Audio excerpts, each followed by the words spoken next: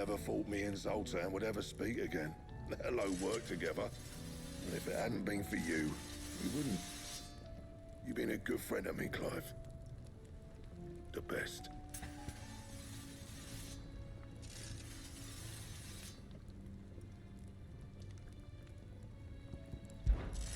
What do you want? Should last you a good while.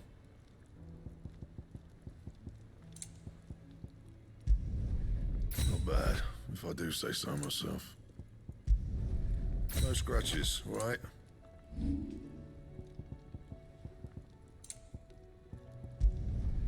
Yeah, that should do you. You can thank me later. The stew's awfully thin these days. What do you expect?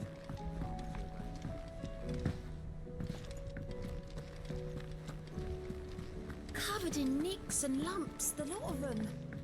It's a wonder they can still walk.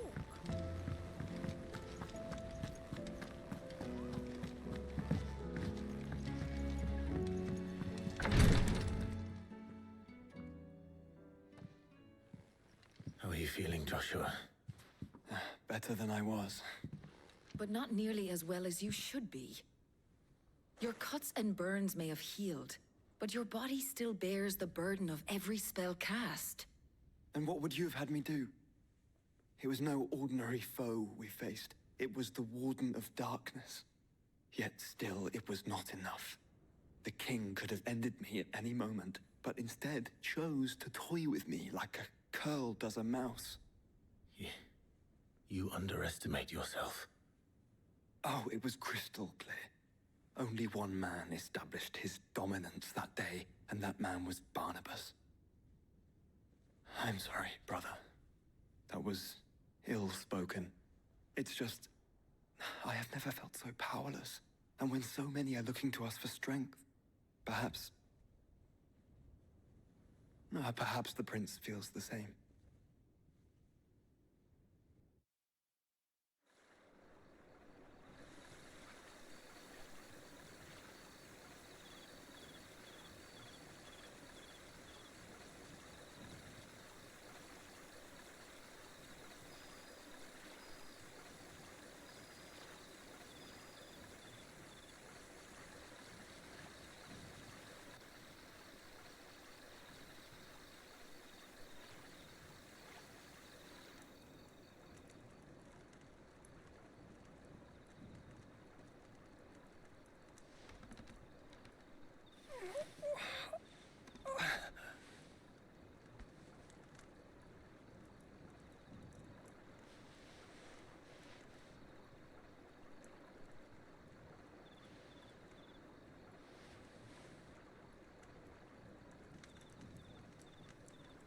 What is this place?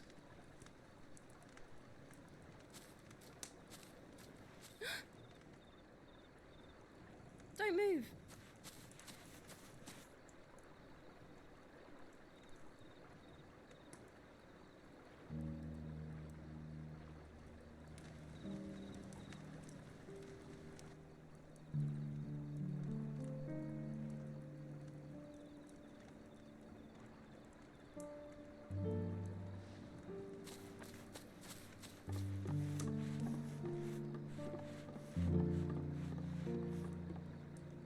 Here, it's fresh from the well.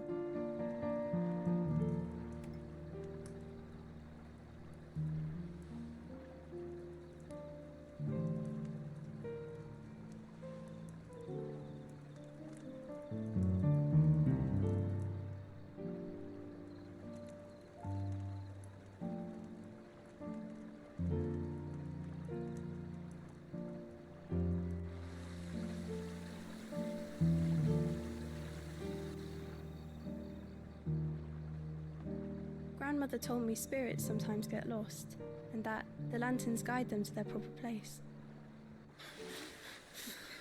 I set one on the river for her when she passed away.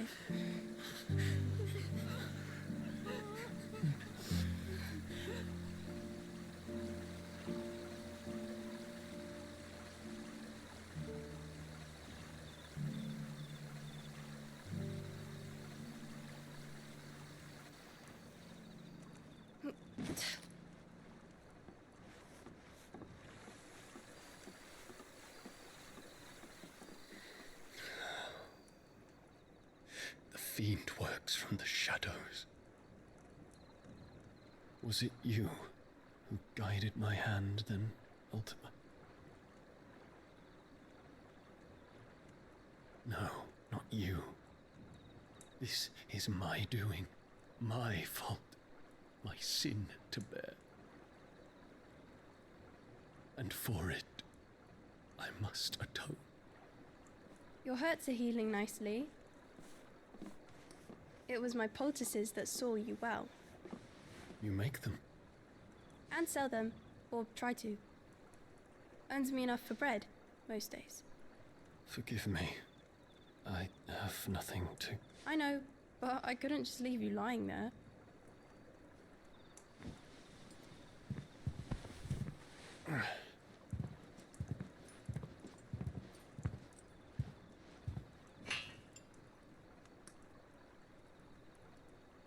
You're going then? Of course. I'm healed. Thanks to you and your poultices. Will you promise to come back and visit?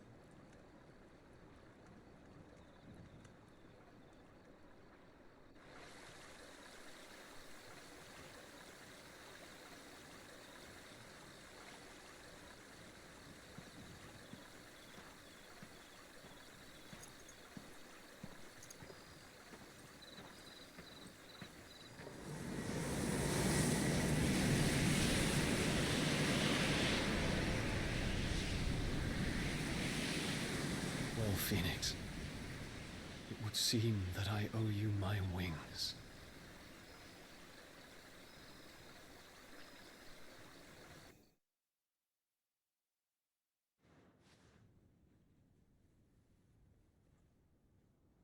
Perhaps he can find an answer. You will be returning to Waloed soon, I gather.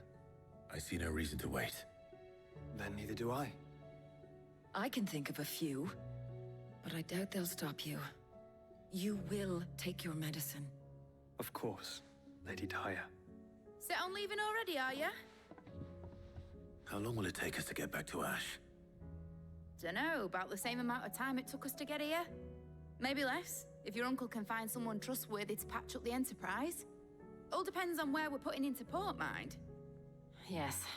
It's not as if we can put ashore wherever we choose. We have to assume that the whole of Ash is hostile, and that we'll be attacked on sight. Then we must find a place they won't think to look. And I have an idea who might know of one. The Professor! I'll go and tell you coming. While you're plotting our course, I'll be in the shelves with your lawsman. I wish to pick his brains about Ultima. Then I'll talk to Karen about supplies for the journey. They may not be easy to come by in Ash.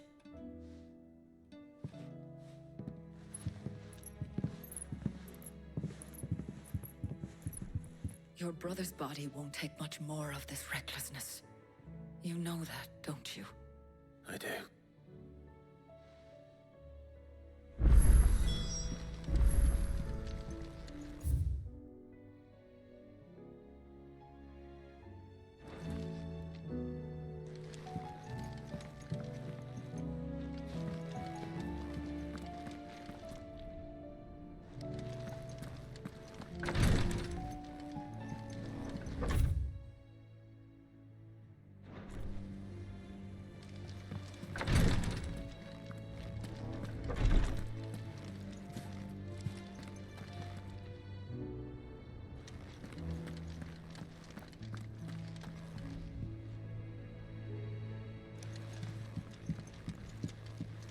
You've seen more of the world these past 5 years than most do in a lifetime. It's a shame you never had a moment to enjoy it.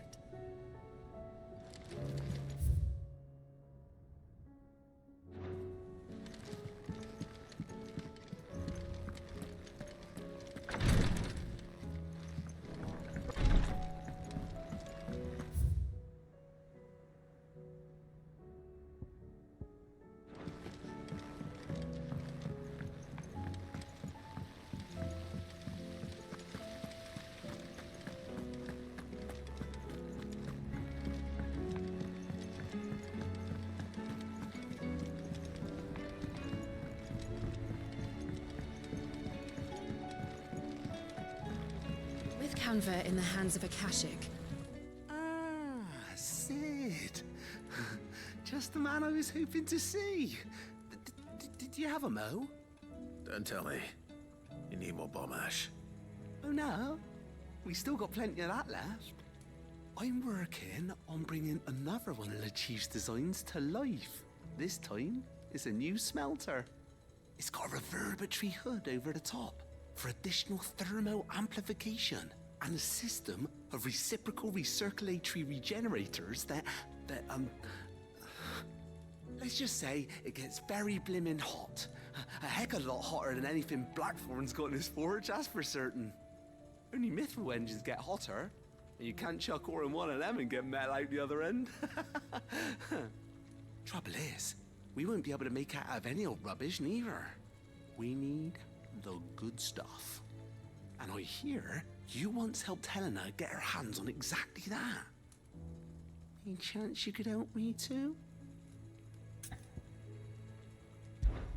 If it's for the good of the hideaway, I'd be happy to.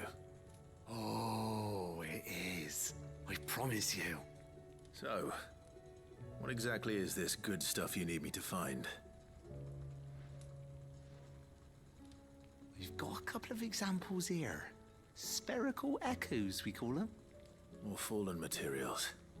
So this smelter is similar to the mithril engine in more ways than one. That's right. They're a bit like the thermal helms. Fallen ceramics deal with heat like nothing else, see? And what's more, they're directional, transferring heat from the inside to the outside. But these things, they're all outside. If we line the hood with them, they'll reflect the heat right back into the furnace. We've collected as many as we can, and I know where we can get the rest. Trouble is, they're all watched over by their bigger, uglier cousins. So you want me to visit some ruins, destroy some echoes, and bring back the spheres they're guarding? That's it in a nutshell, yeah. We're only 3 short, mind, and we know exactly where they are. There's one up Amber Way, in that ruin that they call Lost Plume, and another in the Silent South, over in Dalmekia. Last one is in the ruins of Advent, which is in the Empire. All right then. Wish me luck. It'll do. I'll be keeping all my fingers and toes crossed.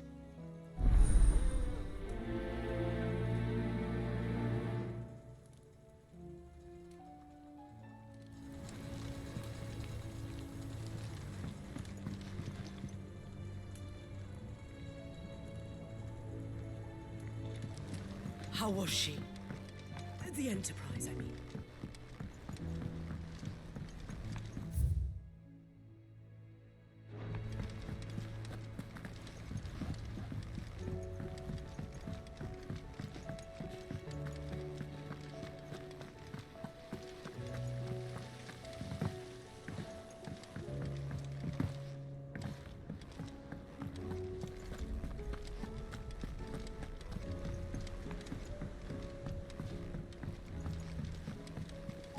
Covered in nicks and lumps, the lot of them.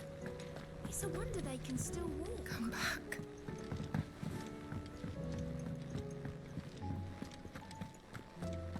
Oh, don't tell me you've run out of papio nuts and all.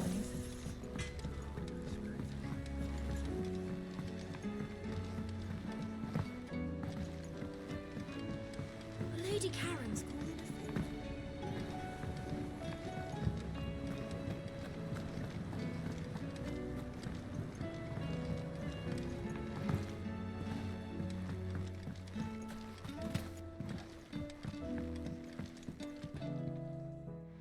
Sid, do you recall the flowers I had you bring back to the yard?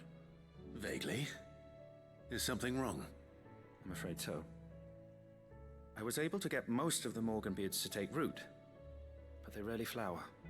I fear the soil here does not agree with them. However, I believe I have a solution. I can't wait to hear it. I'm going to marry the Morganbeards with Morbols. I know, but hear me out. Morbols are possessed of a highly choleric temperament. The fire which drives them appears to be maintained by an abundance of nutrient-rich ether drawn from their environs.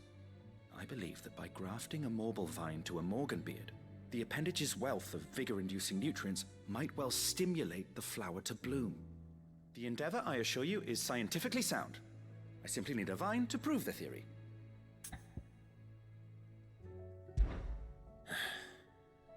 And all you need is a single vine from an ordinary Morbol.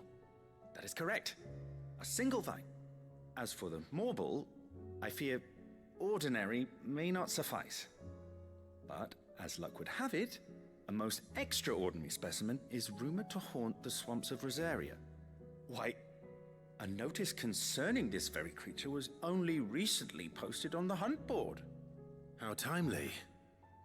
Well, I shan't keep you any longer. I know you have much to do, as do I. Now, where did I put my watering can?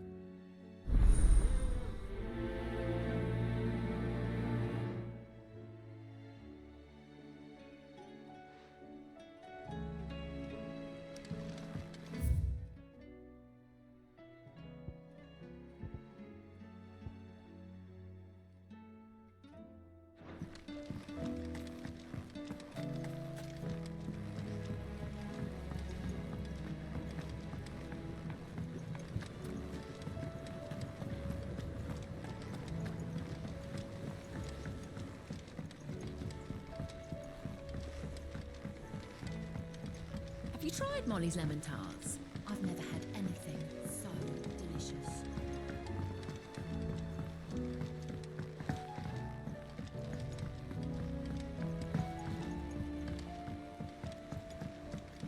Canva lost. Miss, can we read Miss Editor's story for our lesson today? What a wonderful idea, Jocelyn.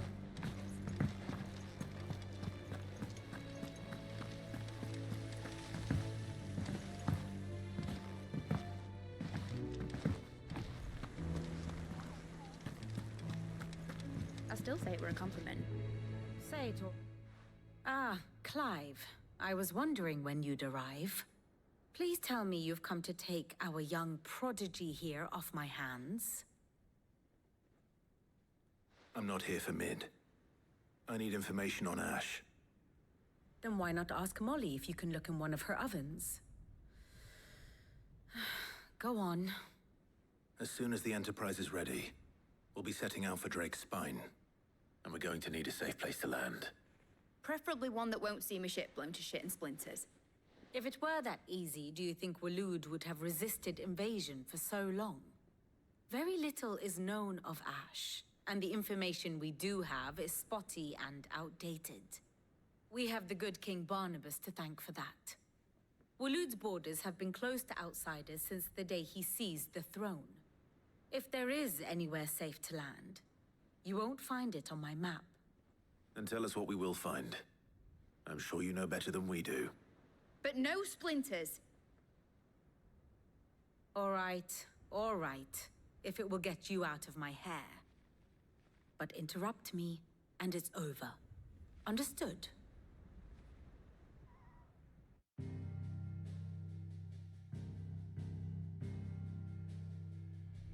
Barnabas Tham, the one they call the Last King. Understand him, and you will understand the kingdom of Waloed. Barnabas was only a boy when he arrived from beyond the southern seas, and barely a man before he united the ragged tribes of Ash. And having unleashed them upon the formidable Veldamark, he set his throne upon the ancient kingdom's ruins. The victory sent shockwaves around Valisthea, tales of Odin's might spreading through every court, parlor, and drinking hole in the realm.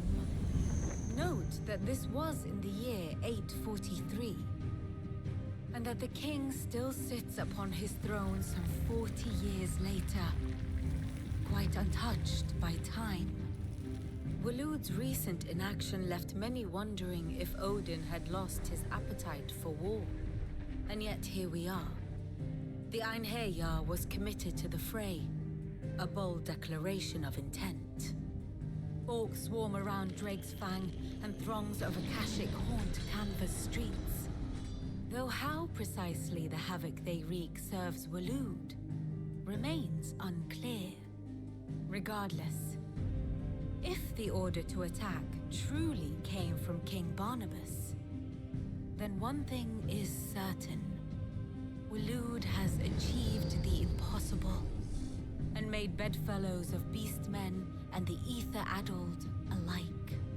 All of which is a roundabout way of saying that you will be in unknown territory when you set foot on Ash.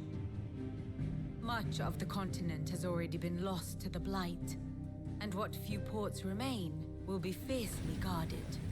And that is to say naught of its natural defenses. Offshore currents will cast an ill-equipped ship out to sea one moment, and dash it against the rocks the next. But then the Enterprise is anything but ill-equipped. And Mid has made land there before. Now, if only there were someone with an intimate knowledge of the Shadow Coast, and where a daring gentleman might put ashore.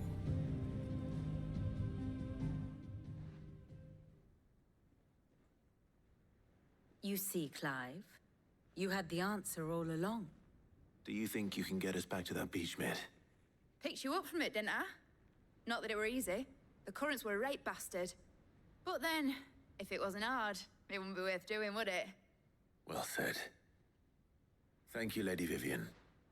If a few morsels of common knowledge and a sprinkling of tavern talk are worthy of your thanks, I wonder what genuine intelligence might earn me.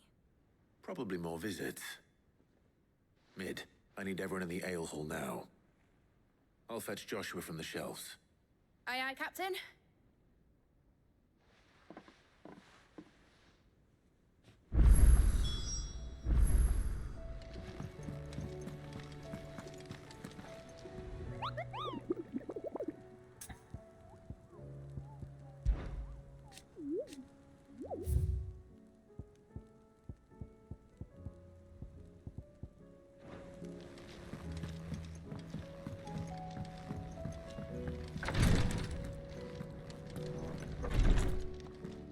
Clive, I wanted to give you something for the kindness you showed my mentor.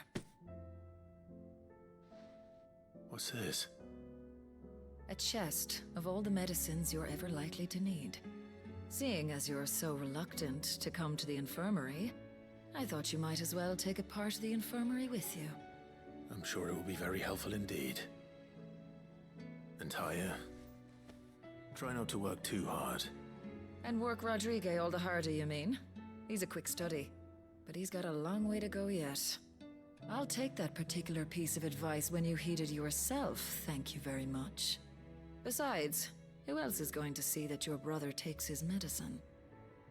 Who indeed?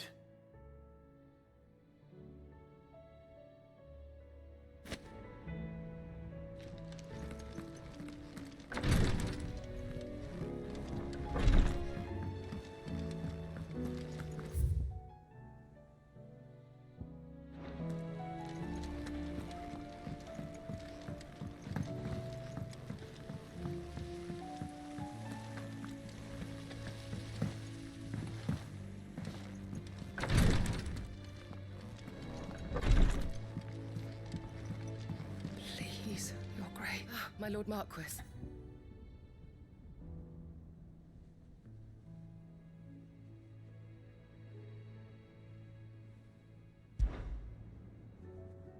Yote, is anything the matter? You seem troubled. Perhaps I might be able to help. My lord. Yes.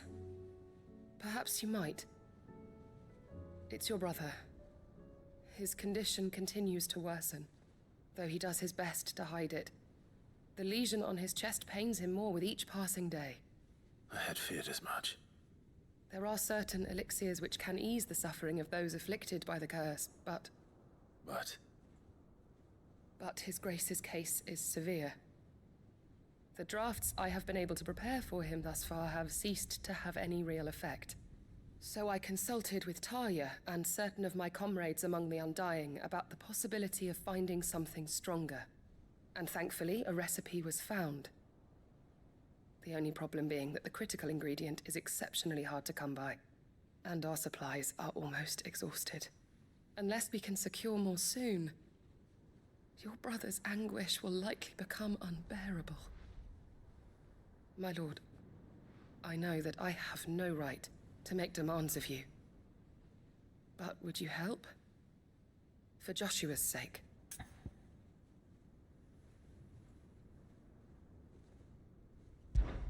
For Joshua? Anything. Thank you, my lord. So, what is this critical ingredient? A rare herb by the name of stonerwort. It grows only where the ether is densest. The vigor it stores in its stems helps to counteract the curse. We discovered a patch near the aqueduct in Rosaria. But alas, yet more ether has erupted from the earth there recently, leaving the whole area flooded. The search continues for a new source. One that we might reach without being turned. So it's only that you can't reach it? The stonerwort itself is unharmed by the flood? Well, yes, but... Then I shall go in your stead. But, my lord... You've yet to find another source, correct? So for now, the aqueduct is our best hope. Besides, I'm a dominant. The ether can't hurt me. Well, if you're sure, my lord. Stonerwort is easily identified by its blood-red blooms. Search around the aqueduct, and you're sure to find some soon enough. I shall remain here and prepare the other ingredients.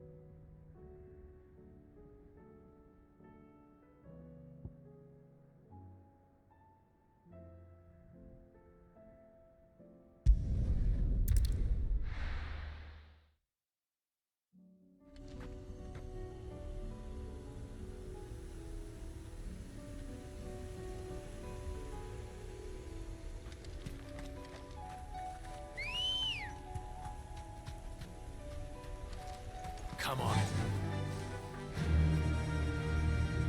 Fly, Ambrosia.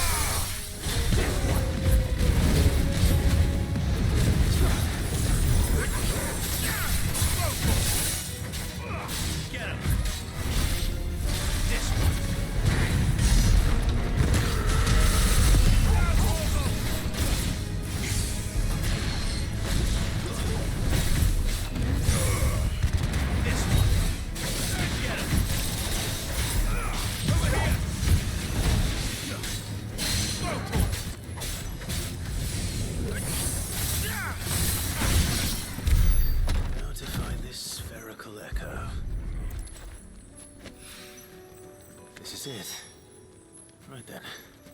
Just too much to find.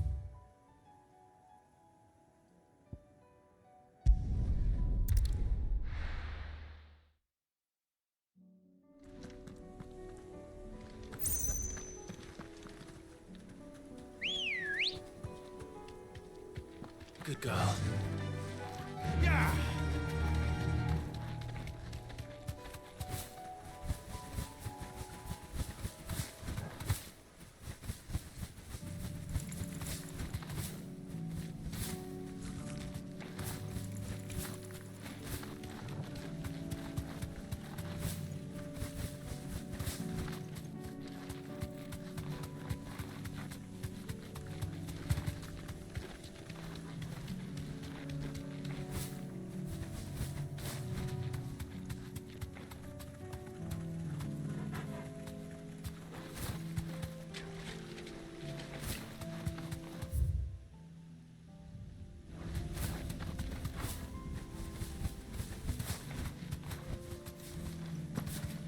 The aqueduct. Now to find our stonewort. Yote mentioned blood-red petals.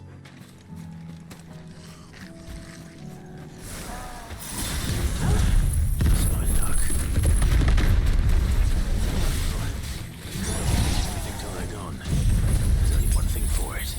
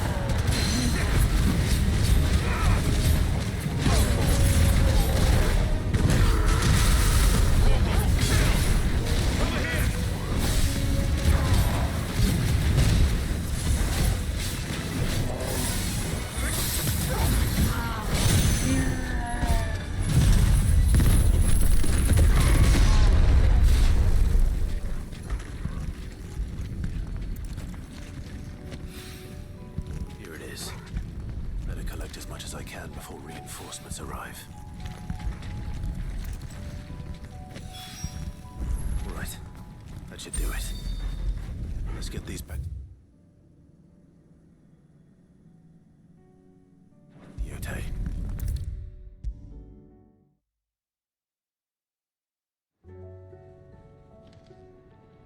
Yote.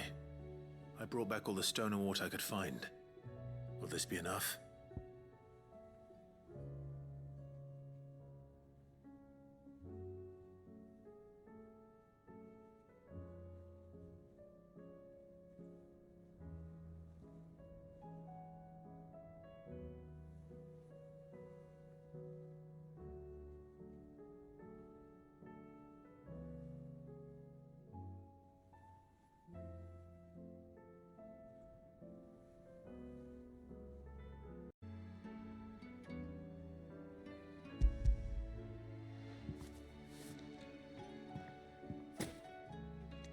Yes, my lord. Thank you. I'm sure it will serve us until we can find another source. I'm very glad to hear it. You and His Grace are very much alike, you know. You think only of how you might help others, and never of the danger to yourselves. No more than you have minding my brother. You've risked a lot for him, and I thank you for it. I am honored that you should say so. But I beg you, my lord, do not give too much of yourself for the sake of others. We could not afford to lose you. I'll keep that in mind.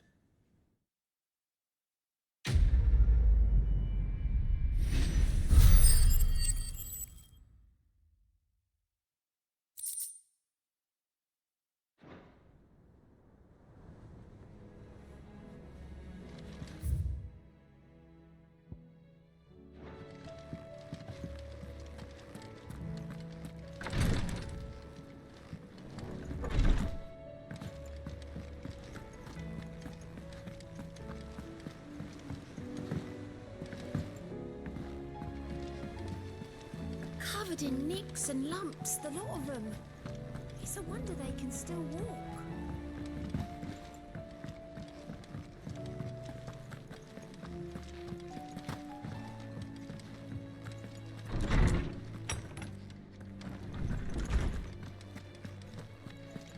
I have no reason to assume otherwise.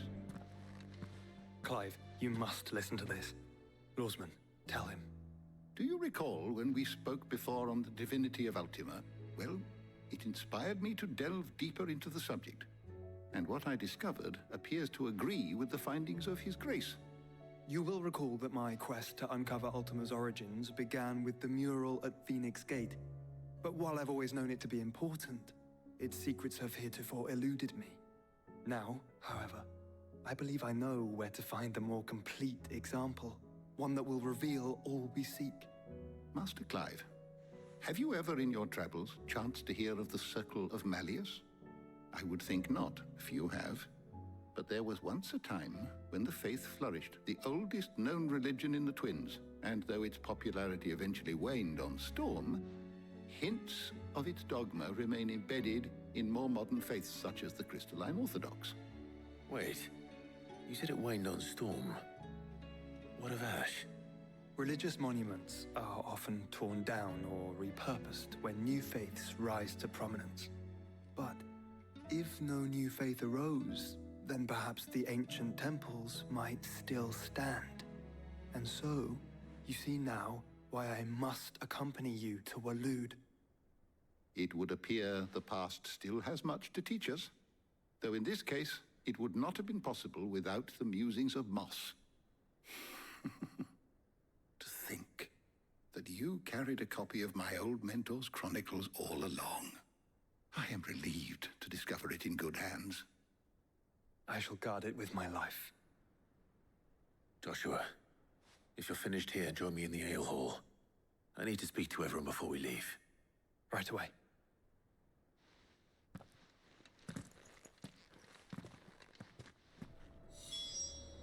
If it please your grace, might I one day... Lid said I should ride the Enterprise next. No, she didn't. She said I could.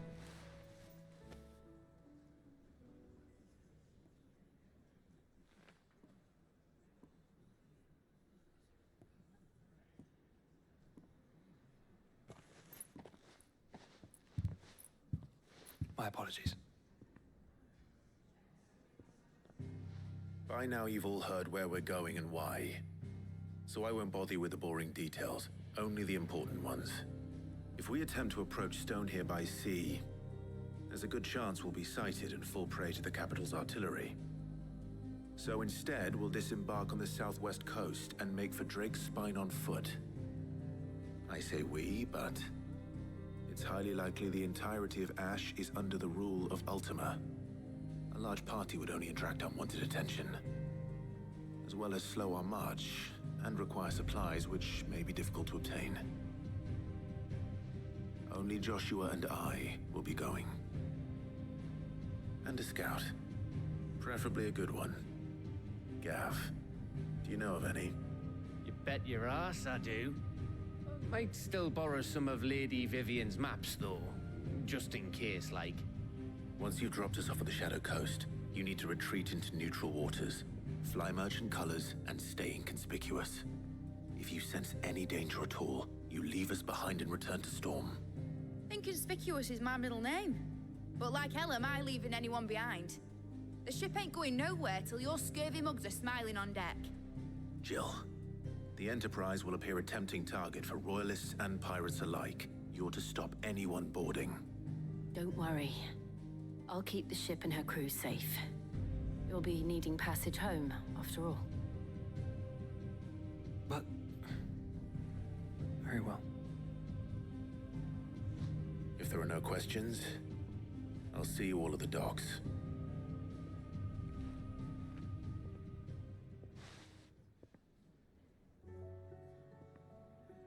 Let me know when you're leaving. I want a word before you go. Of course.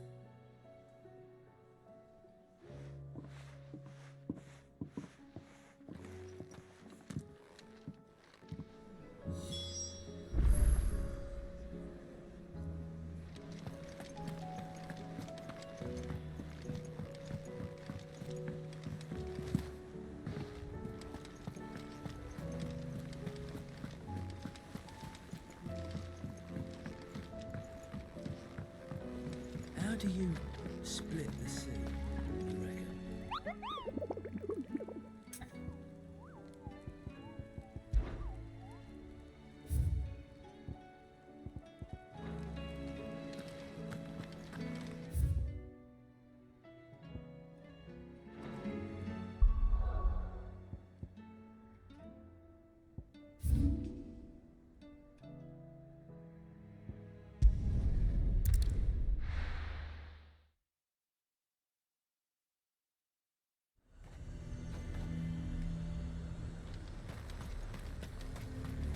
He'd have our coin, our stock and our stores, and we're just supposed to hand the whole lot over.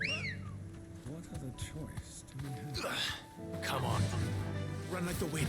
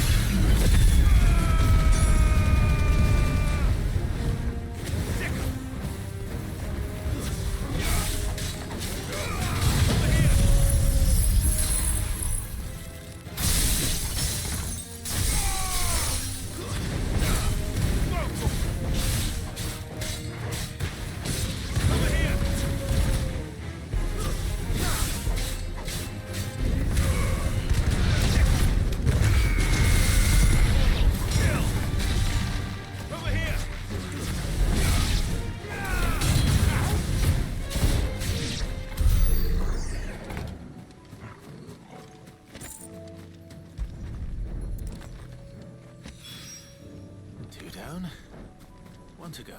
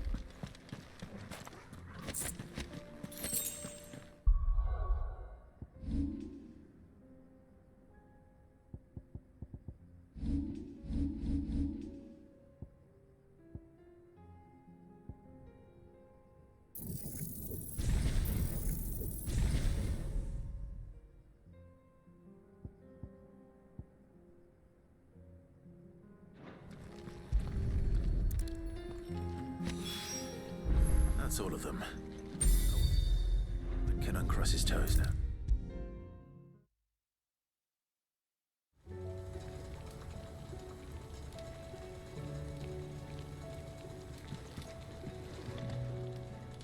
Ah, Sid. Wasn't expecting you back so soon. So, is it good news or bad?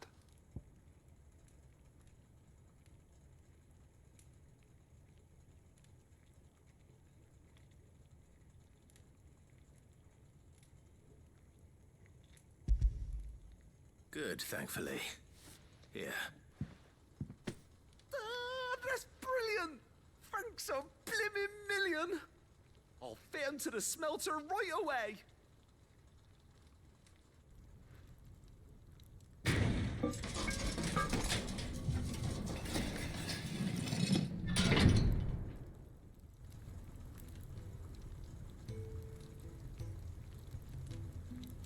May I present to you the Telemon Furnace! Ain't bad, is she? She's a beauty. You saved my bacon again, Sid, and I ain't about to let your good deed go unrewarded.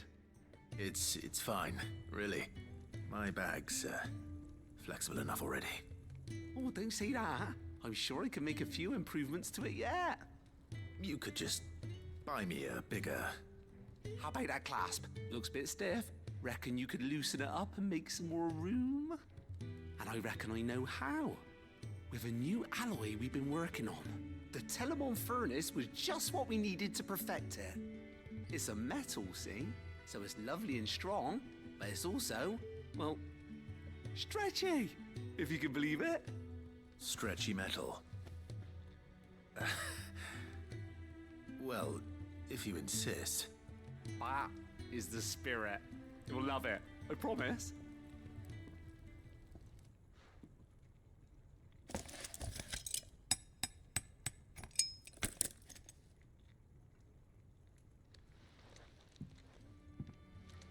So, what do you reckon?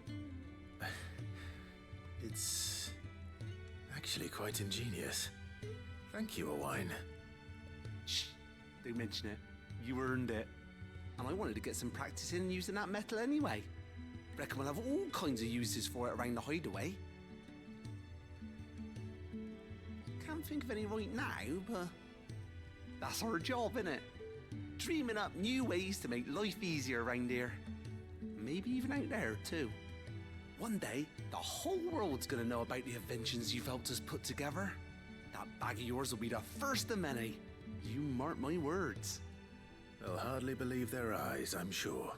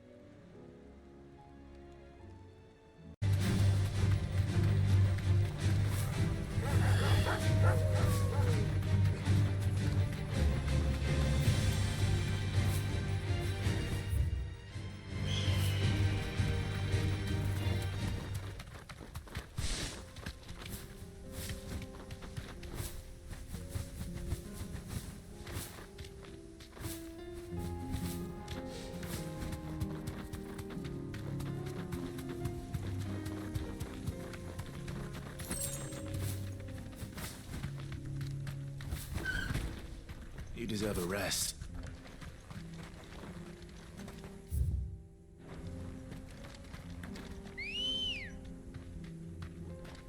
Come on.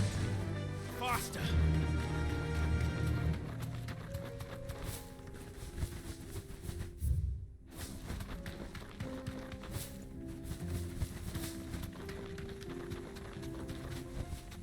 No need to ride from here.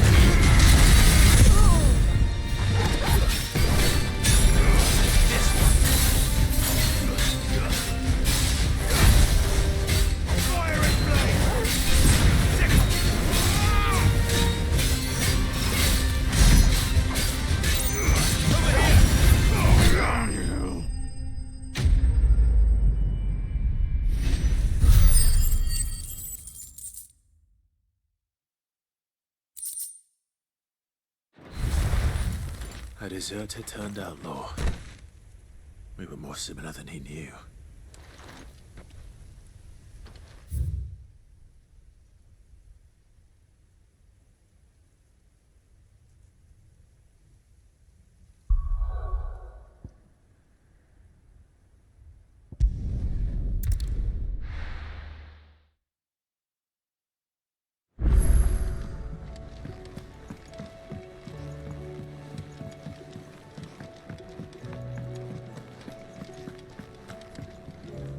Can I get you, Sid?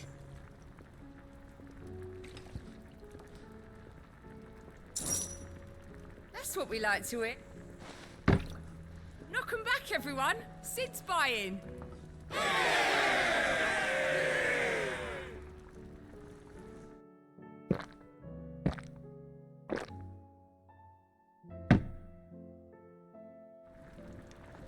Oh, you're not leaving already, are you? Oh, don't tell me we've run out of Papio nuts. Clive. Go on. on then.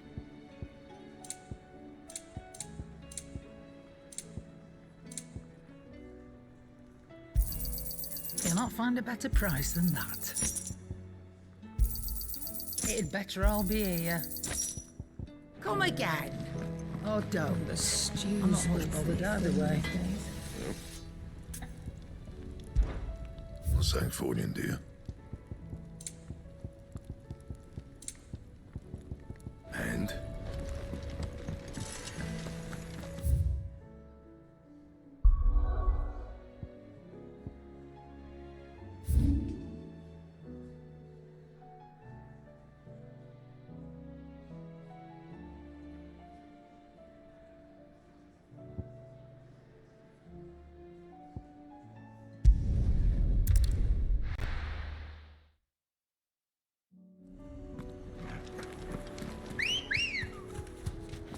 Ready, go?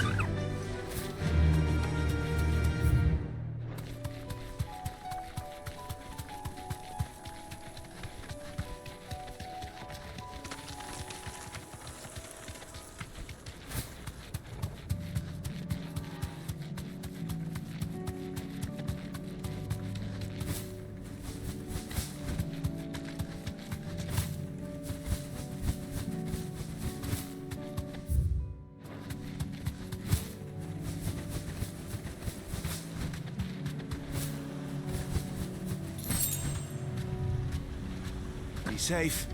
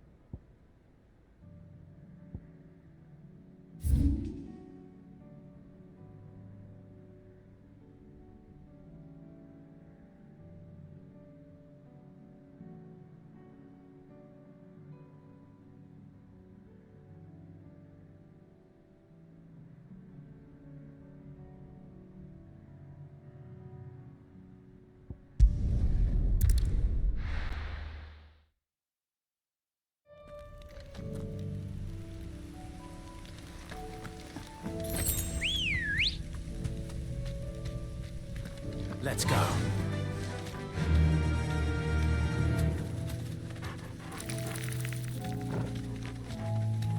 Yeah!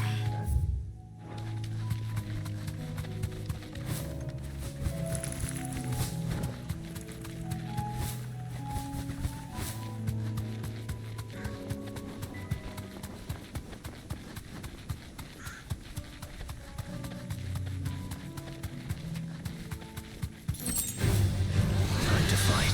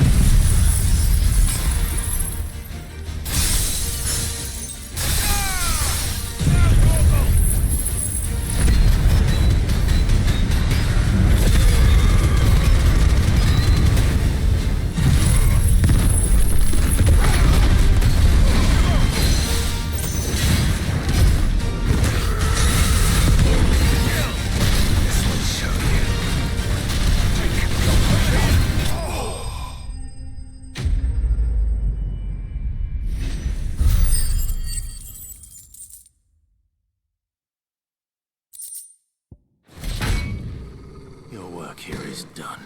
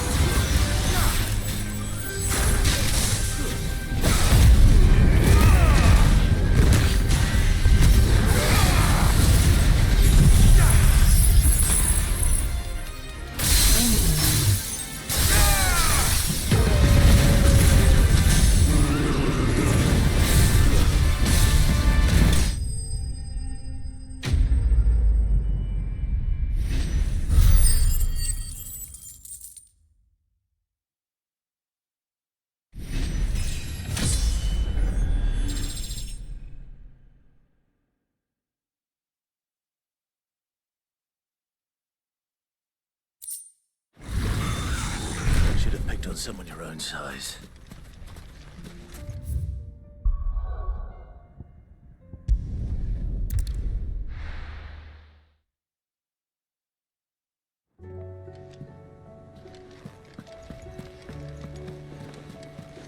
Covered in nicks and lumps, the lot of them.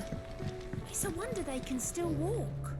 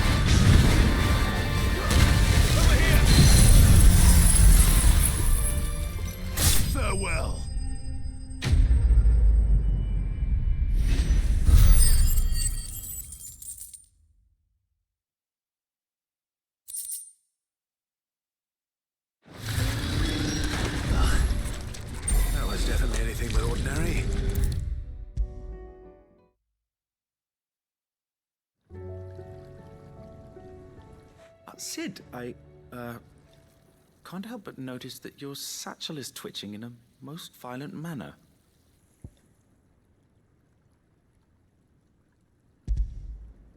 Here. It's your problem now. What an amazing specimen. The flesh positively throbs with vitality. If I can successfully graft this to the Morganbeards... When I successfully graft this to the Morganbeards, I suspect the results will be immediate. I shall begin at once.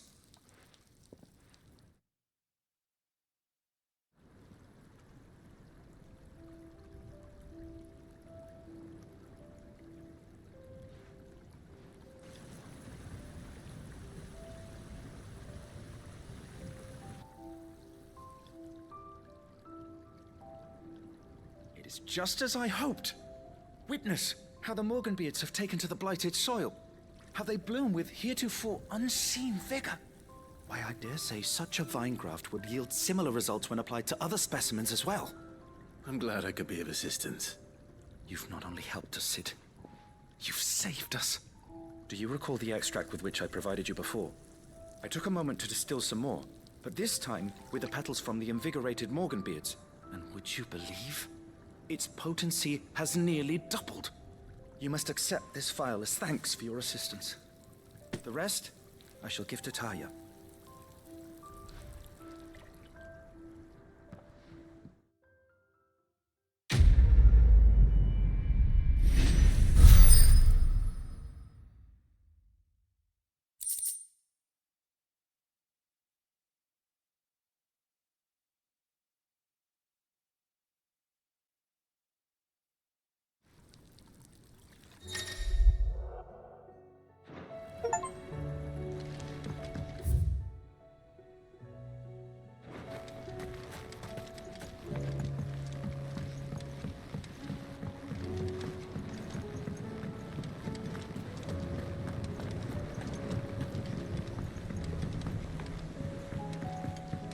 Lady Karen's calling a thing.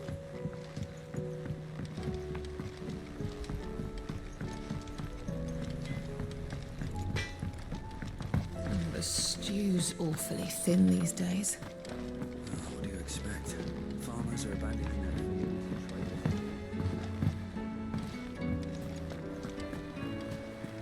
Covered in nicks and lumps, the lot of them. It's a wonder they can still walk.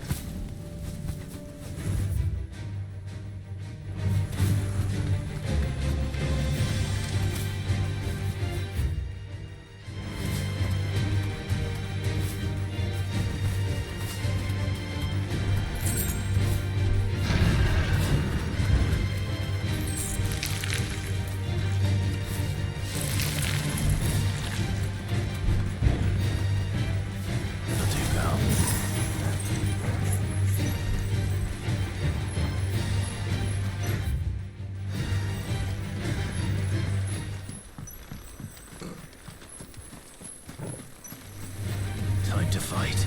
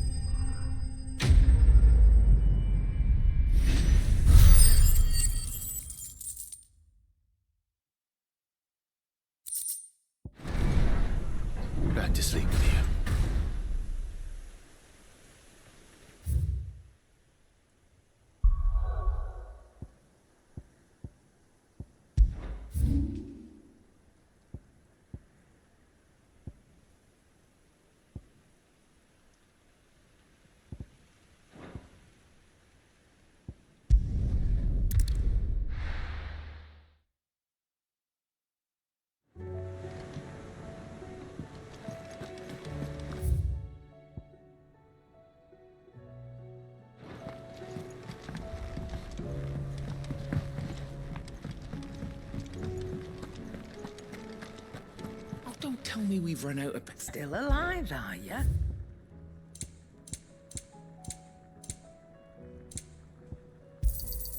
You'll not find a better price than that.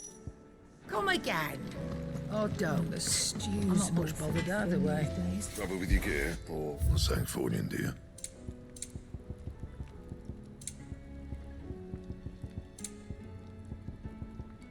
And? So, what'll it be?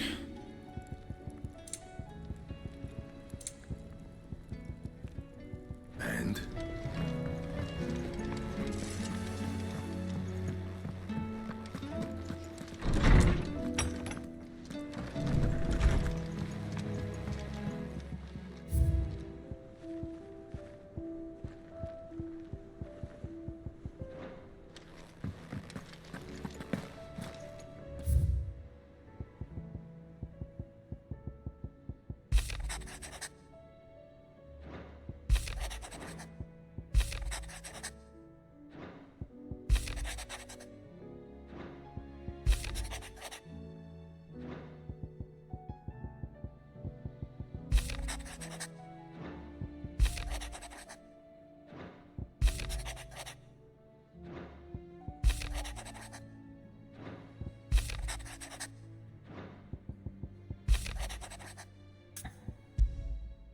There's no...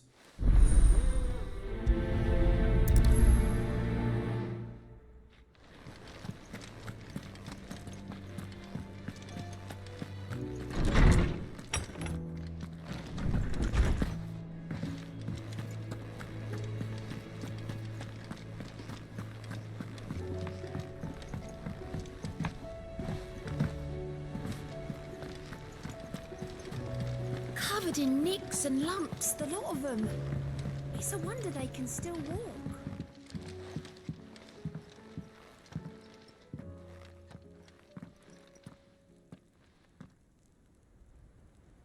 Where are you? Can I help you, Sid? I'm looking for Doris. Is she here? I'm afraid not. She's at Martha's Rest on a job. My job, actually. When she heard what the mission was, she insisted on going herself. Alone. Did she? What was the mission? Following up on some new information.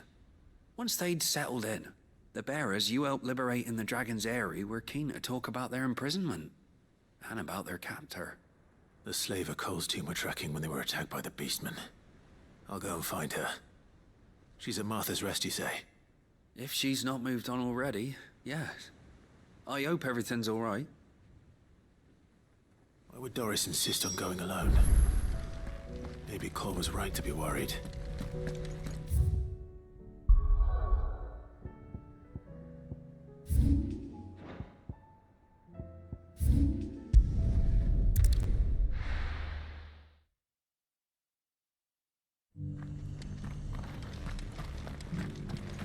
Doris should be somewhere nearby. Assuming she's still here.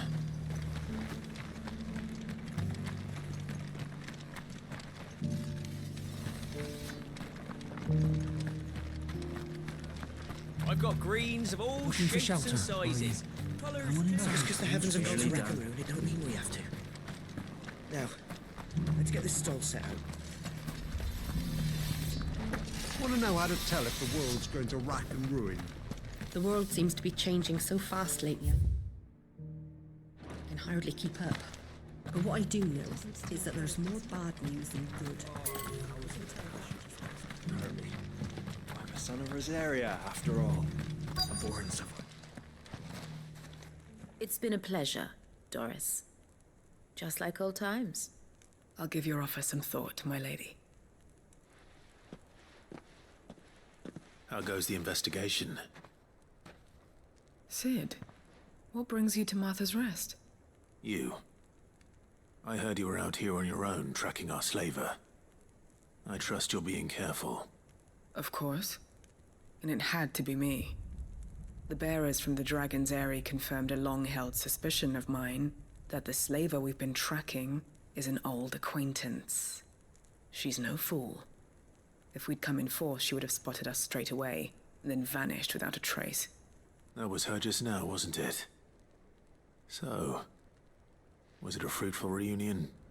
I'd say so. She tried to recruit me. Seems her time in Rosaria is coming to an end. She's abducted bearers from across the region and is looking to smuggle them back into Sambrek. After her brush with those beastmen on the road to Northreach, she hired herself an Imperial escort, which she wants me to join. She's dangerous, Sid, but I think I can stop her. Then I'm going with you. I'll take care of the escort. You can see the bearers to safety. Where are they? The Baum Archers, soon to break camp. You go on ahead. I'll follow once I've sent word back to the hideaway.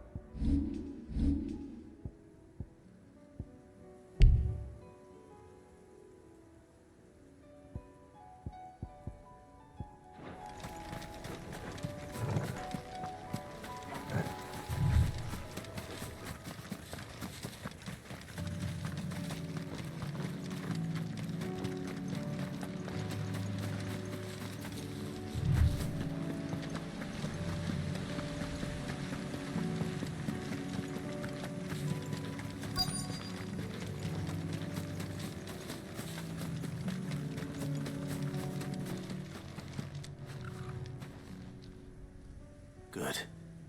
They haven't broken camp yet. How did Doris come to know a slaver, I wonder?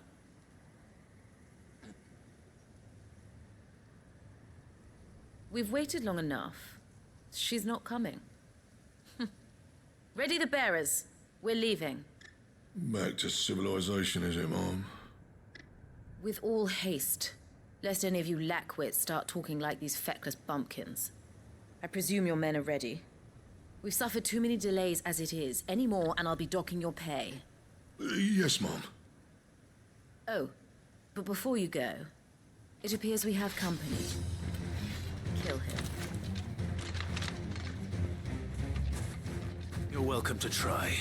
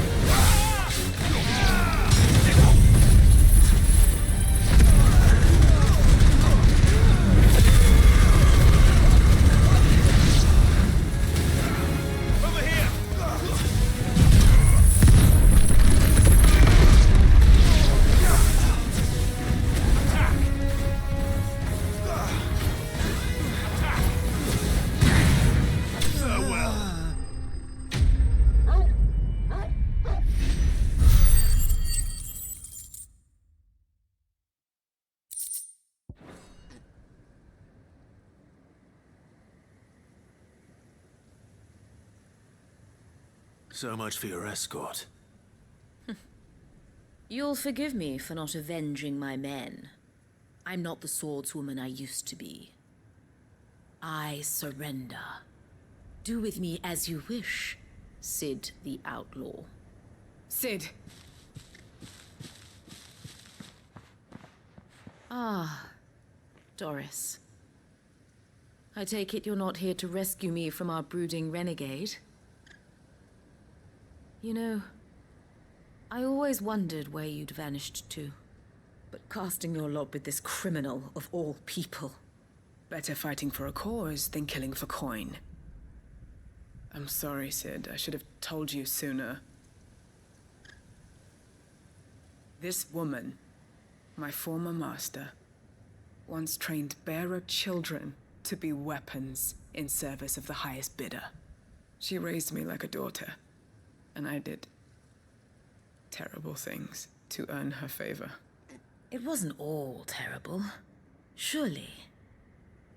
We had our fun, too. You were always so eager to learn, and had such clever hands. All my other children took either to the blade or to the books. Always either or. But you proved yourself a master of both. That's why I kept you for my own. How about it, my little dagger? Care to swear that blade to me again? I never swore my blade to you, nor will I ever.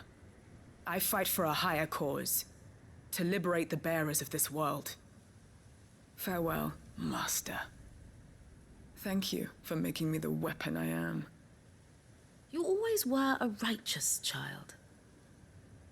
Perhaps that's the reason I loved you so.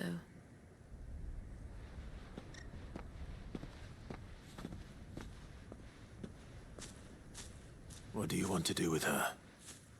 I am not the killer she wanted me to be. Not anymore. And she no longer has friends in high places. The Dame does, though. Her connections at the Imperial Court will see that justice is done. All right. If you're certain. I am. And thank you for everything. Now, I better let these bearers know that they're safe.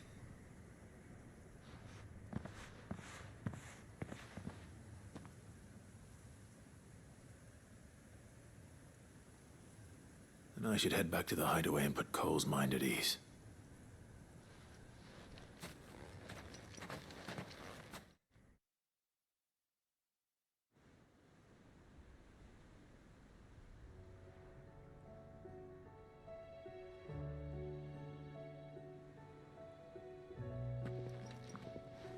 Welcome back, Sid. Doris's message just arrived. I hear you saved more bearers from being smuggled across the border. With any luck, they'll be joining us in the hideaway shortly. Oh, and your letter. You don't need to worry about Doris anymore. I'd been hoping as much. She mentioned one or two things in her report.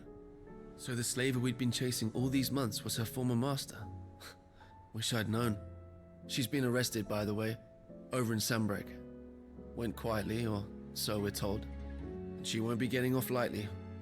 The Empire may have no love for bearers, but it's none too fond of black market traders either. Can't have been easy for Doris. I'm sure it wasn't. But don't worry. She'll be all right. I hope so. Suppose you should know, eh? You had quite the past yourself before you came here, or so I understand. Anyway, thanks again, Sid. The Cursebreakers would be lost without Doris. And you, of course. Keep up the good work, Cole.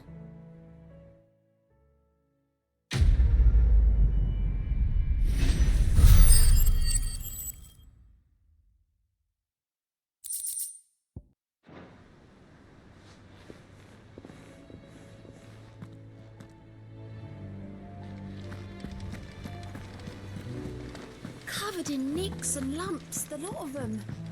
It's a wonder they can still walk. Is something wrong? Not at all. Honestly.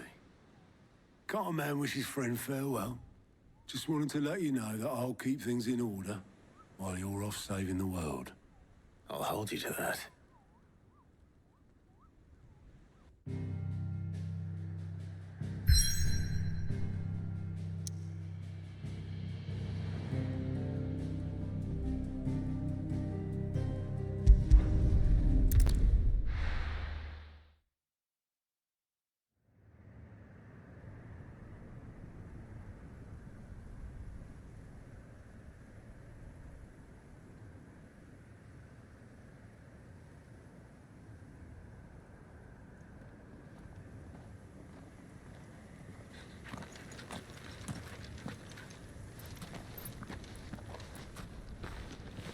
Reckon it'll be a long walk to the capital if we follow the cliffs. I'll scout ahead, see if I can't find us an inland route.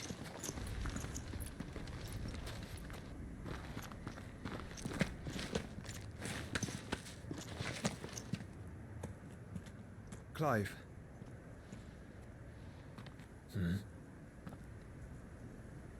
There's something I've been meaning to ask. You took her icon, didn't you? Yes, I did. She understood.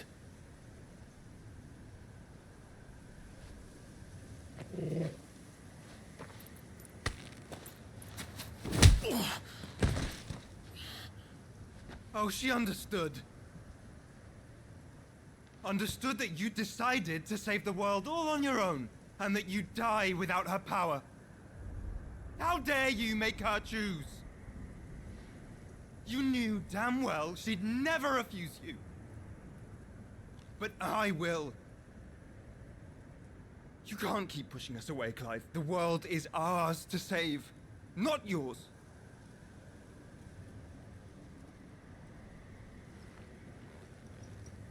I used my gift because I thought it was the right thing to do.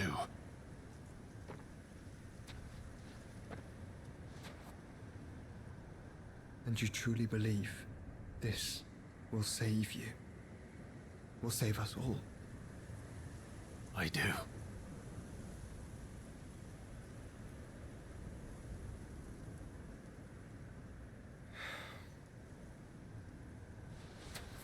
Then so be it.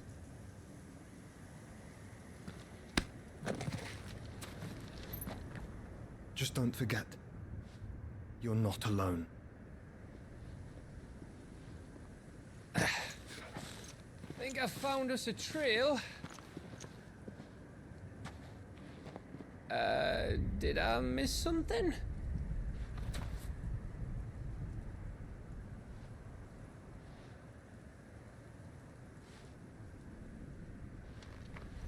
Only that Joshua didn't. I don't get it.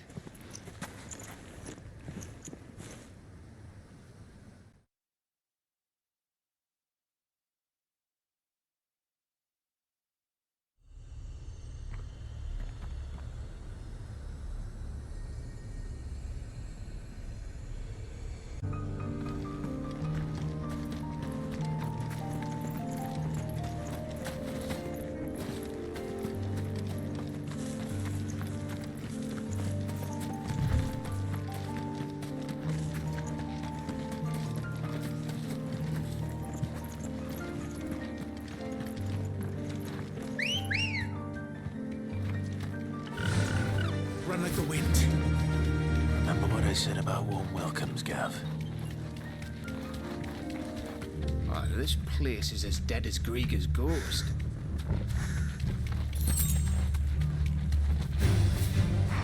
I knew I smelled something. Thyself, the orcs, caching.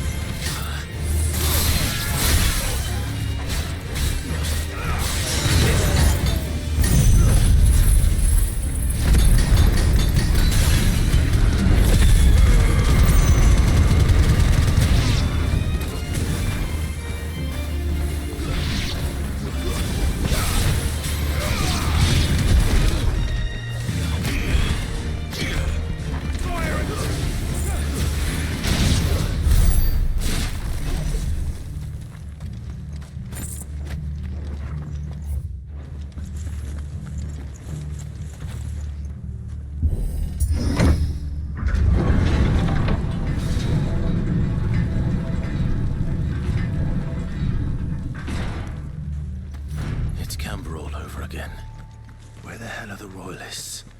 Seems you were right about that welcome after all, Clive.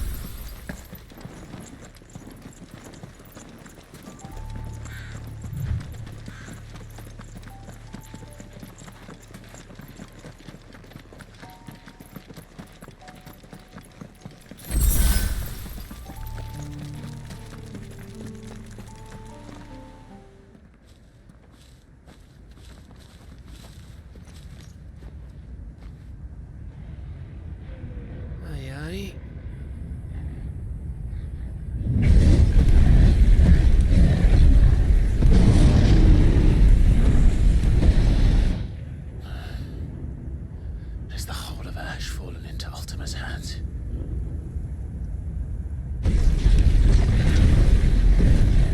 That's no peace delegation. We should send a warning to the others. No. My uncle will have an eye on the coast. I trust he'll find a way to entertain any uninvited guests. Our mark is Drake's Spine, and there's a lot of road between us and it. We press on to Stone here. Aye, you never know. It might not be a nest of slabbering monsters.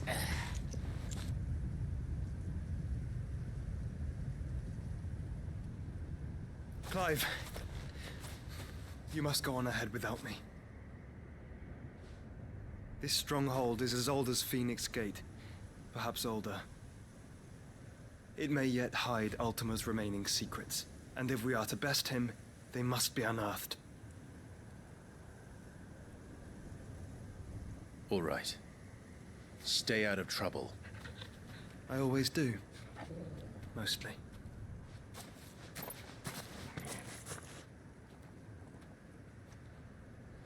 You sure about this?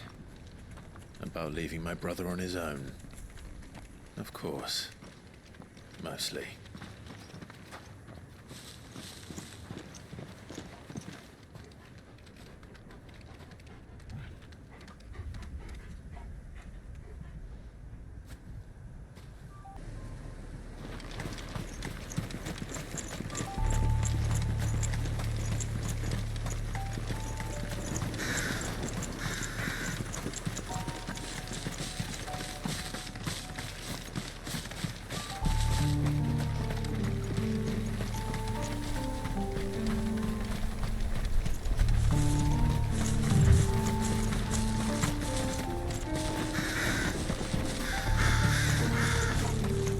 This place reeks like a Morbol's arsehole. No, I the smell that will kill us.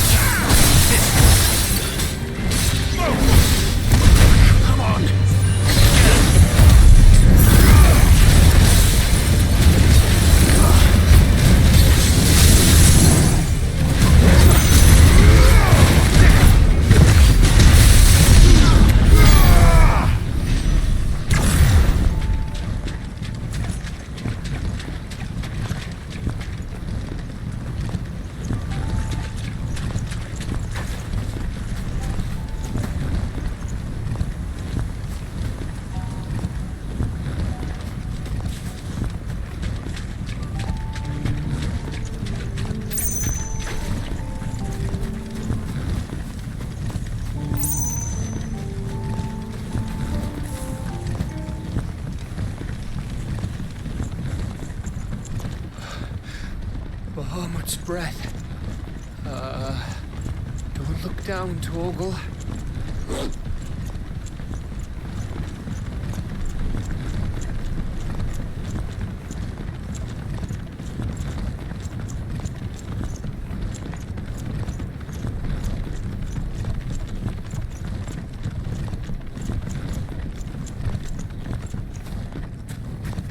That must be Aistla.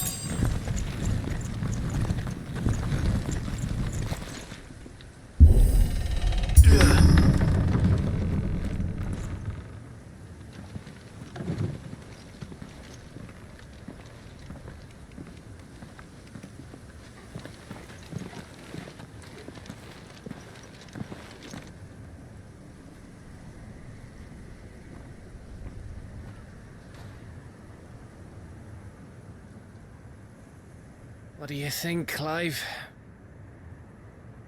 Then we're too late.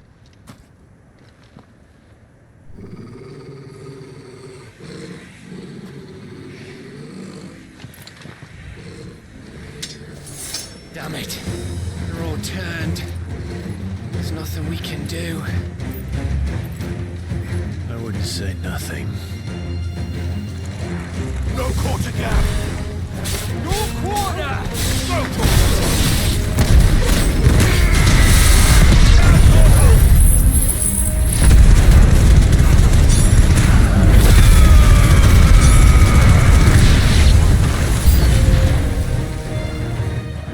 You think all the villages in Ash are like this? a question for later, Gap.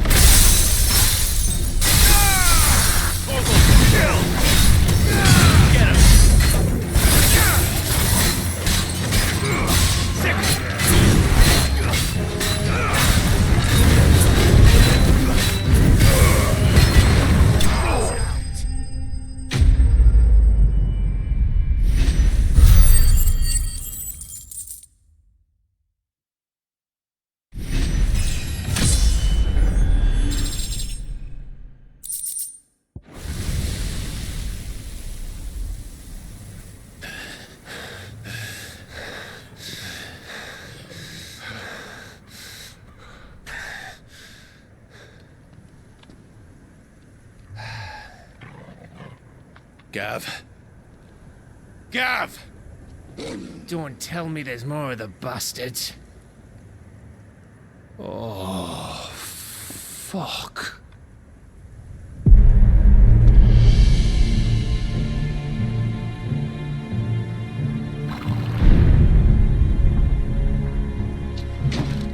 Have you come to watch, Odin? Bound for Stonehill. Good. My master awaits you in the capital, though I cannot allow you to attend him in your present state.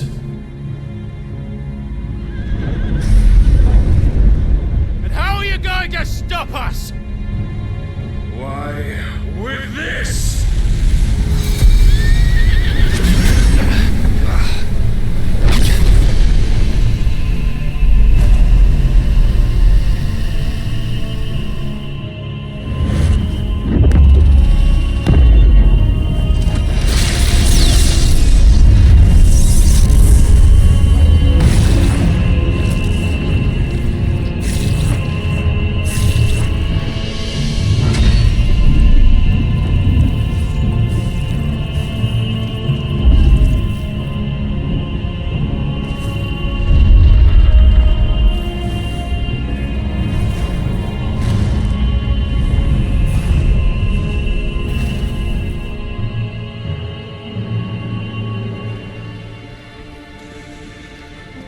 What did you do?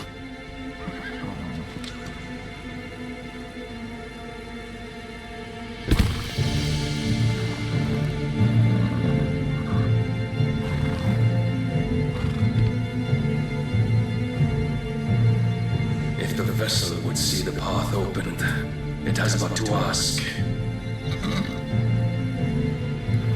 I shall see that my master's prize is made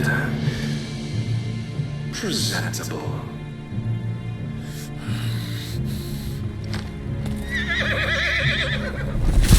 Shit! No!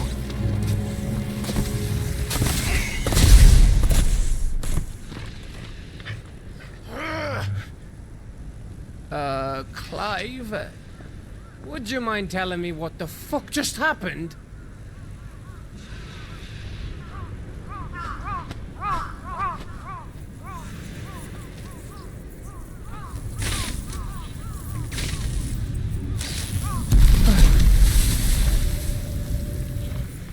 Oh, you've got to be. How are we supposed to get through that? We seek an audience with the king. If His Majesty wants me to come and ask him, then that is exactly what I'll do. Before you go practicing your petition, we don't even know where the fucker went. How about we cool our heads and think this through, eh?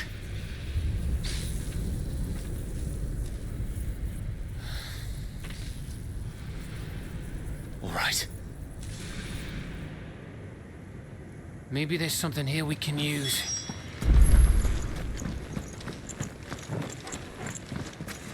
I thought we got them all. So did I.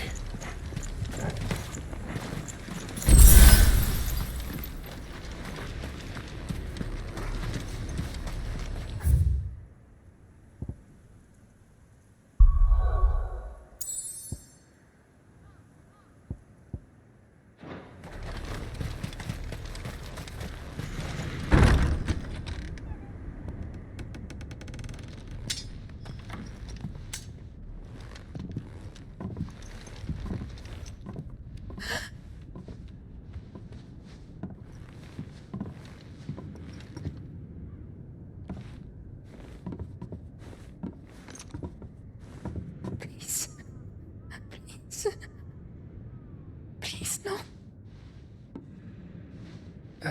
Miss. Whoa, easy, easy. We're not turned, all right?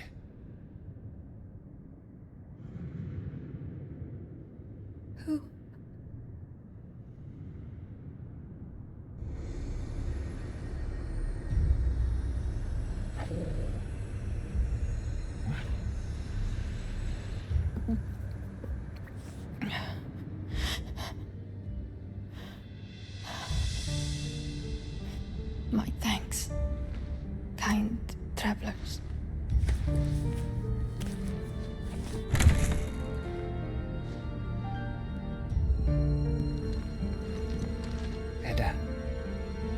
Forgive me for asking, but what went on here?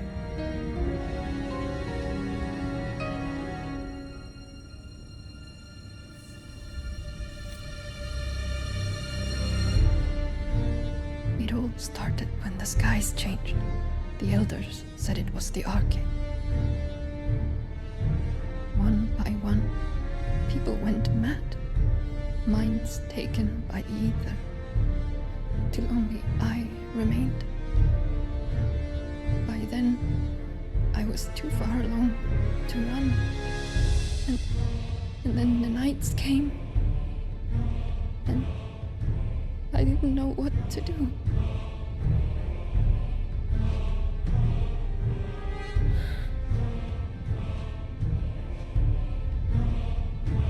And this, Arcane is... Just a story. Something our grandparents told us when we misbehaved. About how the heavens would grow dark before the land took her last breath. The end of the world. You said the others went mad. But where did they go?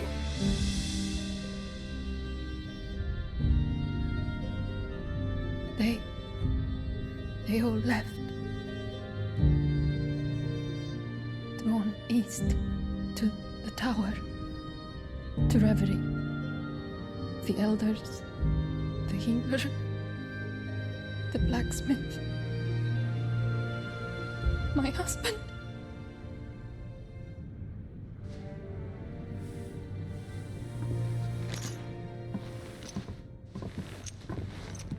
You thinking he did this? Of course. Who else could it be? You were in Canva. You saw what he did to the people. But then what about her? How come her nut hasn't cracked? The baby, perhaps? Could be protecting her from the ether. I can't think of any other explanation. You mean... it's a bearer? It won't matter what it is once Ultima's magic takes hold. Time's running out.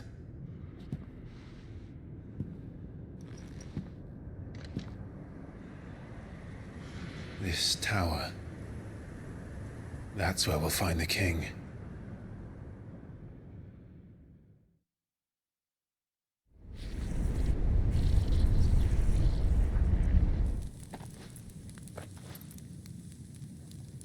I knew it. It's the same as Phoenix Gate.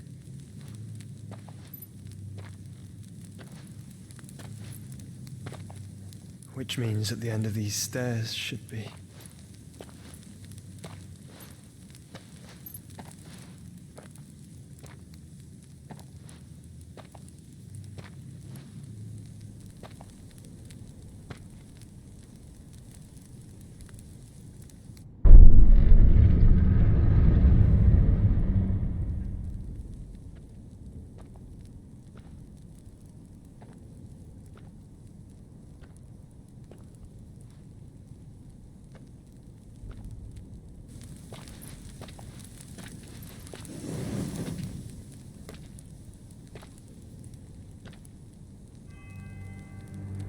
The mural is complete.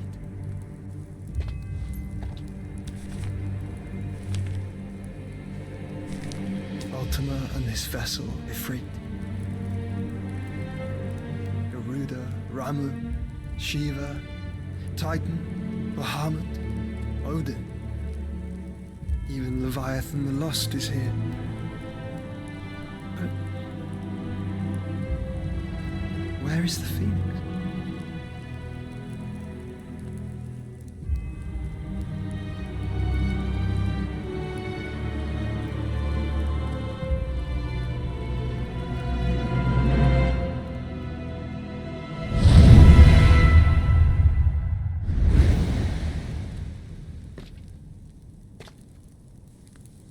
By the Founder.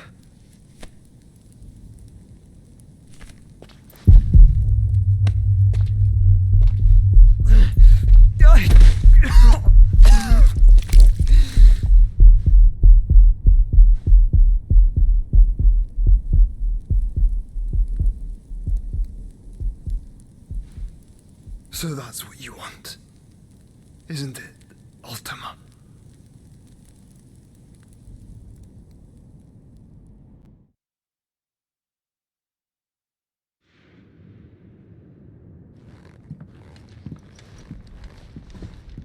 So that's how it's gonna be then? I'm not asking, Gav. I need you to stay with Edda. What?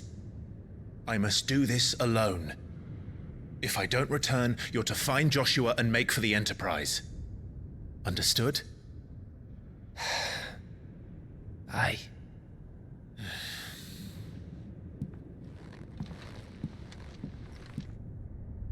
Just don't you go dying on me. Sid's name suits your miserable mug better than mine. Don't worry. I haven't finished with it yet.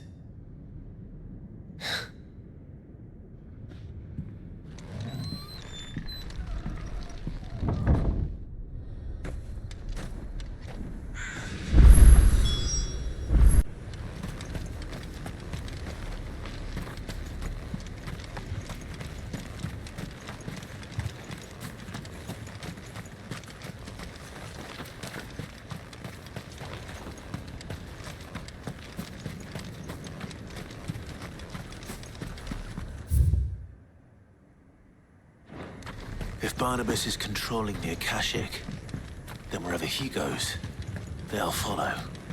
And so will I.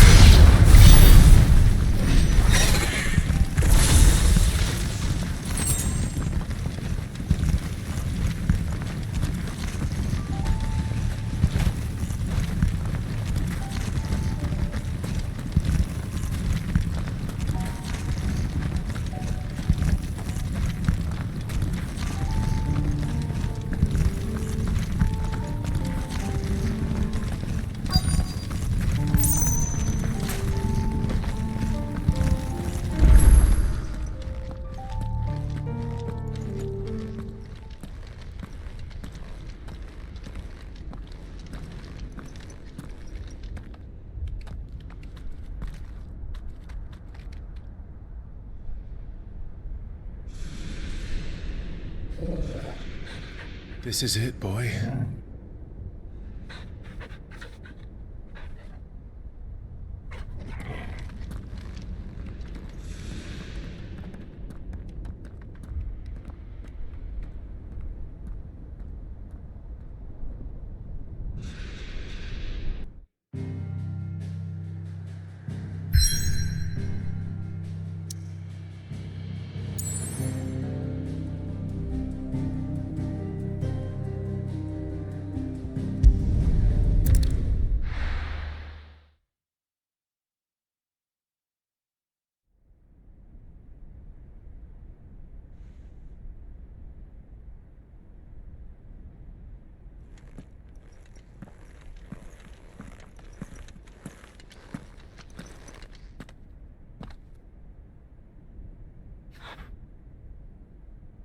I've come for you, Barnabas.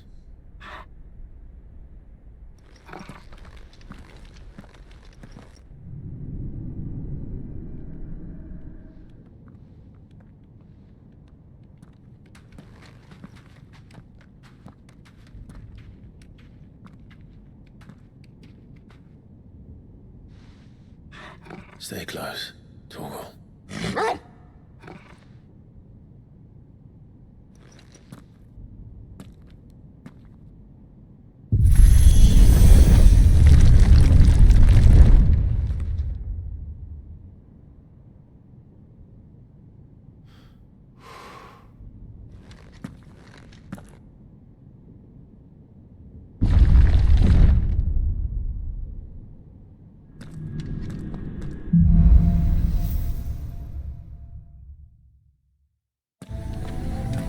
Tower. It's alive.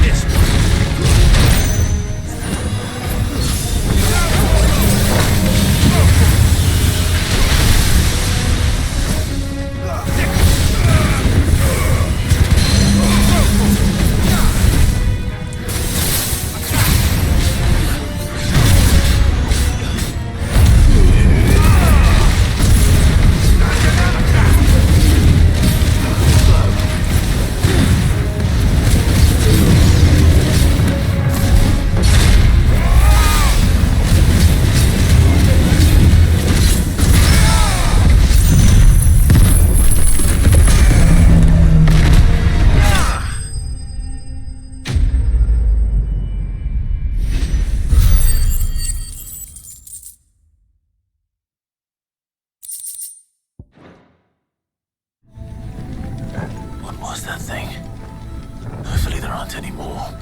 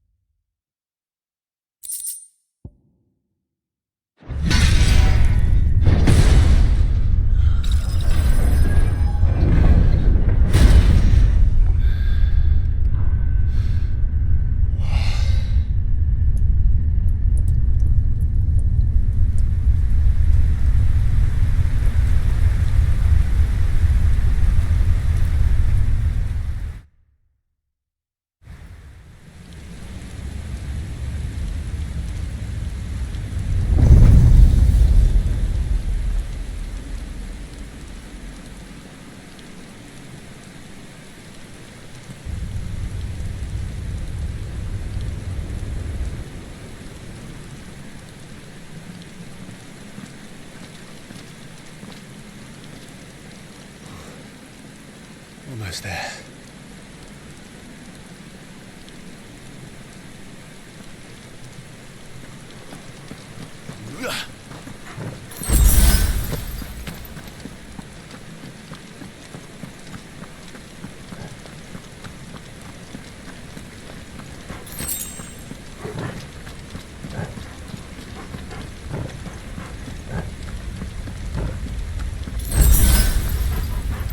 He's here. I can feel him.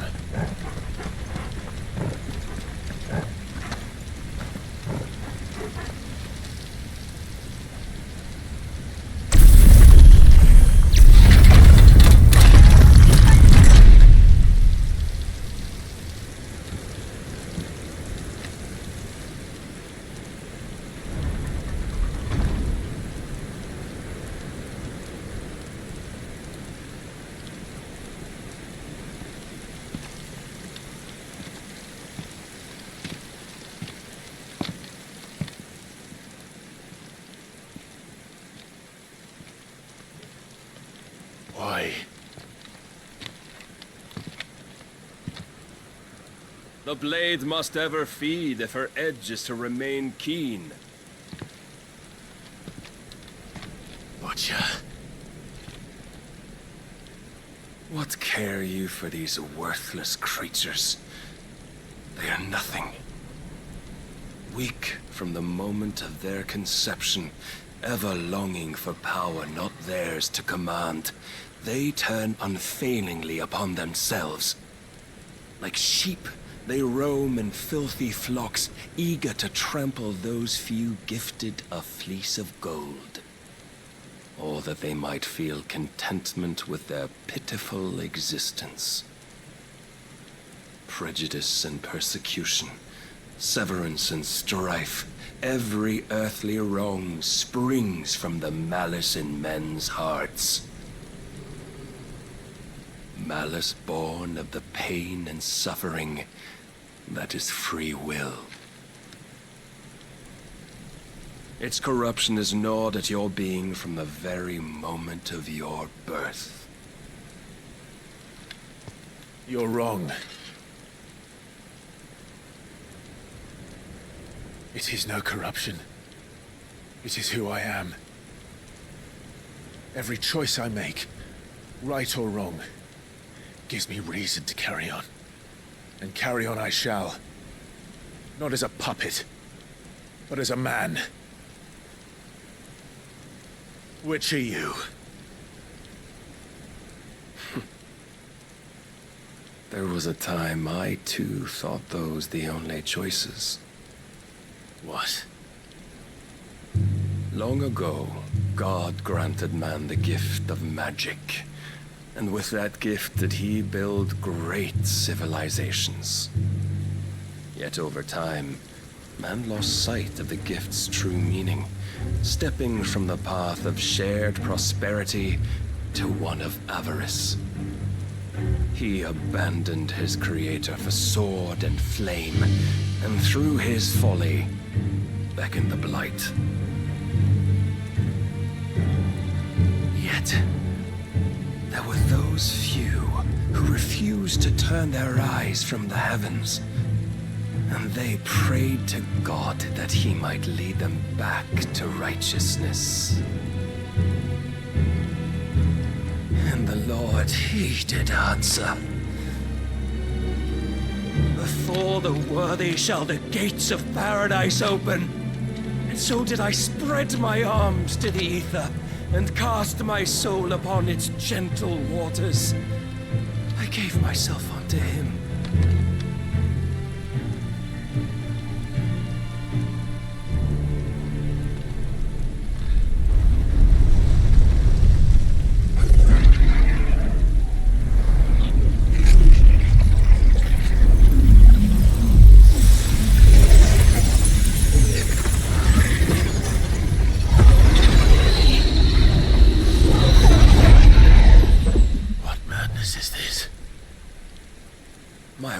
Proven, the Lord charged me thus. If your kind are to find salvation, they must be made to serve. You see, Paradise lies but a single step away. Could we only take it? Could we only leave our transgressions behind?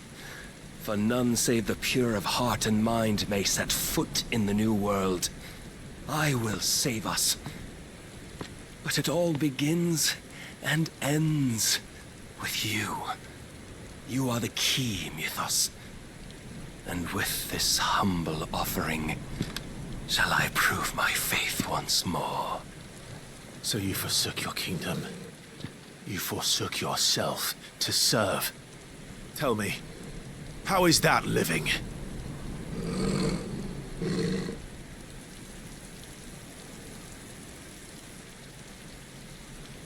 What you seek to provide is not salvation. It's anything but. Life is about always having a choice. Take that away, and we might as well be dead.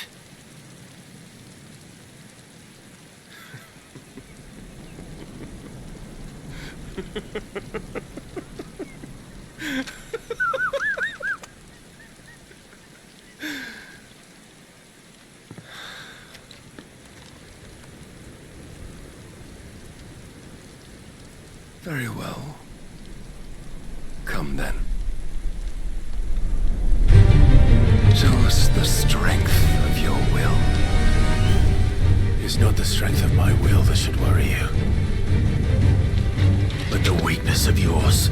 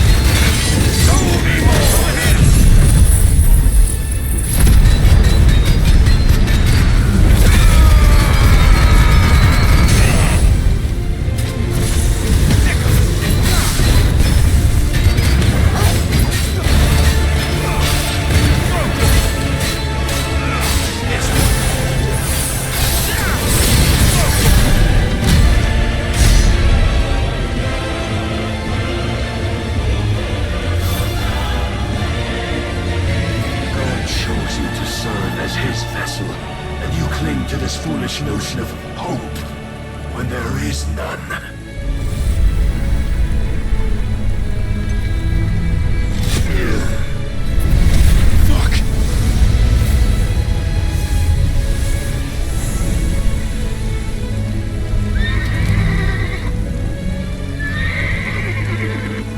Desperate, are we?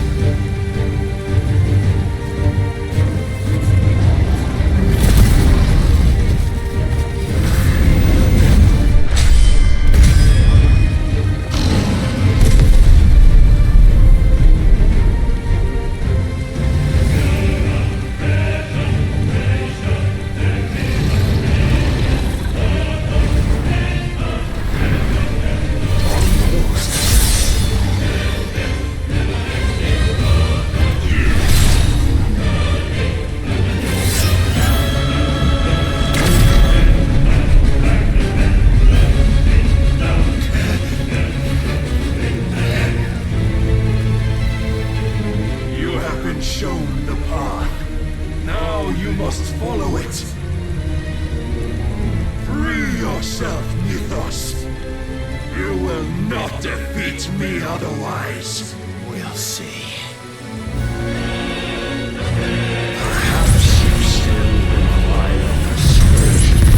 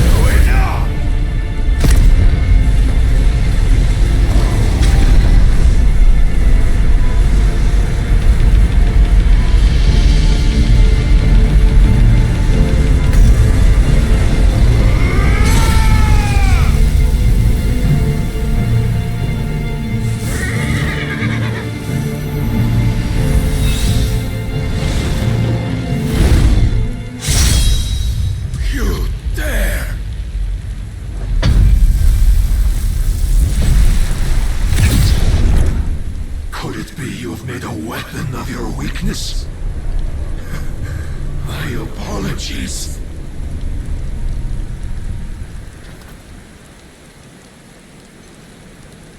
You are not the fool I took you for.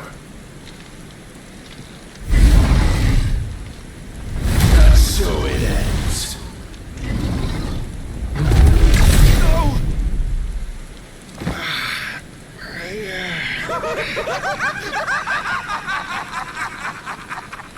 Don't tell me you are tired, Mythos! Your stubborn defiance has stirred my long-becalmed heart, filling it with a joy that I have not known for generations!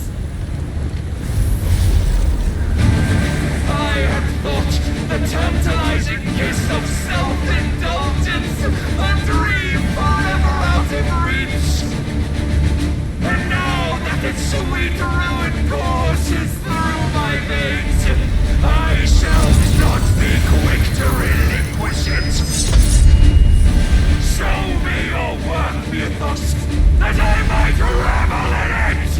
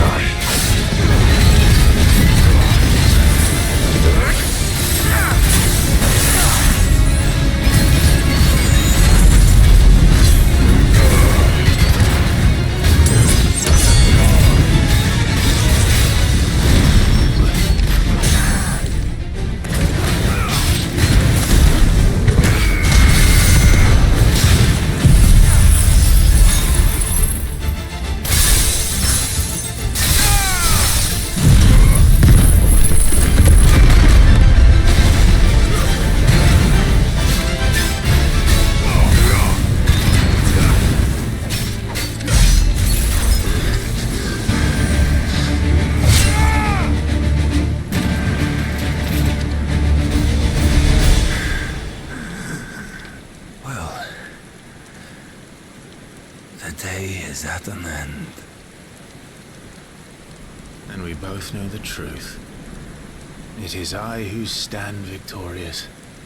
My will that prevailed. Your will? No. It was his. Clive Rossfield.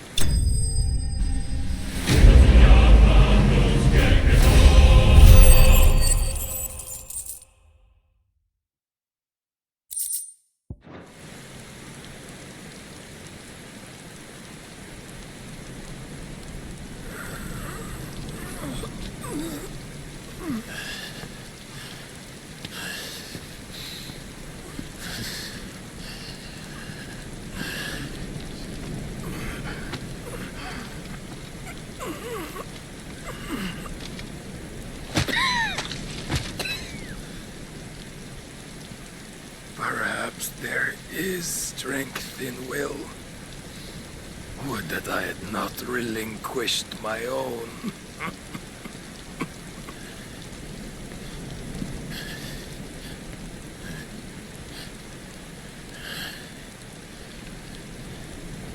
You relinquished nothing. What was it, if not will, that made you strive for a new world? Strive to win your master's approval.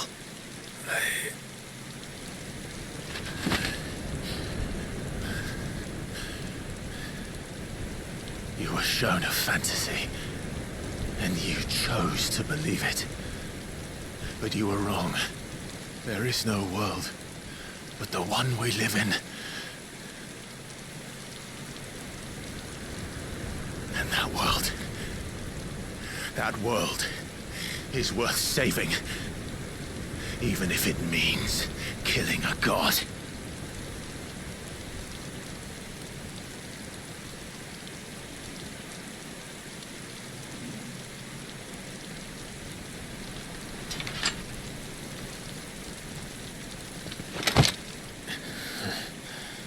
Bold words. From one who has served the Lord so well. This is pointless.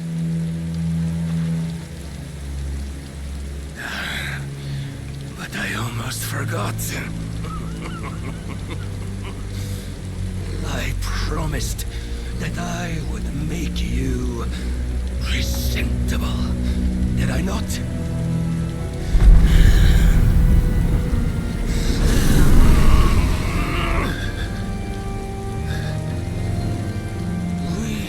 Fulfill our destinies, just as the Lord's Mother Crystals have fulfilled theirs. Come, Clive Rossfield, take what is rightfully yours. Become one with God. No.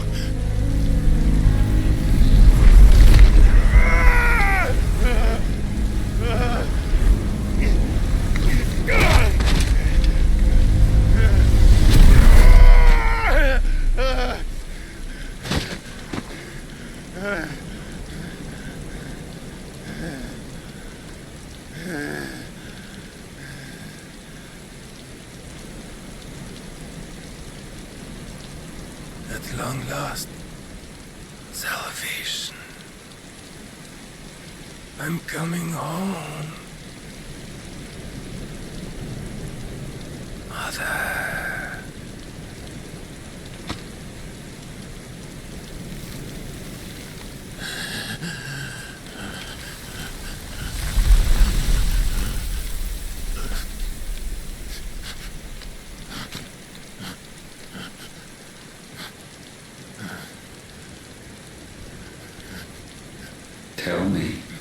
How does it feel? Show yourself! Face me! How does it feel to consume your rival's strength? To gorge yourself on their beam? To edge step by trembling step ever closer to the divine? With or without a will, you are still but a vessel, our vessel. Behold, how your body shudders in anticipation of its fate.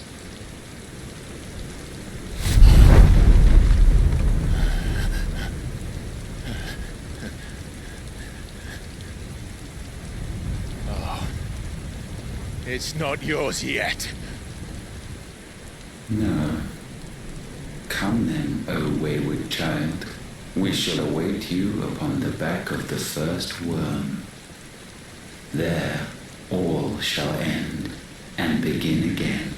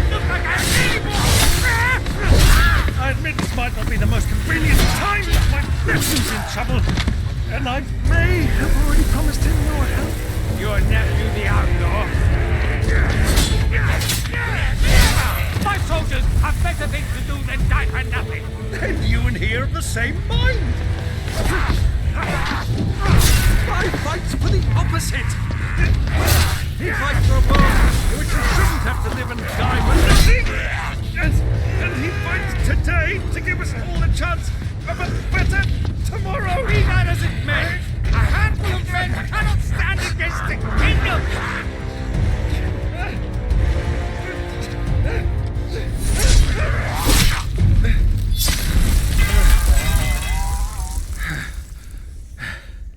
Then mayhap they are the wrong men. Well, I'll be damned. Our numbers are few, but I shall rally as many of my dragoons as I'm able. You, apprise the Lord Strategist of the state of the city's defenses. Yes, Your Radiance. And you would fight alongside us? I owe the Phoenix a debt.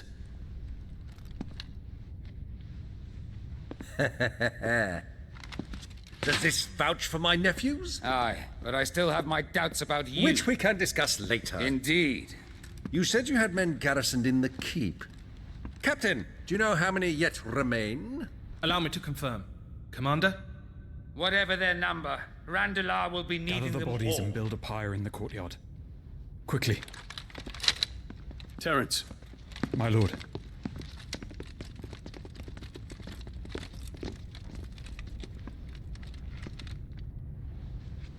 You will find a girl there.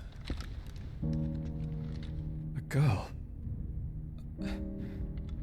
We are in the middle of a war. I owe her my life, and I always pay my debts.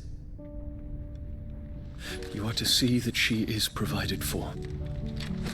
Dion, I cannot leave. But you shall. If I am ever to be worthy of the forgiveness of our people, then I must earn it. And I must earn it by my hand, and my hand alone. Know that I do not ask this lightly. And know that I will do it.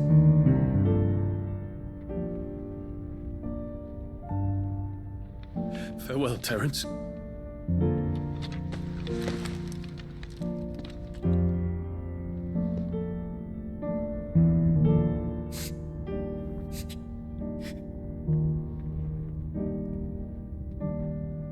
Farewell, my prince.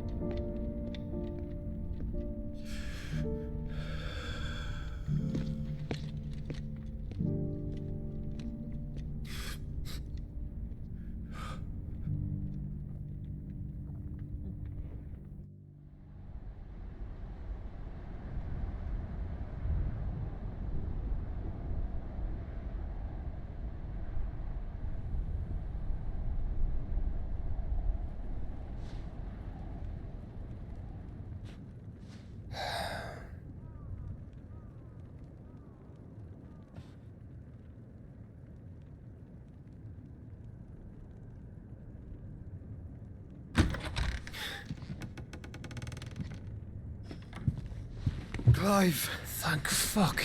You alright? I am. But I'm a damn sight better for seeing you, Joshua. And Barnabas. The king is dead.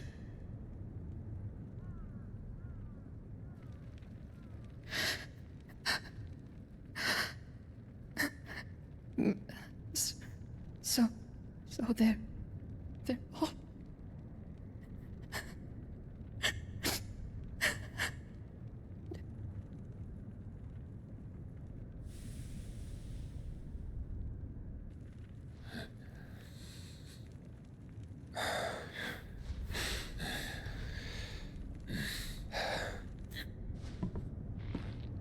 They are, but so is their killer.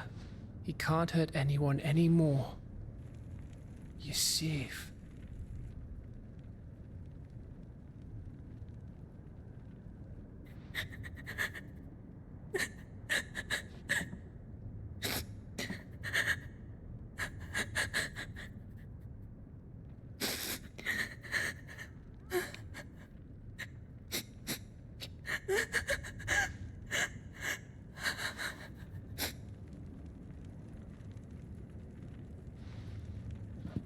Gav, we need to talk.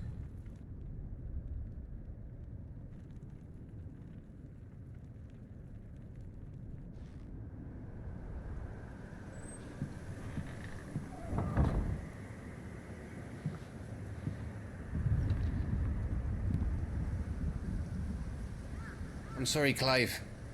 You know I want nothing more than to go with you. I do. But I'm glad you're heading back to the Enterprise nonetheless.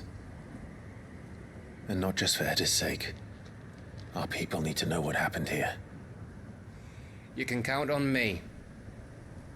As can she, I hope. Thank you, me lords.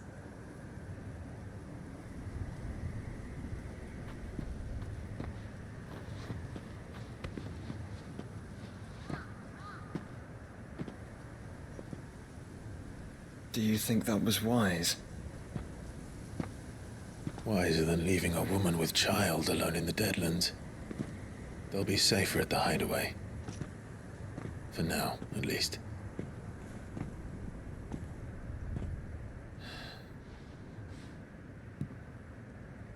This land is overrun with Akashic. The king himself was long turned, albeit by choice, all to serve Ultima, in his damnable quest to forge the perfect vessel. The chaos Barnabas wreaked upon nation after nation. How many were killed for this? He didn't consider it killing, or a mercy of sorts. A way to end their suffering. He truly wanted to save mankind, and ultimately use that. As he uses us. But why us? What are we? What are we?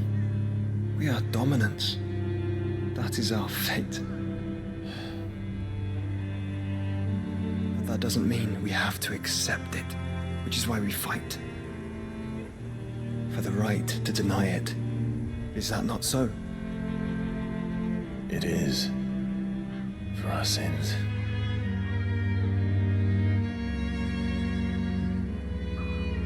Barnabas said something else. That the Mother Crystals were Ultimas.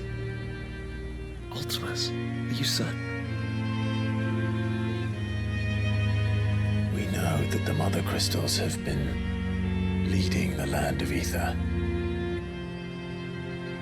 And we also know that it's this which hastens the spread of the Blight.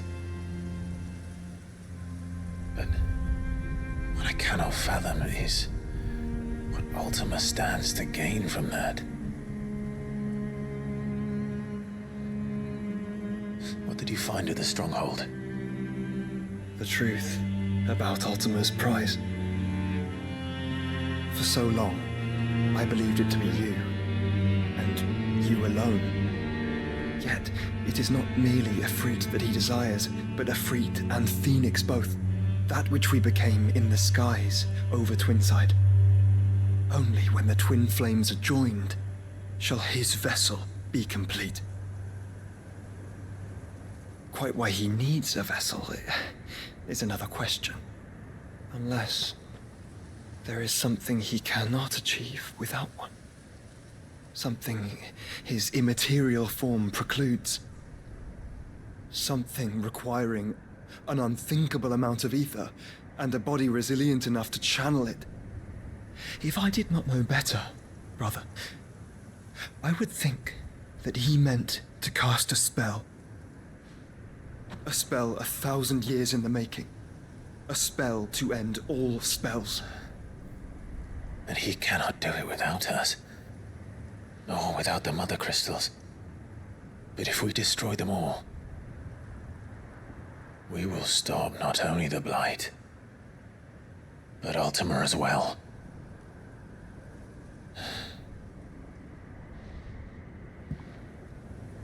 We stick to the plan then. Only this time, we face him together. Well, it's a long walk to Stone here.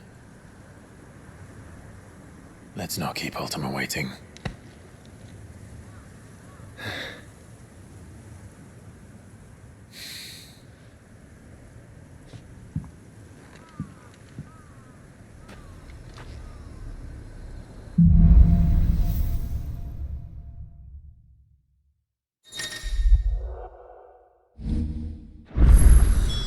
When Barnabas fell, his magic died with him. The road to stone here is barred.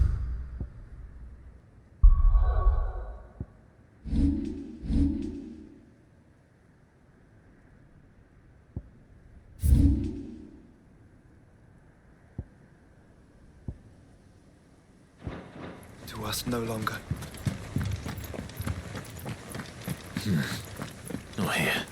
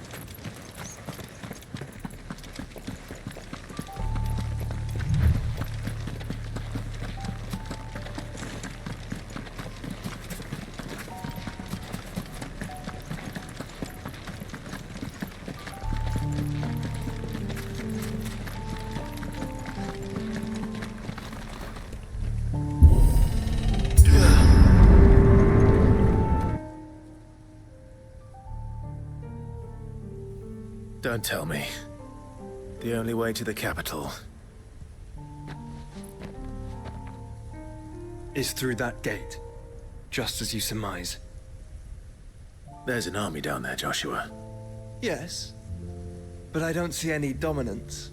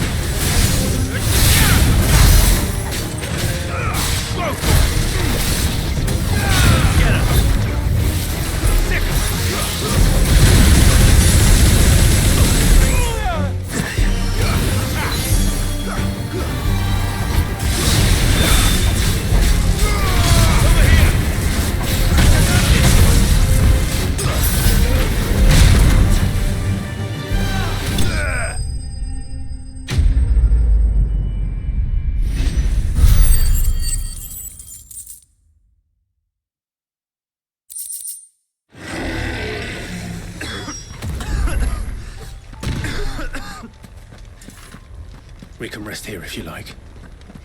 Don't worry, I'll be fine.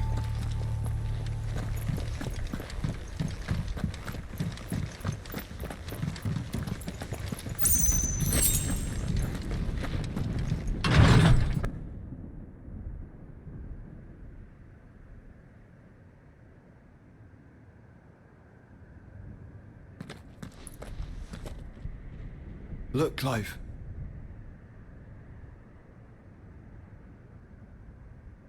By the Founder. The place is a fortress.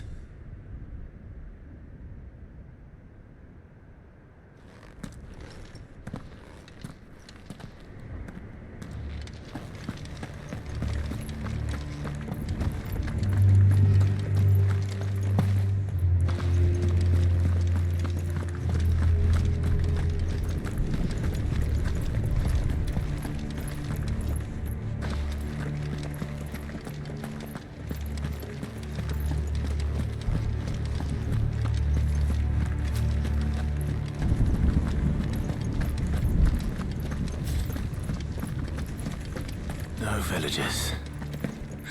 No knights. Not even any bodies. One could almost believe the whole kingdom had turned to Kashyyyk.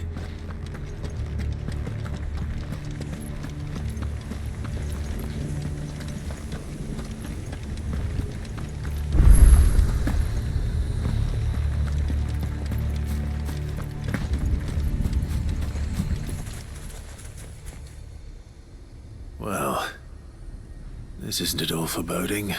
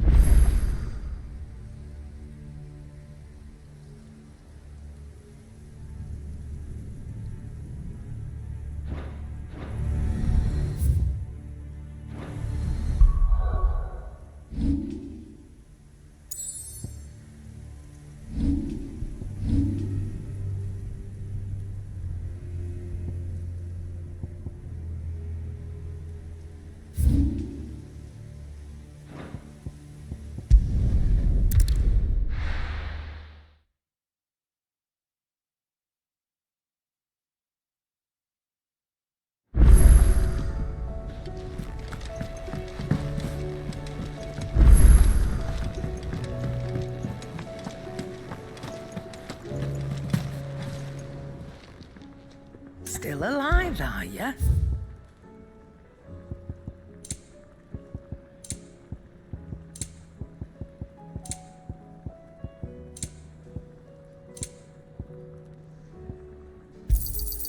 It'd better all be here. You're rubbing me blind, you know. It'd better all be here. Finished, are you? The stew's awfully thin these days. Trouble with your gear, or something falling, dear?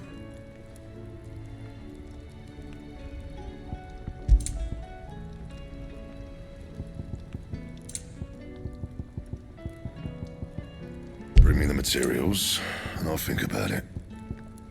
And how am I meant to do that, then? Not bad, if I do say so myself. And?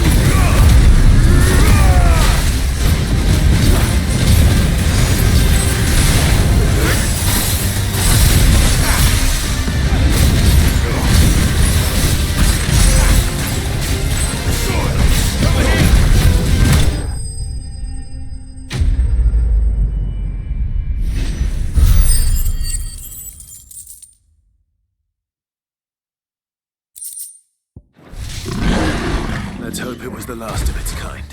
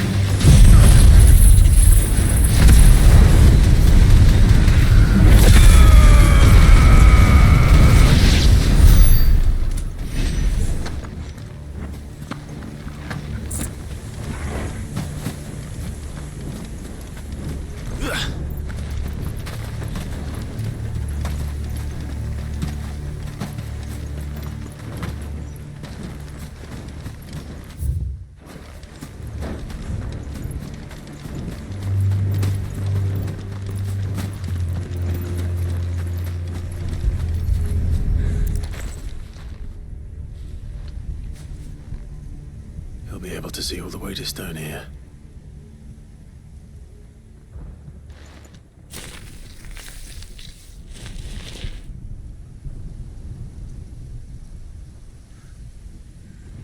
As fine a resting place as any man could hope for. Reunited with those he loves at last.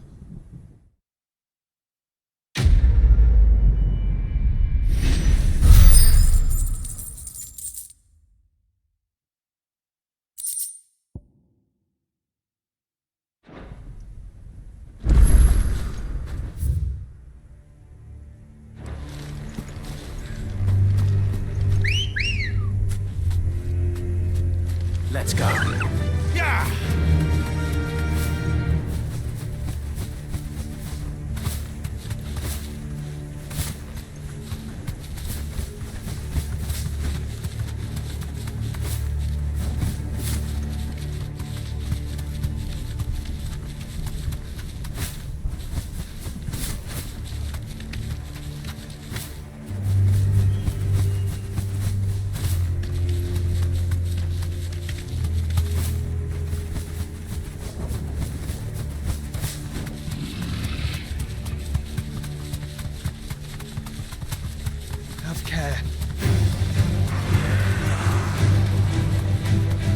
Does it bother you that we haven't heard a single human sound? Everything about this place bothers me.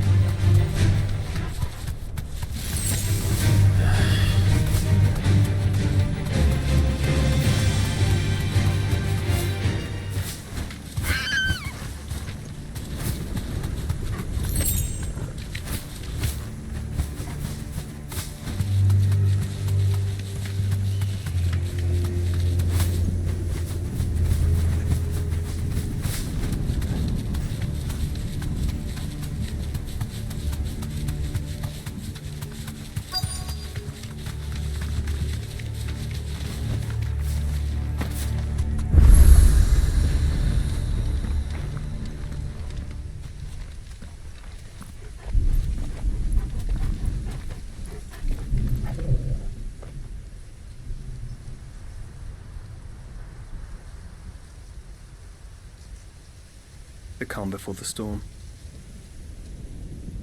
There's only one way into that city. Across the bridge. Through the main gate.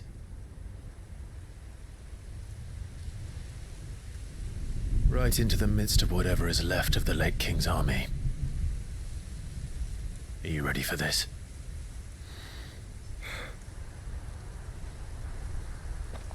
As ready as I'll ever be.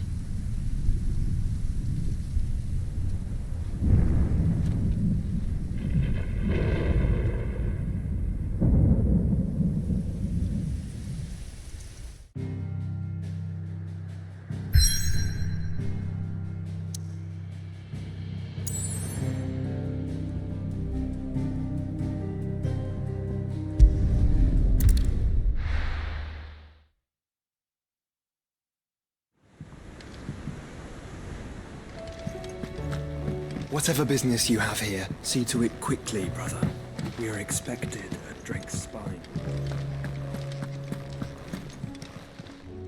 Still alive, are ya? Going purse weighing you down?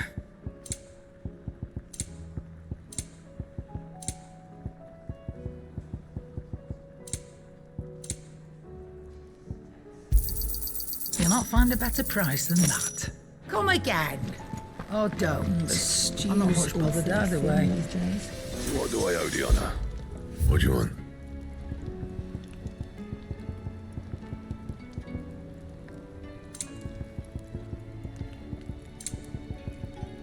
And?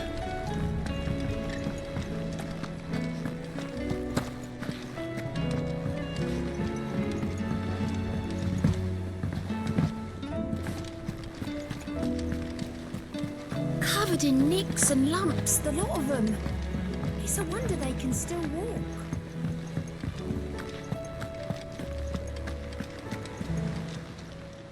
How may I help you today, Clive? Here you are. All yours. All done? Clive! Anything catch your eye? Always something in there.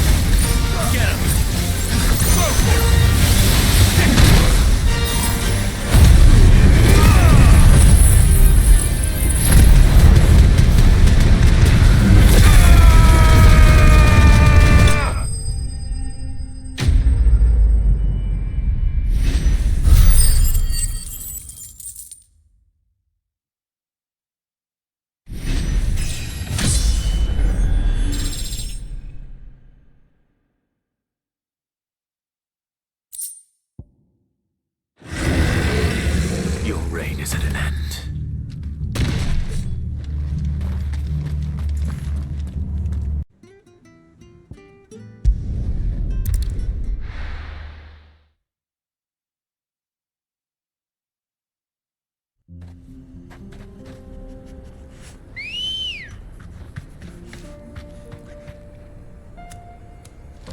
Good girl. Fly, Ambrosia.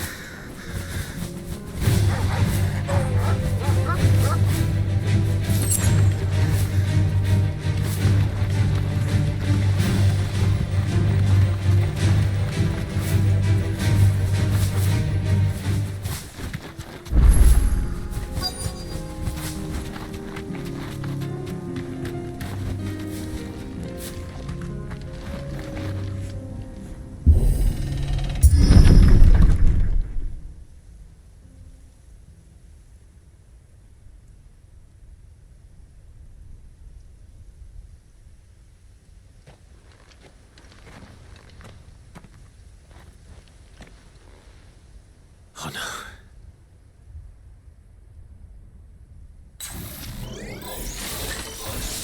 You'll pay for this!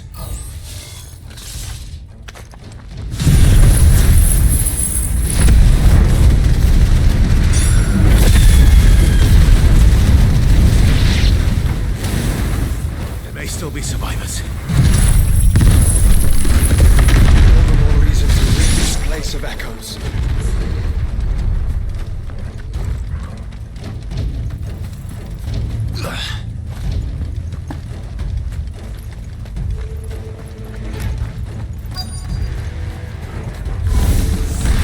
Whatever that thing is, I'd say it's their leader. Let's try.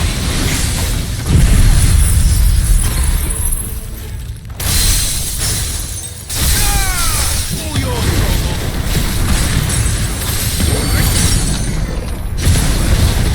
My turn!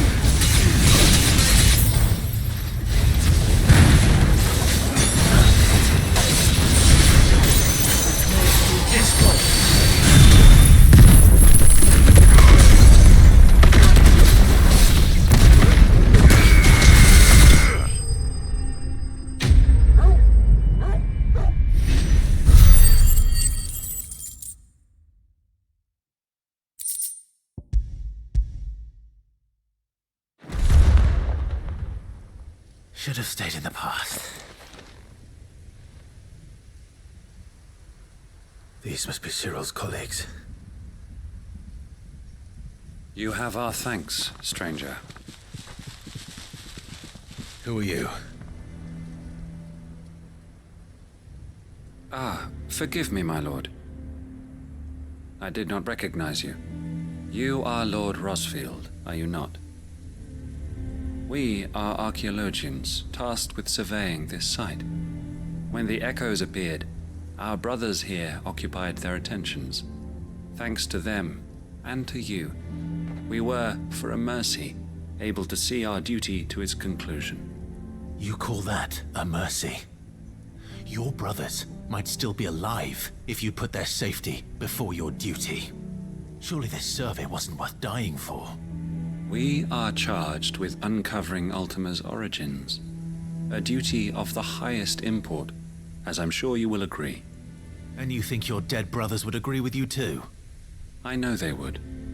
They gave their lives for the cause, an honor to which all Undying aspire. Now, to what do we owe the honor of your presence, Lord Marquis? Cyril told me of your work here, and I agreed to collect your findings in his stead. I see.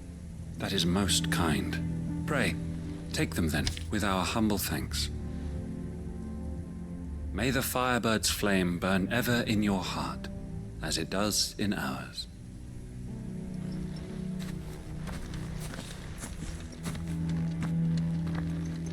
It's one thing to lay down your life for another. For a survey.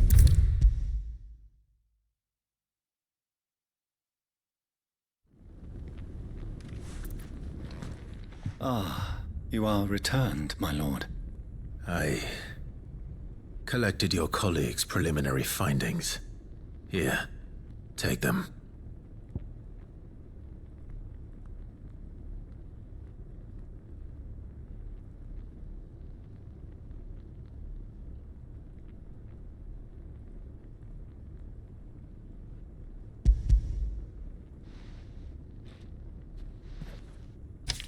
My thanks. I shall study them, and inform you forthwith if I discover aught that might aid you in your fight against Ultima. Cyril, your survey party suffered several losses in Kretov.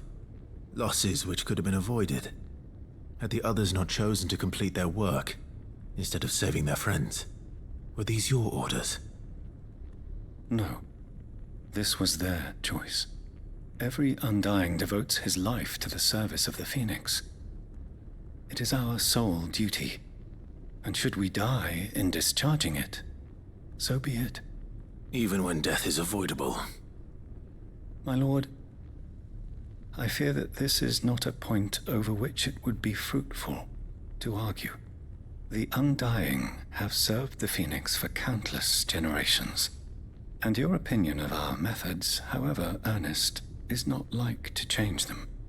We live to serve the Phoenix. Our very order exists for that purpose, and that purpose alone. Cyril, I know that you and your brethren answer only to Joshua, but allow me to offer you a word of advice. It does not further the cause of the Phoenix to have his loyal followers surrender their lives without good reason.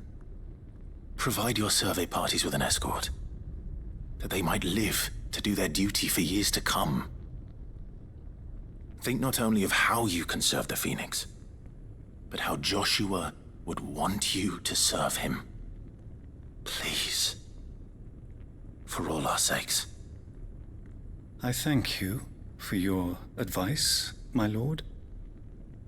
If you will permit me to respond, our faith in his grace, Joshua Rossfield, is absolute, and we of the Undying will do what we believe is right to fulfill our duty unto him. As first shield to the Phoenix, I am sure you understand what it means to do one's duty. I do. Then we are of the same mind, and it is my hope that we may continue to do our duty together.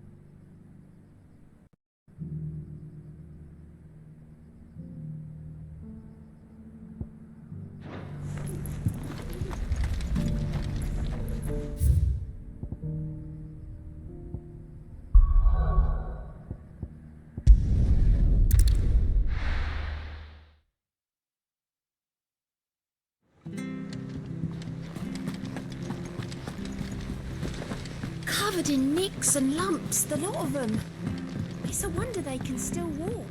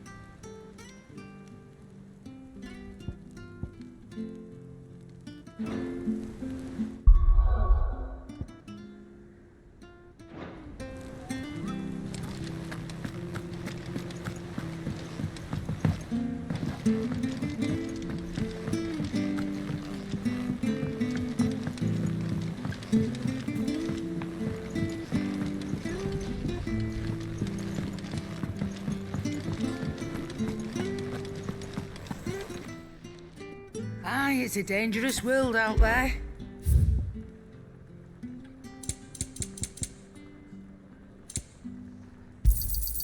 You're rubbing me blind, you know. You'll not find a better price than that.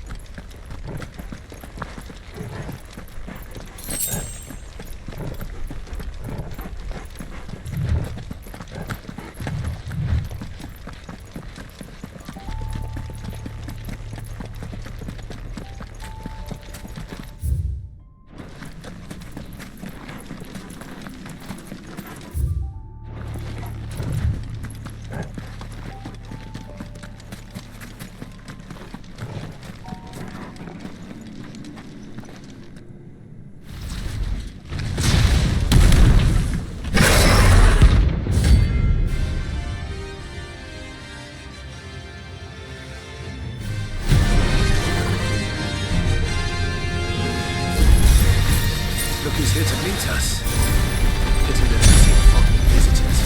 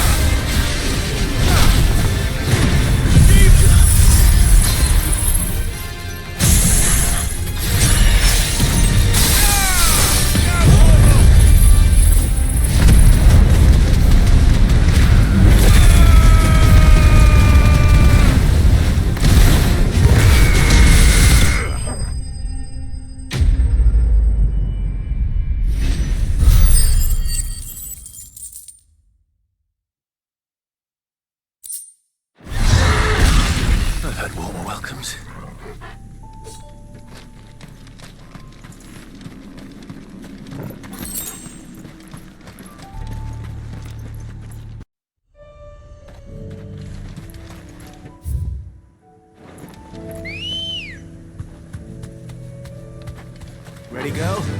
Yeah!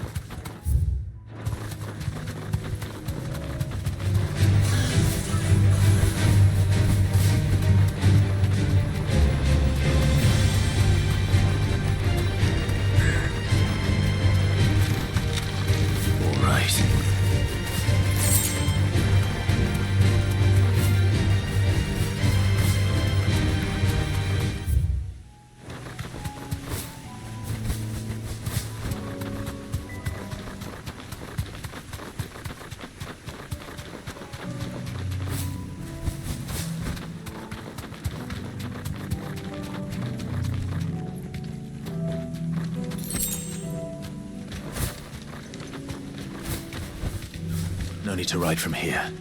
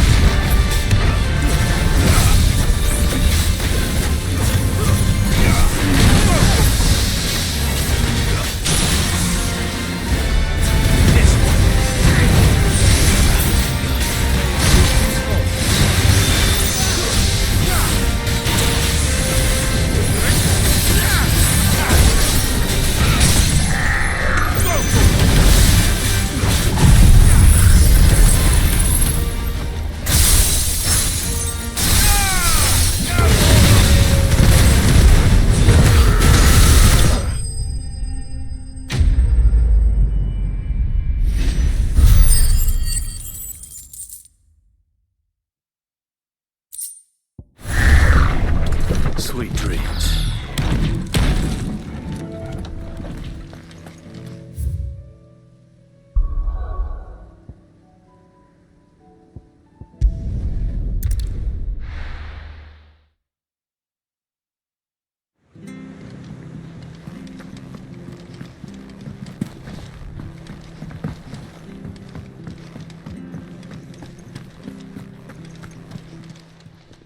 Clive, coin purse weighing you down?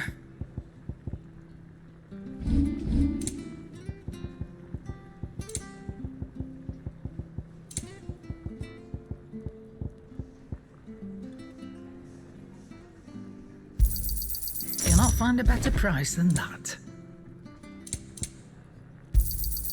It'd better all be here.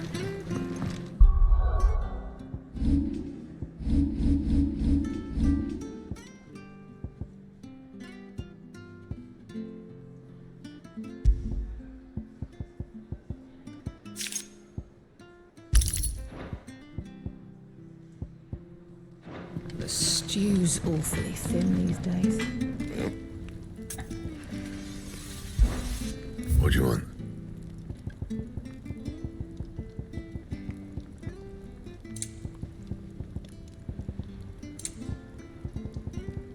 That it? Fine.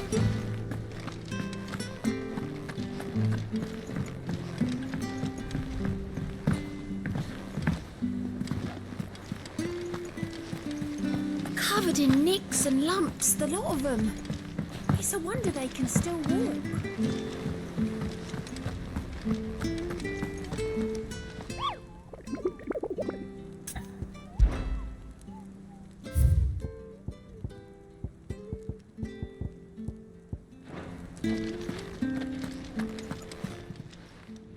How may I help you today, Clive? Come to claim your just desserts? Come again. I may have more for you. Fancy a look at the list, do you? Quick look. Seen enough?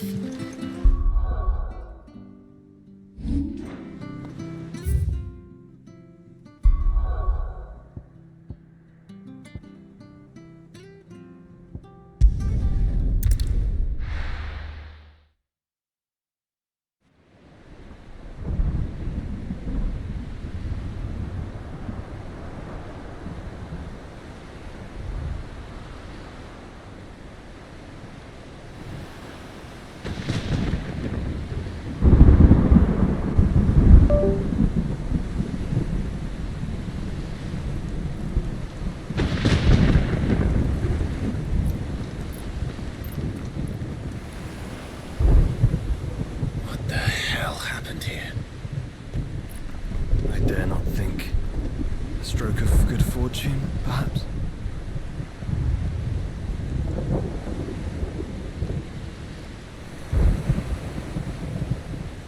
I hope you're right. So do I.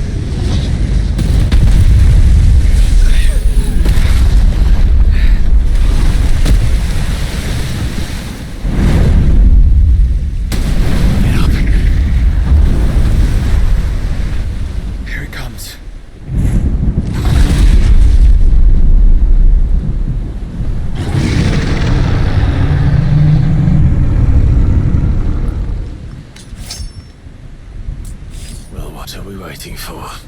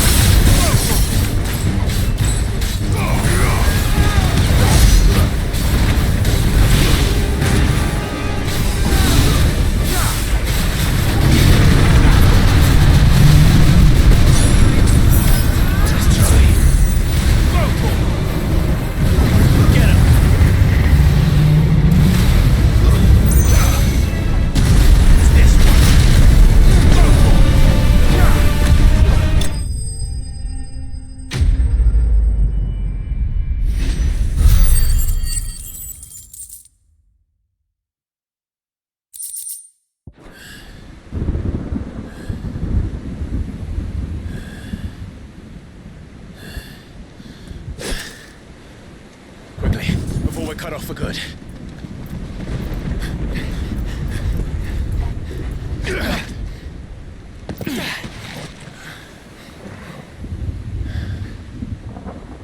If it is like the others, the entrance to the inner sanctum will be at the foot of the crystal.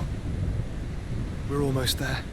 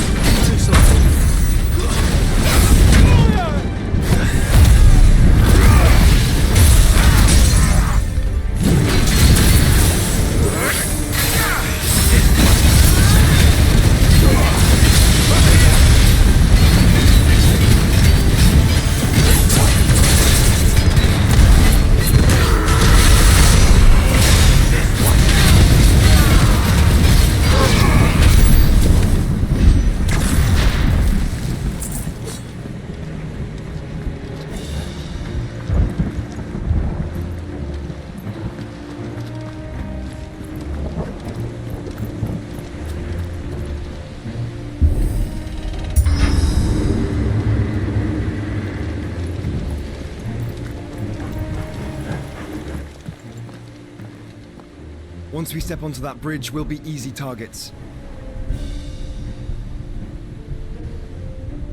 Then we better move quickly.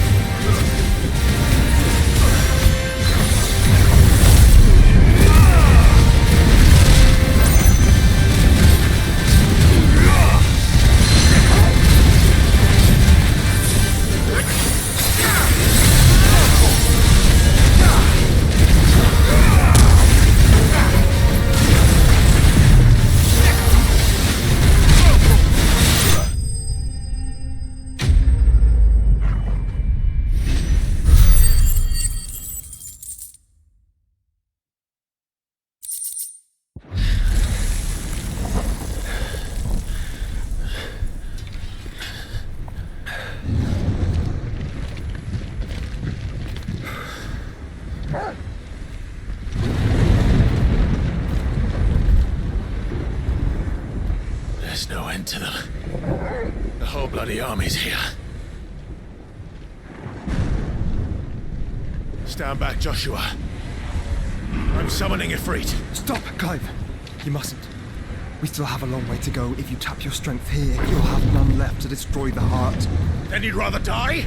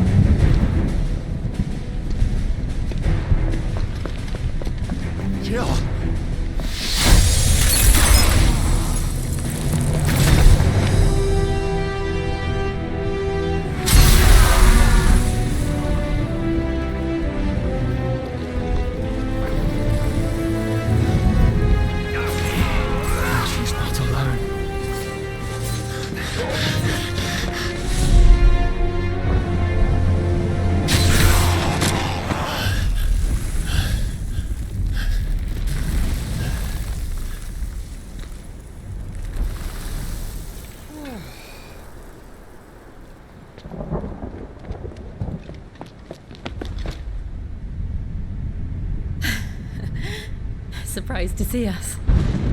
How did you? Gav. He told us exactly where you'd be.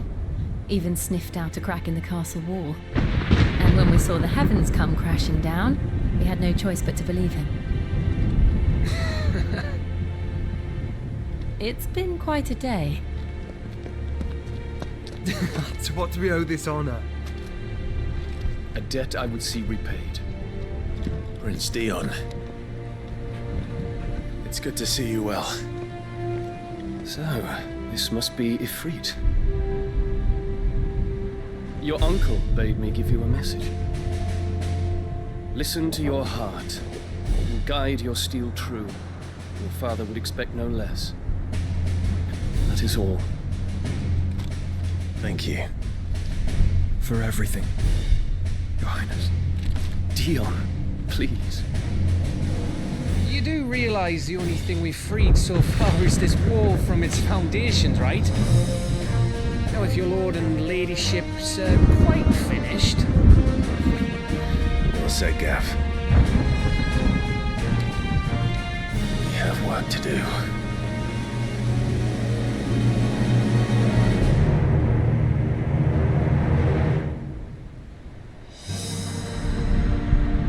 I don't suppose there's out I can say to make you change your mind, so I'll just tell you to stay safe. Nan won't take kindly to losing her best customer, especially after letting us carry all this stuff all the way to Ash. And we wouldn't want to anger old Nan. You mean, you'll buy some off us? I've got some good stuff for yous. Thank you.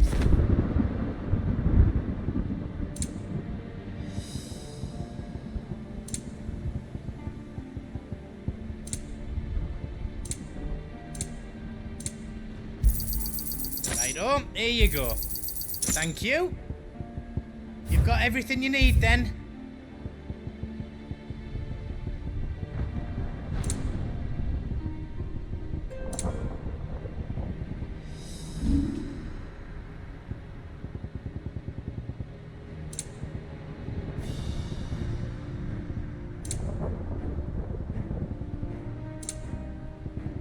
Anything else I can make for you?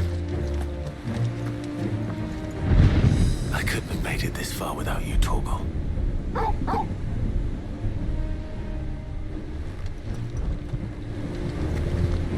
Each parting brings the hope of reunion.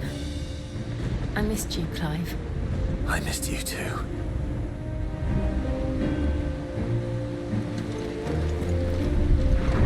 If Sid were here today, I reckon he'd be proud of you, Clive.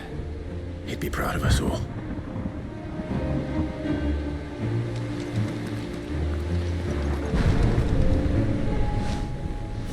There is still much I would learn of your tale, once this day is done. Until then, all who might come between me and such knowledge shall answer to my spear. I do not envy them.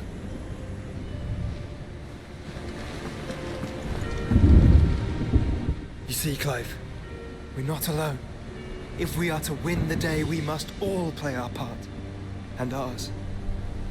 Ours lies beyond those doors. We fought long and hard for this moment. Sid's dream, our dream, is within our grasp.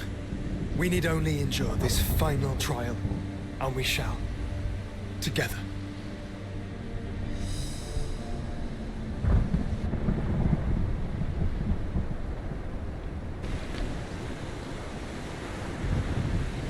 You all know what it is that awaits us beyond this gate.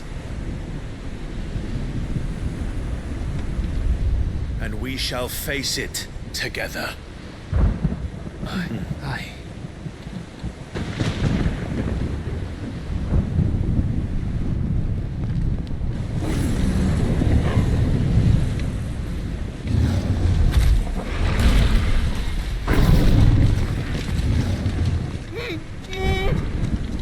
It seems our hosts would rather we remain.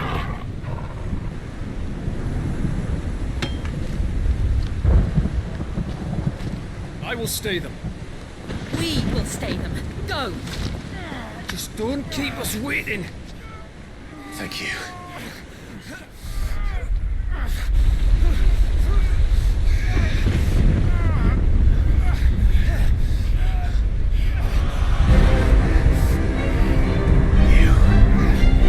Welcome, sons of fire.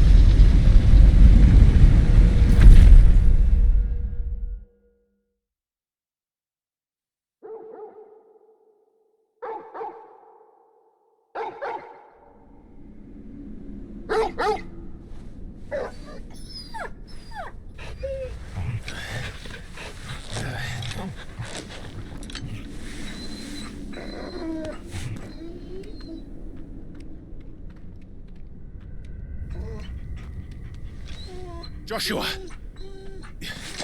Joshua! Wake up! Clive, is that you?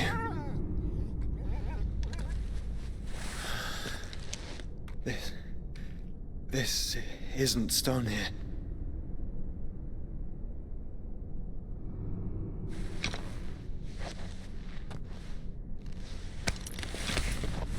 Welcome to our darkness. A rift between worlds wherein your kind might reflect. Show yourself! Grave and many are the sins of man. And we would have you know them. All of them. As fate has seen fit to deliver you home, consider this our welcoming gift.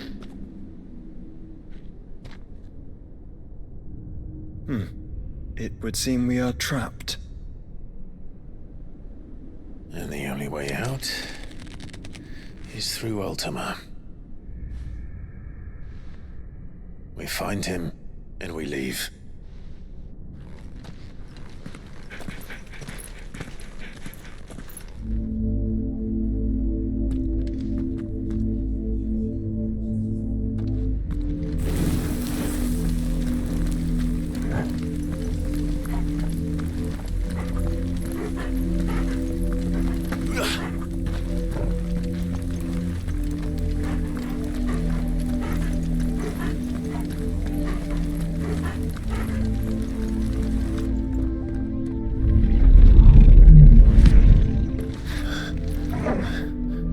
If you are to comprehend the full extent of your transgressions, we must go back to the beginning.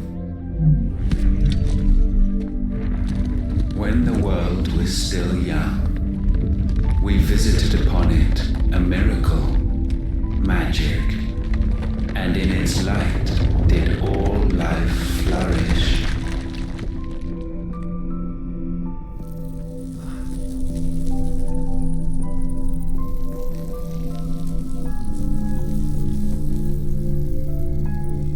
Yet the price for this boon would prove heavy. A pall descended upon the land, painting the horizon black as night. Though we labored to forestall its spread, in this one endeavor, we stood powerless. And so we fled, that we might endure, that we might discover a means of salvation.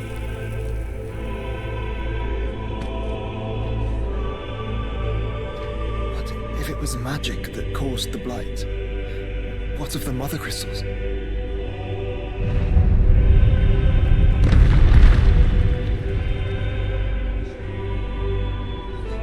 I expect he'll tell us soon enough.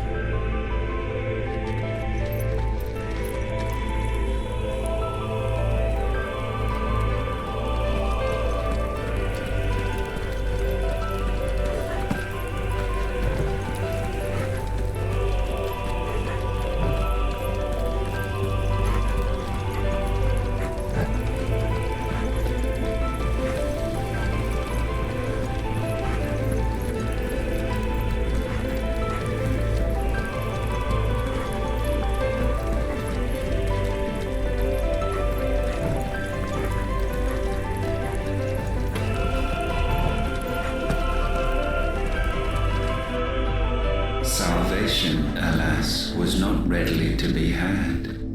First, we would require a land unvisited by the stain of corruption. An unprecedented journey lay before us, one beyond the limits of our fleshly bodies.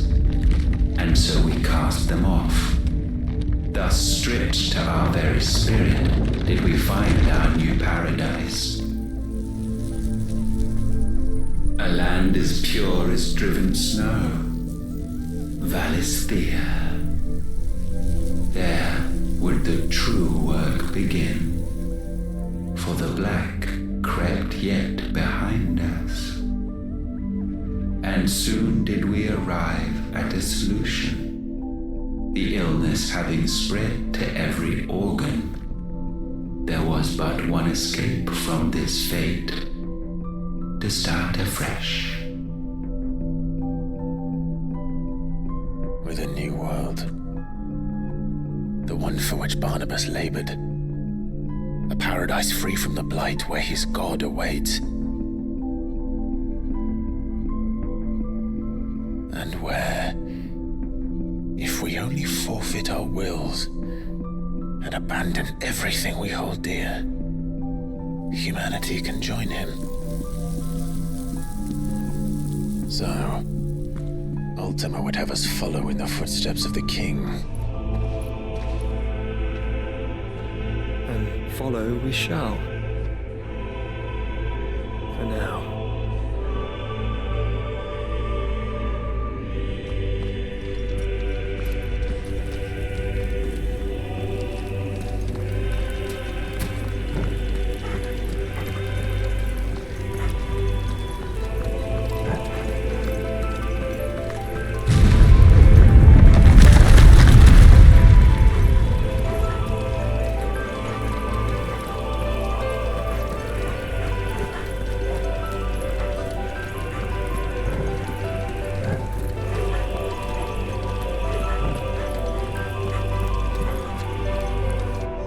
To forge a new world would require not only power, but a constitution strong enough to wield it. Acquiring the first would be simple.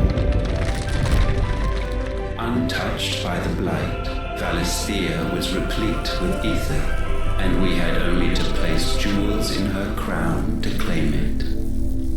Acquiring the second, however, demanded creativity. And And so I cast forth the seeds of humanity. You created us. Is that not what gods do? We sowed the seeds for you, Muthos, all that you might one day blossom. And our future thus secured, we thought to slumber, though that would prove a grave mistake. For it was as we slept that man committed his greatest sin. He awoke. Alone in a world bereft of his god's radiance, he stumbled blindly, desperate for guidance. Finding no light, he sought to kindle his own. And from that single errant impulse was his will born. Having discovered himself at last, man turned his eyes inward and found he desired evermore that which only magic might afford. So wars were waged and brothers slain for custody over that dwindling resource, and the land, she wept tears of black.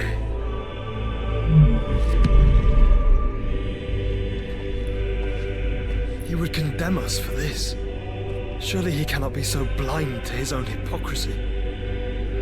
Not blind, just unwilling to admit the truth.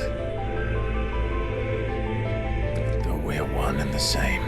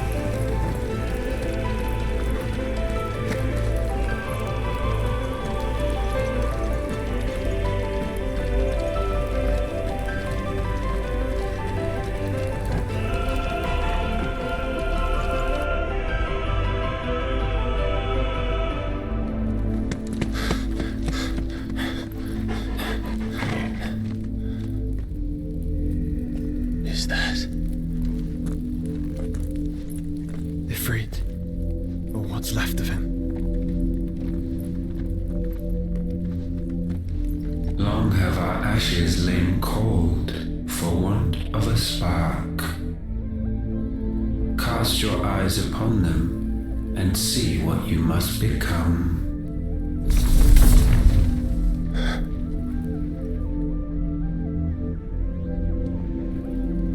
Valisthea cannot endure a second claim upon her being.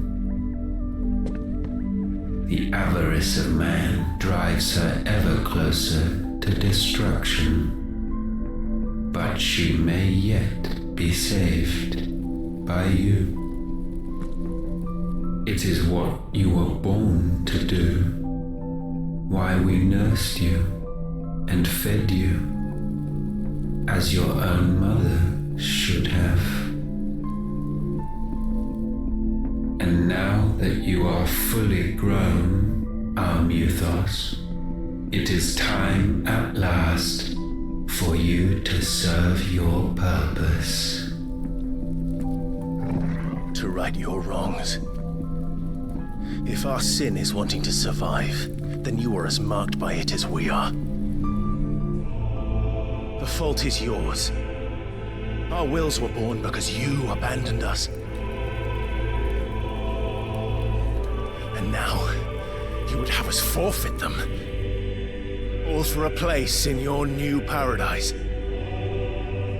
Do you imagine yourselves worthy of one? Mankind has no place in our world. Is this truly so difficult to comprehend? We only ever require you, Muthos, when the time comes to bid this wretched realm farewell. None shall follow, none shall remain. What do you mean, none? This is our world. Once the land's rebirth is complete, humanity will have served its purpose. Why would we continue to suffer that which has caused us so much vexation? Because the land doesn't belong to you. It belongs to us all!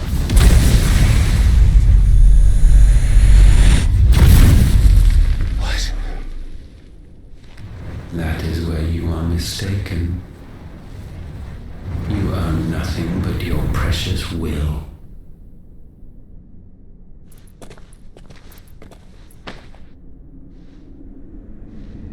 Brother.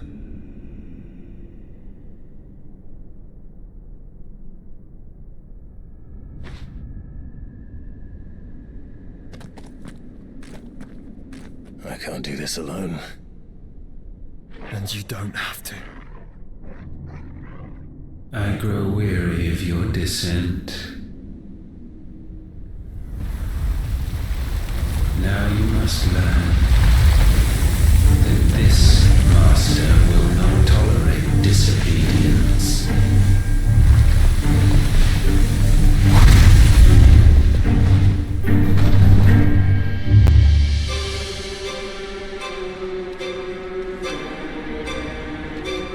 My friends, my family.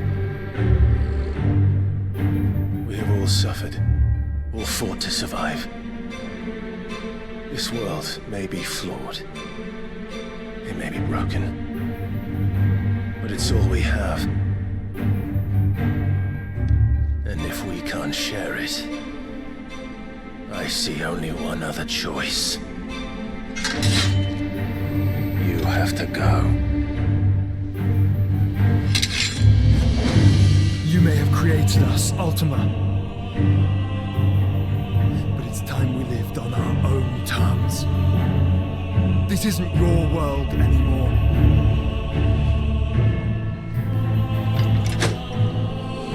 It's ours. Bow down, defenders, hearts disdain.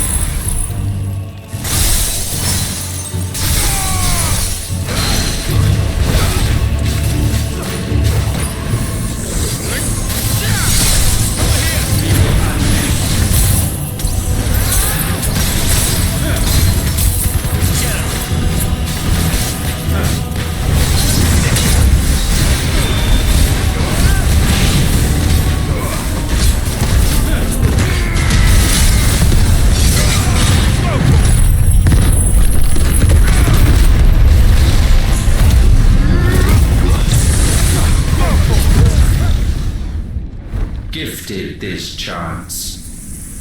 And still you would raise your hand against the Lord. What now? The darkness bends.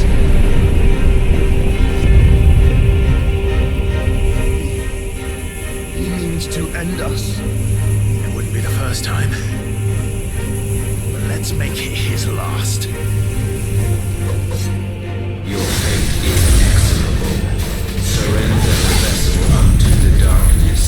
Surrender it unto us.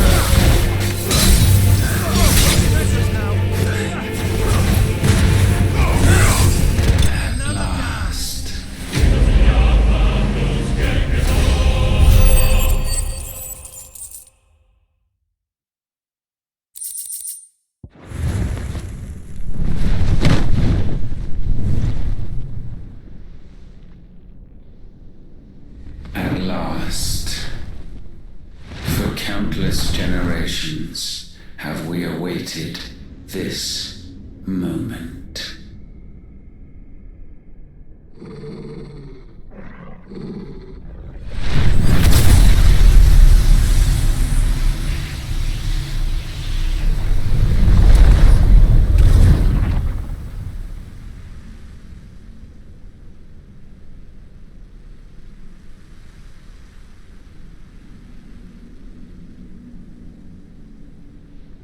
Your struggles have made you strong, yet your soul remains heavy with sin.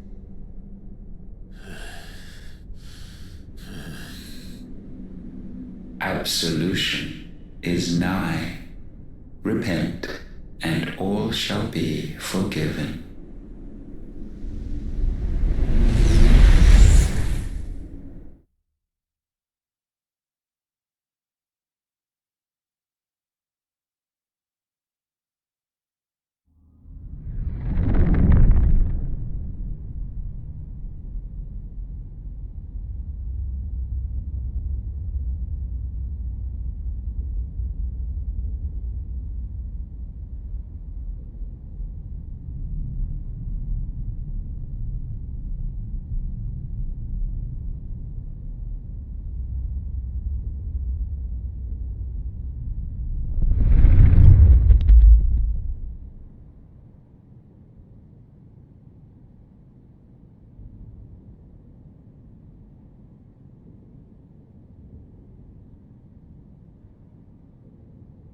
Tell me, Clive, how many lives have you saved since taking my name?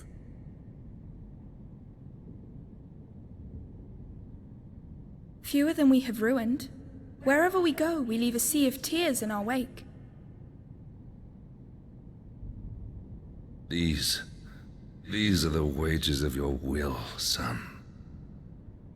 What good are our choices when all they ever bring, all they will ever bring, is death? There's no atoning, Clive. No matter how hard you try.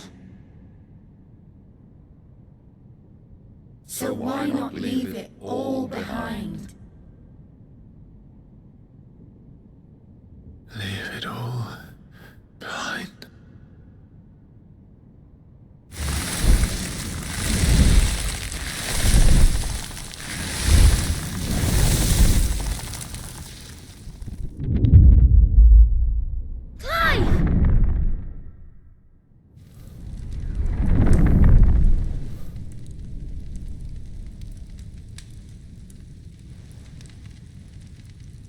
Please, won't somebody save me? Won't anybody love me? I yearn, yet still she is not mine. Have I not given enough? From will is born desire, and it is this which consumes you, rendering you incomplete. Do you not see how the world bends and warps under the weight of your hungering hearts?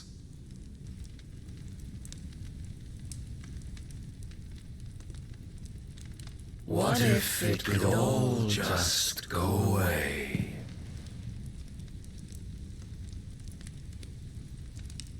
Just go away.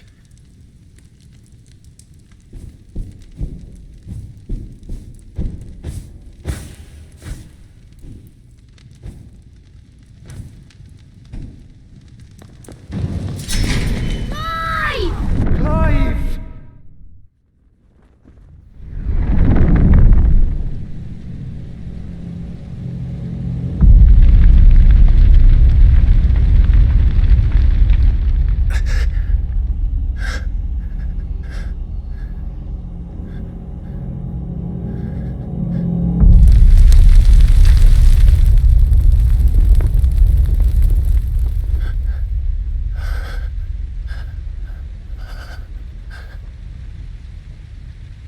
None of this is real. Wake up. It's time to go home, Clive.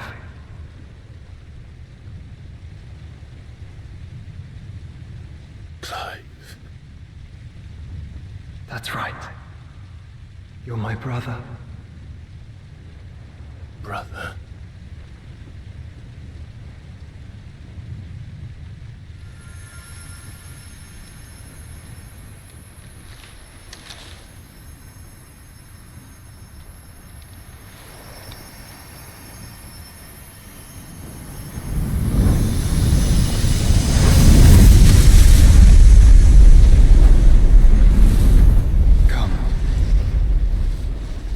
Remember who you are. Clive.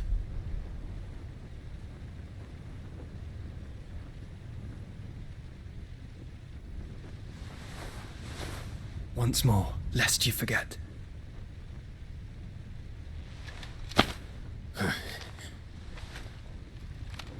My name is Clive.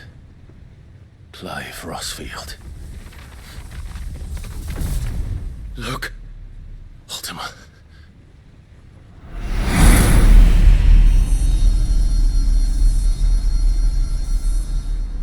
Even here, the light of the vessel's will cannot be quenched. And the Phoenix, his trespass should not have been possible. Not possible unless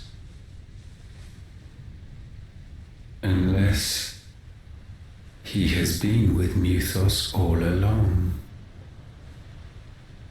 The mark of the Phoenix, emblazoned upon his heart, made manifest by the power of will alone. The power of creation. Can it be? Are their wills truly so potent?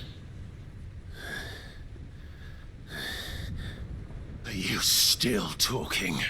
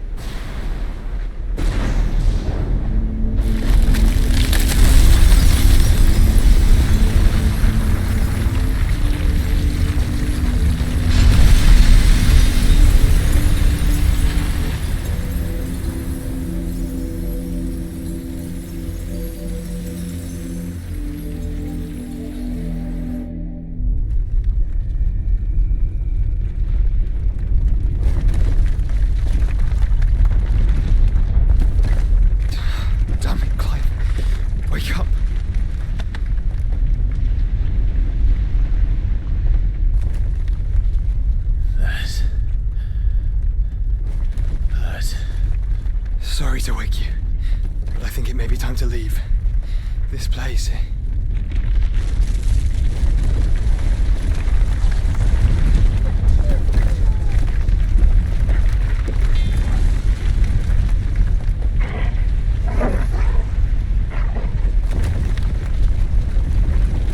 And once again does my creation stray from the path laid before it. Steeped in conceit, you fancy yourself a god. You embrace Logos. But we will put an end to this hubris. What are you talking about? In the halls of origin does our true power quicken. And there shall you be made complete. Soon, Mythos, soon you will discover how little you know of suffering.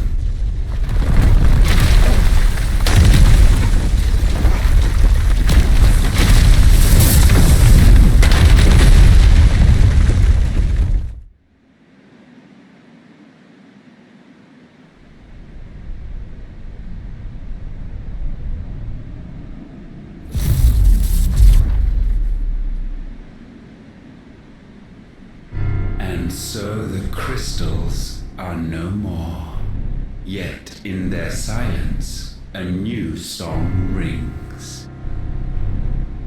Its chorus building, a crescendo as it enters its final movement, stirring those long aslumber to waking. And back to their origin.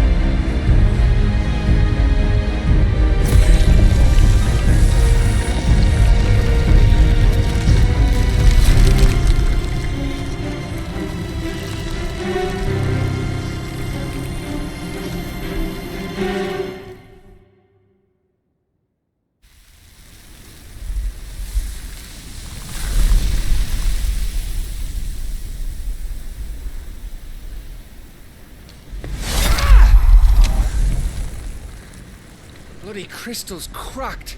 So where the hell are they?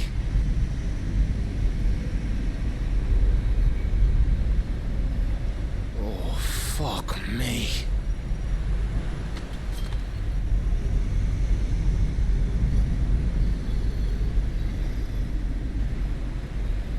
Is that ether?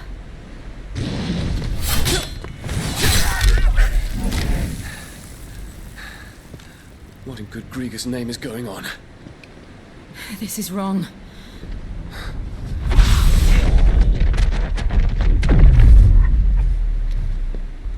Are we back? Clive! Joshua! Jill!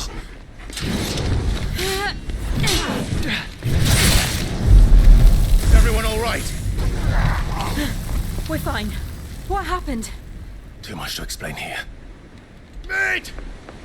We're leaving! Now! Everyone, fall back to the ship!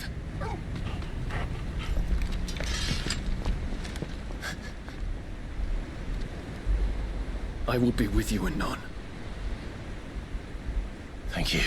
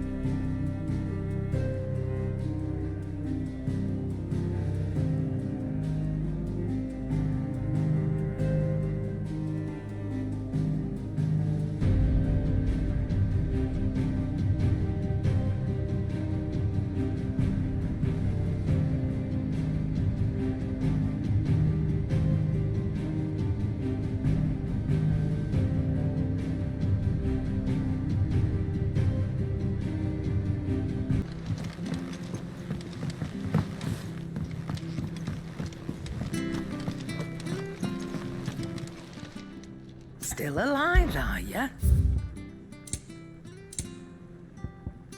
Come again.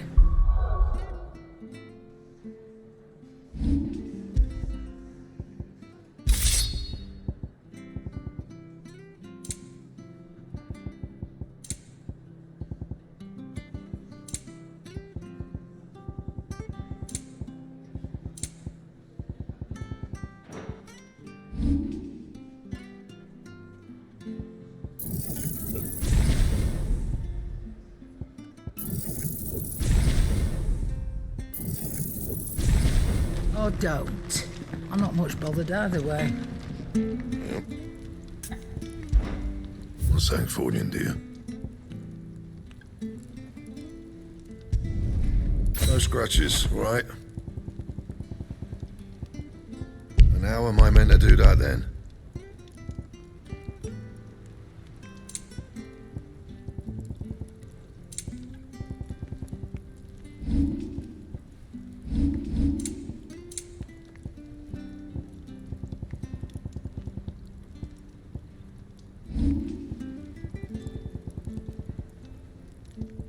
And?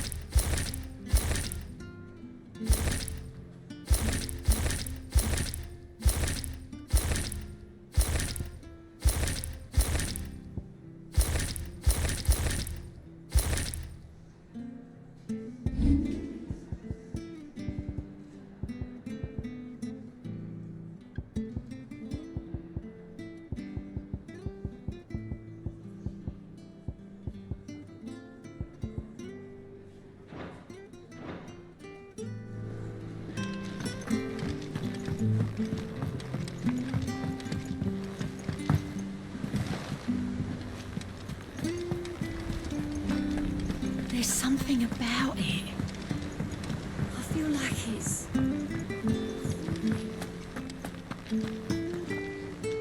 Still alive, I see. Something tells me that eyesore on the horizon is your doing. How'd you manage that? It's a long story. One that I'd rather only tell once. Right. All hands on deck, then.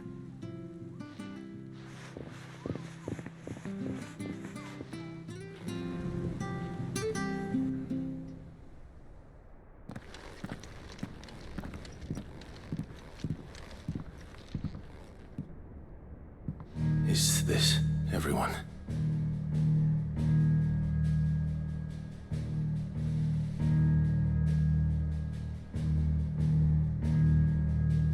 As I'm sure you've all guessed, the crystal which now commands the eastern skies was summoned by Ultima. He called it Origin. Though the significance of that name is as yet unclear.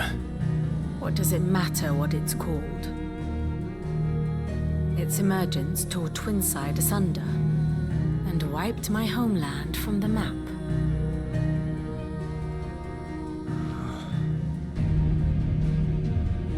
Mention of the Dominion spires can be found in the oldest of Valisthian records. But to the best of my knowledge, none provide any hint as to their true nature. That they would prove the horns of some slumbering demon. Well...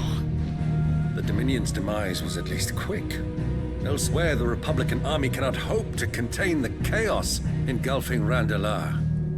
Canberra is in flames, and the Empire... Our allies are crying out for answers. I've sent the Cursebreakers to give them what assurances we can, but right now that amounts to fuck all. They wouldn't be able to stop what the skies have started in any case.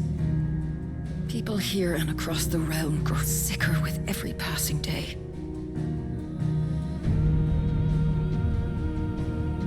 Could it be that this new Mother Crystal is like the others? That it draws upon the land's ether? It certainly looked that way from stone here. If that were true, it would explain the hastening spread of the Blight since the crystal's appearance. Would it not? And as the land's ether slowly rises to the surface, it pools, corrupting all who cannot channel its energies.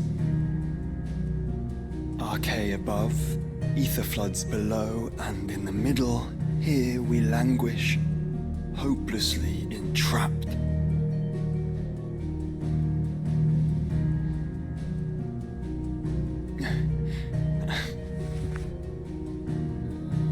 It's all right. When we faced him at Stone here, Ultima told us his true power quickens in the halls of Origin. Needless to say, we cannot allow that to continue. If we are to stop him, we will have to find a way into the crystal. How are we going to manage that then? He's up in the sky.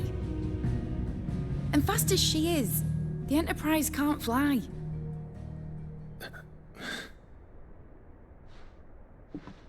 It's a lot to take in, and I reckon we'd all benefit from some time to clear our heads.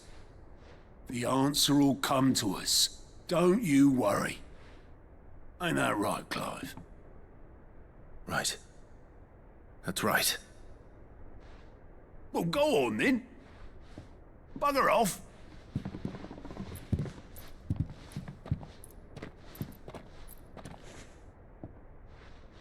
Same goes for you, Clive. You won't solve anything like this. Trust me. Go and get some fresh air, eh? Thank you.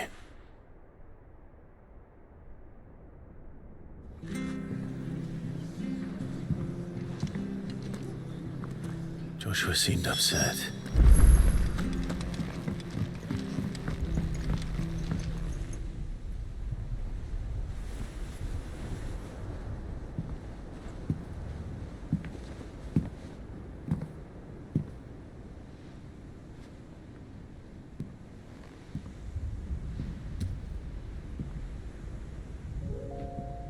Ultima may have created us, but he doesn't make us who we are.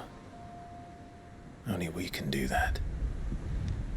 And if he would have us fight for our survival, so be it. It's what we've been doing all along. Much like Ultima himself, it would seem. His new world being naught but a means to survive. And so, we must contend to decide which of us shall inherit the land. Should Ultima prevail, it will mean death for us all. Of that, we can be certain. But even should he fail, what world awaits us? A withered, godless place where our newfound freedom will most like prove a chain in itself. Well, that may be. But a chain can always be broken. As long as one has the will to break it. It won't be easy. It may take generations. Centuries of suffering. And that is, if everyone plays their part. But it will happen. And when it does, it will be on our terms. That is the world that awaits us. Indeed. And what better world could one wish for?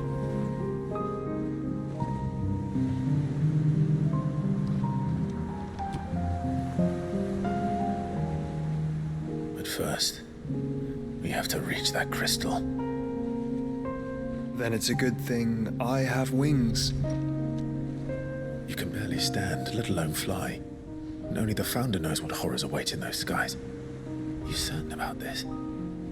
Am I certain? I am the Phoenix. I will do what I must. This is our fight. Remember?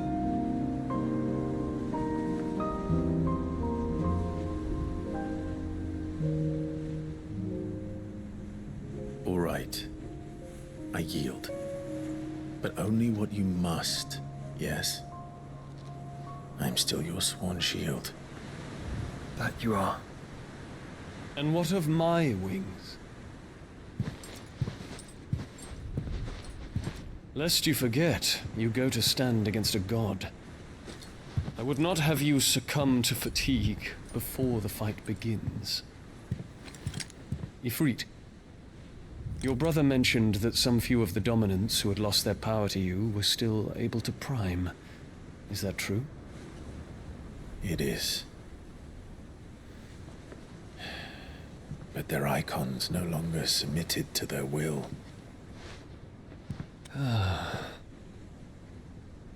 Then mine will have to be stronger. That you both might save your strength for the battle to come. You don't have to do this. If you do, there's a chance you might lose all you have left. And what have I but regret? My life ended in the Dominion. I fear death no more. Besides, I would have words with Ultima. He has much to answer for.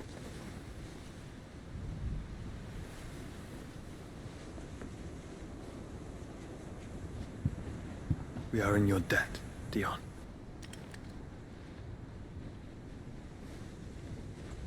We can speak of debts when this is over.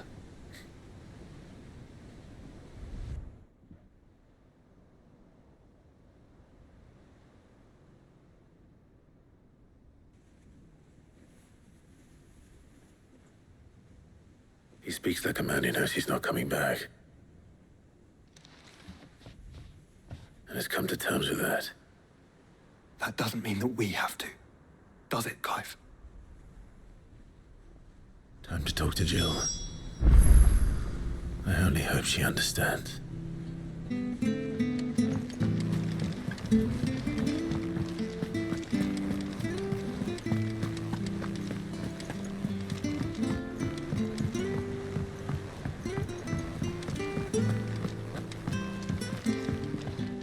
Clive. I do so enjoy our little chats.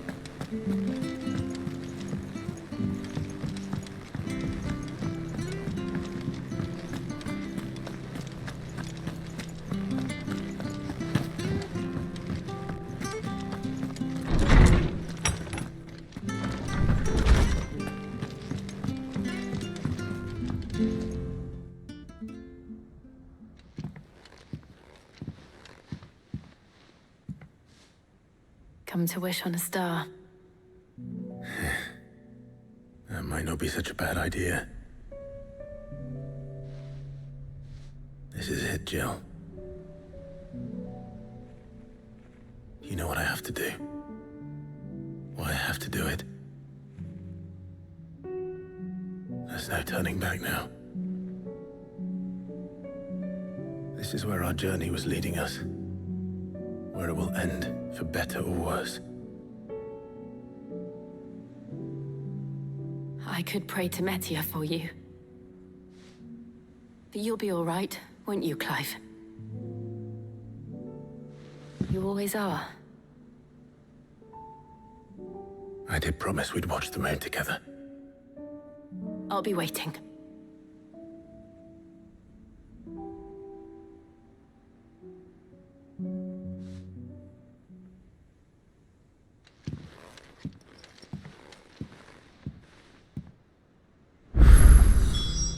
It's almost time. Better make sure I haven't forgotten anything.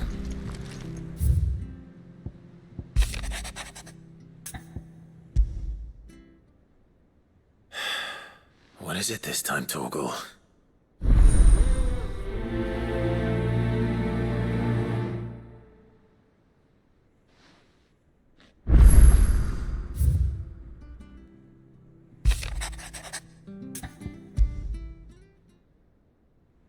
Something tells me this is no mere adventure story.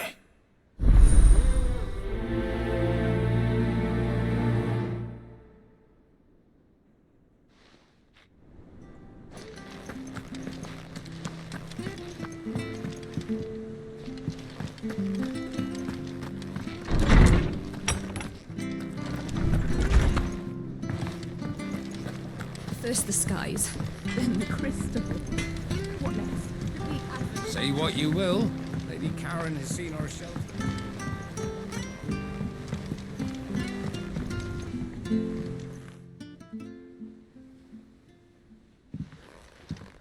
Pining for something, boy. What is it? What do you see out there?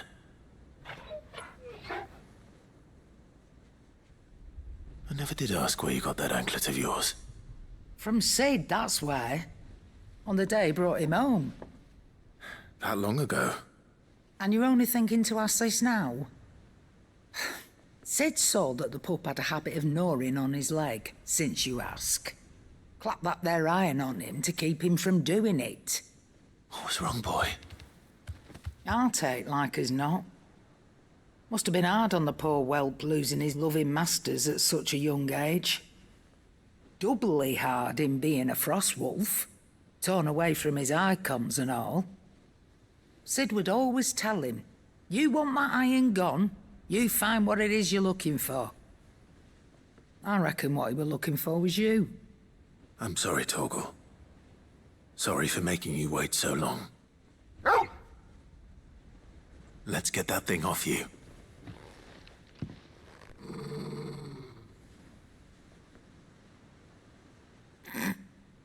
Doesn't sound like he wants it off. Indeed. You miss Sid as much as the rest of us, don't you?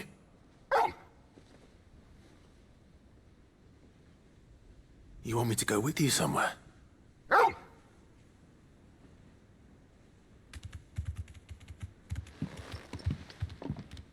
Quick, aren't you?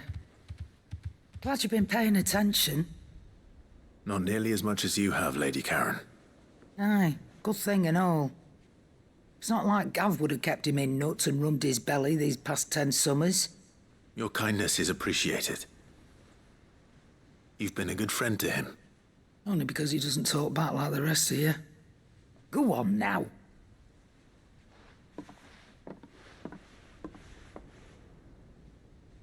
Where to then, Torgal?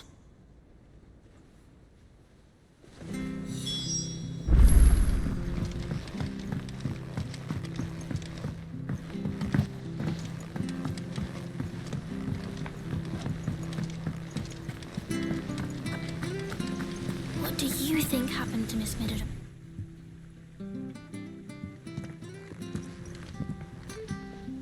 Sid, you have to help us. With what? You didn't take apart another of Mid's contraptions, did you?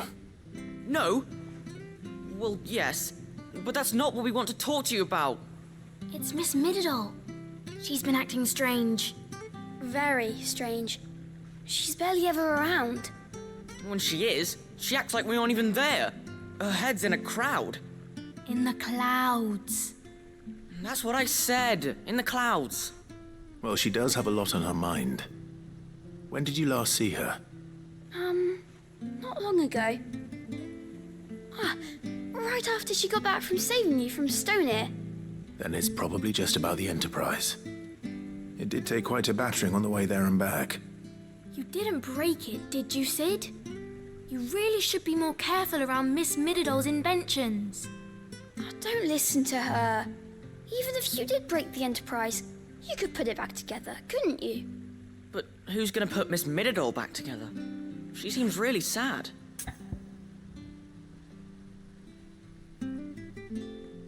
I'll go and see if I can cheer her up. You do that? For us? She's in her dungeon. Don't scare him. It's not a real dungeon. Thanks for the warning.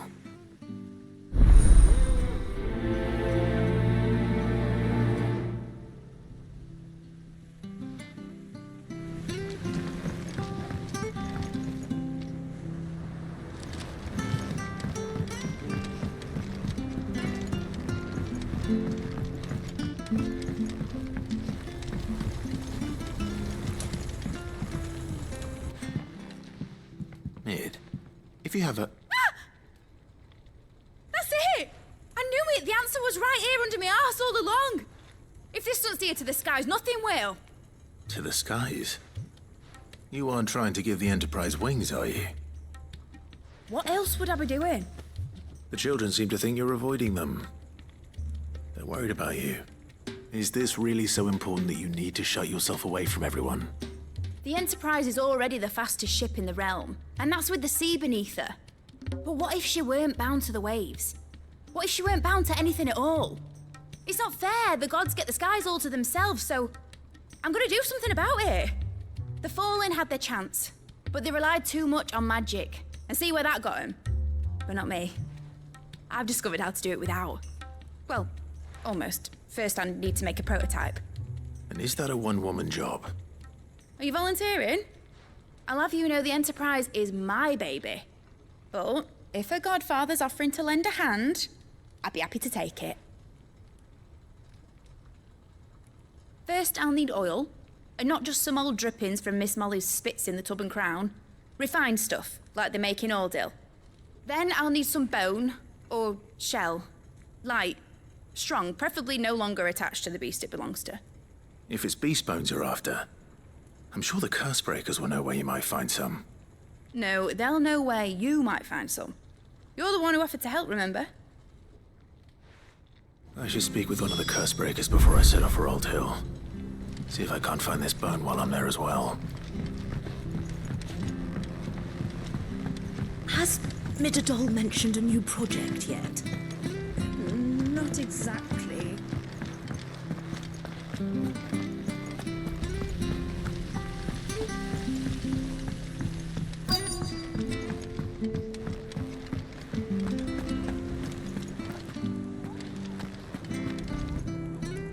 All right, Sid.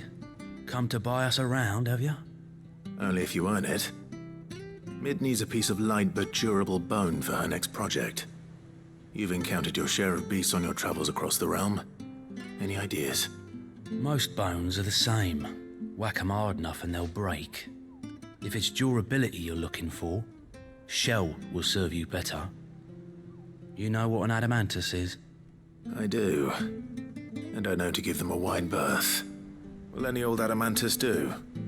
Well, with shells, the older the harder. There's a rumour of an ancient adamantus down in Karava, near Old Bidza. Or what's left of the village anyway. But don't expect to make quick work of the bastard. There's a reason it's lived as long as it has. I'll keep that in mind. Thank you.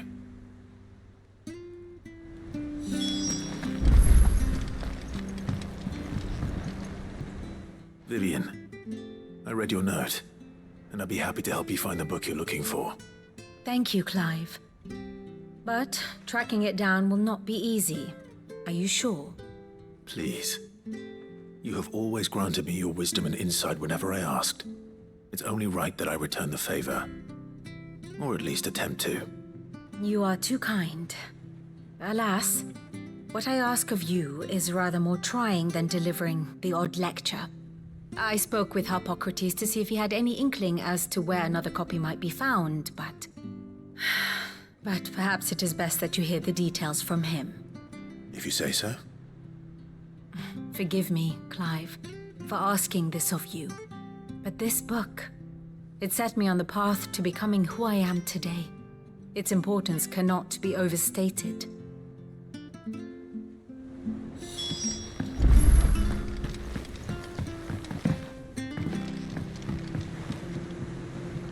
Sid, I was wondering if you could help me. It depends what with. A bearer, but recently freed from his bonds, is keen to join the Curse Breakers. As you know, the work we do is not easy, which is why we test every volunteer's suitability. I was hoping you could oversee this one's evaluation. I don't mind, but why this one? Because he wants to be a scout. Our ranks are filled with men and women capable of breaking chains and putting slavers to the sword. But scouting, we're few with the nose for that, which is why we still rely so heavily on Gav. And since he accompanies you on so many of your missions, I thought you might be better placed to recognize the traits in him that we should look for in those who'd fill his boots. Sounds reasonable. So you're happy to oversee the boys' test, then?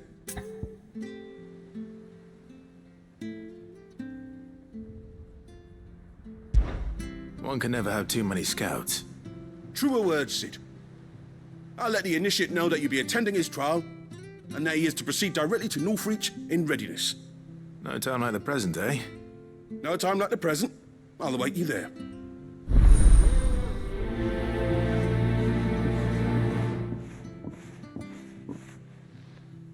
Northreach. I don't suppose they could have chosen somewhere closer. Sid, do you have a moment? By all means. It's my old master. Seems there's no escaping her. She found some way to send me a letter. And something else. Records from a Waluda prison. Seems they were keeping a lot of bearers there. How did she come by such a thing? Finding bearers always was her strong point. And it seems the cells of Balmung Dark are full of them. Foreign captives, the masterless. Bearers no one would miss. And even better for her, bearers with no one to look after them. When ether started lapping at the walls, the jailers fled.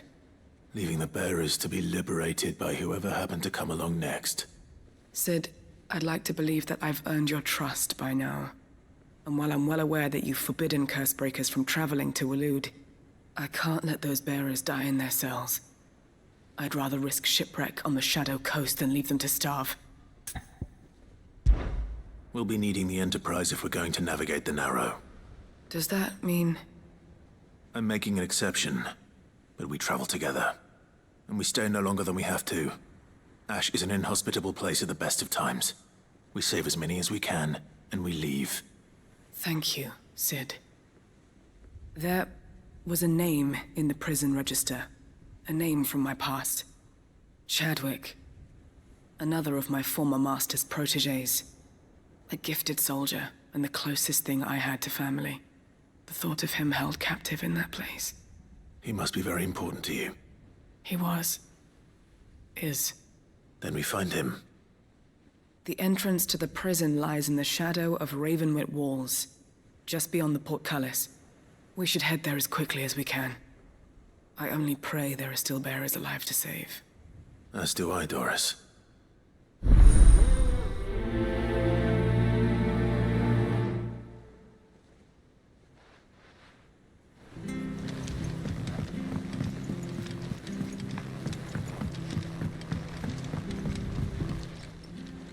Ah, Clive. Joshua, what's wrong? And don't say nothing.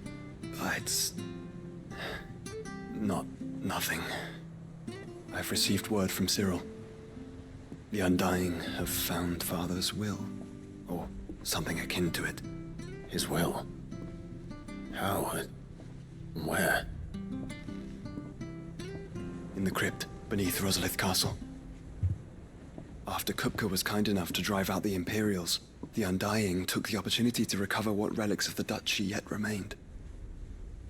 And in the process of doing so, they found a letter from Father.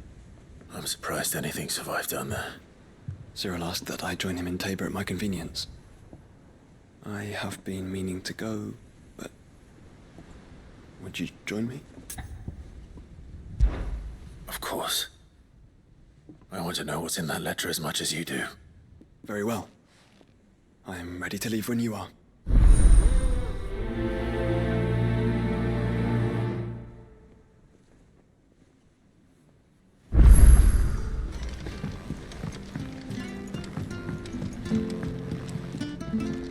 All right, Torgal. Where are you taking me?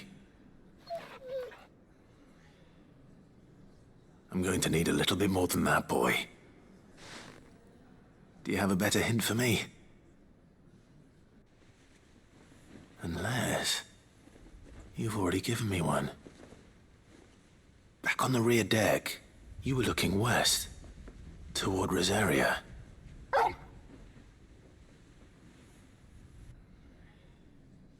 Why don't we try the rookery?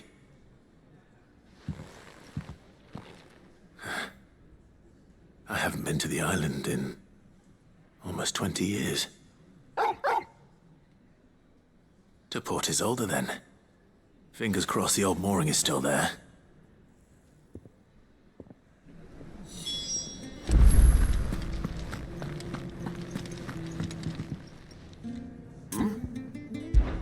Clive, my boy!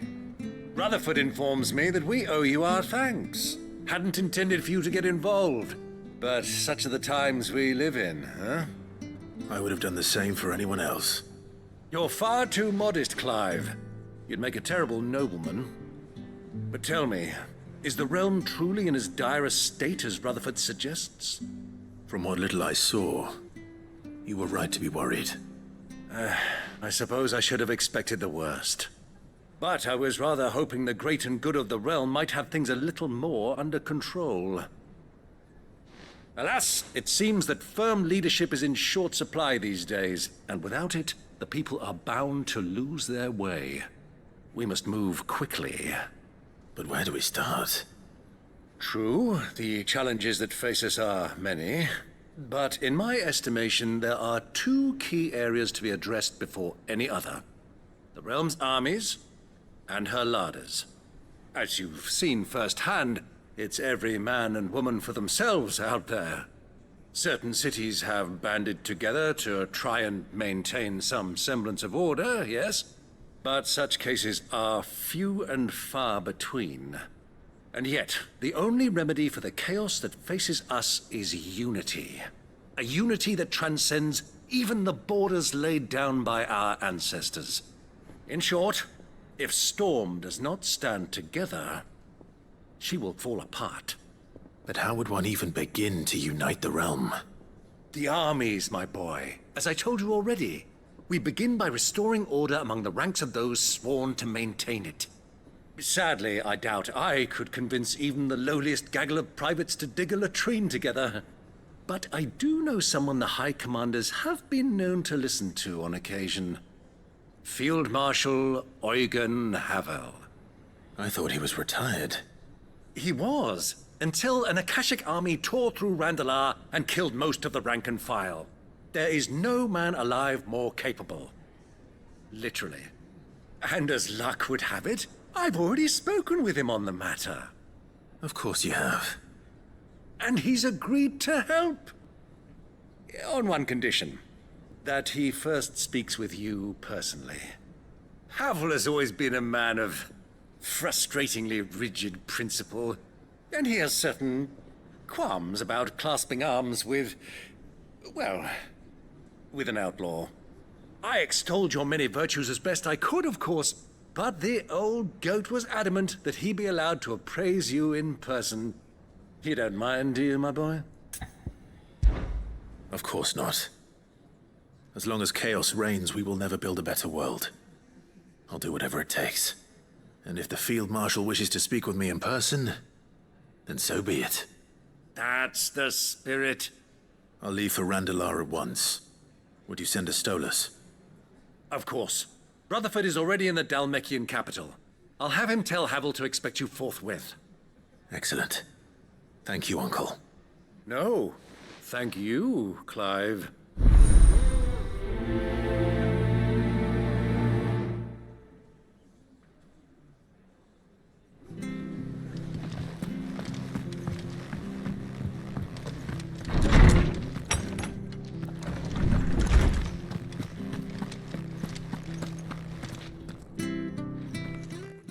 Clive, my boy. What a pleasure it is to see you. Harpocrates. There's something I need to ask you. I've been charged with locating a book called From a Distance. Then you seek a rare gem indeed. One whose name I had not thought to hear from your lips. You've been talking to Vivian. Right as always. But she didn't seem keen to tell me very much. I take it she didn't like what you had to say. And yet I gather it did naught to dissuade her. Clive, if the young professor has tasked you with obtaining a copy, I fear she asks the impossible. The executors would not allow it. The executors? Coveters of Secrets. A clandestine organization committed to the collection and intenebration of forbidden texts and technologies. One such text being the tome Vivian seeks, chronicling as it does the true history of the enslavement of bearers.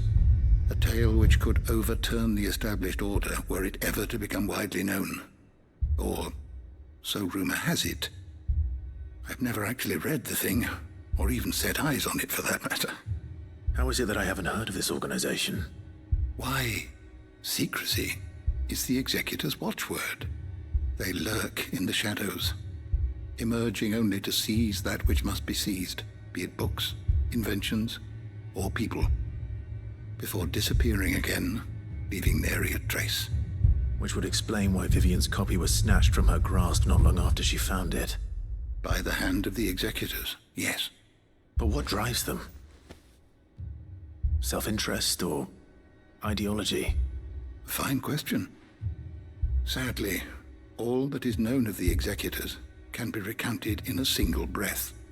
You may just as soon ask me of their origins, numbers, or the identities of their leaders. Any answer I give would be pure speculation. Then my hunt was doomed from the first. What was Vivian expecting? That I'd pluck it from thin air?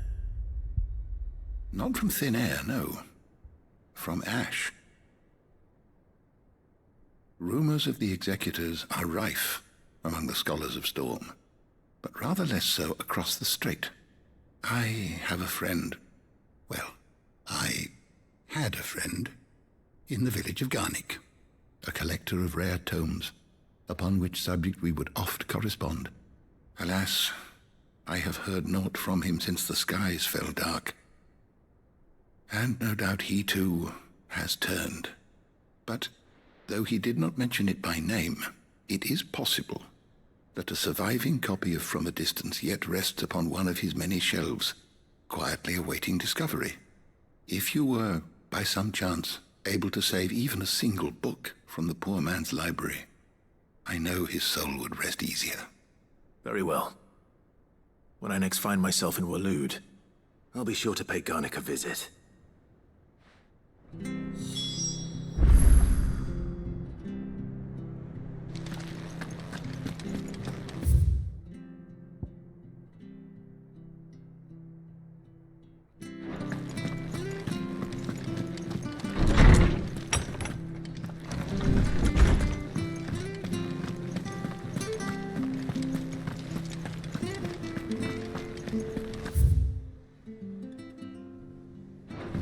First the skies, then the crystal.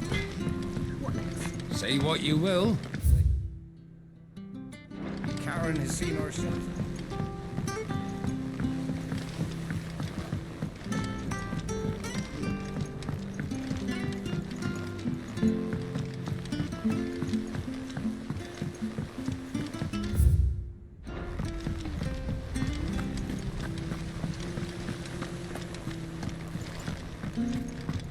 Has Midadol mentioned a new project yet? Not exactly. She seems to be occupied, but then again. I will not let them be forgotten. Sid, may I have a moment? Of course. It is an honor to finally speak with you. My name is Herman. I've been with the Cursebreakers for some time now, and I wish to be deployed to Ash. Any assignment will do. No. The lands across the Narrow are too dangerous. I will not send good men and women to risk their lives needlessly. Why would you want to go back? I need to retrieve something. Something important. I was raised in an orphanage. The Badbach Conservatory. Or rather, I was held captive there. It was not a place of nurture. It existed solely to turn bearer children into mindless weapons. We were tortured until we feared no pain. Tormented until our hearts turned to stone.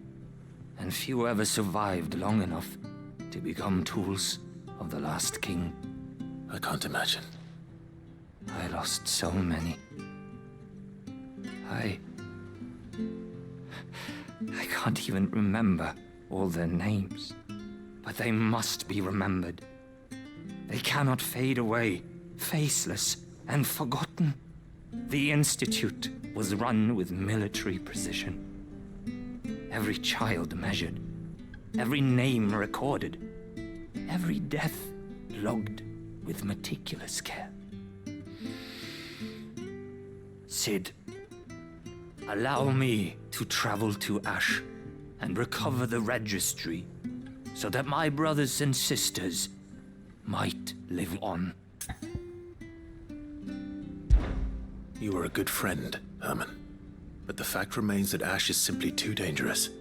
Sid, please. Even should it cost me my life. Too dangerous for you, Herman. But not for me. I'll go to Bad Bach and find the registry. You will? I won't let you risk your life. I don't know how to thank you. You can start by telling me where I'll find this orphanage. Vida Grace. Hidden in a forest, overlooking the plains. All right. I'll see what I can find there. May the mothers guide you.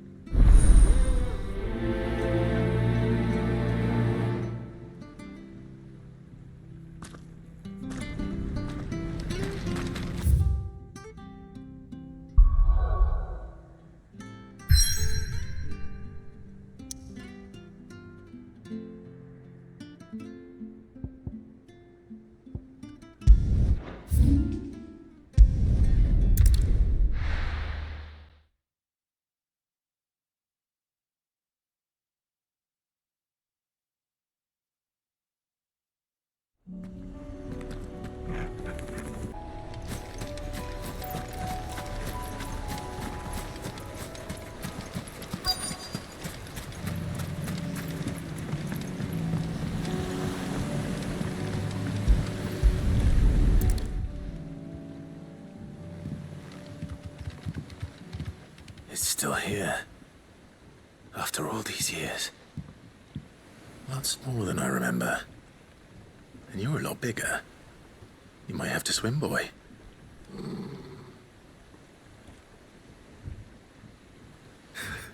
I wasn't being serious. You two go on without me. I doubt that boat will hold a third. If you're sure, we won't be long. Hop in, boy.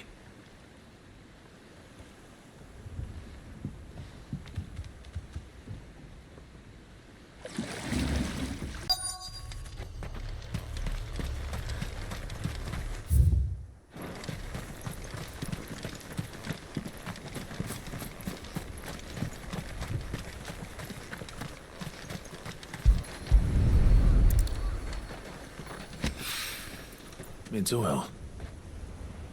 After what happened here, it's a miracle there was any left at all.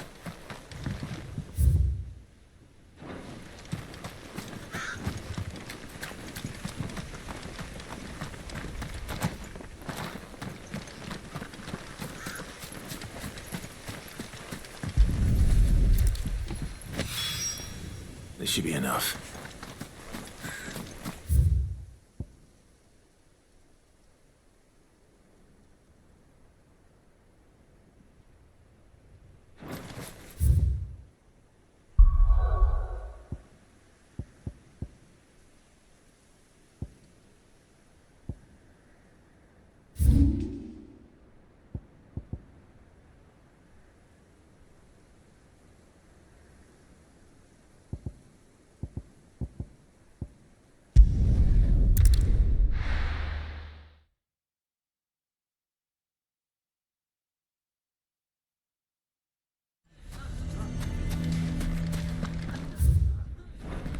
Why the hell would Victor take the bearer's side?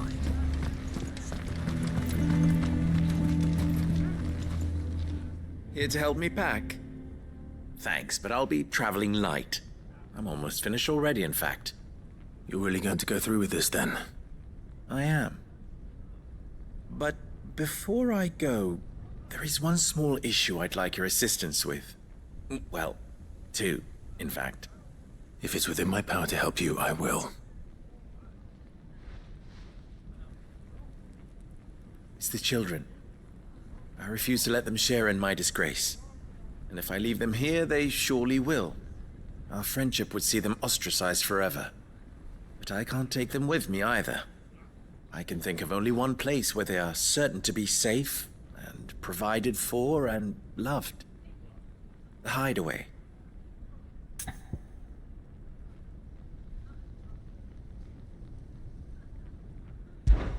Of course. The children would be more than welcome. Thank you, Clive. I will not forget this. Lubor, are you still here?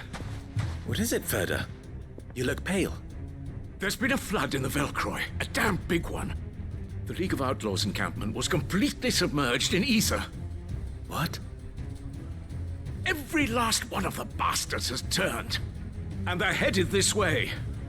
Bandits are one thing, but Akashic bandits are quite another. The town guard won't stand a chance against them. We need to evacuate. There's no time to lose. Ferda, gather the men. The Akashic may strike at any moment. We must make ready to cover the townspeople's escape. Well, what are you waiting for? Yes, my lord. Clive, change of plan. The children stay with me for now. I need you to find Conrad and Natalie. Tell them to prepare for a full and immediate evacuation. Understood. I'll do what I can to convince everyone else. Wish me luck.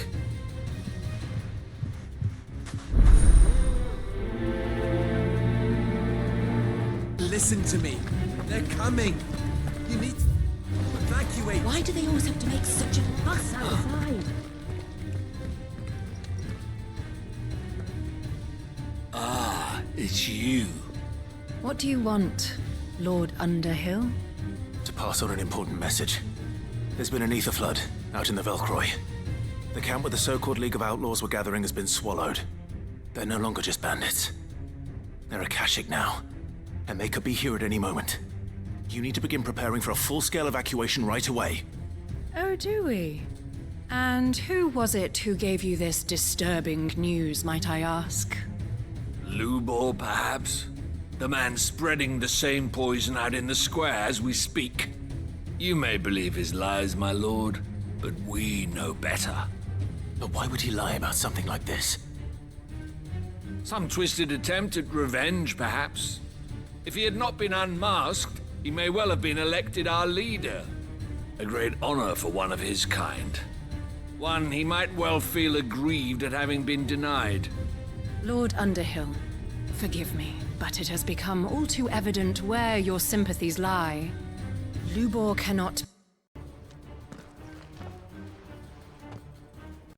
Ah, it's you.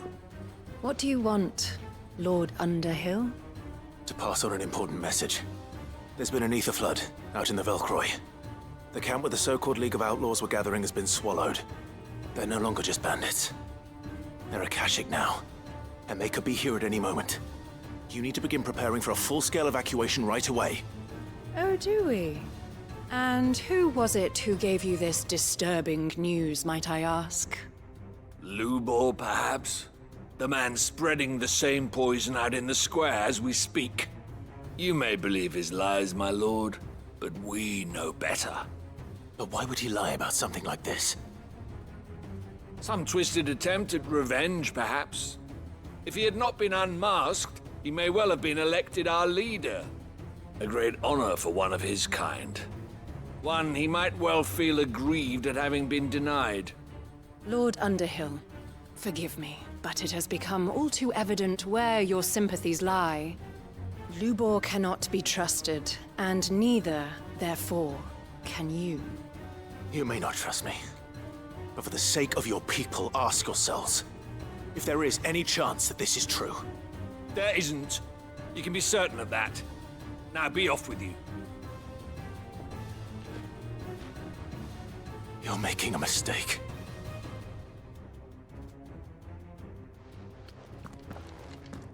Come, Clive. If our words will not move them, then we must find another way to help save the town. You're right.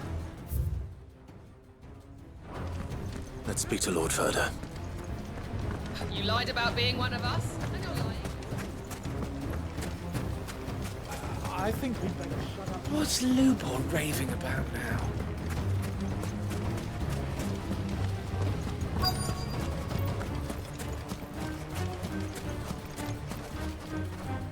Lord Ferda. Sid, what's wrong?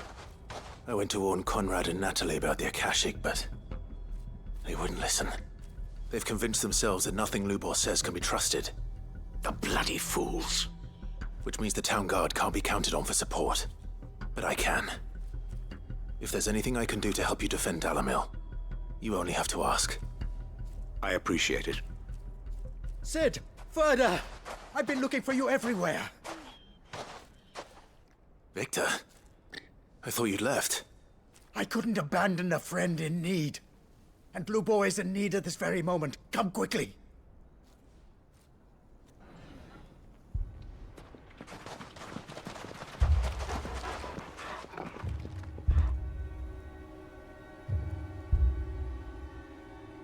You have to believe me! The Akashic are coming! They don't eat, they don't sleep, they don't tire, and they don't care who they kill. They're unlike anything that's come before. There will be no parley, no mercy granted! We may have saved the town once, but this is different. I do not ask that you forgive me, but please believe me. If you do not run, you will die. You will all fucking die!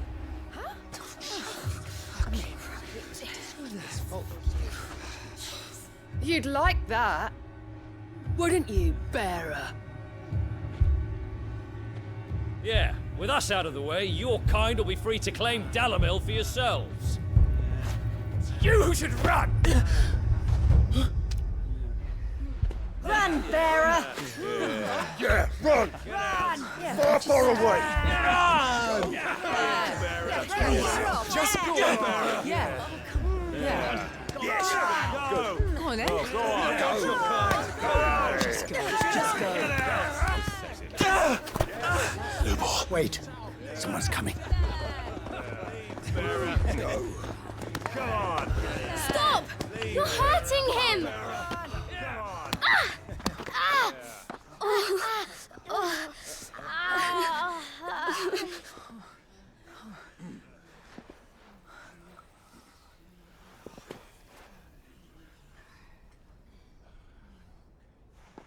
What did Lubor ever do to you?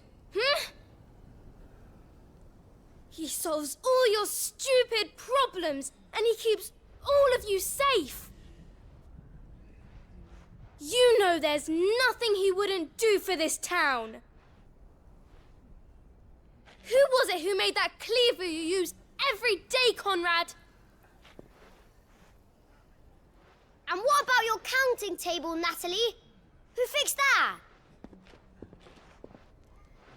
Whose men make sure the streets are clean so all your boots don't get dirty? Who spends all day, every day making sure things run smoothly around here? And none of you ever say thank you. Ever. But did Lubor ever complain? Well, does he ever stop smiling? He keeps this whole place going. And you act like it doesn't even exist!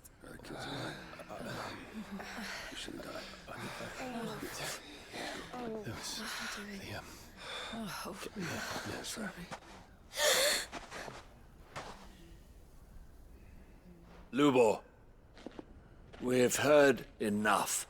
Wait! We will not run. The town guard will not abandon the very place it is sworn to protect. And I will not give up for lost the stores that we labored so hard to fill.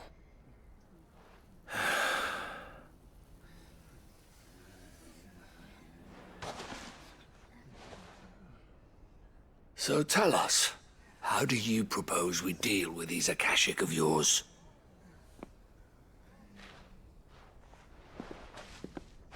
We won't run, but we will fight.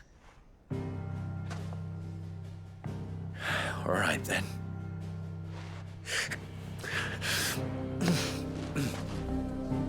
Fine.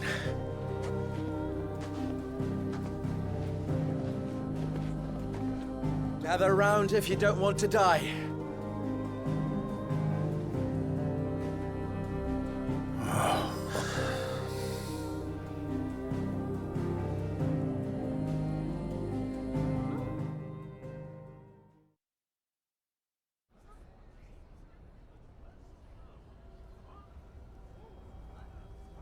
Allow me to explain the situation.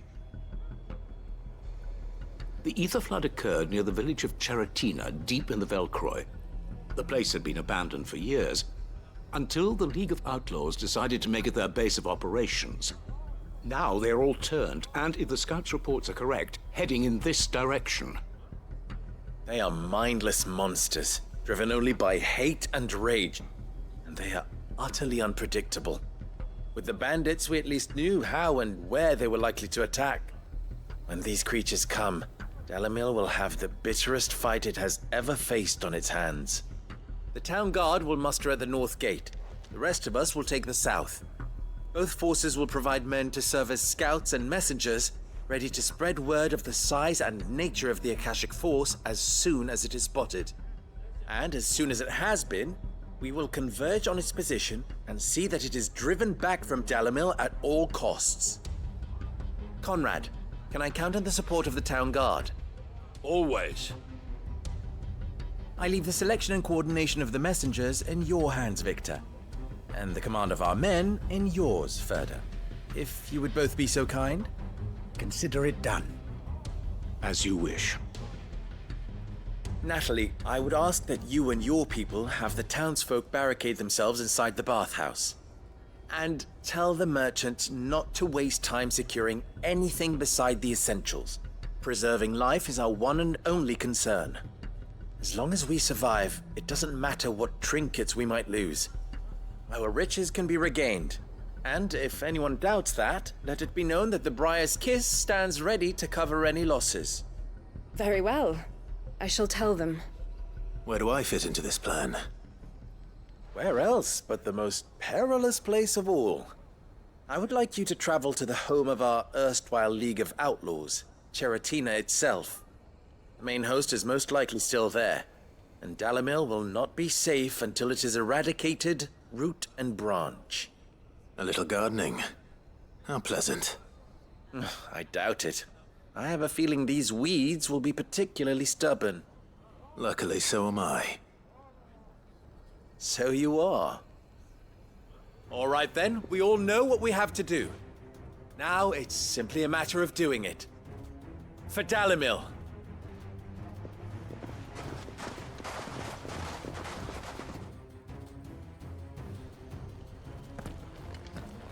Looks like everyone's ready. I better not keep them waiting.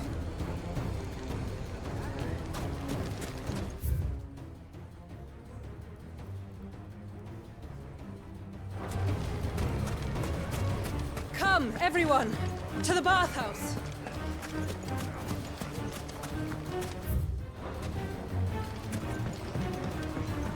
I may not be a soldier, but I can fight. Will we be safe in the bathhouse? Should we not This run way! while we have Everyone time? inside! Quickly!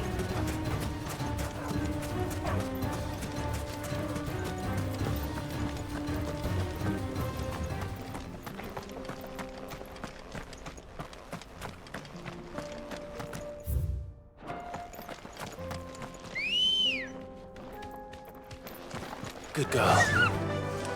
Fly, Ambrosia.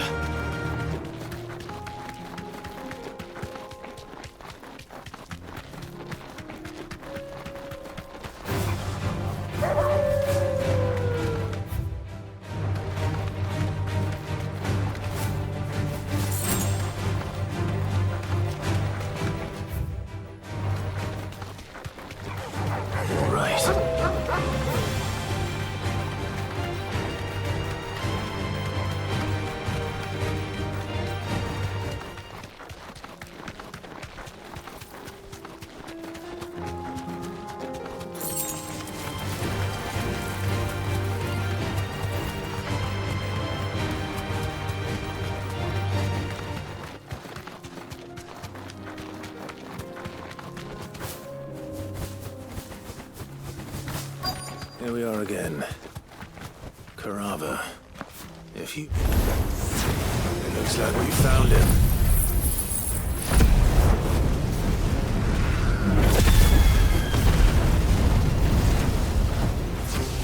Over here!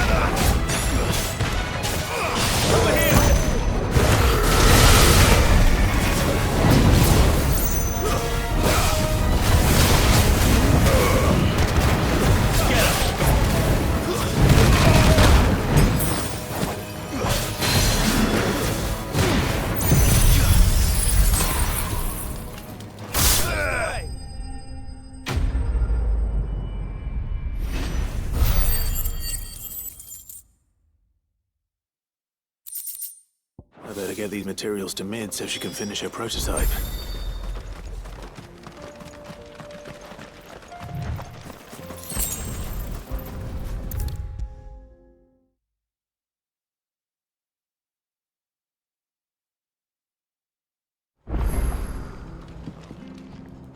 Mid, tell me this is all you need.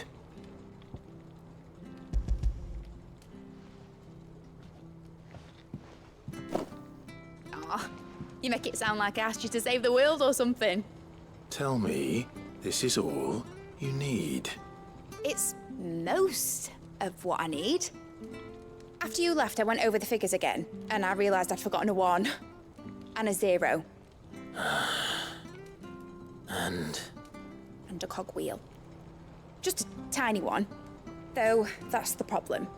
Gears that small are a bastard to make, and I may have lost the one Blackthorn spent a fortnight toiling over.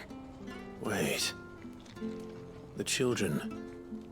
When they took apart your scales, there was a tiny brass gear. Now that I think about it, they didn't use it when we put the scales back together. The young'uns? But why would the... You know what?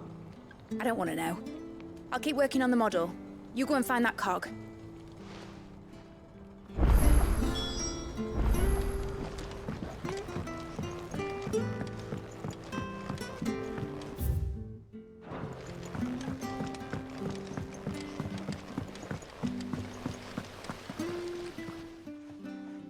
Sid!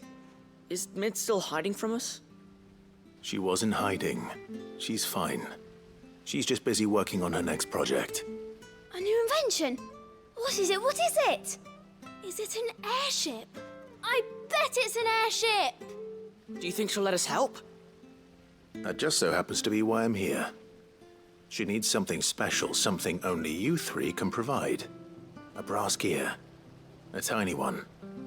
One that might fit on, say, a set of scales? Oh, the one you forgot! We remember! We saved it, just in case. It's in the bag of bits. Since your lesson, we've been disassembling, then reassembling everything we can find. All the pieces that are left over, we keep under our beds, just in case. That's good to know. Look! I found it!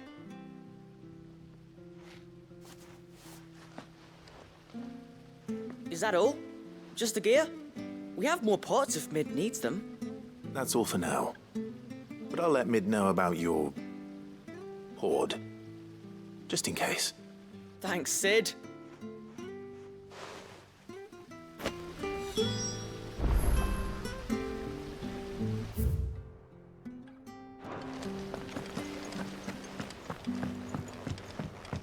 Has Midadol mentioned a new project yet? Not exactly. She's preoccupied. Well, did they have it?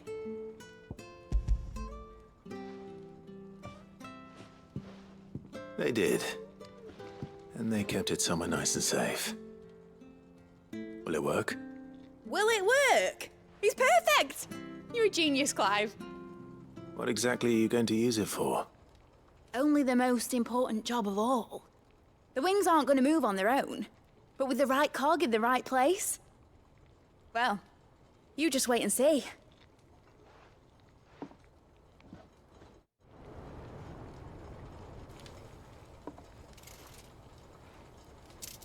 That should do it.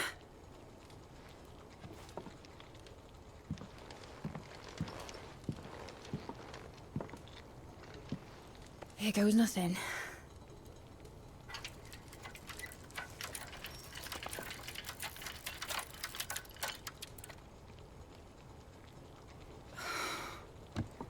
Titan's tits. It wasn't supposed to fly, was it? Of course it was supposed to fly. Wouldn't be much of an airship if it didn't. Honestly, these bloody engines are driving me mad. I was so sure this would be the day she soared. The mithril engine was made to make dreams come true. But maybe this is one dream the world's better off without. Show folk how to take flying. It won't be long till they're raining death down on each other. People will lose their homes. Children, their mums and their dads. Like I lost mine. I'm sorry. So am I, Clive. So am I. Sorry that I have to choose. Do I follow my head, or do I follow my heart?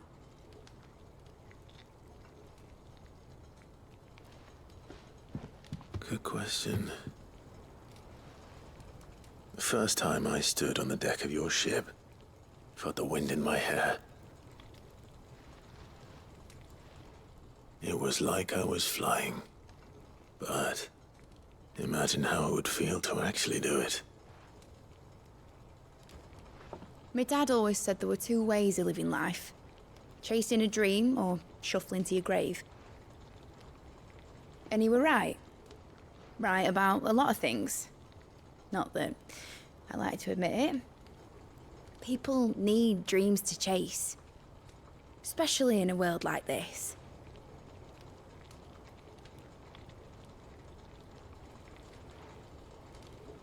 Right.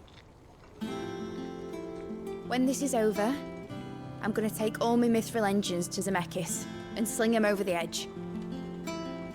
I won't have my dream end up turning into someone else's nightmare.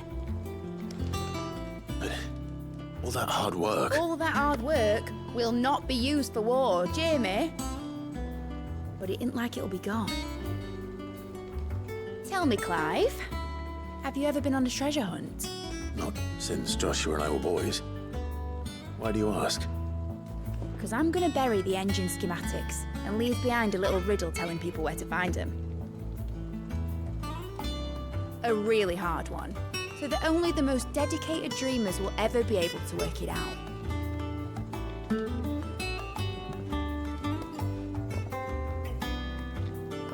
Ooh, I can picture it now. Some daft general squinting at the words with a gormless expression on his mug. Like that one, yeah. Right.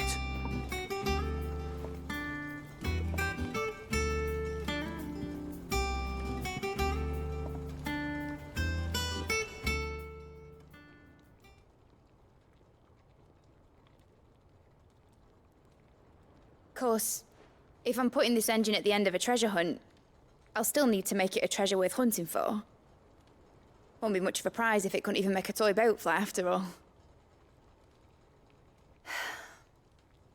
My dad always said, dream big. But it ain't the size of a dream that's important, is it, Clive? Only that it's a good one. And I reckon I've got a fair few good uns left in me. I'm sure you do.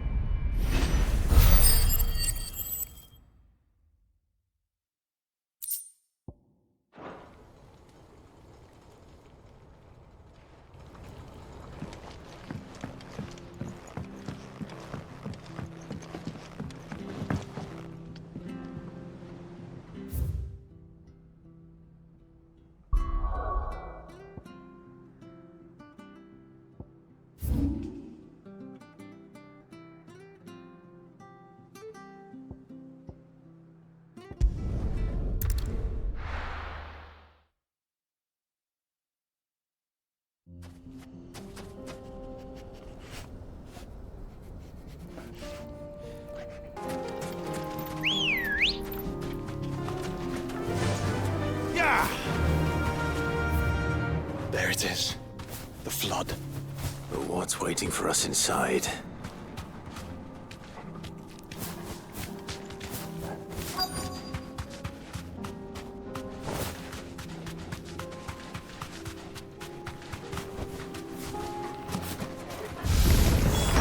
We can't leave a single one alive.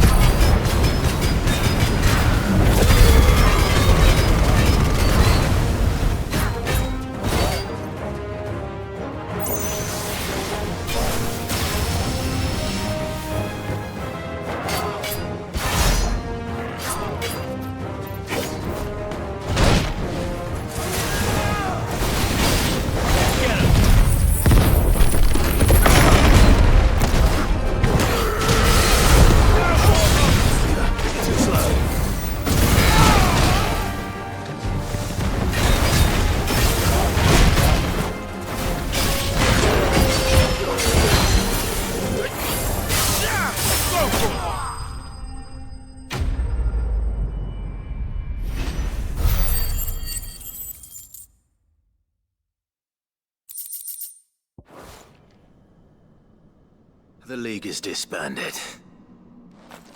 I should get back to Dalimil and see how the others fared.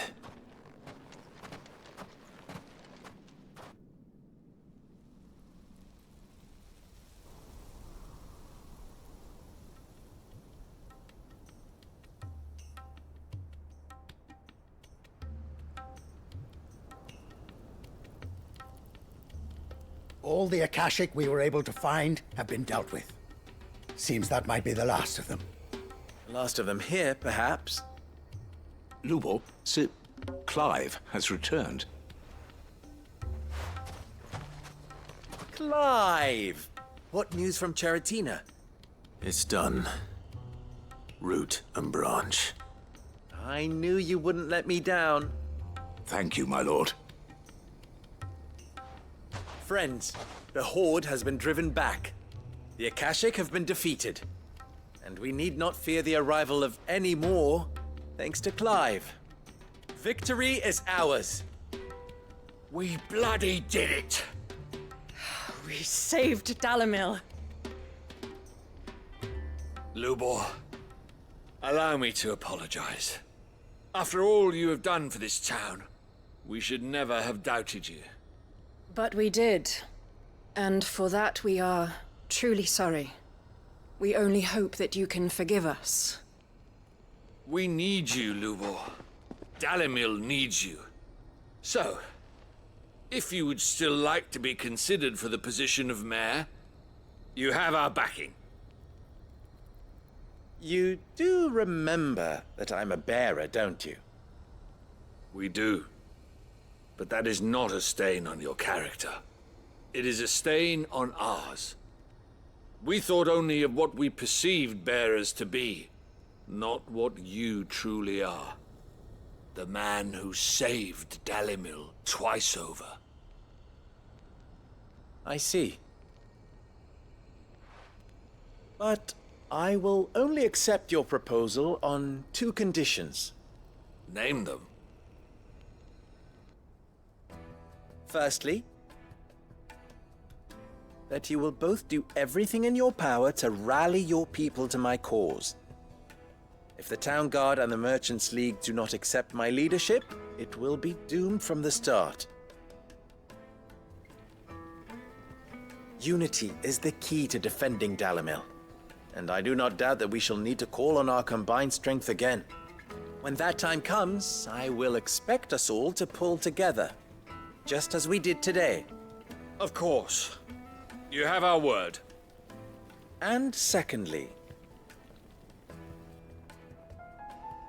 you will accept that if I am to lead you, the mistreatment of bearers must end here in Dalimil.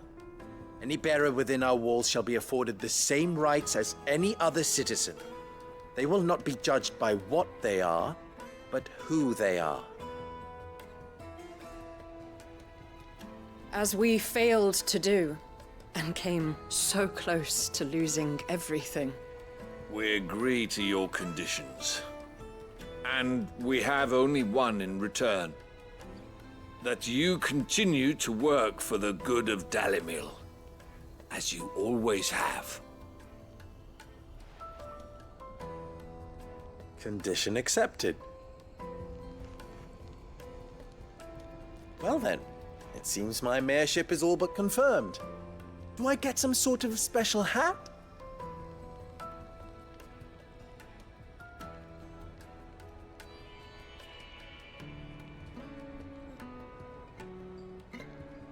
How fickle fate can be. Not so long ago, I had resigned myself to leaving Dalimil in disgrace. And now, I find myself her leader. Here. For everything.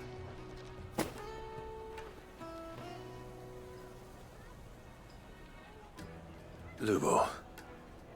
About the children. Fear not. You are, of course, relieved of your responsibility. I would sooner face another horde of Akashic than see them brought up as outlaws. I'll make sure they're safe here. I don't doubt that you will. And not just the children, but everyone in Dalimil. I'll do my best. Can't have all your hard work going to waste.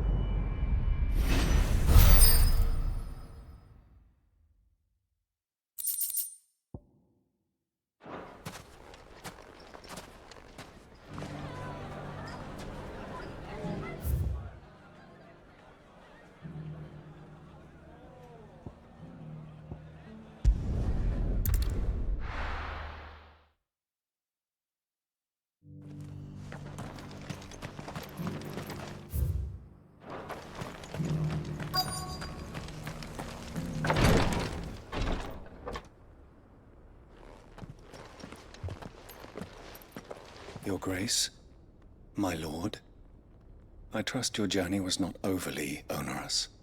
Cyril, you found a letter from Father? Yes, I have it here.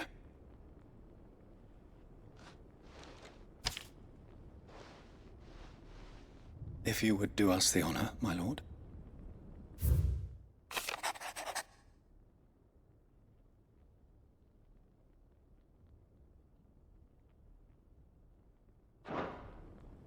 An inheritance. It would seem the late Archduke penned this missive shortly before his passing. The day before we left for Phoenix Gate. What are these plans he spoke of? His plans for the duchy, Your Grace. Your father entrusted them to my predecessor, the former bearer of the Burning Quill, who entrusted them in turn to me. The complete emancipation of bearers is their stated aim. But your father's dream did not end there. His Grace also spoke of building hospices to care for those stricken by the curse, and the founding of a new university to further the development of non-magical technologies. With the blight spreading ever more widely across the twins, Archduke Elwyn saw this as the only means of securing Rosaria's survival. He wished to see men and bearers treated as equals. To see centuries of common wisdom overturned. Small wonder he did not think it achievable within his lifetime. But he thought it achievable nonetheless. Had he not, he would never have written this message. Nor would he have entrusted his vision to his most faithful aides. Those who would have stood with you, shielded you from the machinations of the less benevolent personages at court. It's a pity only they are still with us. 'Tis true that those most loyal to your father were the first to suffer the Duchess's wrath. But one at least remains, and she has come bearing gifts. What do you mean?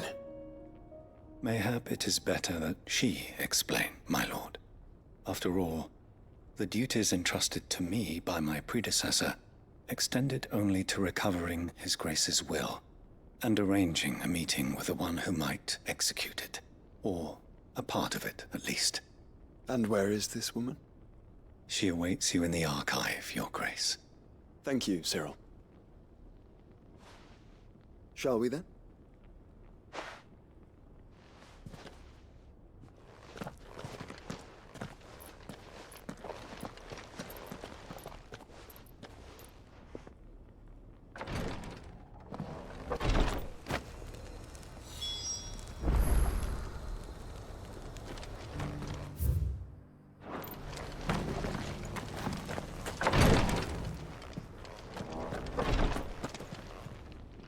Lord Marquis, if you have a moment. What is it, Cyril? One of our brethren lately journeyed across the strait in order to pursue a new avenue of inquiry in our ongoing investigation. He sent an owl some while ago, but we have heard naught from him since. Was he surveying another fallen ruin? No. The object of his study was a savior cult that has arisen in Ash in recent years. We believe it may have some connection to the Circle of Malleus, an ancient religion that worshipped Ultima as its god. By gaining an understanding of this new faith, we hoped to learn more of the Circle's original beliefs. And so you sent one of your brothers to Ash? A continent teeming with orcs and Akashic? Fully cognizant of the risks, yes. I entrusted the mission to one of the most able of our order, the Third Chair, a master of the arts of combat and survival both. Though he has been silent for some days now, I have thus far refrained from sending any others in search of him, lest they be lost in turn. Yet, it seemed only right to inform you of the situation, given your unique experience of the perils of Ash. For as you so earnestly advised me, It would not do to abandon a man to his fate, when he might yet be saved.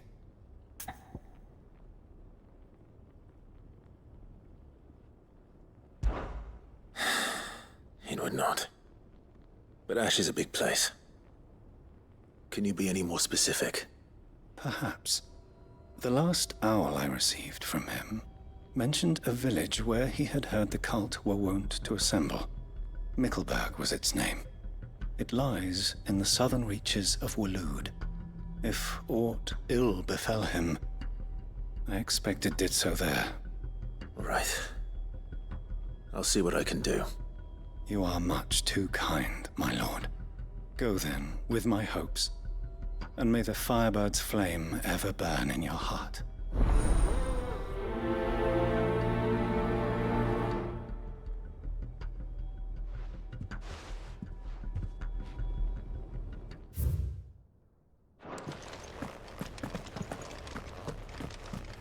If this new faith really is an offshoot of the Circle of... Yes, then. Let's concentrate on finding the third chair first, shall we?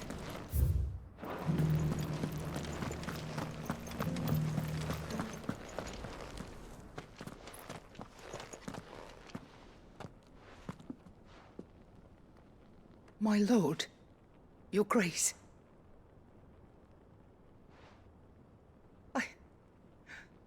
I hardly recognize you. I am Goditha, retainer of House Rosfield, loyal servant to the Phoenix and his shields. Your father, the Archduke Elwyn, entrusted me with the delivery of a gift. I only hope you can forgive my tardiness in bringing it to you. Lift up your head, Lady Goditha. You have our gratitude for your service to our house and to our father. I merely did my duty, as any proud Rosarian would. My lady, perhaps you could explain a little more? What exactly is the gift you bring? As I'm sure you know, it has long been the custom for the children of House Rosfield to be presented with certain keepsakes upon their coming of age. Indeed it has. Our father often spoke of the day when our turn would come. And had he lived to see it, he would have presented you with the treasures I bear. Matching armbands for you both. Alas, he did not live. Indeed, he was taken from us even before they could be completed. He had intended to claim the Heartstone with which each armband was to be finished himself, but it was not to be. And his gifts remain incomplete. I see. It saddens me to bring them before you, as they are. It was your father's wish that you be presented with the finished articles, not these works in progress. But with his grace long since gone, and the stone left unclaimed, I had little choice. You are grown men now, and his house is yours. And while I would not presume to insist upon your claiming the Heartstone in his stead, I know that nothing would have pleased him more than for you to do so. Thank you, Lady Goditha. What say you, Clive? What else? Of course, my lady. May our father's will be done. Oh, I am much obliged. Do you know where we might find this Heartstone, my lady? I do. Though it may be a matter of a good deal more than simply happening upon it. It is found in the bellies of elder griffins, you see. We do at least know where to find one. A certain specimen has made its nest in Titan's Wake, not far from here. A certain specimen? You are most perceptive, Your Grace. In answer to your unspoken question, yes. In fact, this is the very same beast your father meant to slay. I have been tracking its movements since you were but a boy.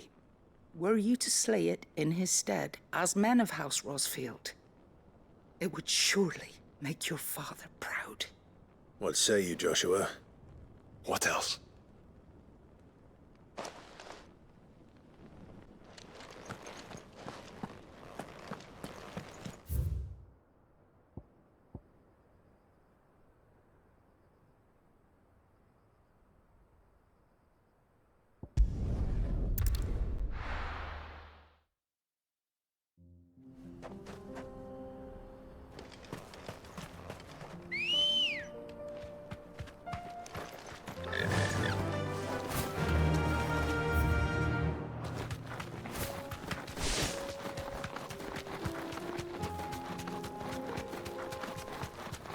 eyes peeled, Joshua.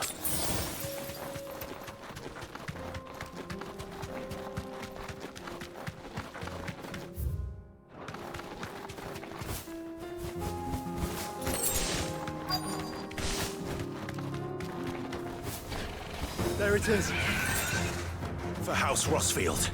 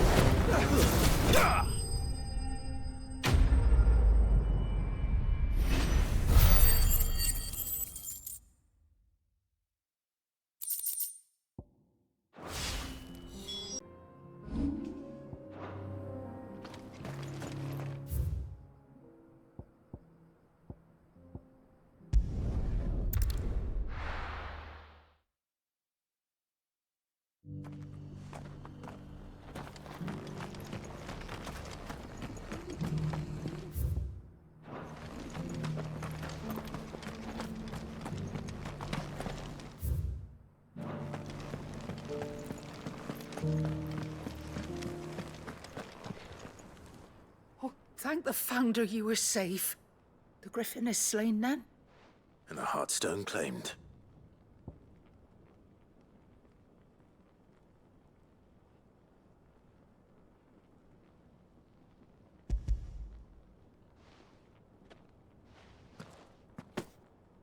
Yes. This radiant luster, like frozen flame. It is just as your father described it. Thank you, my lord. Your grace. Your father would be so proud. Lady Goditha, the lapidary is ready. Thank you, Cyril. I will be with him shortly. If you would excuse me, I shall have the stone cut and set forthwith.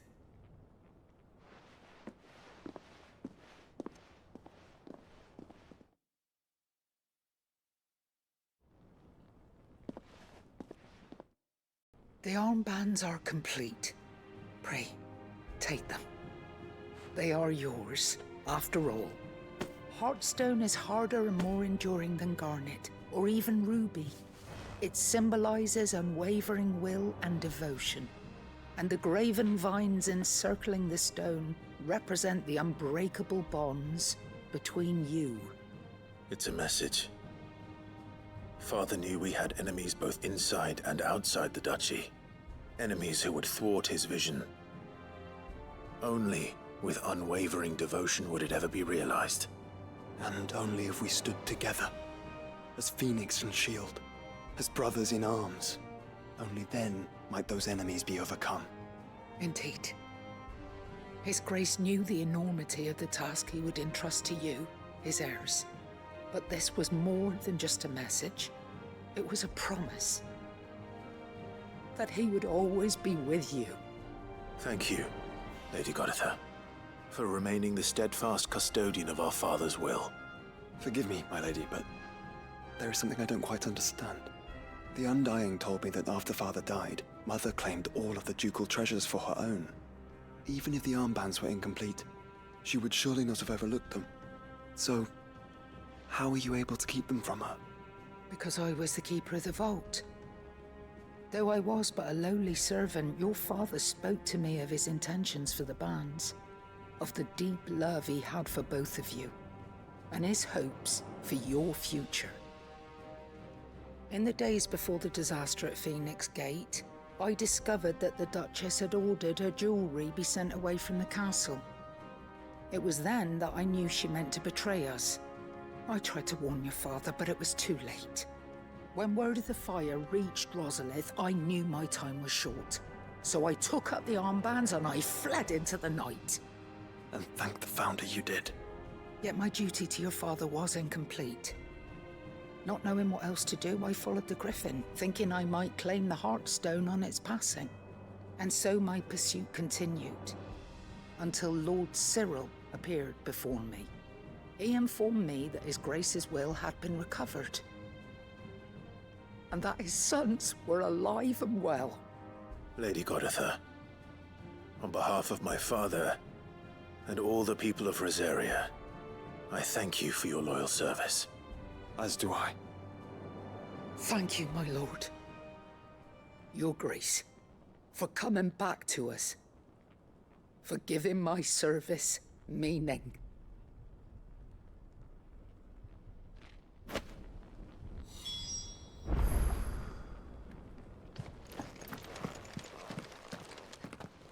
The bands suit you well.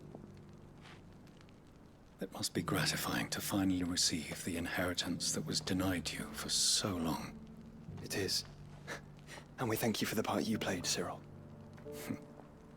If you would permit me to play my part a little longer, might I suggest that you make your way to your father's memorial atop Hawk's Cry Cliff? Let him see that you have received his blessing, and that his vision lives on in you. I suppose it would be churlish not to. What do you say, Clive? Should we pay Father a visit? I think we should. I was hoping to be able to offer him my thanks before we left for Origin. Your father, since the day we recovered it from Phoenix Gate, I prithee claim it. For it too is a part of your inheritance, and I do not doubt that your father would prefer it in your hands than perched upon some lonely rock. Thank you, Cyril.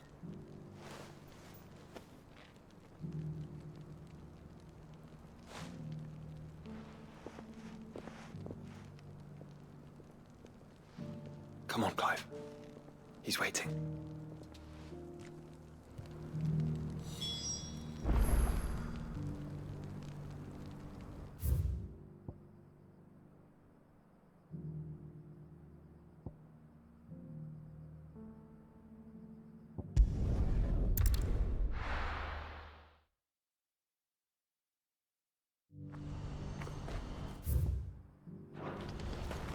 Do you see that? Dude.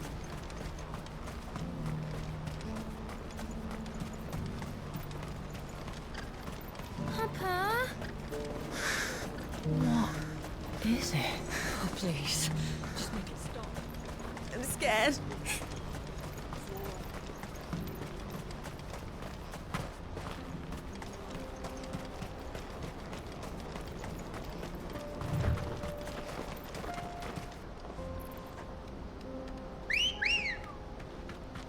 Ready, go?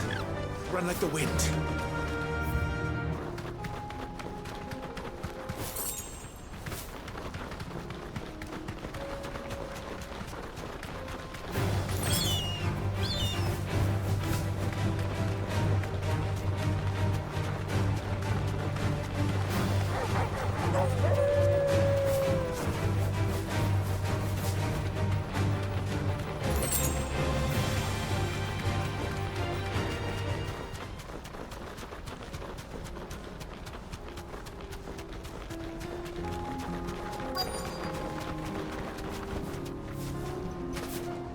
can't be Rutherford, can it?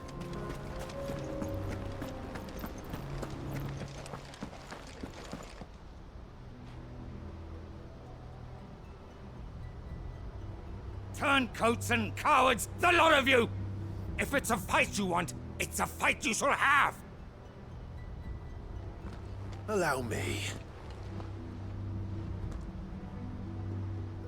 I don't need your... Please, Field Marshal, oblige him. This won't take long. You're right. It won't.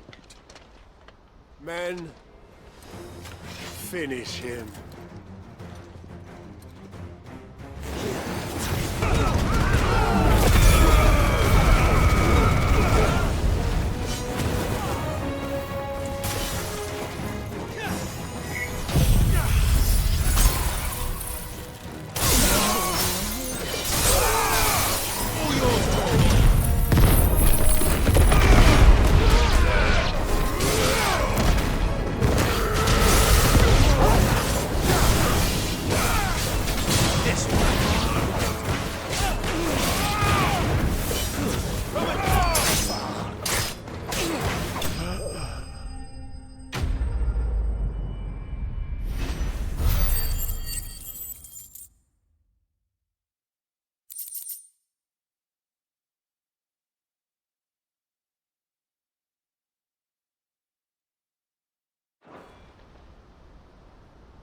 A little longer than I'd have liked.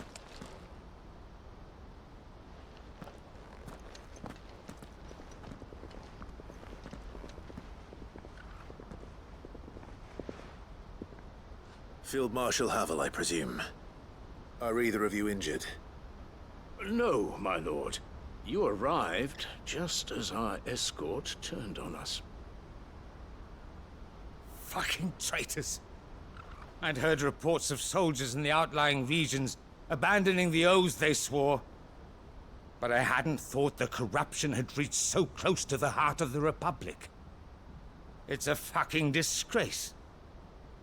Your interfering old bastard of an uncle tried to warn me, of course. My lord Marquis. Or is Sid the Outlaw more to your liking? Call me what you want. It doesn't change who I am. Or the urgency of the message I bring. My uncle has a plan to right the realm, and he needs your help to see it through. Before I agree to anything, I'd have you answer one question. What do you stand to gain from all this? I won't deny that I might benefit from further chaos. But I seek a new beginning for all of us. And while the choices I've made may not always have been the right ones, I know I made them for the right reasons. For so long, so many of us have been told how we could live, how we could die, when it should have been our decision all along. Now we have a chance to put things right. But in order to take it, we must stand together. Even if it be beside those with whom we don't see eye to eye.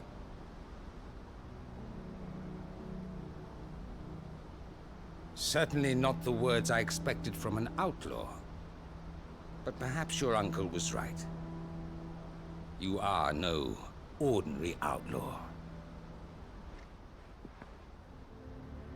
I'll never hear the end of this. All right. I'll start by ordering my most trusted guard to bring the Dhalmekian fringes under control. Next, I'll make contact with my counterparts in the Imperial Army and see if I can't convince them to try and restore order in their own territory. Thank you, Field Marshal. But they are not the only ones we will need to convince. What do you mean? I don't doubt that I can bully some sense into a few generals. But those they answer to require a different kind of persuasion. And when it comes to honeyed words, well, we will need an envoy. One who can court even the most stubborn of statesmen. You, perhaps? I'm flattered. But I'm no diplomat either. And I have other problems to attend to. What we need is a skilled arbitrator. And I may know just the person. Is that so? And would he happen to be an outlaw too? Of a different kind, perhaps.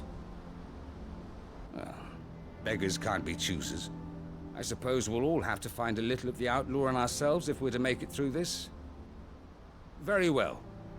Send your man to me right away. I shall.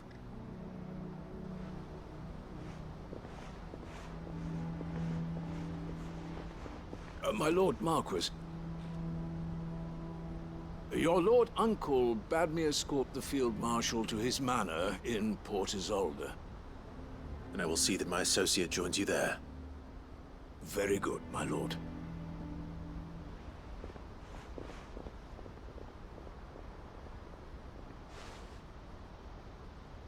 Huh.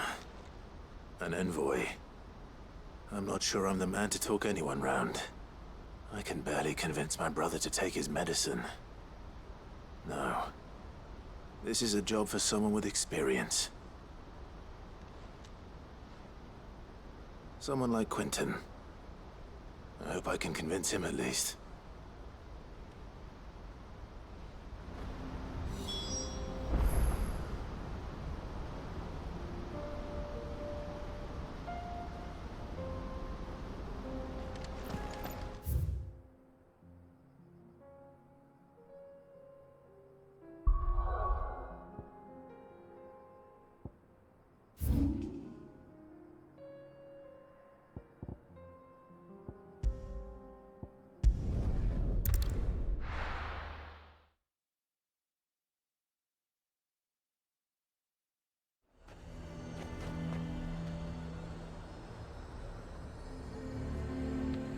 Azir might at least have mentioned where in Northreach he'd be testing this recruit. Who'd you think? I'm nervous. Well met, Sid. This is the Initiate. Ember, present yourself. At your service, Master. Please, just Sid. There are no masters here. Your life is your own. Oh, of course. Thank you, Sid. The Sergeant says you'll be evaluating me at my trial. To become a scout, yes. You are aware of the dangers inherent in that role. I am. But I swore I'd face them. Just like the man who saved my life. And who would that be? Gav. It was him who found me and freed me. No magic, no support, just one man and his nose. Came and sniffed me out. It taught me what one man can do if he puts his mind to it. And I've been training ever since, so that one day, I can be someone's saviour, just like Gav was mine. I'm sure he'd be flattered. You clearly have good intentions, Ember. And it sounds like you're under no illusions. Stick to this path and you'll make a fine curse-breaker. So, what? Have I passed? You haven't even started yet. Now listen.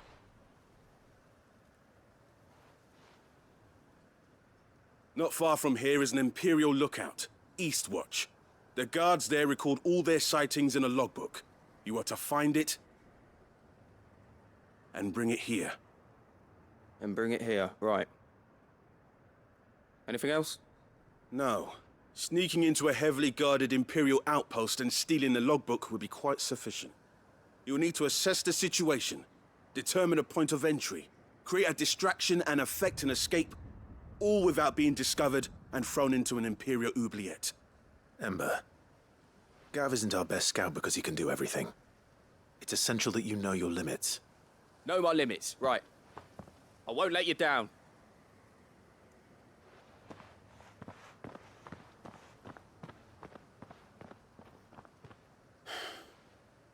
It shouldn't be as dangerous as I made out. But keep a weather eye on him all the same, would you? On my way. All right. Need me? The garrison is threatening to pull their sentries from the markets if we don't cooperate. I would speak with this Duke.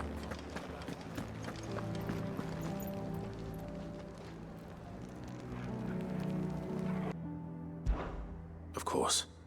Whatever you need. Thank you, Clive. What would I do without you? Philippe told me he had men stationed at... Where can I find the mistress of this establishment? Here, my lady. To whom do I have the pleasure of speaking?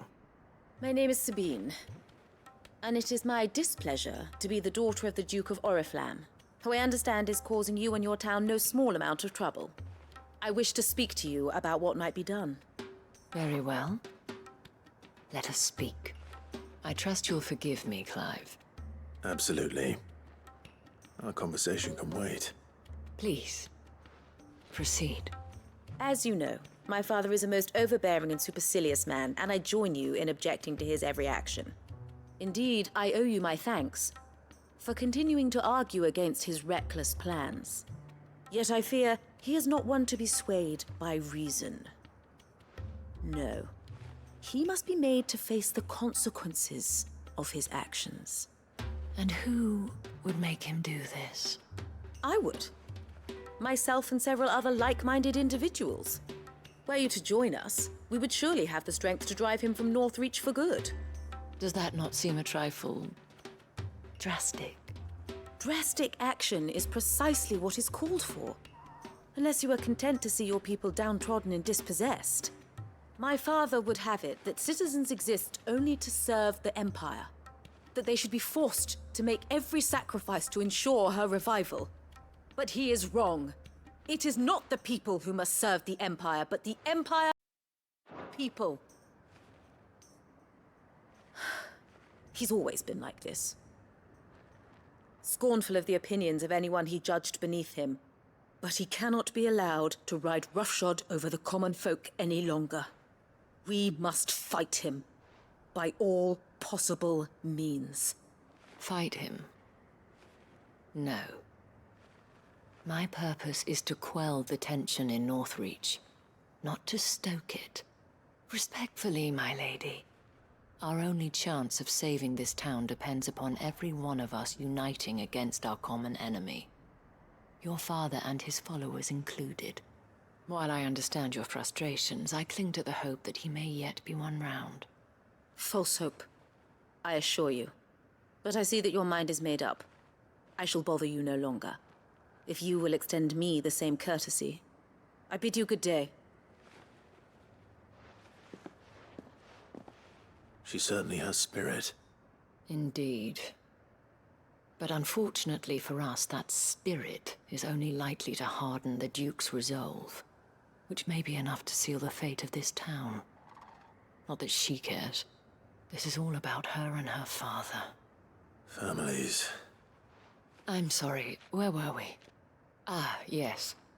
I was about to tell you of Philippe's plans for the town watch, but perhaps it's better that you heard them from him. I believe he's in the market, if you'd be so kind as to seek him out. Right away. It's just a pity I cannot join you. I'd like to see the two of you in action together.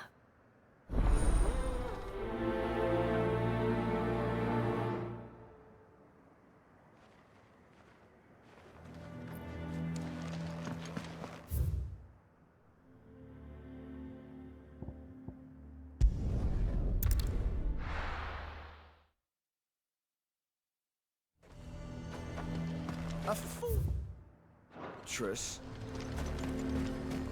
Who'd you think? He'd have our coin, our stock and our stores, and we're just supposed to... So you are content to abandon the...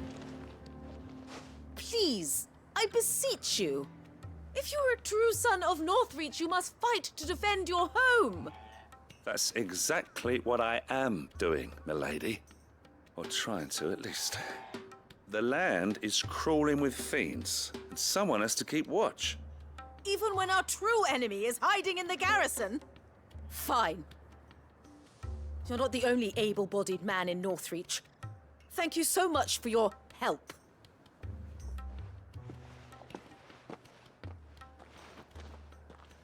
She cornered you too, then? Could hardly get a word in edgeways. Like father, like daughter, eh? She made an uninvited appearance at the Vale earlier, hoping to convince the Dane to join her in fomenting rebellion. I bet that went well. Her ladyship seems to have a way with people. Anyway, what brings you here? Our mutual friend thought you might welcome some help. Oh, she did she? Right as always. In fact, you're just the man. We've had some reports, you see. Sightings of, you know what. They're back. Seems that way. All over, too. We haven't been able to confirm anything yet, but if you're willing, you could go and see what's what. Right. Where should I look? You know Grieger's Weep? One of the sightings places them somewhere on its shores. I'm on my way. Thank you, Clive. I'll look into one of the other sightings. Let's rendezvous back here later.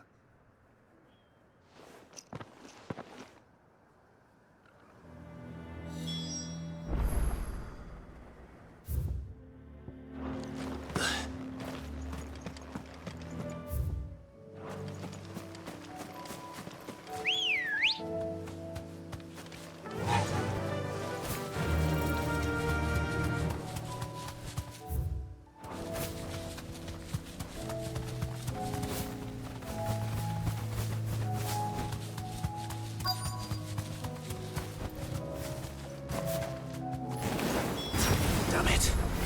The reports were true. I need to stop them before they get to the town.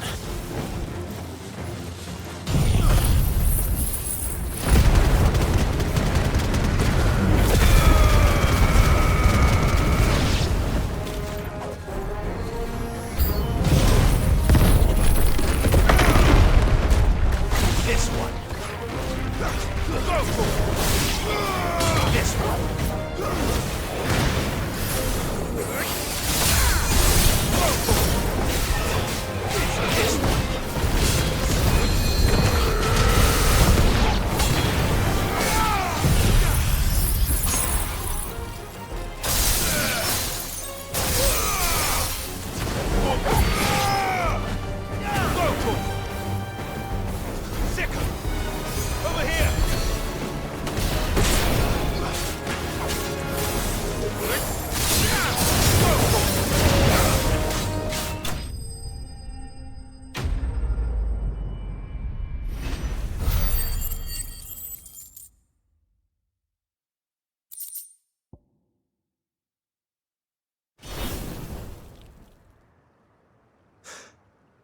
Call that a test, Ultima?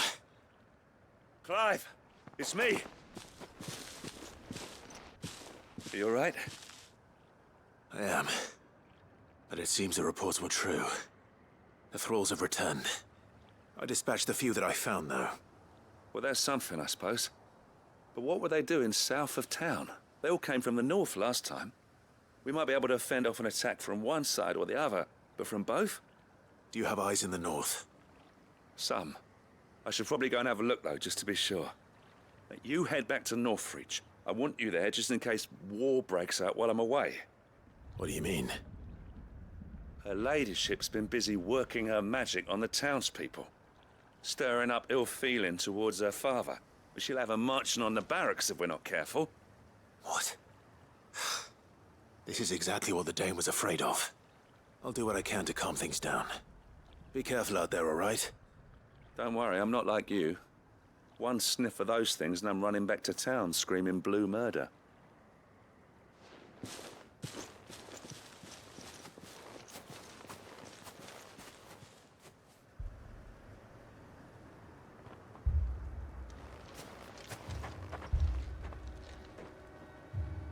Do you not see, Father?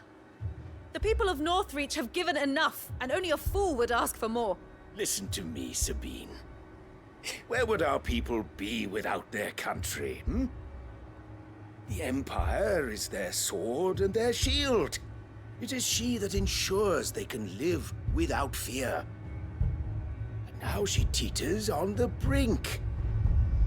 Without their sword, how will the people fight? Without their shield, how will they protect their kin? Can the unarmed stand against the advancing hordes? No. But there is yet hope. A new shield, a new sword. A new empire. We can rebuild Sandbreck, just as Great Griga wills it. Perhaps we could, Father. But we don't want to. Not if it is built on the broken backs of the people. Please, let us not quarrel in the street. You must see that no good will come of this. Our fight is not with each other, but with the threat that draws ever closer to our gates. A threat that your sword has yet to rid us of, Your Eminence. You will hold your tongue, whore! You may have filled my daughter's head with your heresy, but I will not be corrupted. Corrupted? Your daughter's opinions are her own, as you would know if you had ever deigned to listen to her. At least I hope they are your opinions, and not posturing born of a family feud. Northreach deserves better than that. Northreach deserves better than you, Carla. Yes, I know who you are. The slut of Twinside who bedded a branded.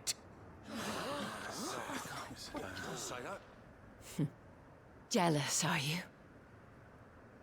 That a woman might choose a bearer over a pious man of Griga. Clive! I met a swarm of thralls coming south from Oriflamme. Hundreds of them. Too many to count. Oh, fuck. No. Work on the fortifications has scarcely begun. We will retreat to Caer Norvent and there make our stand. Did you hear me? That was an order! While this is but a heartfelt plea, let us make our stand here and protect our homes. Protect those that we love. Together, for Northreach!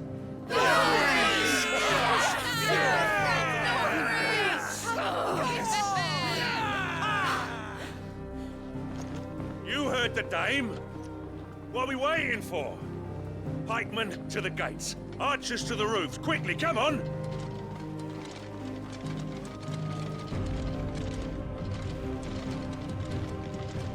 But she is but a common... whore, yes. And we'd follow her to the gates of hell.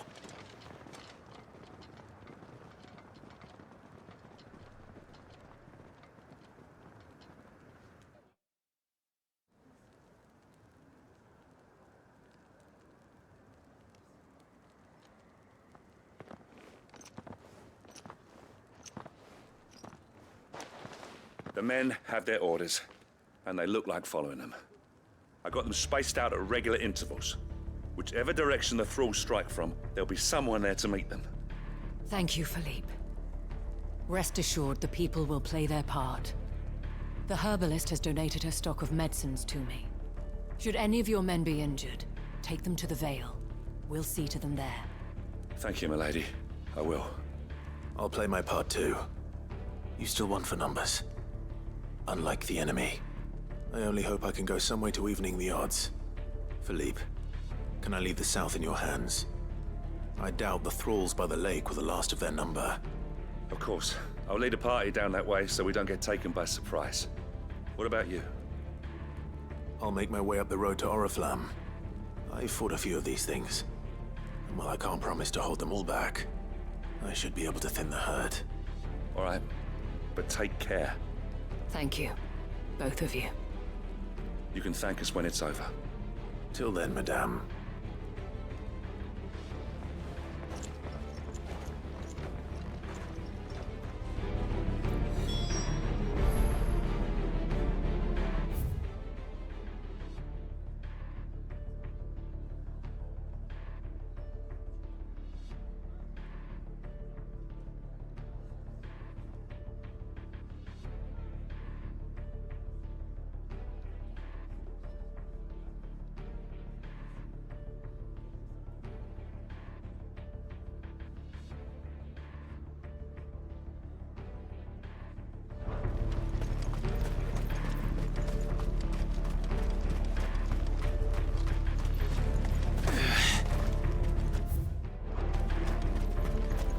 Steel in the hands of every man.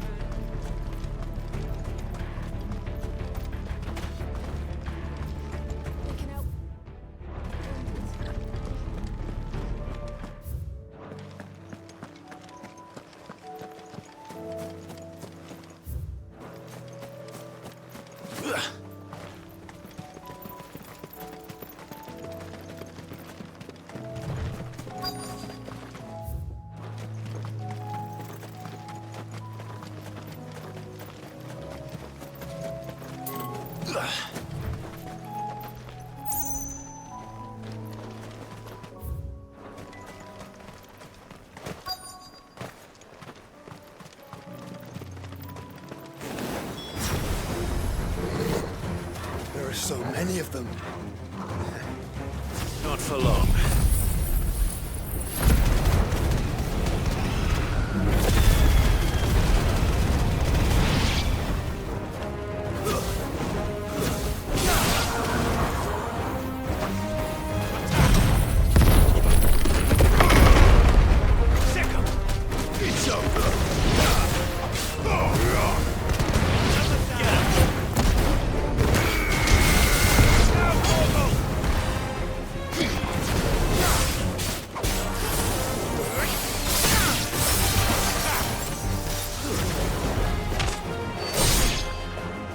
It's over.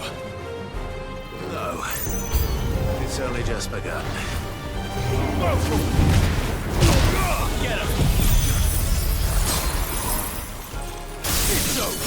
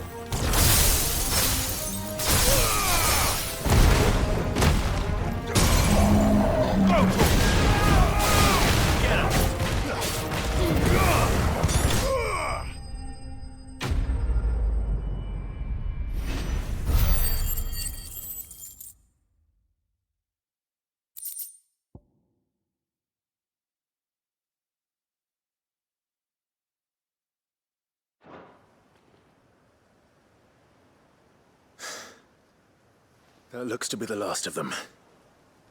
I wonder how the others fared. Better hurry back to town. Come on, Torgal.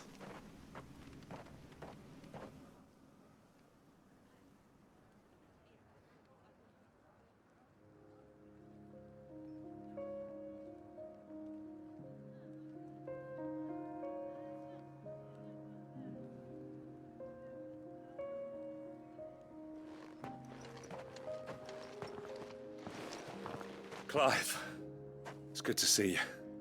And you. The road to Oriflamme is clear. How did you and your men fare? Well, we ended up fighting for our lives down by the lake. Took a few nicks, but nothing the girls of the Vale can't put right. Glad to hear it. Well, it seems we've survived. For the time being, at least.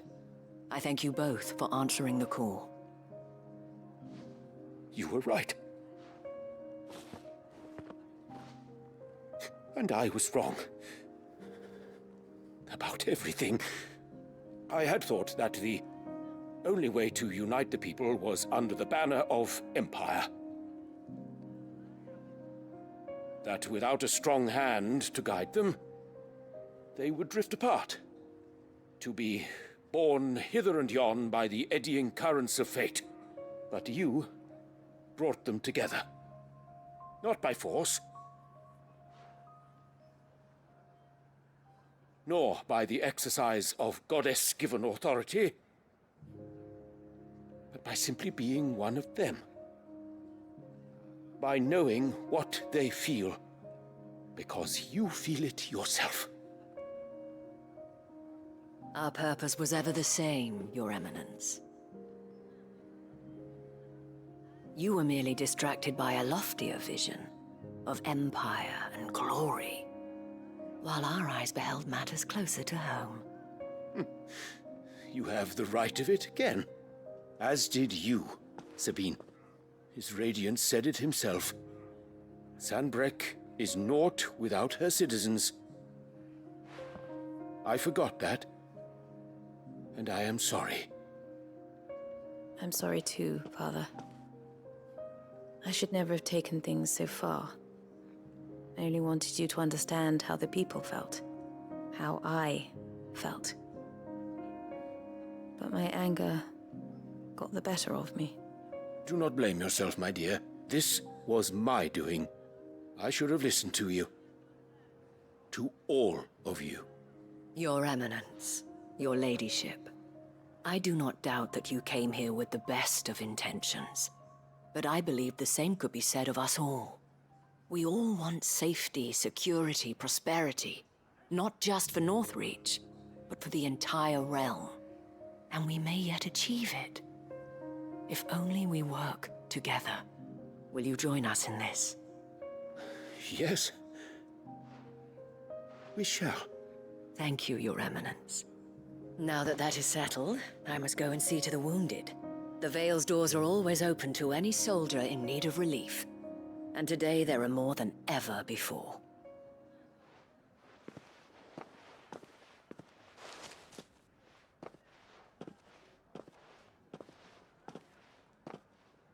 Madame Isabel is a rare soul indeed. In these dark times, I see that it is not men like me who should lead the realm, but women like her. You're right. If only I'd listened to her when I had the chance. Forgive me for saying so, milady, but you still do. The Dame said it herself. We can turn things around. We just have to work together. And that goes for you, too. You're one of us now. One of you? Well said, Captain.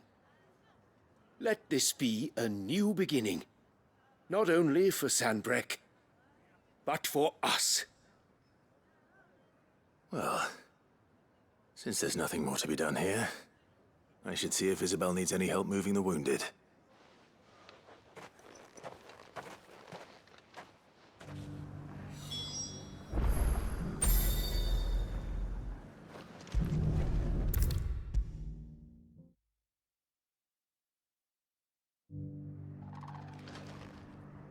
How goes the treatment of the wounded?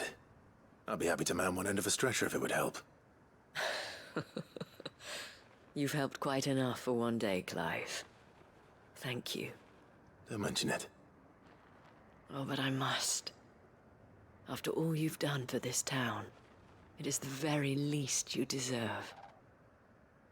Tell me, if Northreach had fallen, what would you have done? A woman of your means could find a home anywhere in the realm, but I sense you would rather have died here.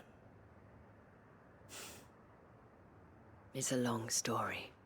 For you, madame, I have all the time in the world.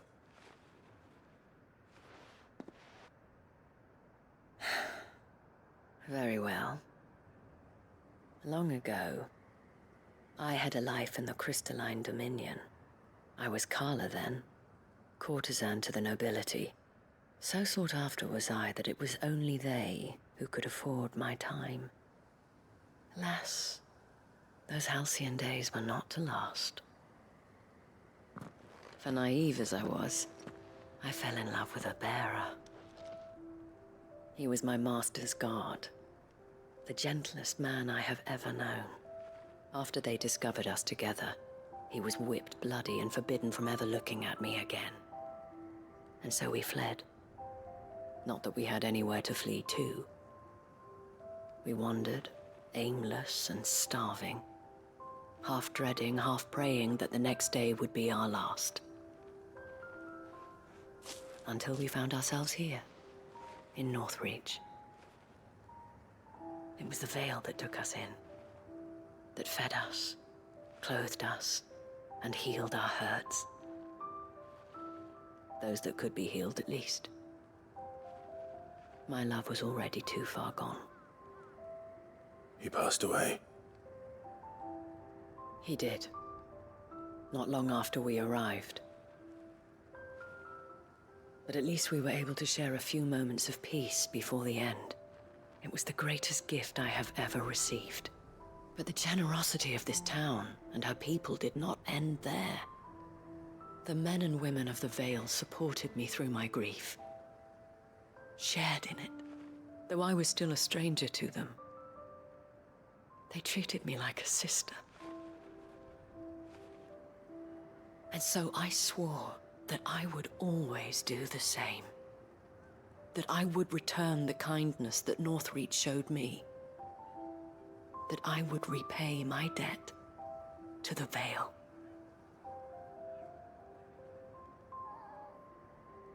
Thank you, Isabel, for sharing this with me.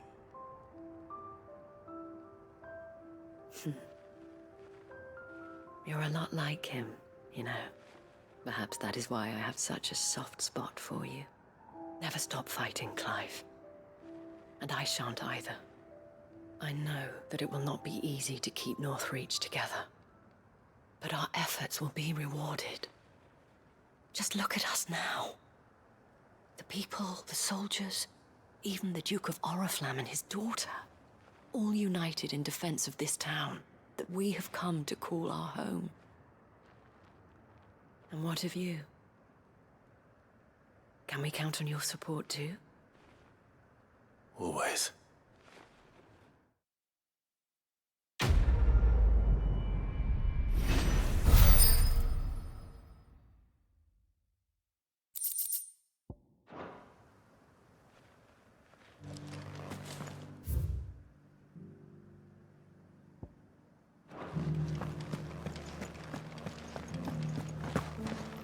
This the last one?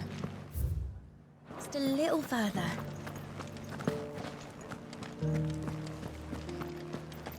Will you lend me a hand? They're still injured in the markets.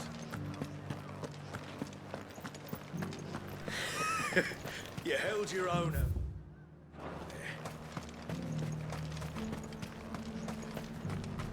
We rain fire down on their I could give you another elixir.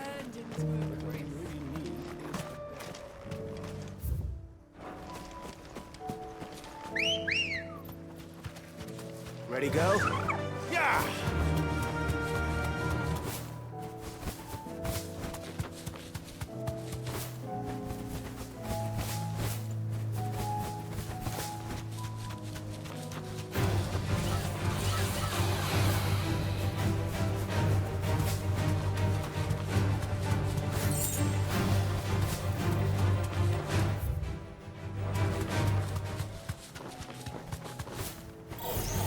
Don't get surrounded. These are clean kills. Perhaps young Ender really is right. Or maybe not.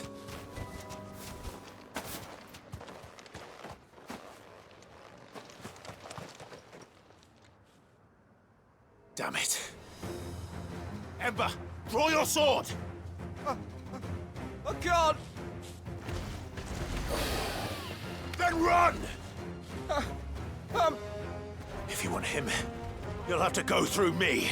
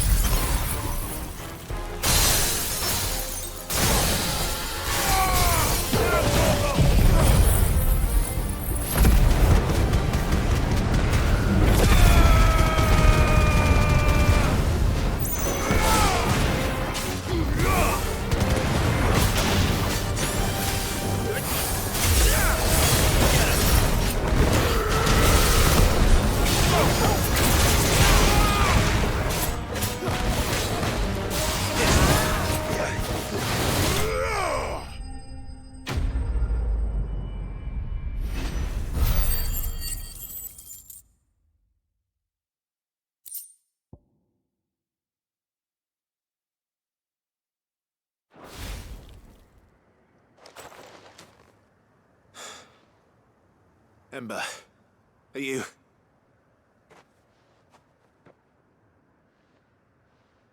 Gone. Of course. Scouts really are a rare breed. Back to Northreach it is then.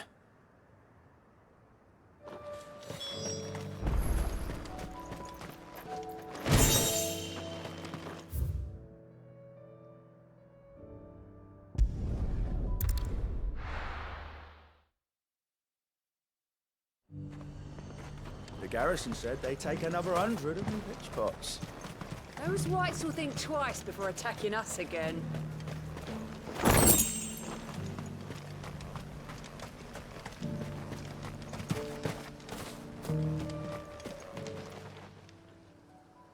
I didn't expect you back so soon.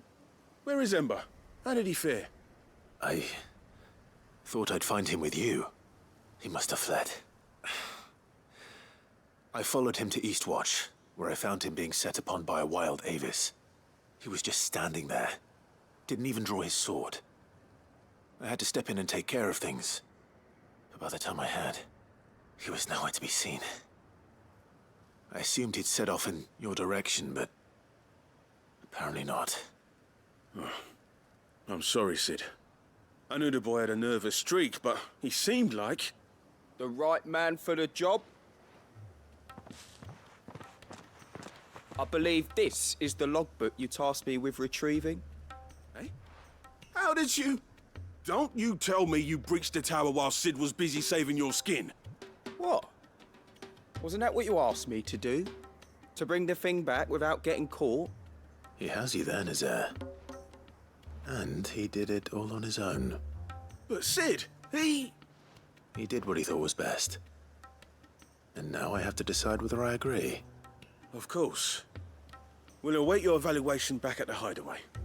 Don't you leave my sight. Yes, Sergeant.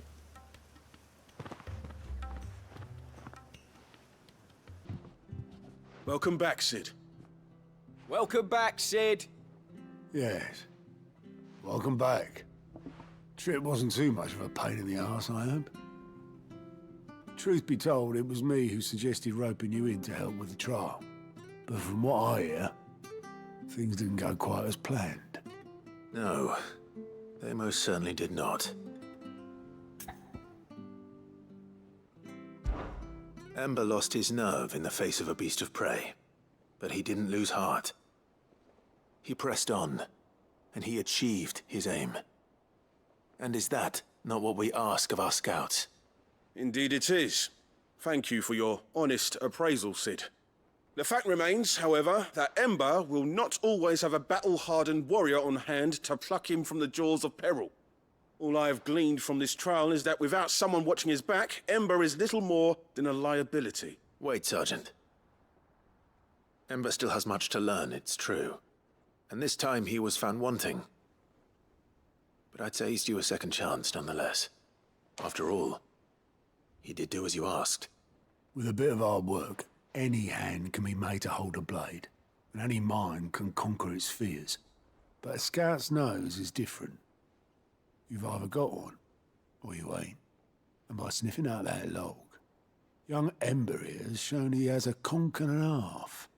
Wouldn't do to waste it now, would it? Fine. One more chance. I'll do whatever you ask. I'll spend my days and nights in the pit if I have to. I'll show you.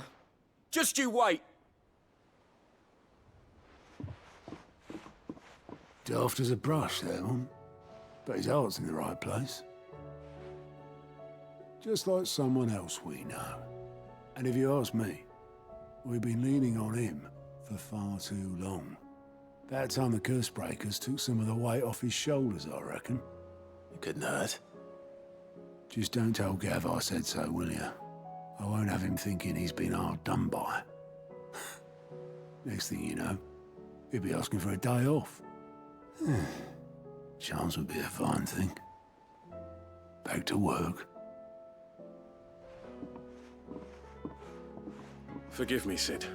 This did not play out as I expected. Things really do these days. But that's why we need men like Ember more than ever. Men who can make the best out of a bad situation. Remember that. I will, Sid. Thank you.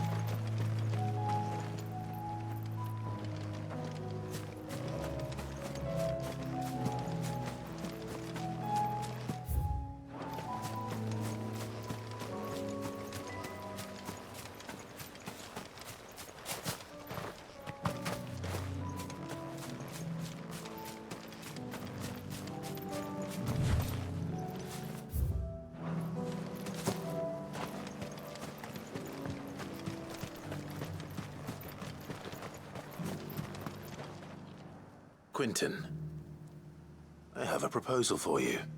Do you now? Something tells me you'll be asking more of me than a cask of Gotand gold. Go on then. Propose.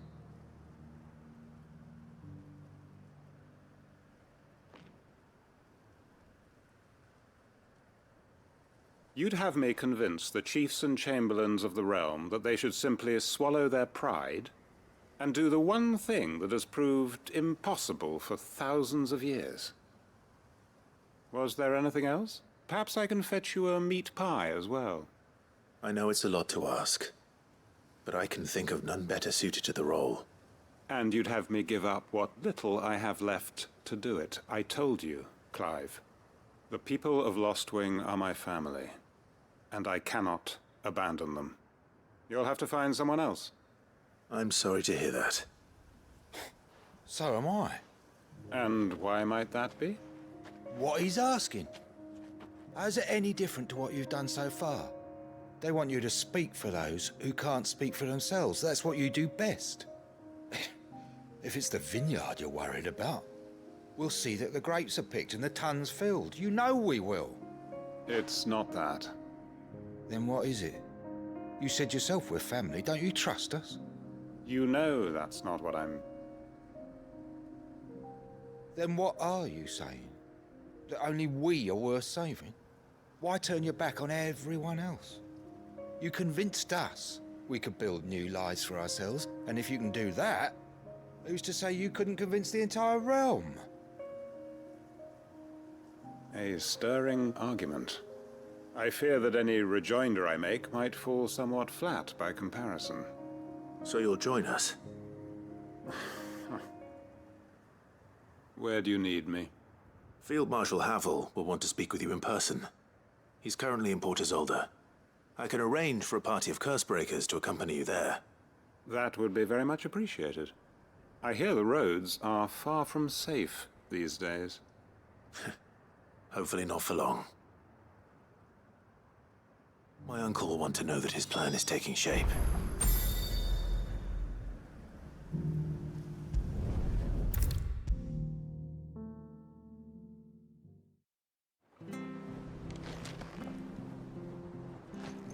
Uncle, I bring good news. The Field Marshal has agreed to your plan. Ha! Of course he has. I didn't doubt you for a moment, dear boy. Rutherford is accompanying him back to your manor in Port Isolde as we speak. They will await your return there. As will one other. One other? Who, exactly? Lord Havel was concerned that even if he could get the realm's armies to agree to an accord, he might not be as successful in convincing those with political power. He asked if I might have a solution, and I suggested a certain Imperial Lord Magistrate turned Liberator.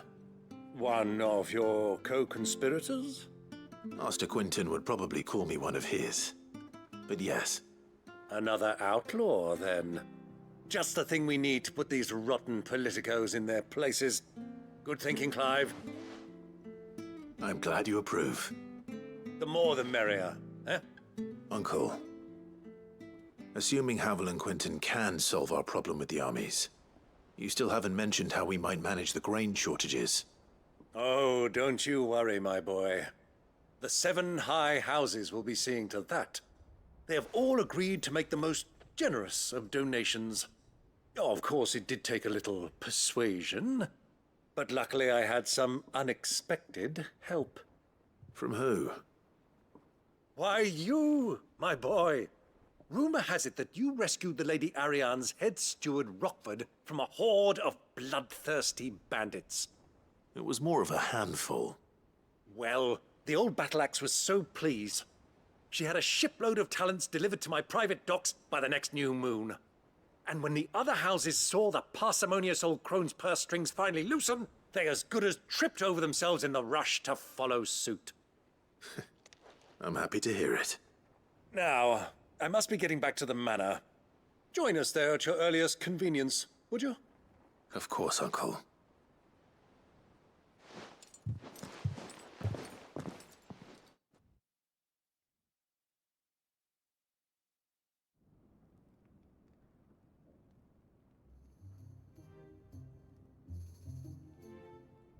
And how, pray tell, will we get that grain to the capital if the roads are still overrun with Akashic? You'll find another bloody road. I only have so many men, and I'm not about to send them headlong into an ether flood. That is, unless you'd have them turn as well. Well, I'd certainly eat less. Says the man with a belly bigger than a band of curls.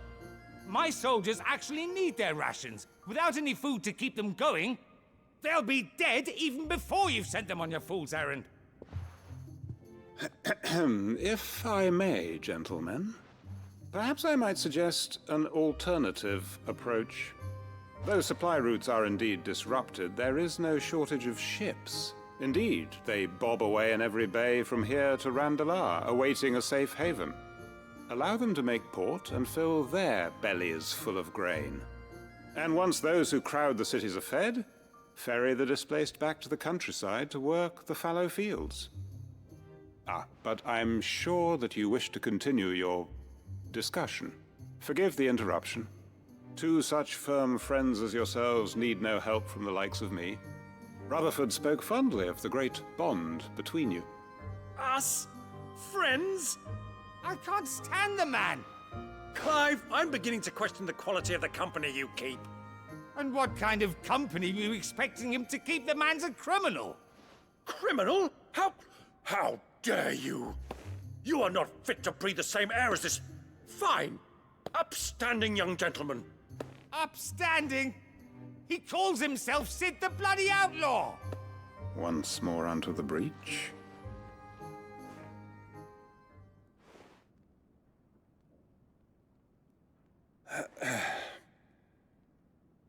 Shall we begin again?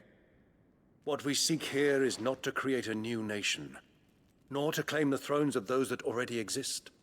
We wish simply to bring stability to the realm that mankind might weather the current storm. And to do that, we must convince those in power, the generals, the statesmen, the nobles, that our cause is just. There will be disagreements, yes, and I imagine some resistance, much resistance. But we cannot let that deter us. If we show them the path, show them that we walk it ourselves, then I am confident they will follow. The fate of the world lies in my nephew's hands, but the well-being of her people lies in ours. And we must not squander the chance that Clive has given us. Uncle Byron, aye. Now, with that settled, let's move on to the signing of the Accord. For what great moment in history hasn't been accompanied by a little ceremony?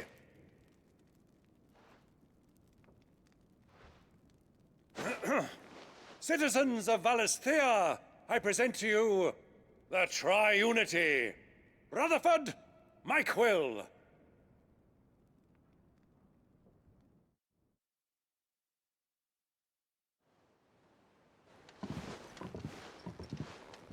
Well, my boy, the stage is set.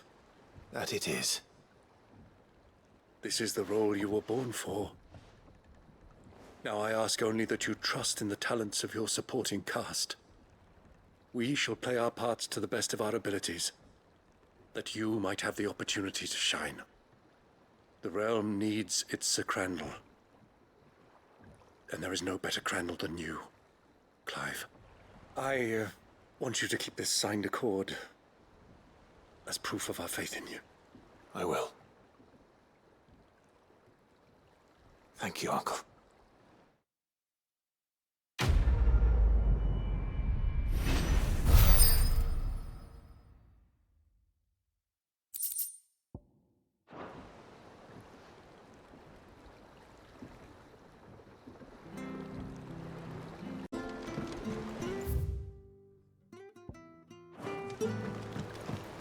What do you think that thing is?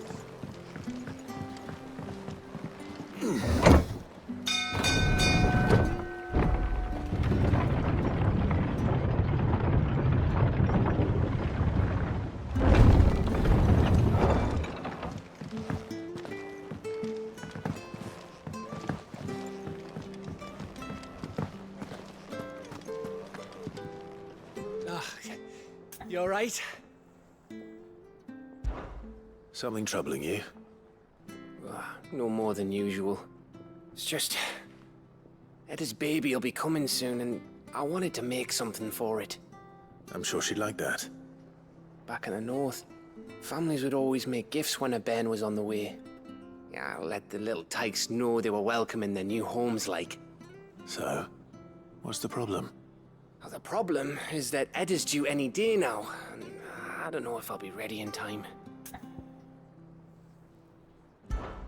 Is there anything I can do to help?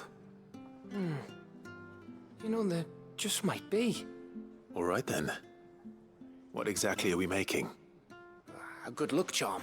But not just any good luck charm. Not just any. No. One made from the feather of a silver chocobo.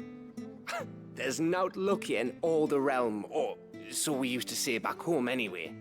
Thing is, they're hard to come by. Had Otto and Karen check with their suppliers, but nothing. I'd try and track one down myself, only... Only the big day is fast approaching. And that's all you need, a feather. That or the bird whose horse it's attached to, aye. I was gonna start by asking around with traveling traders plying the northern borders. Well, there's no shortage of those passing through Martha's. I think I might make that my first port of call. I'll let you know if I find anything. You're a good friend, Clive. I won't forget this.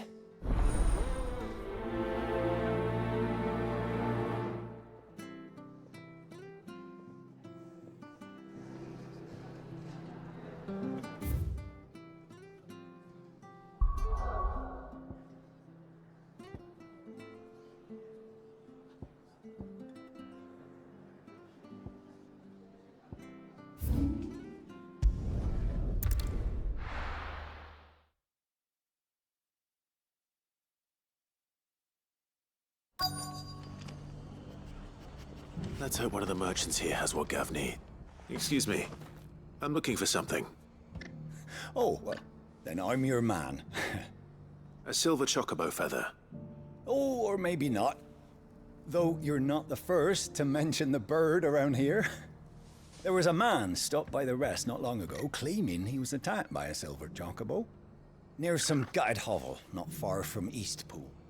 Most took him for a braggart and a liar, but who knows? Perhaps there was some truth to his tale. We'll see. Thank you.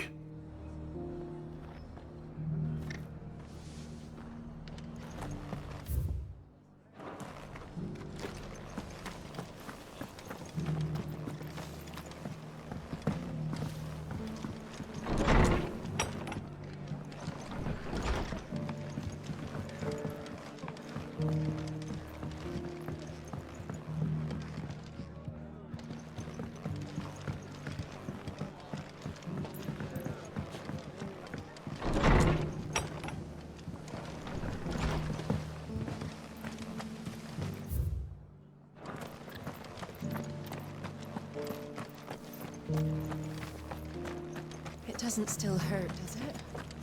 Oh, 1,000 Akashic jars couldn't hurt me. I'm a son of the area, after all. A born survivor.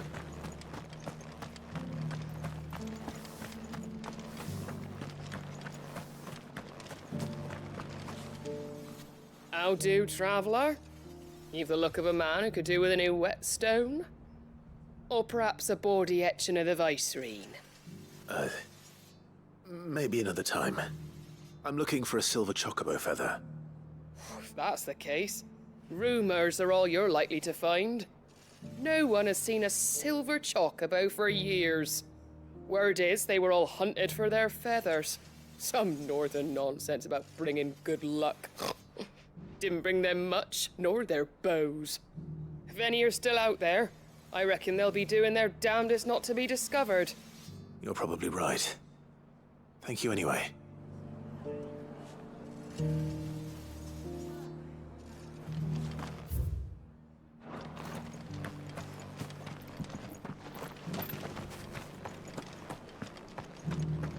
I've got greens of all shapes and Looking for sizes. shelter, are Colours too. Come on inside. Mostly I'll green introduce you though. to Martha.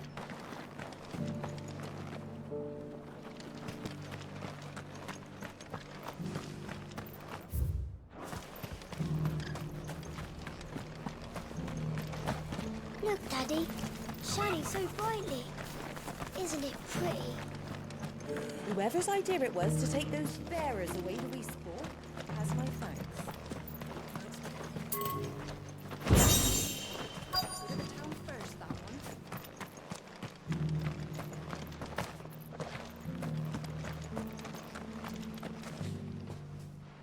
Can I help you with summer? You wouldn't happen to sell silver chocobo feathers, would you? I deal in fruit, not fancies. But if it's fancies you're after, I suggest you try Rhiannon's ride. Was a silver chocobo seen there? Oh, yes. If you believe the ravings of a madman. It wouldn't be the first time. A silver chocobo sighted in the hills near Rhiannon's ride.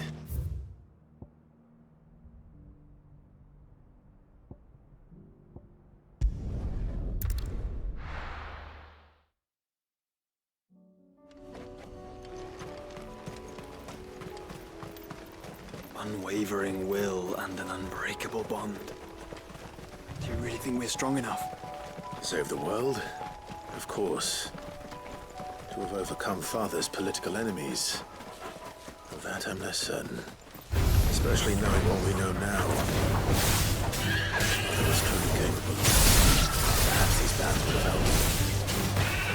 Knowing he was with us would have made all the difference.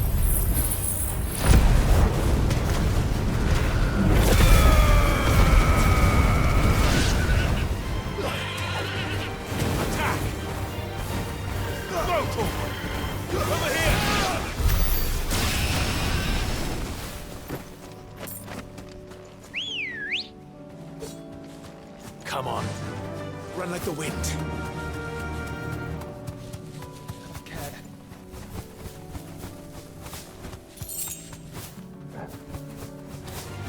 No holding back.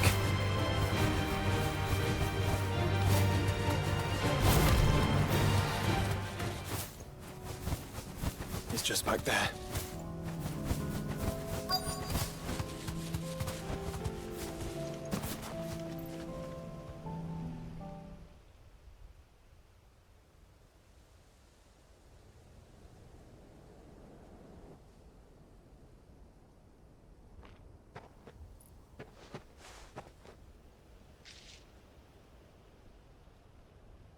Father always fought for what he believed was right. It wasn't until that night at Phoenix Gate that I realized I had never fought for anything. I always had someone else to do the fighting for me.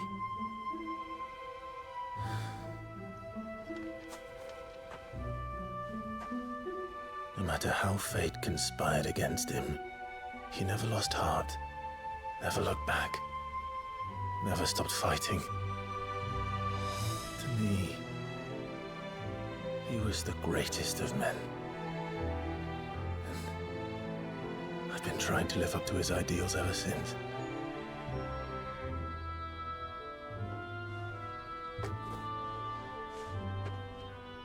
We all have, Clive. We all have. And we'll keep trying. Because that's what he would have wanted. What he would have done himself. Even if it meant standing against the very gods in the heavens. I shall be borrowing this, Father, if I may. That you might watch over us as we follow in your footsteps.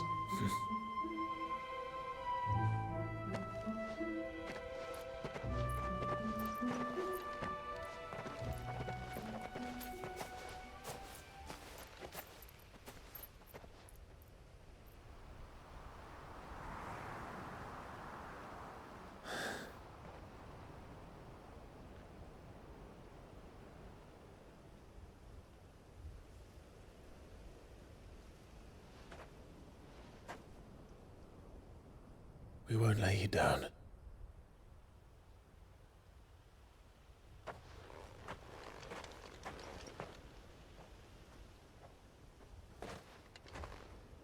Onward then. Onward. To the end.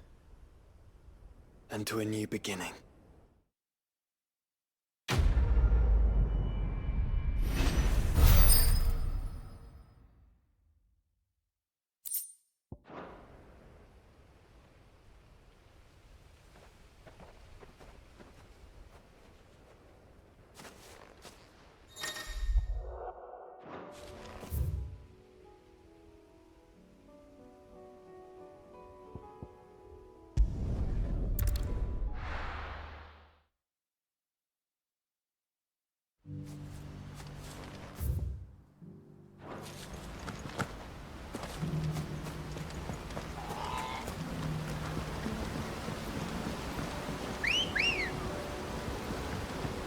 Ready to go?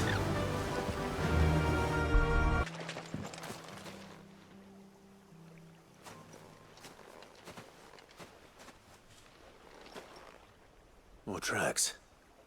And these look fresh. The chocobo was here. And recently. Perhaps it still is.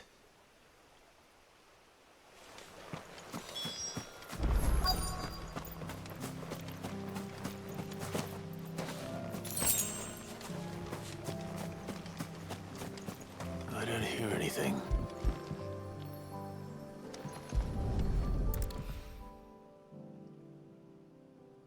Well, I'll be damned.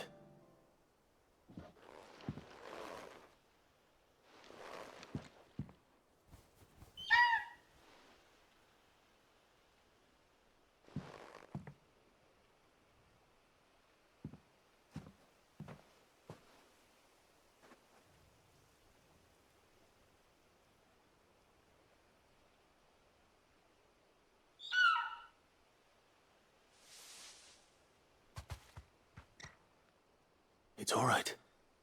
I'm not going to hurt you. Just borrowing a feather for my friend.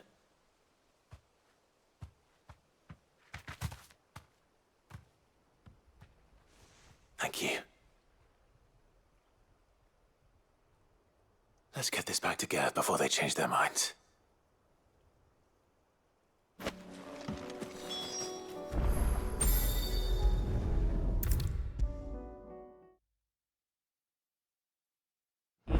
No trouble at all. Still, I appreciate it. Clive, you're back. How'd you get on? Any luck? Any luck, you say?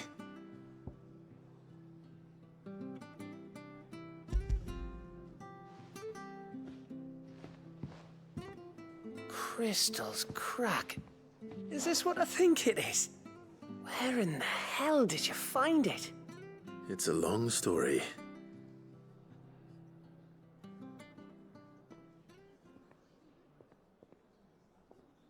Right there on the road to Eastpool. Who'd have thought it? Everything up there's been abandoned for years. The empty cabin made for the perfect shelter. Though I fear my presence may have forced the poor creatures to look elsewhere. Don't blame yourself, Clive. The Blight's right on Eastpool's doorstep. They'd have had to move on before long, even if you hadn't have turned up. They'll find a new home. Trust me. After all, that's what us endangered animals do. Anyway, what matters is, you managed to nick us one of their quills before they could run off. And now all that's left is to fix it to the carving. I didn't know you could carve.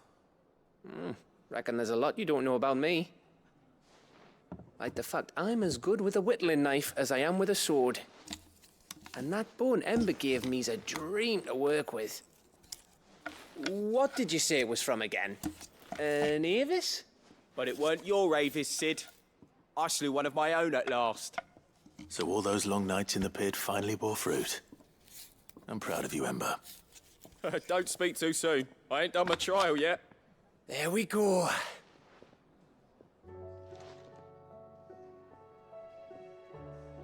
What do you think? I think if you ever hang up your scouting cap, you'll be able to make an honest living. Oh, will I? I should go and see if Ed is awake. Give it my best. You can give it to yourself. Come on.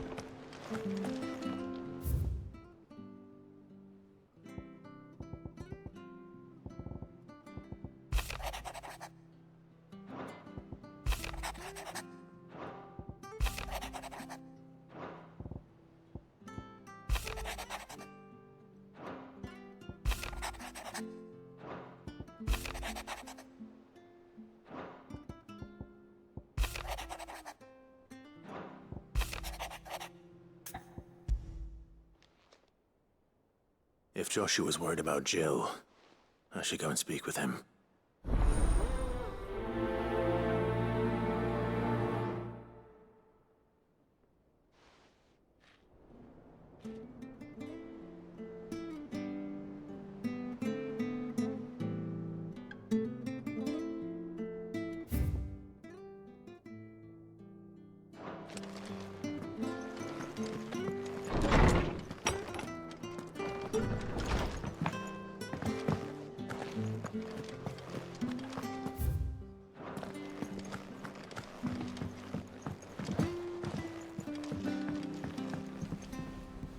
Joshua, I read your message.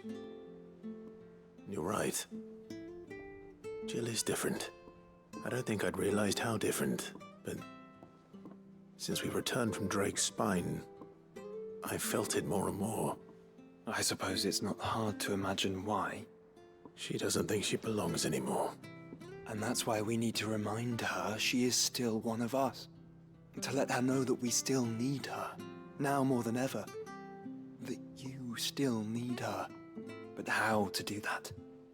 When last we were truly close, we were but children. Of course. Do you remember the time we accompanied Father on his annual tour of the Duchy? And Jill and I broke from the procession to ride up Man's Hill. To see the snow daisies, I remember. It was the first time Father had allowed us to join him. And when he realized you were missing, he had the entire retinue down to the pot boys combing the countryside. In the rain. A thunderstorm forced us to take refuge in a grove of oaks before we'd even made it halfway there. It was the Lord Commander who finally found us, and needless to say, he was none too pleased. Then it seems you and Jill have unfinished business. What do you say? Man's Hill. It's not that far. Oh, true. Though I suspect it is also much changed. Little in southern Rosaria remains as it was when we were children. You're saying I should go and scout the area for bandits? I'm saying we should first go and see if there are actually still any snow daisies left. What would you do without me, Clive?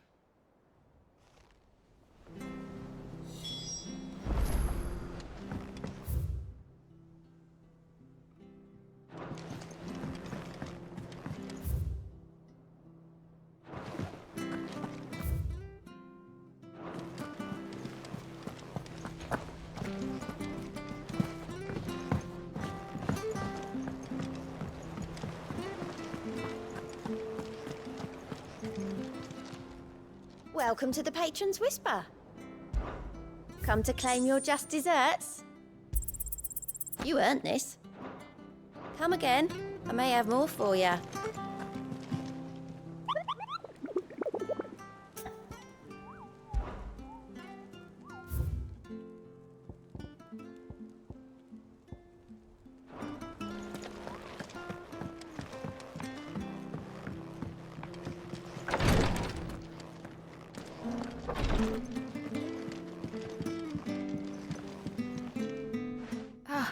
Me lords. How are you feeling? Well, thank you. Is something wrong? Wrong?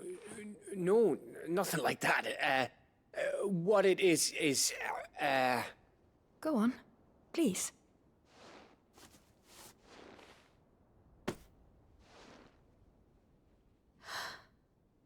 It's beautiful. Did you make it? We did. Aye. It's from all of us here at the Hideaway. Your new family, like. It's a good luck charm. We may come up north when a band's on the way. I mean a baby. To let him know that they're part of the family too. Oh, I hope you like it. I don't know what to say. I thank you, me lords, for everything. If there's anything you need, just let us know. I will. Clive, fancy a swift off? I'm thirsty. I could be convinced.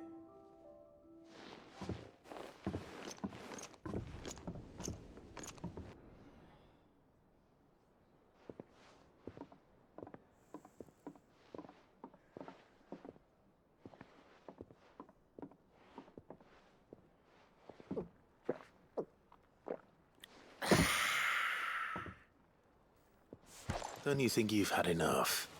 No, we're celebrating. I'm gonna be a father. I think Edda might have something to say about that. Ah, you know what I mean. Bit of light in these dark times.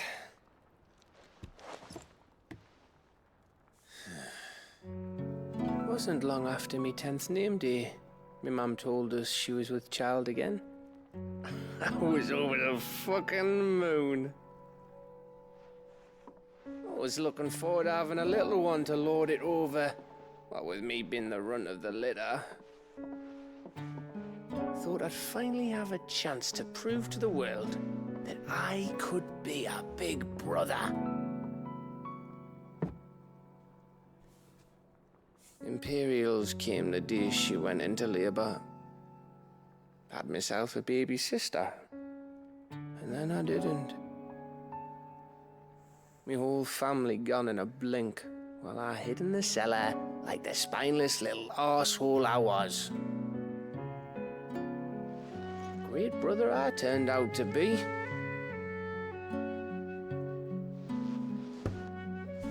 I'll never be a leader. And I'll never be a hero. I'm just a daft little dog who comes running when his master calls. I'll never be like you, or Sid, or Jill, or even Torgal. Have you finished? Maybe.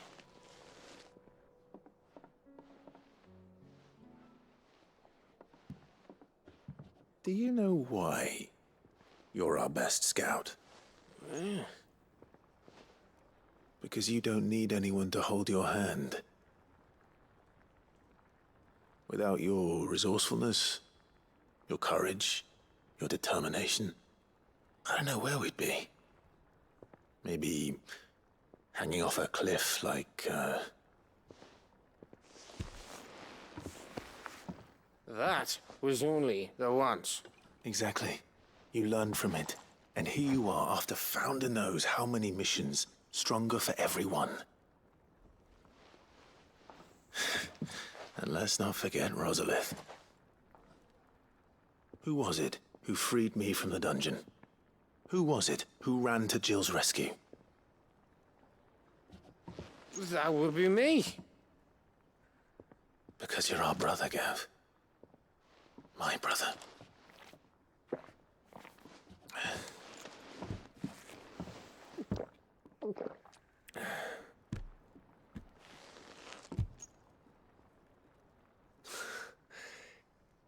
Your brother.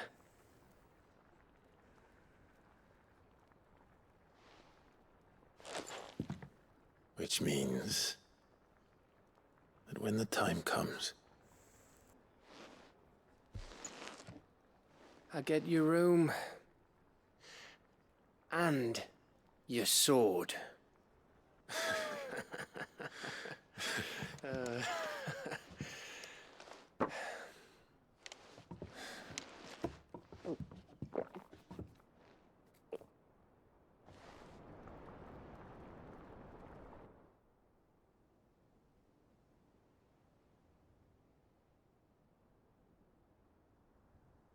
I may have had one too many. you may have had 10 too many. I said I was thirsty. Better get back to work anyway, after I walk this off. Clive? What is it? Thanks for, you know. I know.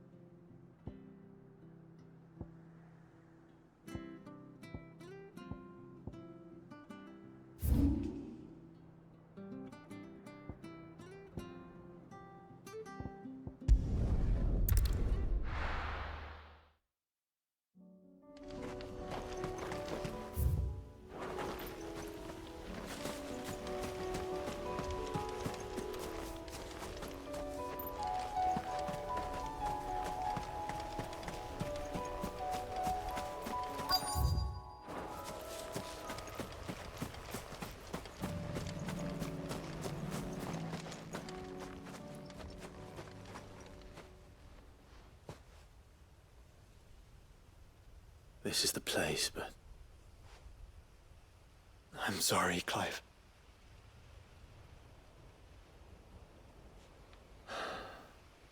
There's nowhere been spared. What do we do now? We keep looking. Man's Hill cannot be the only place where snow daisies grow. Perhaps, but it's the only place I know of. Knew of. Then why not ask someone who might know of another? Someone in the backyard? To the hideaway, then.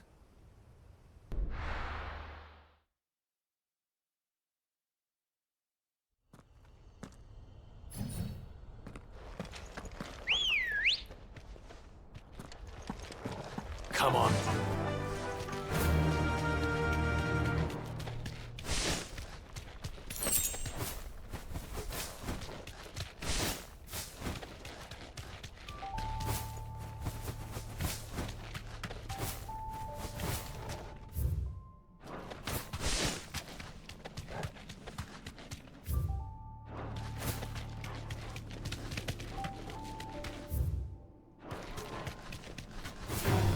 No mistakes.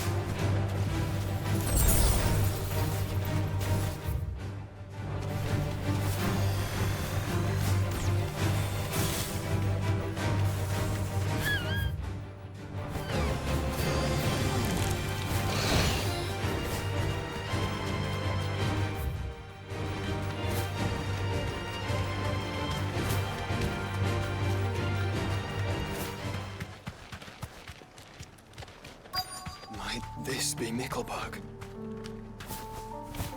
Be safe.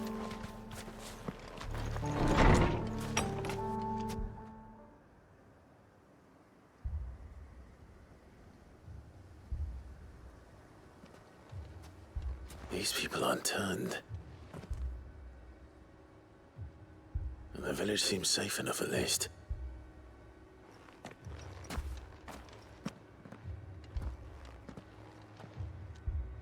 What is going on here?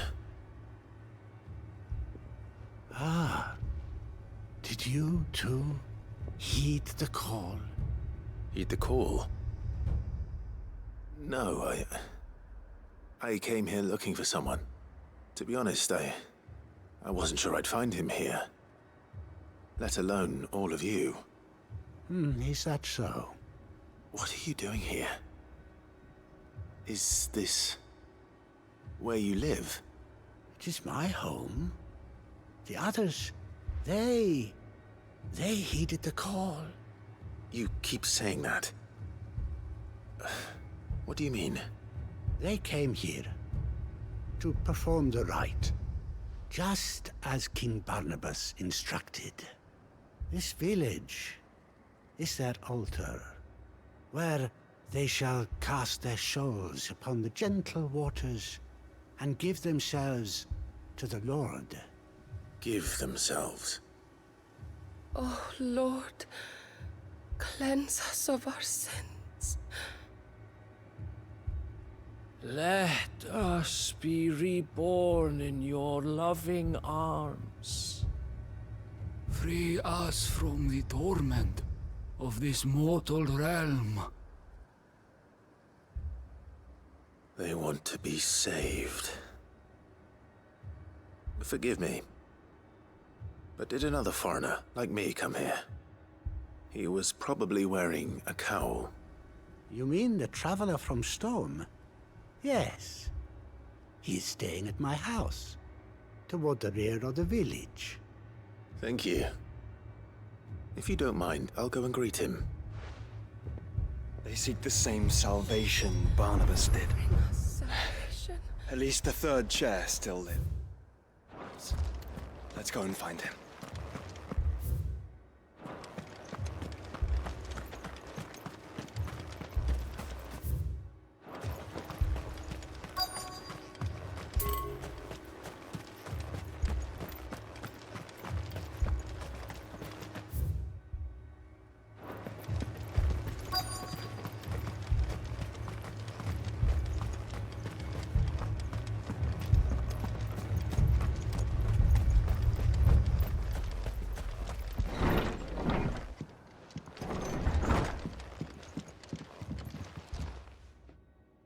Excuse me.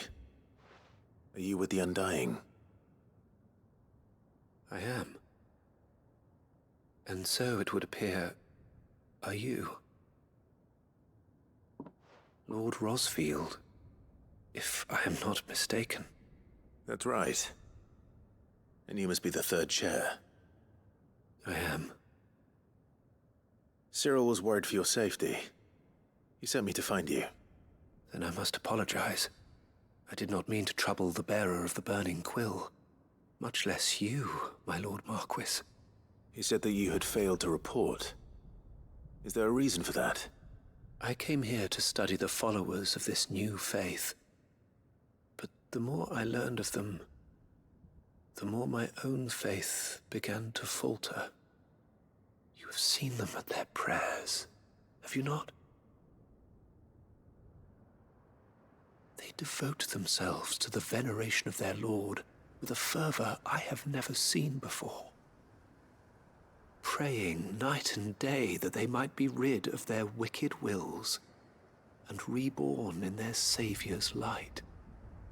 Not that they might be granted respite from their worldly woes, but so that they might continue to serve him. Serve him with all of their beings. I, too, swore to devote my life to the service of my Lord and Master, but this... 'tis different. It is more. And so I would see it through to the end. See these people safe, that they might achieve their dream. That they might do their duty to their Lord. Even if it should keep me from doing my duty to mine. You do understand what their dream is, don't you? I do, my lord. They would cast aside their wills and become Akashic. I know that it may be hard to believe, but to these people, that is the very essence of salvation. Forgive me, my lord, but I must remain here. If you are to return to Master Cyril, I would consider it a great... Did you hear that, my lord? Something is happening. I'll go and find out what. Stay here.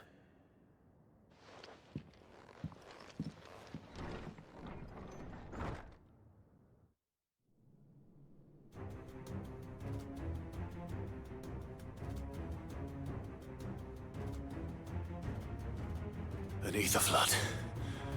Oh no. There must be something I can do.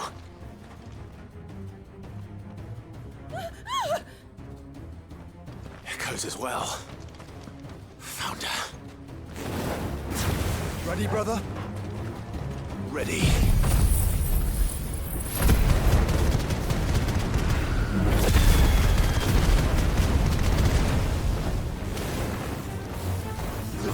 Sickle! This one.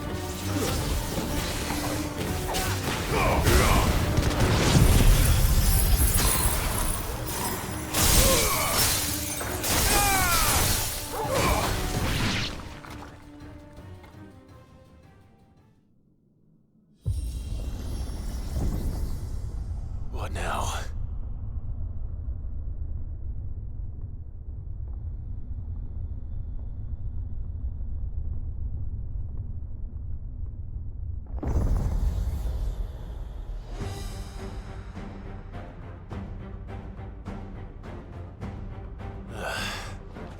We meet again. I've killed your kind before.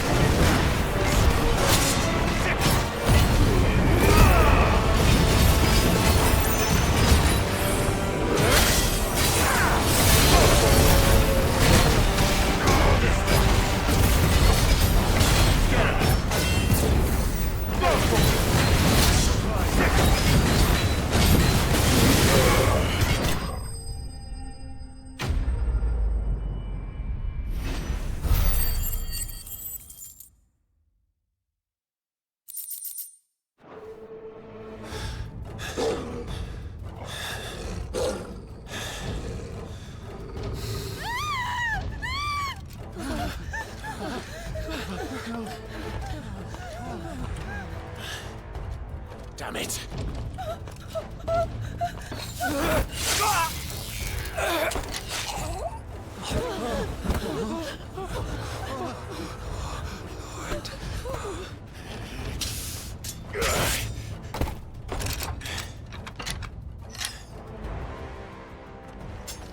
Don't you die. Come on, speak to me. I had to save them, that they might have a chance to find true salvation. By devoting themselves to the service of their Lord. Just as I did, when the Undying plucked me from the gutter and gave me a cause to believe in. A duty to serve was everything to me, and I would not deny them that fulfillment, even if they must become a Kashik in order to achieve it. Forgive me, my Lord Marquis. I did not mean to trouble you with this. My findings. Could you deliver them to Master Cyril for me? Of course. Your duty will be done.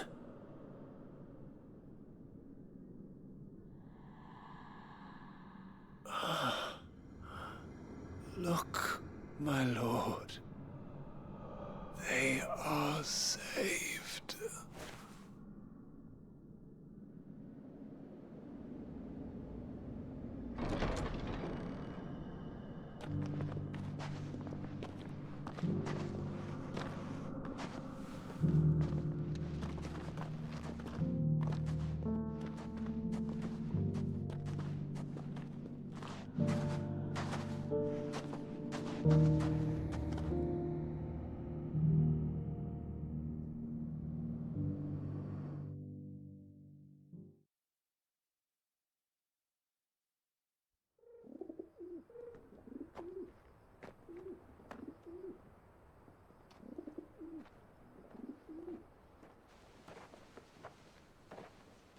They are saved. Found her. I should get this report to Cyril.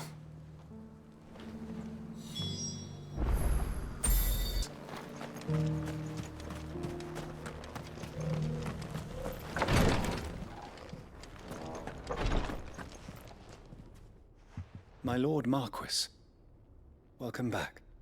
I am glad to see you hale and whole. I met with your third chair, Cyril. He bade me deliver his findings to you.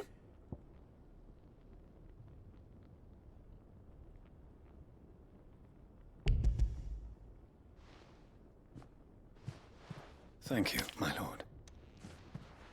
He remained in Ash? He died protecting the villagers from an echo. I buried him in Mickelberg. I'm sorry that I couldn't save him. If you could not save him, no one could. The villagers, they were believers in this savior cult. They prayed to their god that they might be unburdened of their wills. Then an ether flood came, and their wish was granted. Your brother sacrificed himself that they might live, even knowing that that life was death by another name. Then he perished defending liberty. A hero's end. For the right to choose how one dies is no less sacred than the right to choose how one lives. Sid would agree. He wanted to build a world where people could die on their own terms. A noble ambition. To die for one's cause is the most perfect expression of one's faith. It matters not how misguided others might judge one's decision to be, only that the decision is one's own. We live according to the teachings of our order. We believe in them, we protect them, and yes, we die for them. For better or worse, That is our creed.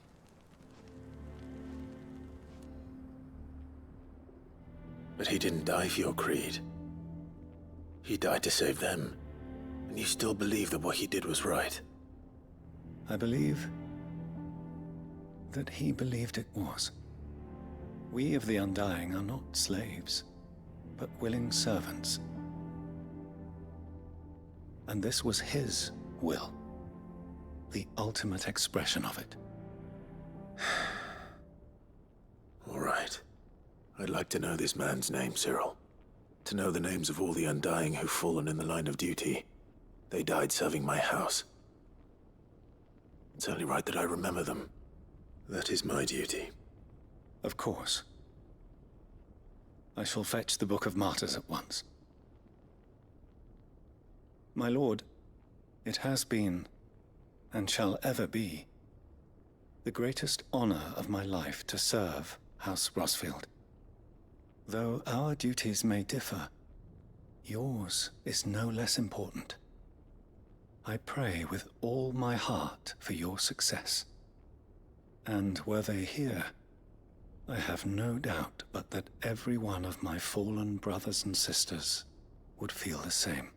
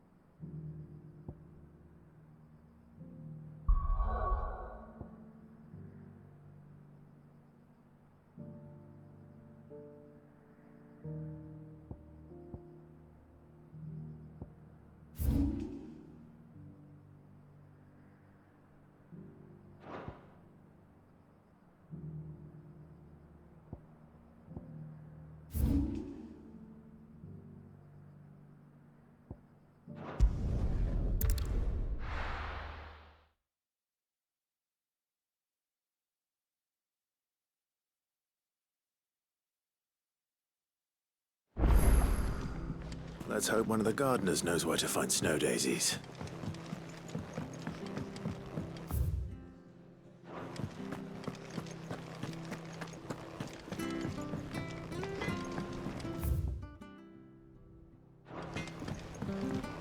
Say what you will. Lady Karen has seen our...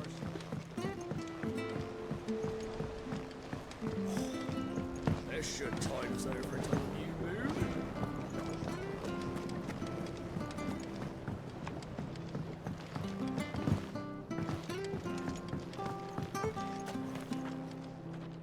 Oh. What brings you down from the heavens, Sid? I need your advice. Joshua and I are looking for a place where snow daisies grow. Preferably in abundance. Snow daisies. Then you'll want somewhere not too hot and not too cold. And where the winds are strong enough to carry the seeds. I reckon Man's Hill would be a good place to start. There in the Royal Meadows, perhaps? Both have similar climbs and the right elevation. If the Blight hasn't claimed them yet. Right. Thank you. Did you learn where we might find our flowers? The gardener here mentioned the Royal Meadows in Sambrak. Ah, the fields beyond Northreach. Well, if that's the case, then Yote was right. I recalled that she kept a record of our travels, you see. So I asked her if she'd perhaps noted anywhere that snow daisies grew, and she mentioned Oilefeist Bay. Whose shores border the meadows. Off we go then.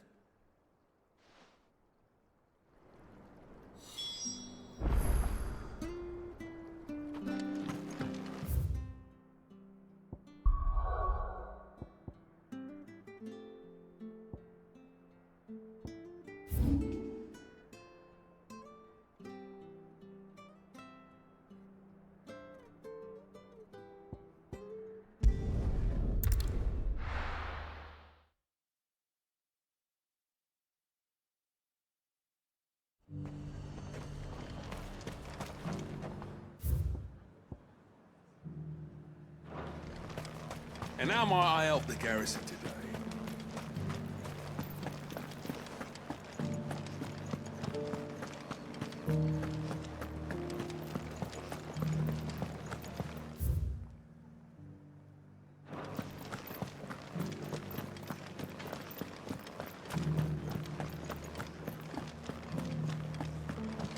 Haven't seen any of those beastly...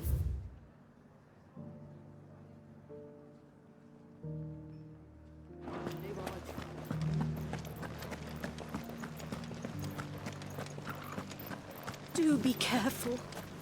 I will.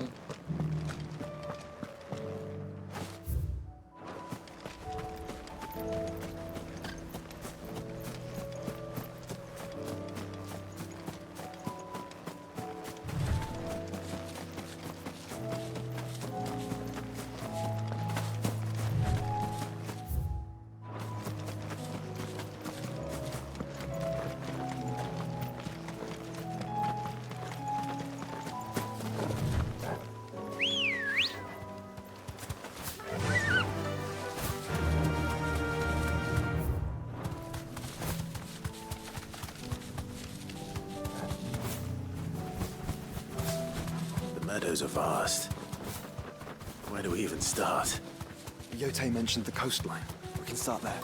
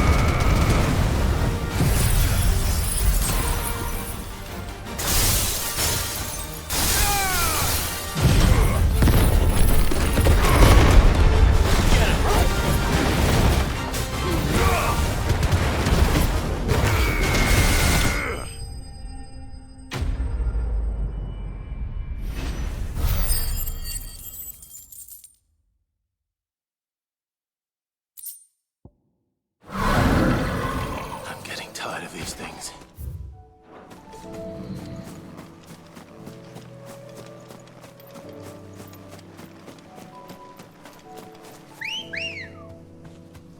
Let's go. Run like the wind.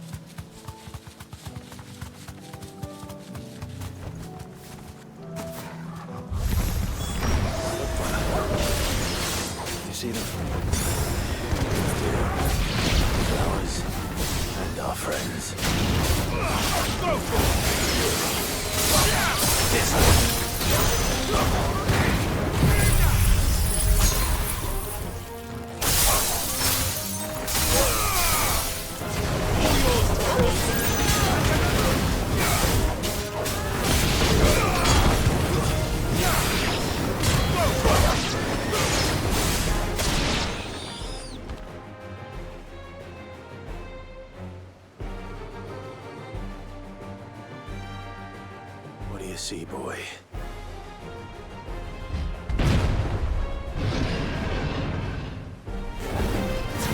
Let's hope this is the last one. Only one way to find out.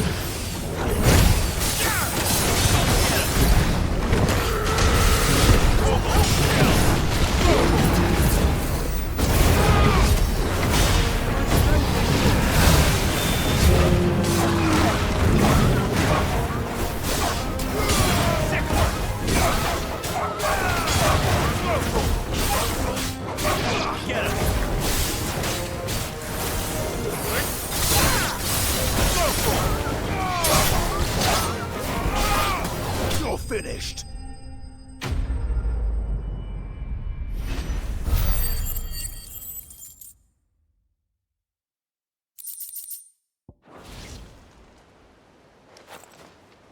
That was harder than I expected.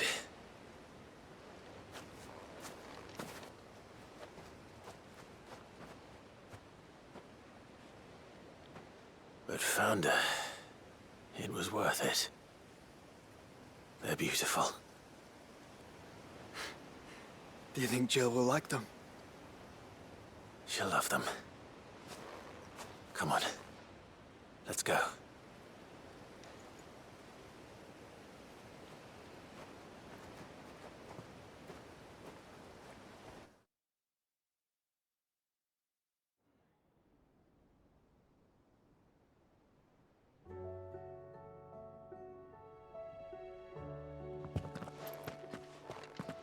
It appears my work is done.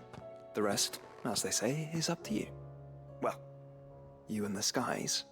We wouldn't want another thunderstorm now, would we?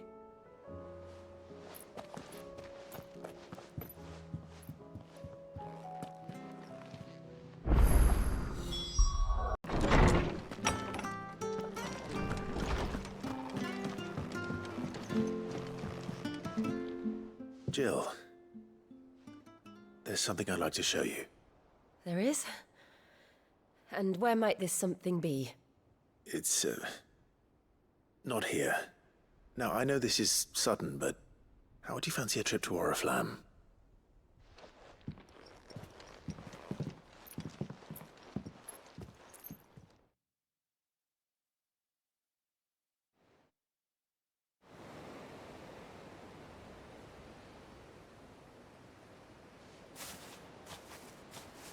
There are so many. This is what you wanted to show me.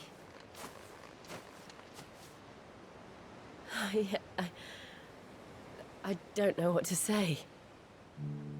You don't need to say anything. The smile on your face is enough. We've been worried about you. Joshua and I. Do you remember when I took you to Man's Hill? Or tried to? How could I forget? You saw me crying and thought a change of scenery might lift my spirits. In the end, it earned me a nasty cough and a stern scolding from your mother. But I felt wonderful nonetheless. I'm sorry. I had no idea what I was getting us both into. But I couldn't bear to see you like that. Before we left, my chambermaid told me she'd overheard your mother talking about my marriage prospects with some of the noblewomen at court. They were debating whether it would be more profitable to marry me off to one of the high houses instead of saving me for the ducal line. No one thought to ask me what I wanted. I was nothing to them. A pawn at best. I felt so trapped. So lonely. I didn't know. But I wasn't alone. You were there. Your hand in mine as we ran for those oaks. And I knew then, no matter what happened, I would be all right. I'll never forget that feeling.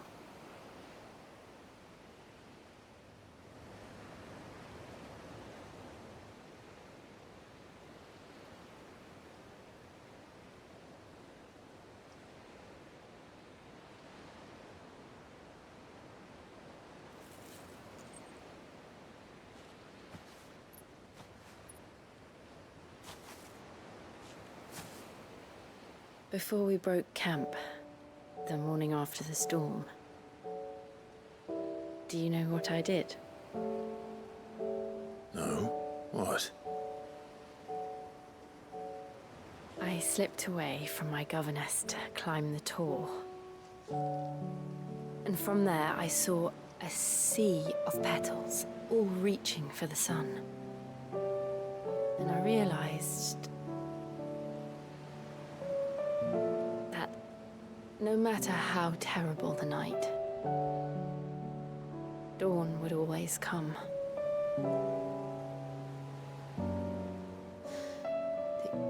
That you would always come for me. And you have. Again and again.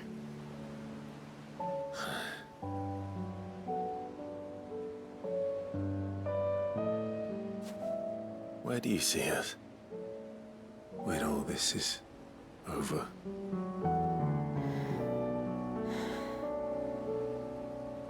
I don't know.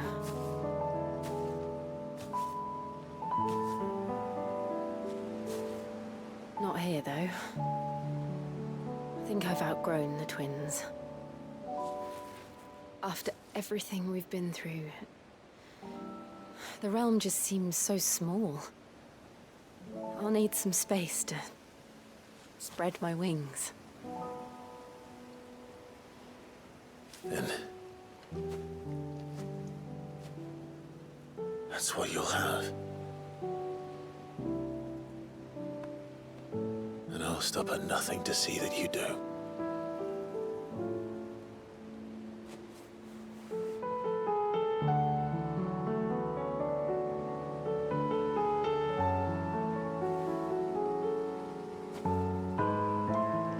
I never was much good at garlands, but it'll have to do. I'll treasure it forever. Thank you, Clive. For this, the flowers, for everything. It's exactly what I needed. You are my treasure.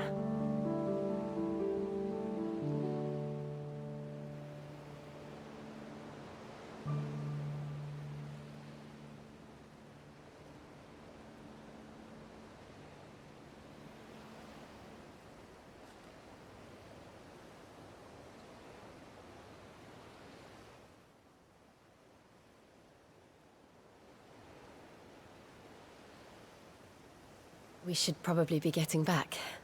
I expect the others are wondering where we are. You're right. There's still much to do. And we'll do it together.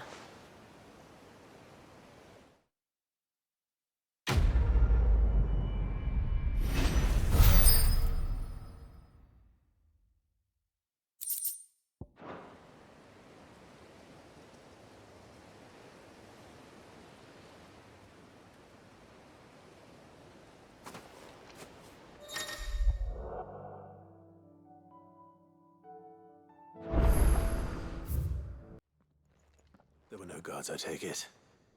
None manning the gates, no. It's a different story inside, though.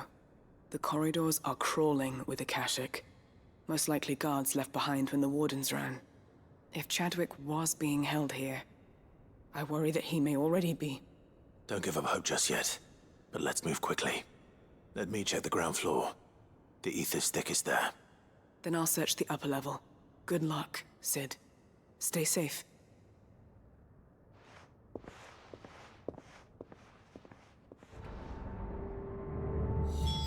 Just how bad are the floods inside the walls? Bad enough to turn a bearer? I hope not.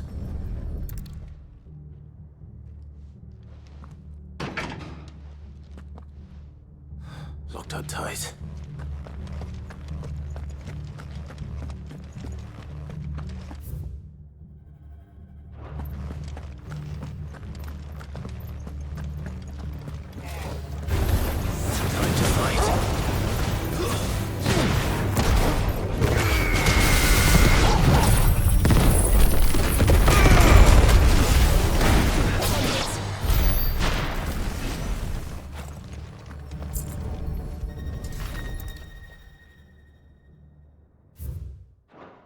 So this place was no ordinary prison.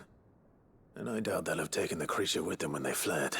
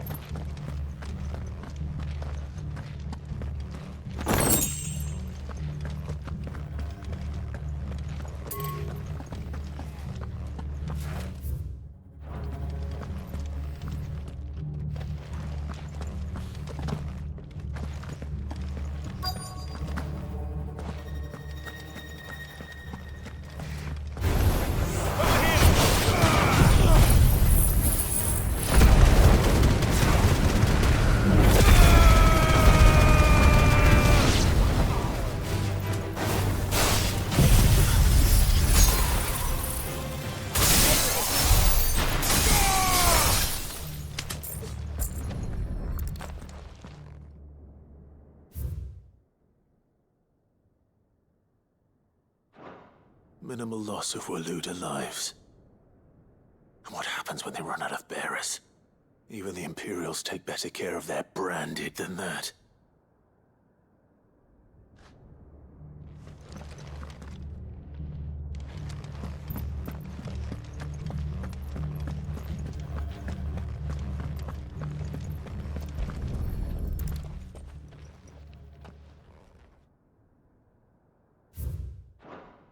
They were feeding bearers to it. This is even worse than I'd feared. Nothing but Akashic down here. Hopefully things are looking better upstairs. I should go and see how Doris is getting on.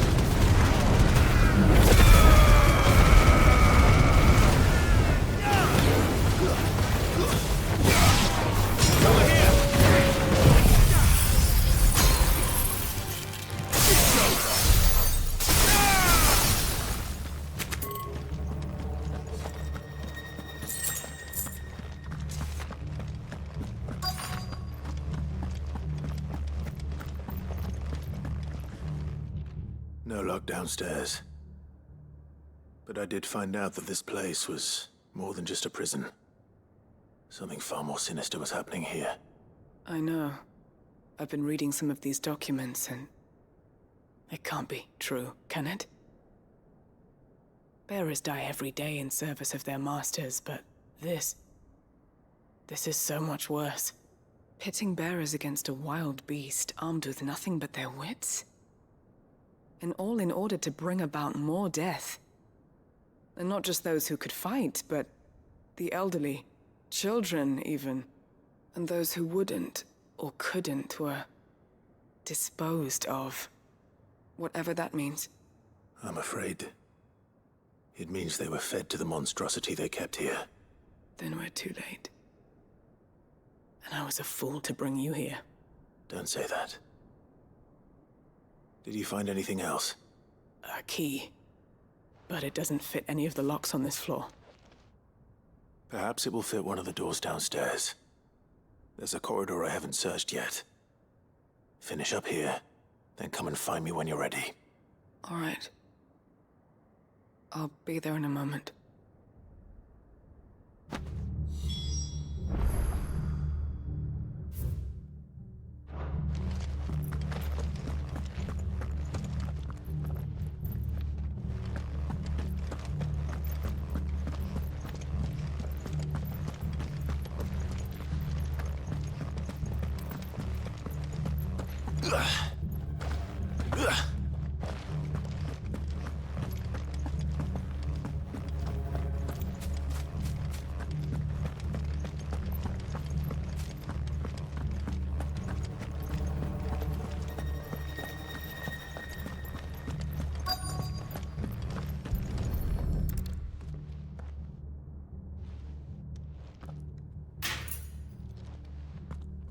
Let's see what we can find down here.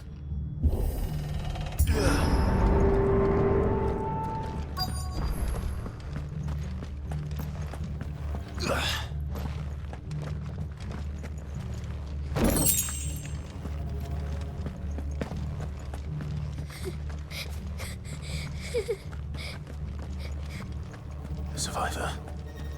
And she sounds close.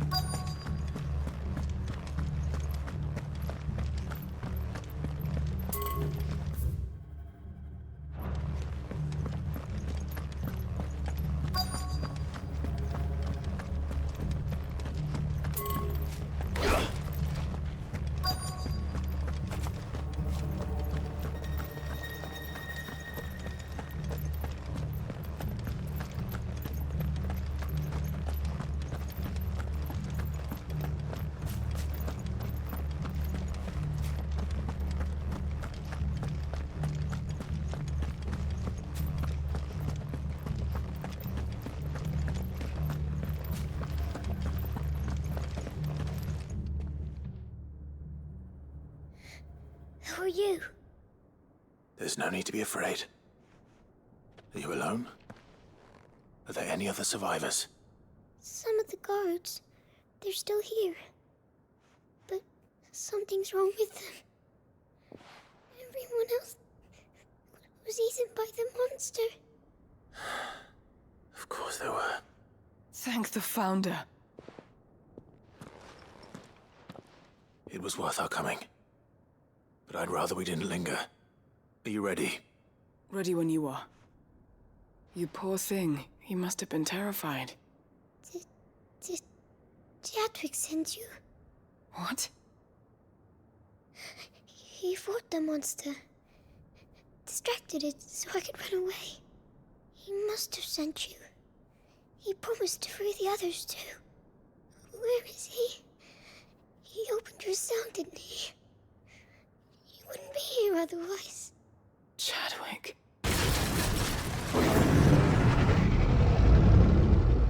Was that? Monster's back! Chadwick, help! We have to get out of here. Doris, keep the girl safe. All right. You put that bearer-eating bastard in the ground.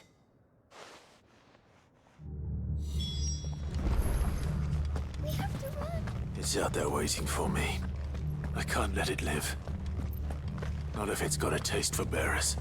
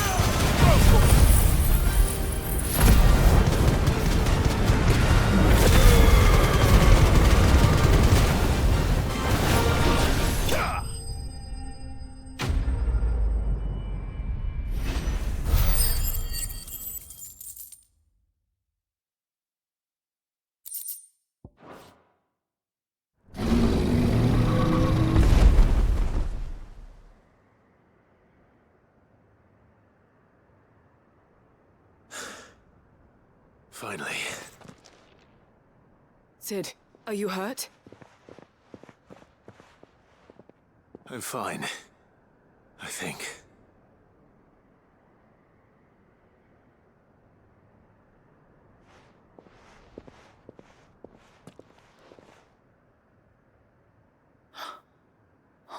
No. What is it? A diary. I gave it to Chadwick before we went our separate ways. He was here. Do you think that creature? I'm sure he fought bravely to the last. The girl is safe thanks to him. Chadwick. You fool.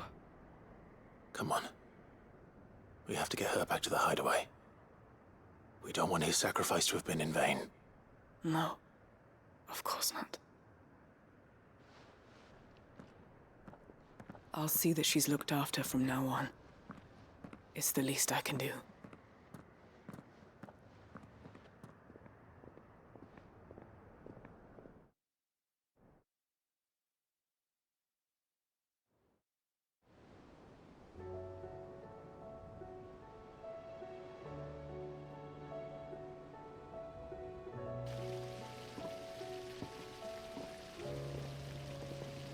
From what I hear, you've barely left the girl's side in days. I hope she's recovering from her ordeal. She is. Slowly but surely. She's far tougher than she looks. I thank the flames we found her. If we hadn't... I know. But we did. I'm sorry we weren't able to save Chadwick. There's no need to apologize. Without your help, I would never have found out what happened to him. How he fought to the bitter end to save her. To save Haida Marie. That's the man I remember. The man I thought of as a brother. I wish I could have met him. I'd like to hear more about your past. If you don't mind, that is. Of course. You already met my former master. She trained Chadwick and I to do two things. Kill and obey. We were supposed to be sold to the highest bidder when the time came. But no bid was ever high enough to convince her to part with us. For years, we were her daggers in the shadows. But we could never quite shake our doubts about the things she made us do. And then, one day, we just couldn't do them anymore. So we escaped. But staying together was out of the question. They would have found us too easily. After so many years of training, the pull to serve was always strong. It scared me to think he might have taken another master, become a dagger in someone else's hand. But even in captivity, the battles he fought were his own. And he died not as someone's tool, but as a hero. Haida Marie is proof of that. Bearers can cast off their shackles. And the Cursebreakers will show them how. I'll fight until my dying breath to see it done. For Chadwick, and for all of us. Thank you, Doris. We'll be counting on you.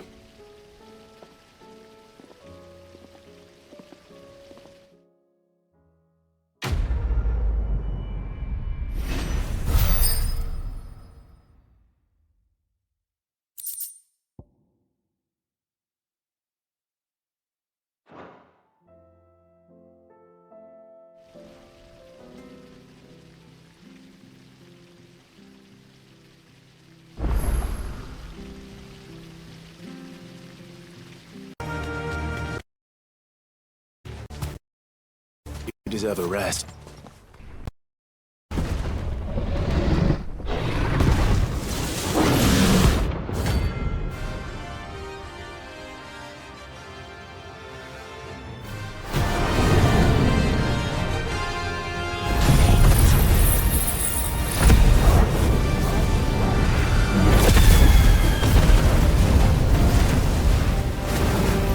Another of the royalist guard dogs.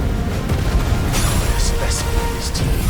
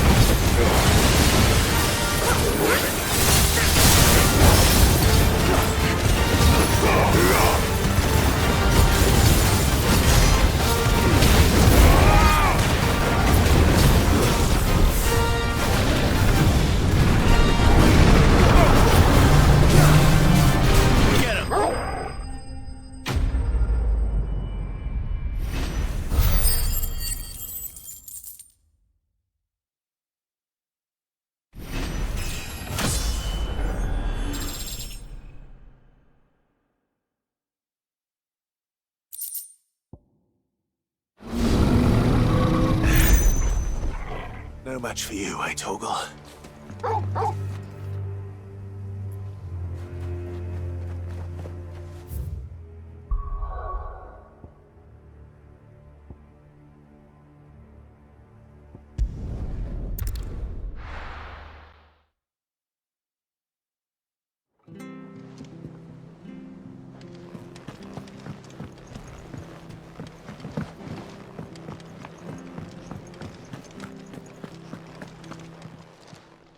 Clive.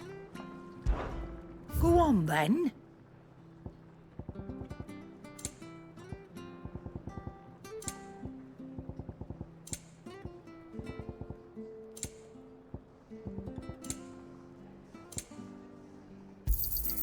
You're rubbing me blind, you know.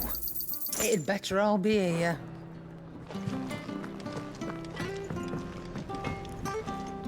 So what do I owe the honour? So, will it be? Should last you a good while.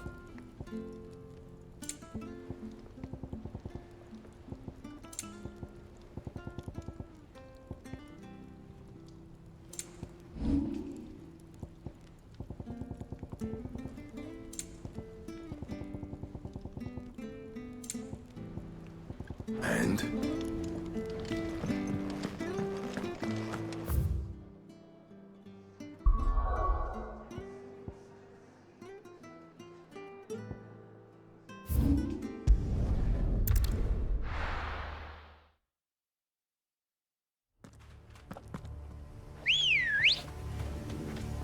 Good girl.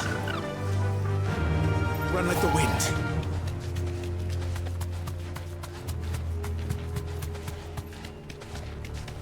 We're not alone. Don't get surrounded.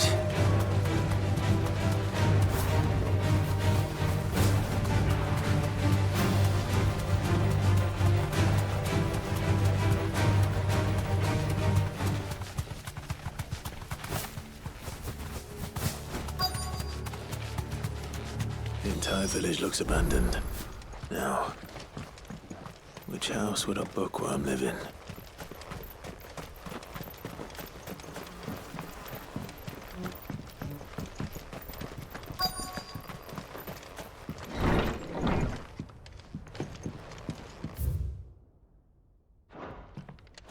This is a Royal Army logbook.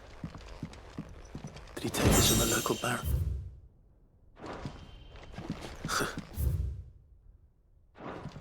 His interests were certainly varied.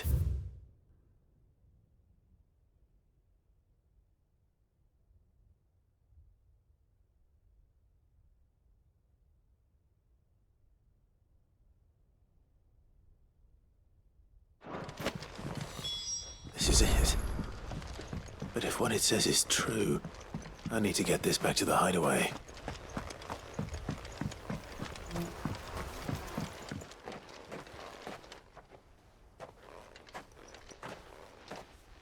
Leaving so soon, stranger? We've been watching you. From a distance, so to speak. Subtle. I know who you are. Then we need not waste time on introductions. Hand me the book. Leave it in our care and return to your life. Your care?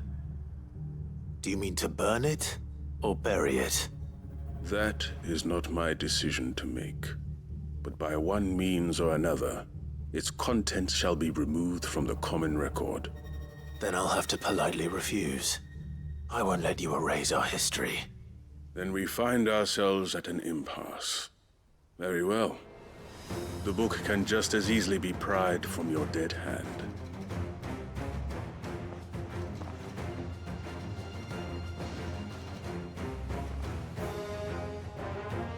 Let's see, shall we?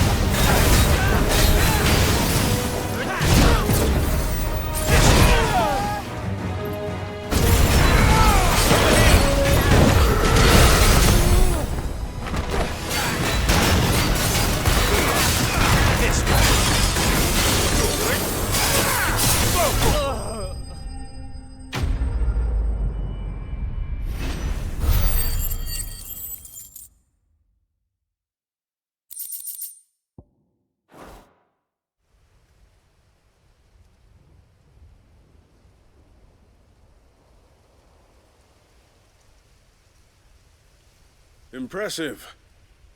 But we have other means. We shall claim the book yet. Why do you want it so badly anyway? It lays out in no uncertain terms the vanity and avarice of mankind. It tells the shameful history of the persecution and oppression of a gifted few by a giftless many. Would you say that this interpretation was correct? I don't know. You don't know. Your sword may be sharp, but your wits are dull. So let me answer for you. There is no correct interpretation of history. That a series of events took place may be proved beyond a doubt. But there can be no single, immutable explanation as to why they came to pass. It is a question of numbers and of belief.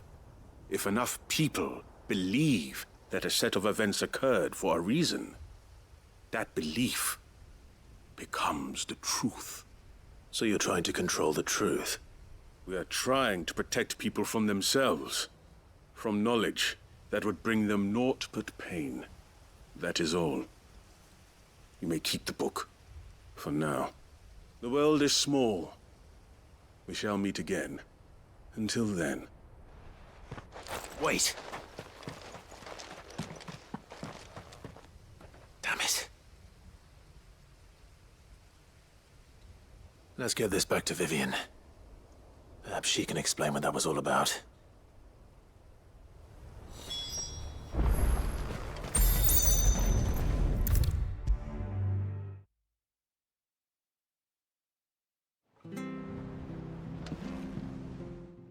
Vivian. I found it. The book you lost.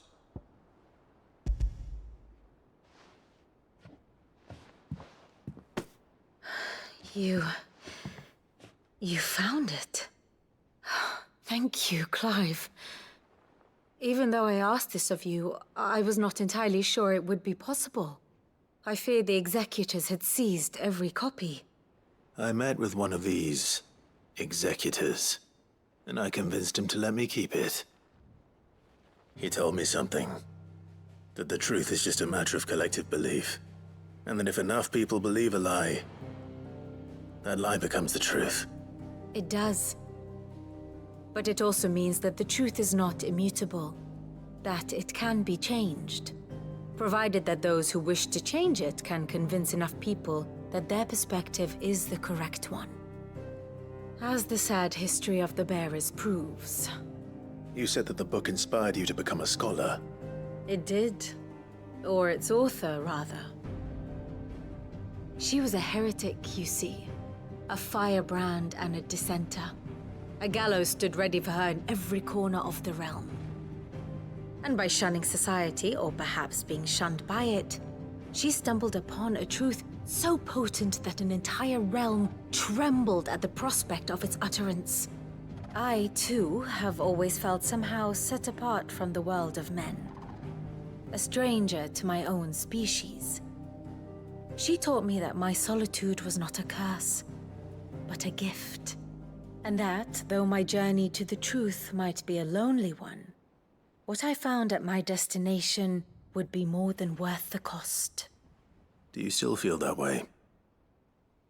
That you're not one of us? Honestly, I'm not entirely sure anymore. Since coming to the hideaway, I find my thinking somewhat clouded. Perhaps the result of studying mankind from a rather closer perspective than I had intended. But the more I study, the more I find value in this perspective. In looking not from the outside, but from within. So if you'll permit me, I'd like to continue my work here.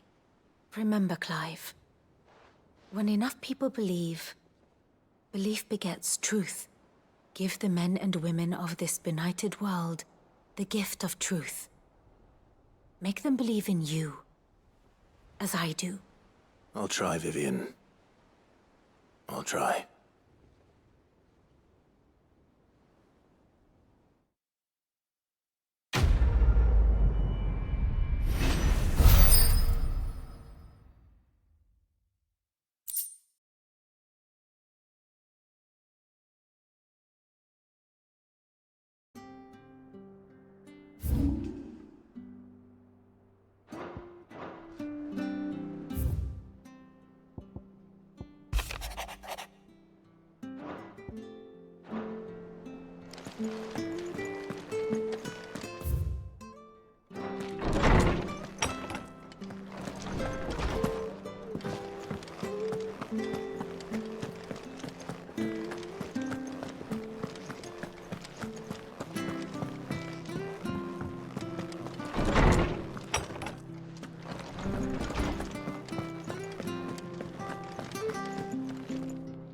Swordsman Harpocrates. I received your note. Ah, yes. I expect you're wondering what this is all about. You spoke of making amends with Dion, but I can't imagine what for. Then I should begin by telling you that I was once his tutor. This was some years ago, of course, before I joined Cid in his hideaway. At that time, I was counted among the foremost scholars of Oriflamme, and was accordingly invited to the palace to supervise the young prince's education, all to ensure that the future emperor had a firm grounding in, well, everything an emperor should. History, religion, commerce, government. Alas, our time together was cut short when Dion left to join the Dragoons, his studies no longer being deemed necessary. I had not expected to meet with him again, least of all here. Have you spoken with him? No, I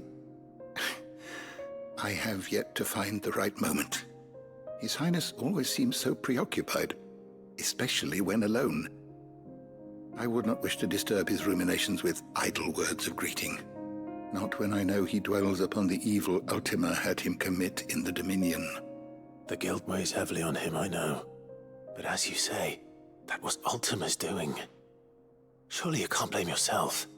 When I first met him, it was not guilt, but his people's expectations that weighed heavily upon him, and I did nothing to ease that burden. He bore it alone, until the day he could not bear it any longer.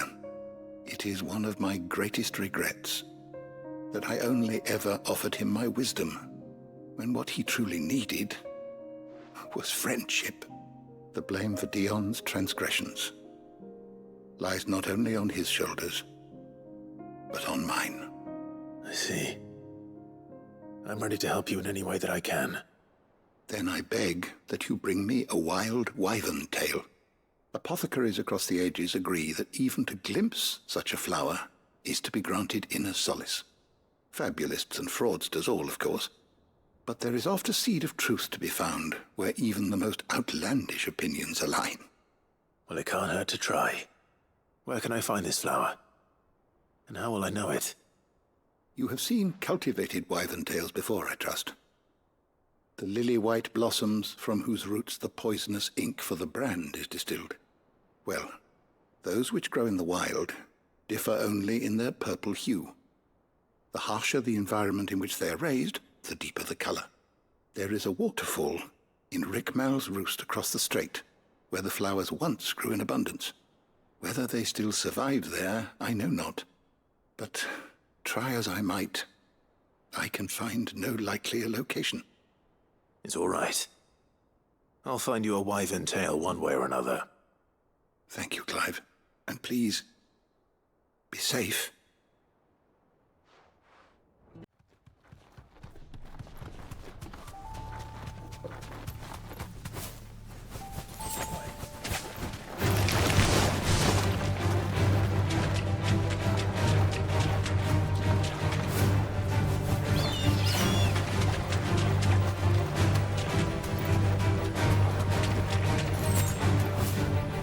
Seems this place has been flooded twice over. Purple flowers blooming next to a waterfall. Shouldn't be too hard to find.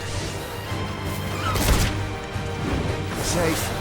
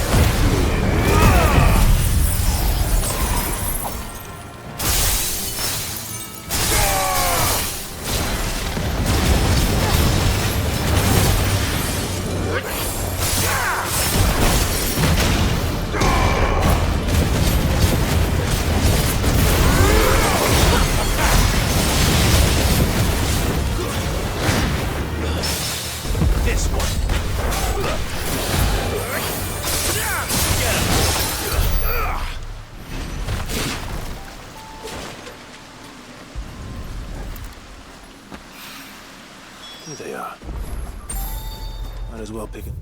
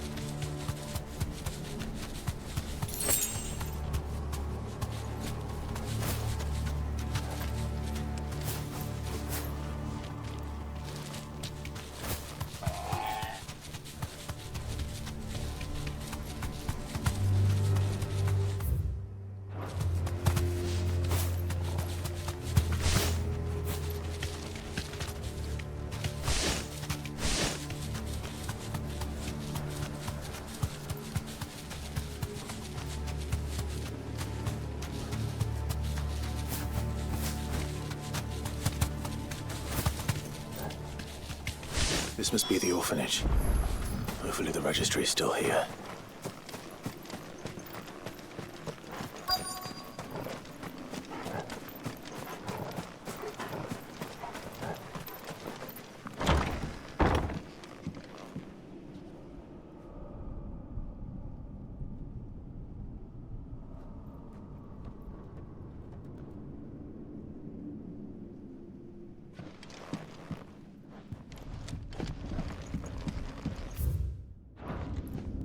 Conditioning. Disposed of. Herman wasn't exaggerating.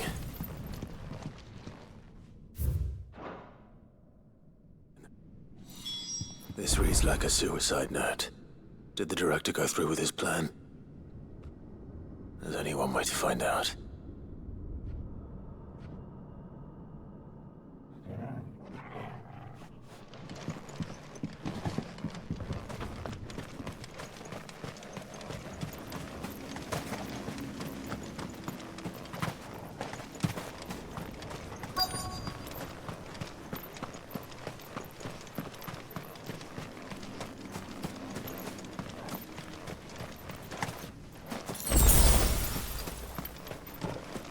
Forked white tree. This must be the place.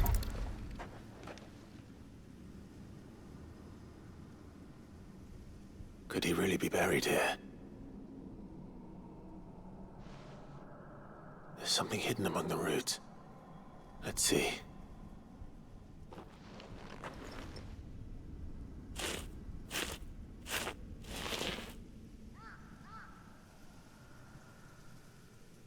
This must be the registry.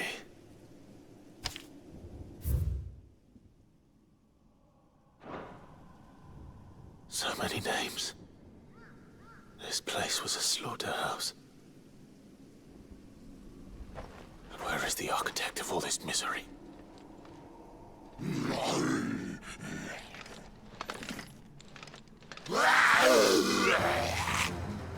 It was only a matter of time, I suppose.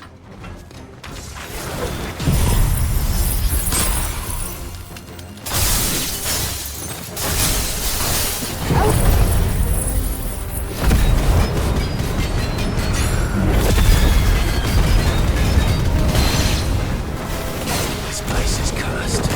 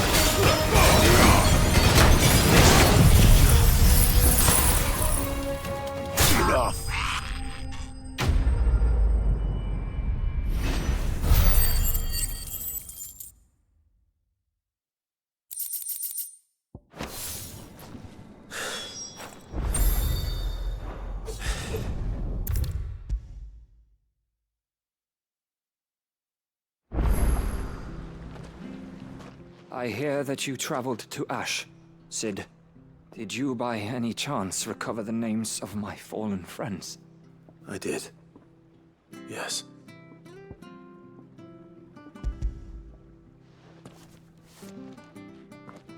If I may, the bearer registry.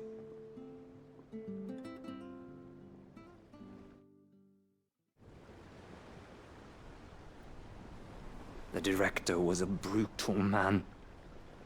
He got no worse than he deserved. The registry was all I found beneath the tree. There was no sign of a body. Nor any record of what happened to the children after the orphanage closed. I pray that at least some of them survived. All their names are here. The ones we lost. My friends. My light in those dark times. I can still remember their faces, like it was yesterday. Children who were taken from their bunks in the morning, never to return. No explanation ever offered. They'd be happy to know that you survived, Herman. But why did I make it out alive, when so many others died in that awful place? It's not your fault. And blaming yourself won't bring them back. Honor their memory. See that their names live on. That way, at least. They're never truly gone. Thank you. Cid, I'm going to write a book. An account of the horrors of Badbach, and the spirit of those its custodians sought to crush. All of Valisthea will know of our suffering. And in the name of those I lost, I will not let it happen again. Neither will I. These records would have been buried for all eternity, were it not for you. Thank you.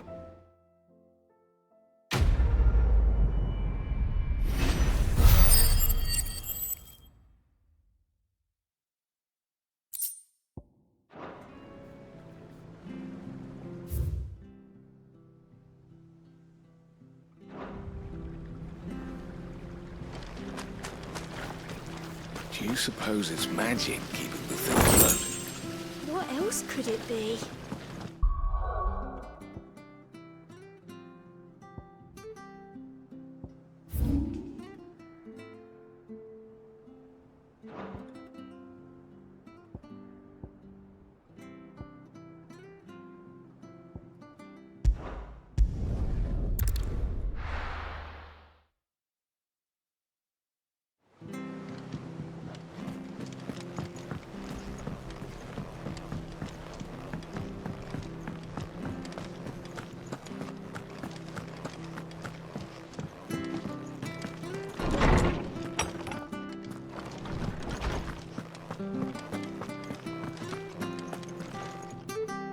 Oarsman, I found the flowers you were looking for. You did? I think I did.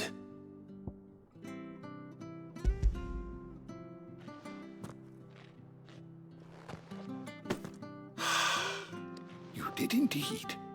My dear boy, thank you. You wanted to make Dion a gift of one, did you not? Shall I invite him to join us? Oh, I don't... It's no trouble. I'll go and fetch him.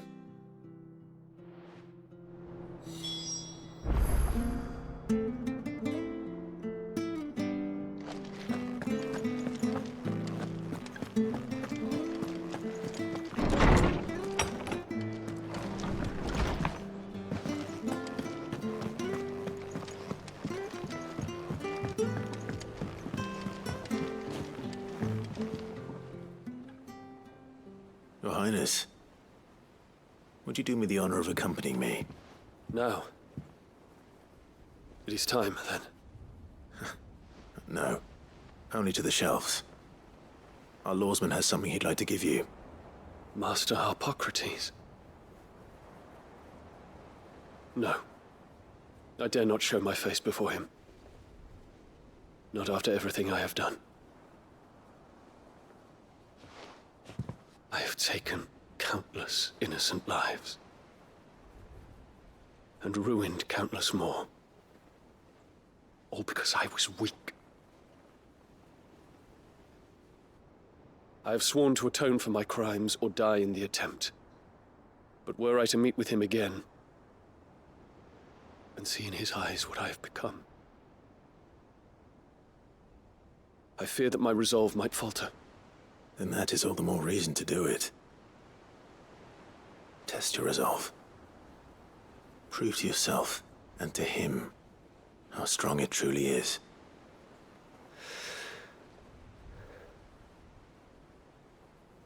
You are right. I must, at the very least, offer him my gratitude. Very well, then. Take me to him. Follow me.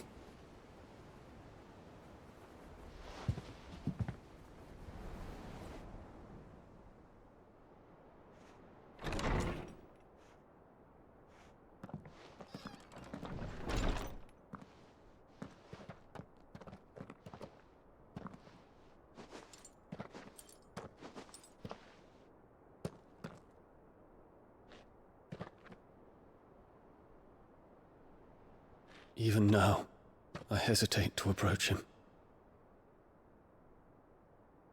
What must he think of me? You'd be surprised.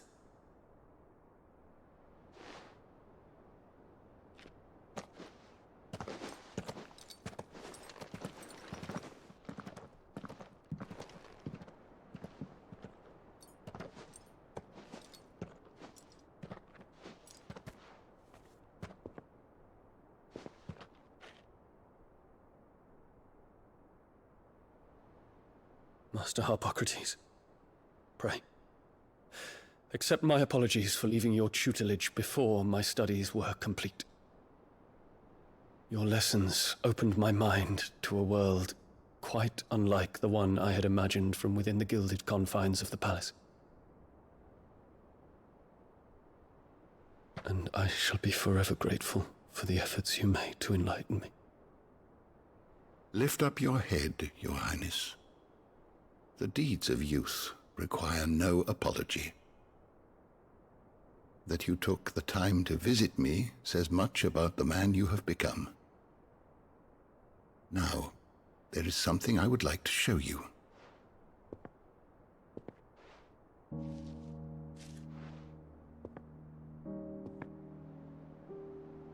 Is that a wyvern tail? The color is unfamiliar to me. Because it is unique to those found in the wild. Something in the harsh environment in which they grow lends them this striking hue. Their roots are indistinguishable from those of their hothouse cousins, but once they bloom, the difference is immediately apparent. In this flower, I see you, Your Highness. Its roots were the roots of a wyvern tail, with all that implies. But they do not define it, just as yours do not define you. I want you to have it, that it might remind you of this truth.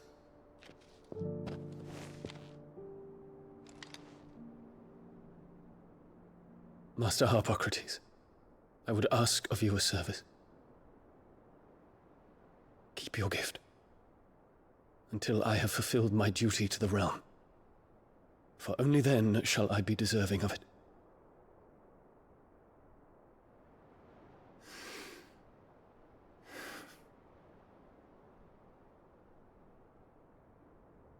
As you wish, Your Highness. I shall await your return.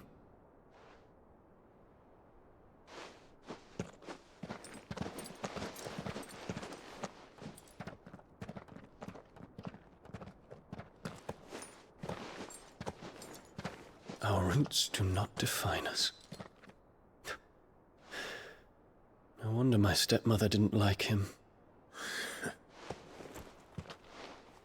for reuniting me with memories I had thought long lost.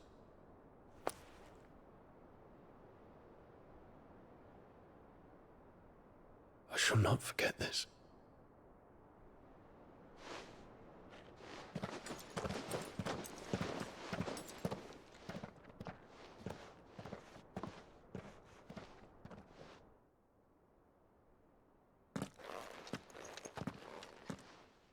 Thank you, Clive.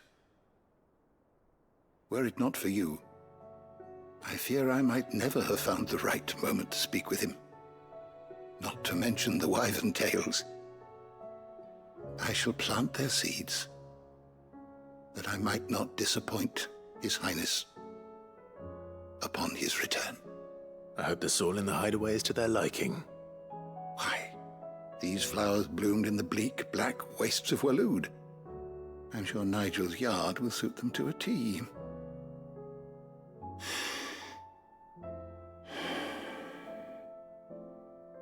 When it comes to expressing one's gratitude, I find that words are seldom sufficient. Here. What's this? A stolas quill. Or more precisely, my stolas quill. 'Tis said that an owl's feathers are steeped in the wishes it hears over its long lifetime. All those words just waiting to pour out onto the page. So consider this my wish for you. That one day you may put down your sword and pick up that pen. Well, when that day comes, I'll certainly have a lot to write about. Thank you, Harpocrates. It shall have pride of place in my chamber.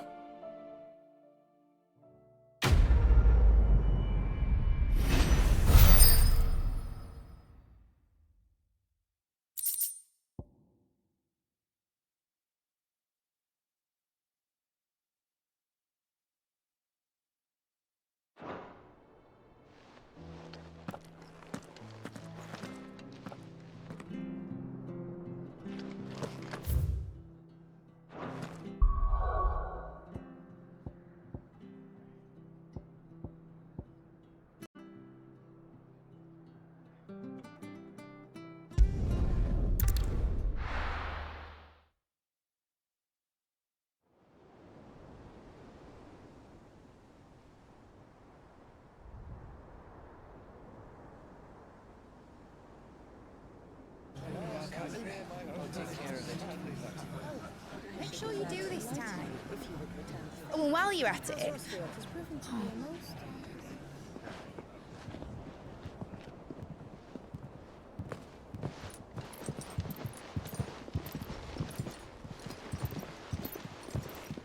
Clive, if you see me dad up there, tell him we were right to leave his legacy with you.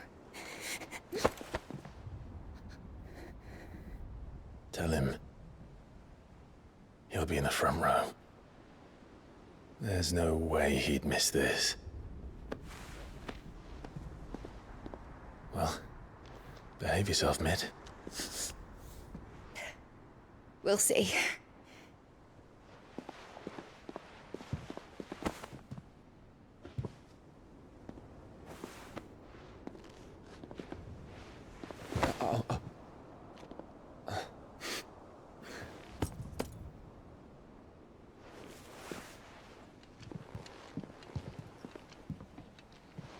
So, you're in charge now, Gav.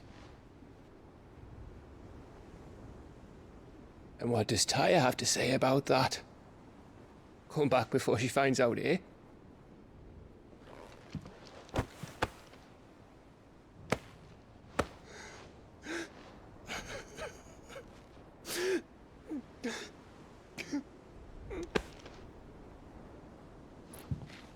Thank you, Yote. I'm sorry. Your Grace, I shall pray for your safe return. That's kind of you. But you should pray he took his medicine. I didn't spend all night grinding herbs for his lordship to leave them on his nightstand. Again. You needn't fear, Lady Daya. And thank you. See that your brother comes back in one piece. Or, at most, two. Any more and you can heal him yourself. I'll keep that in mind.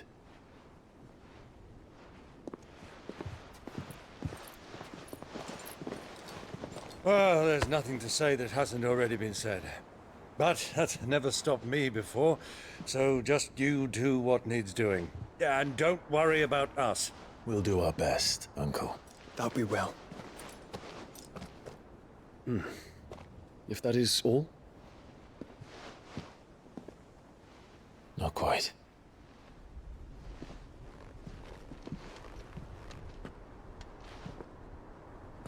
Jill. It's time, isn't it? It is. Take care of him. And you. You take care of her too, boy.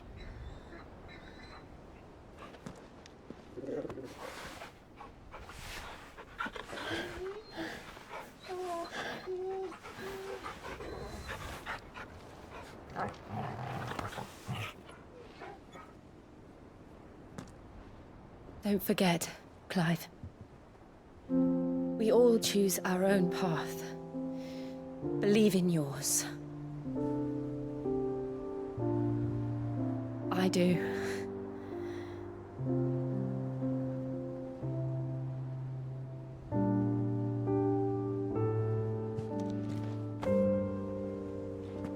I'll be back. I promise. I love you, Jill.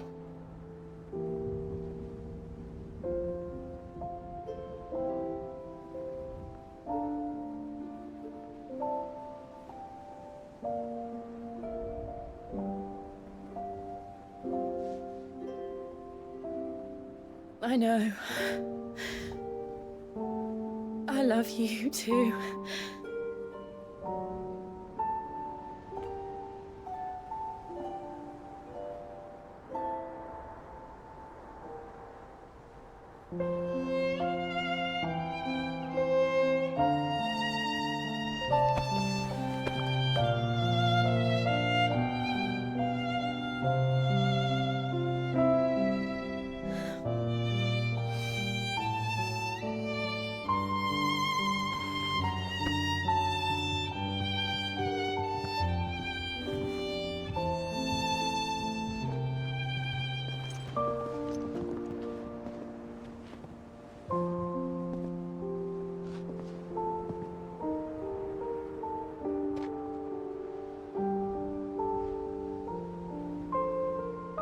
Now, we have a god to kill.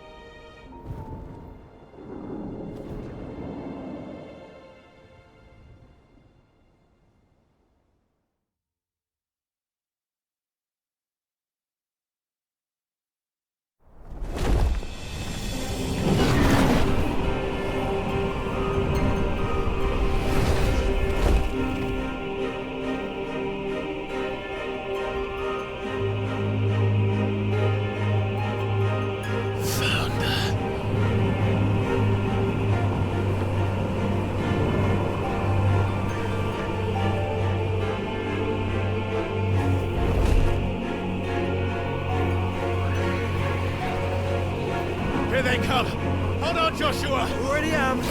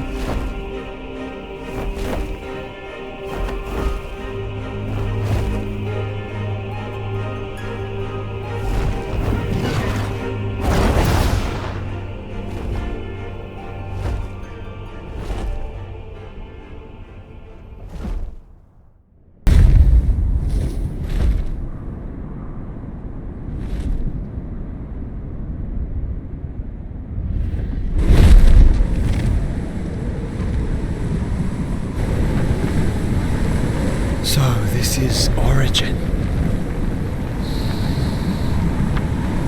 A far cry from heaven.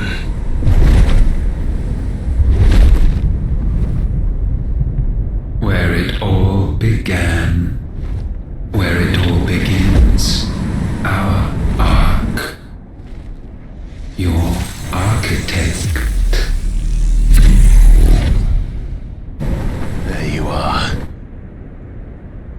It was here that we slumbered, here that we waited for centuries, clinging to our decrepit shell, for fear that we might have need of it once again. But you have come at last. And now we shall be truly complete.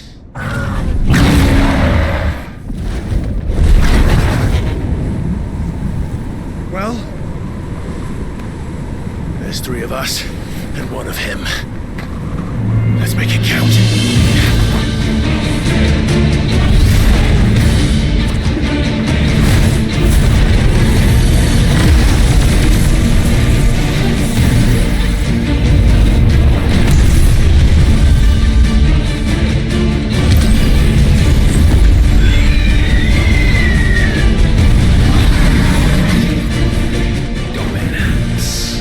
We will show you what it means to suffer.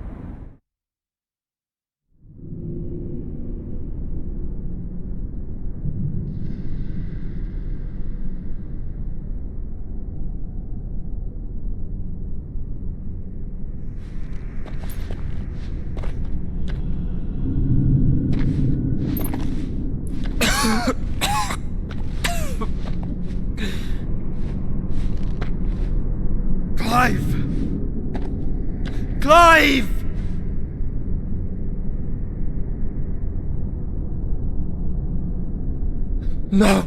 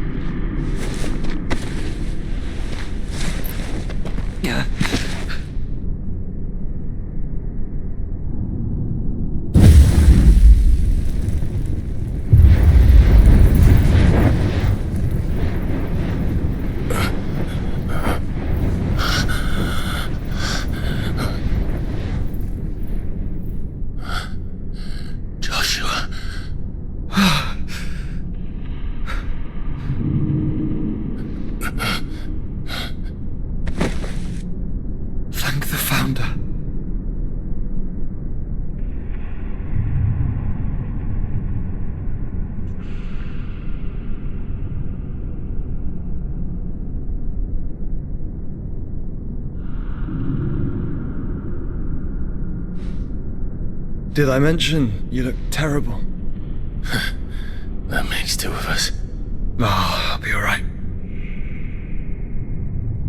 And Dion?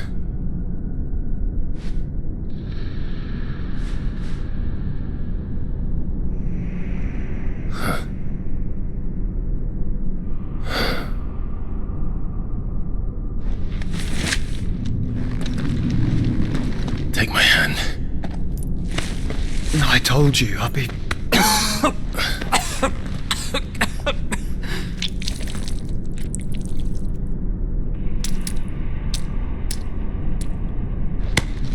Come on. Thank you.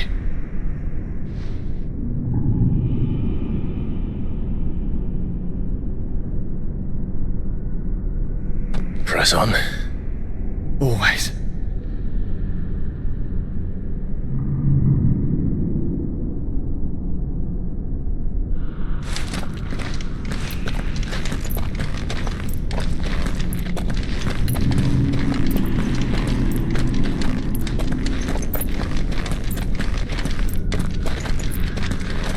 I'm sorry about Dion. Don't be. Please. He did what he had to do. And it's time we did the same.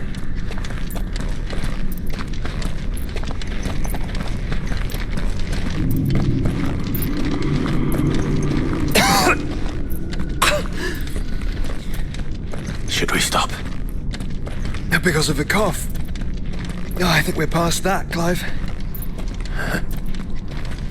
I suppose we are.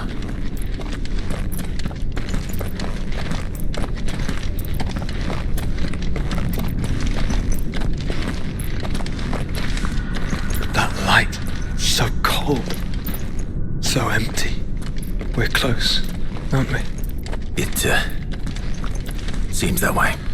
But I don't want to think what could be waiting for us in there. Then think instead of those waiting for us at home.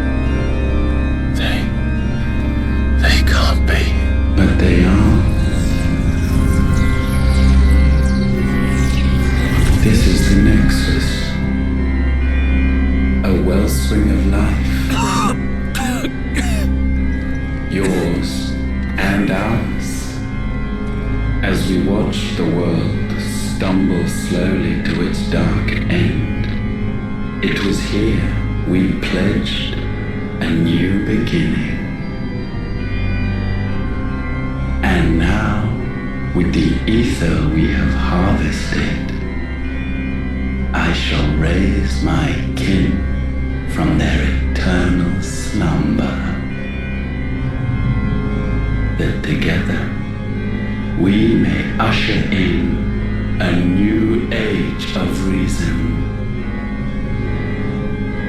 This was never about creation. Only self-preservation. You condemned an entire world so that you alone might escape death. Alone? Him alone? Clive, I think I understand. He...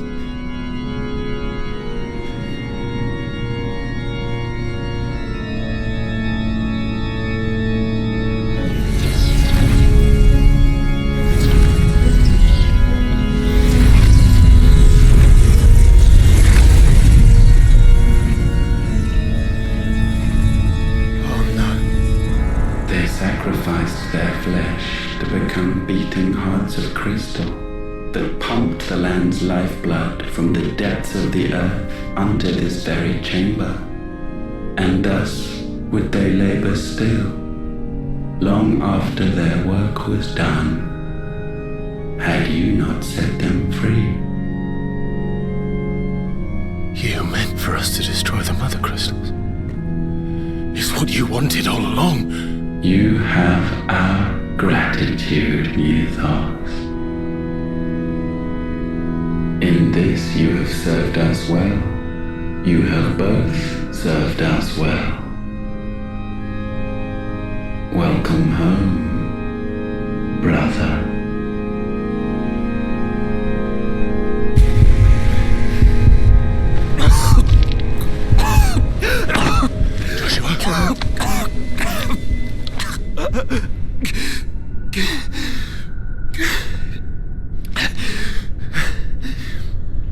I thought it was me, but it wasn't my grasp that grew weaker.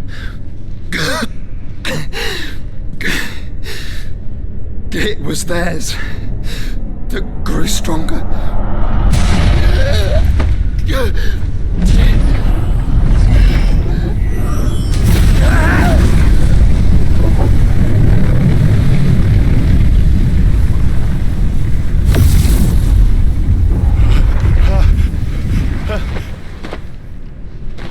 Joshua!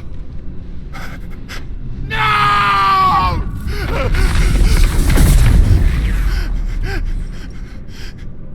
And now we can become one.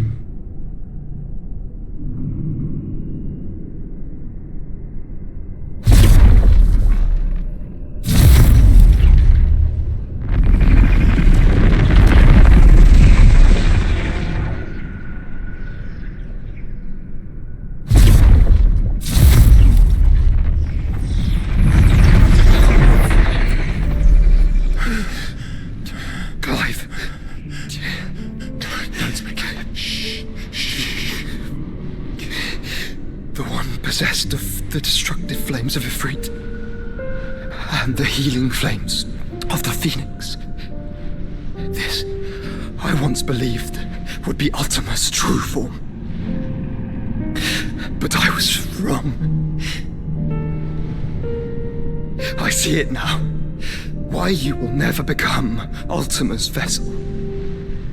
I don't care. Just hold on. Listen to me, Clive. You remember the murals? People once knew that Ultima was their god. That he created them. And they worshipped him, prayed to him, looked to him for guidance. In vain. In vain. For he did not listen, did not acknowledge our will, and so we strayed from his path to forge one of our own. So absorbed was he in his own desires, so driven by his own will alone, that he shunned the one thing that could have made him truly powerful. Faith. The same faith people now place in you. Faith that you will fulfill their dream, Sid's dream, of creating a better world for us. Faith that you will follow in Father's footsteps and save those who need saving most. Faith that you will answer Jill's plea to save yourself. The difference is, Clive, that you chose to listen, and that is what has steeled our bonds. Bonds that helped you stand firm when Ultima's pull was at its strongest. His power may be absolute, but so is ours. And so will yours be. With my light in your heart, not even a god might stop us. Joshua!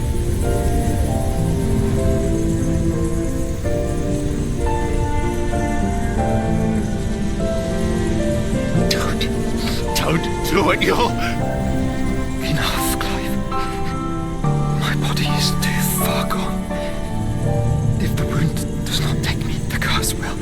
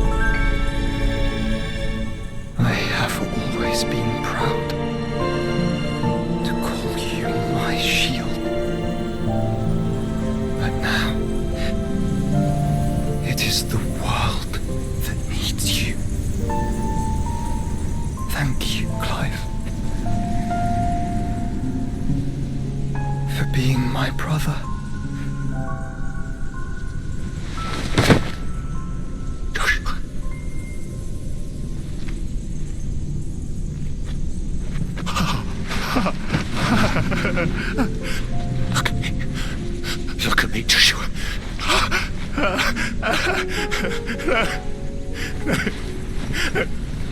Open your eyes! Open your eyes, Damien!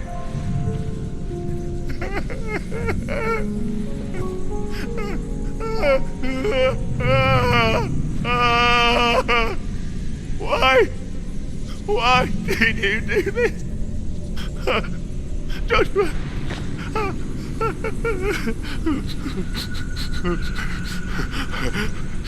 Joshua!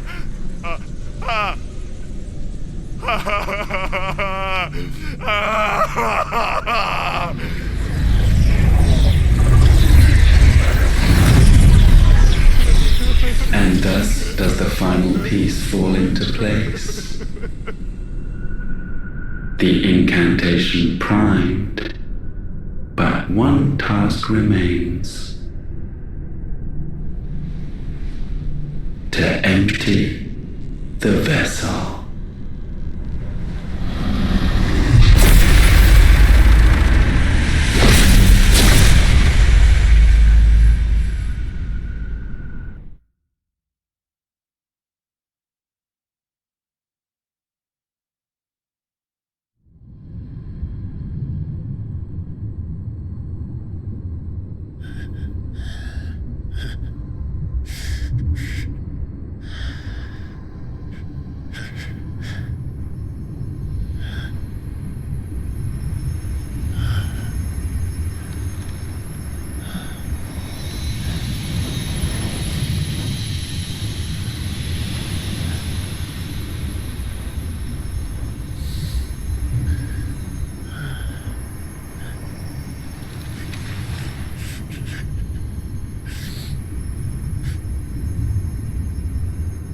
Still here.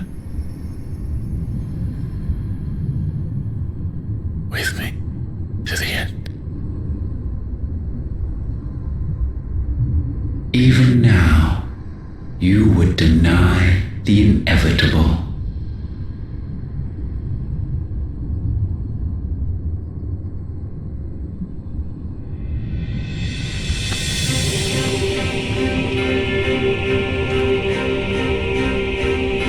As we always have, and always will.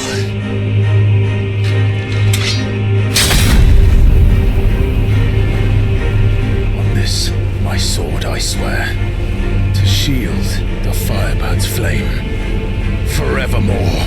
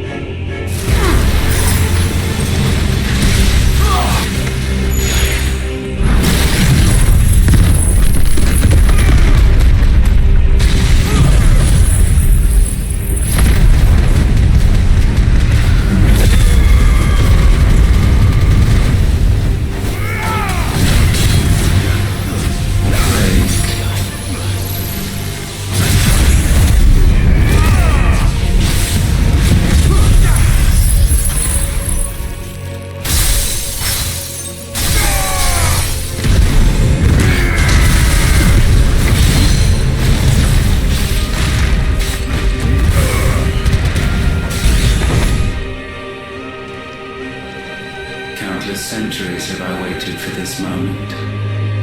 This moment in which I might revel in my creation, only to find it profaned and soiled. It must be cleansed.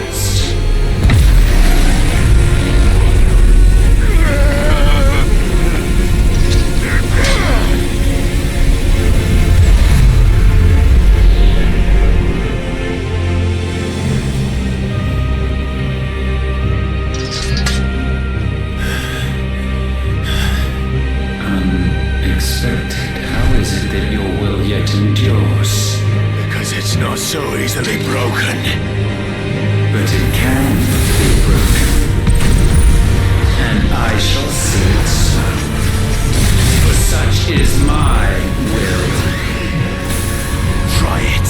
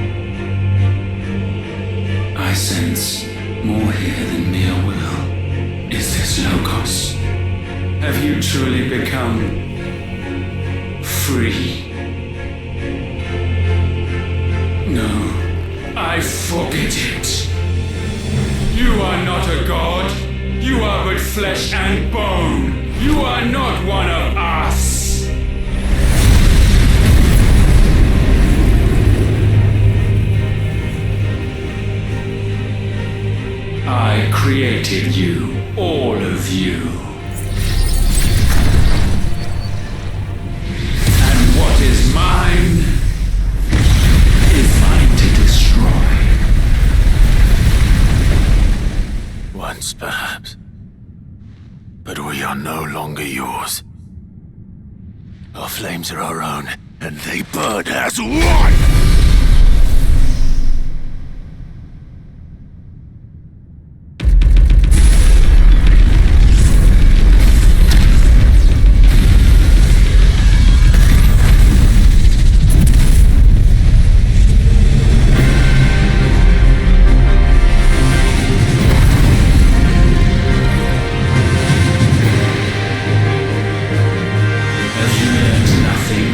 Damned is the slave who returns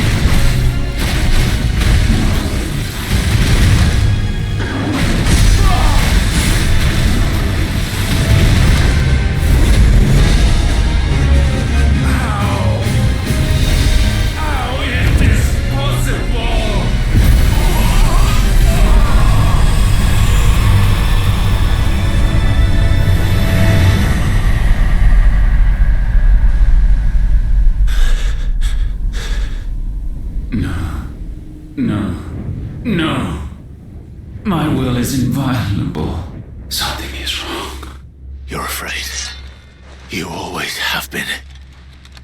From the moment the Blight exposed what you were, weak, you conceived us to prove otherwise. But the results shook you to the core. For in us you saw yourself, and realized we had the potential to be more than you could ever be, and so you turned your back on your creation. Your back on the world, like the coward you are. You think you know me? You know nothing, Logos. Nothing!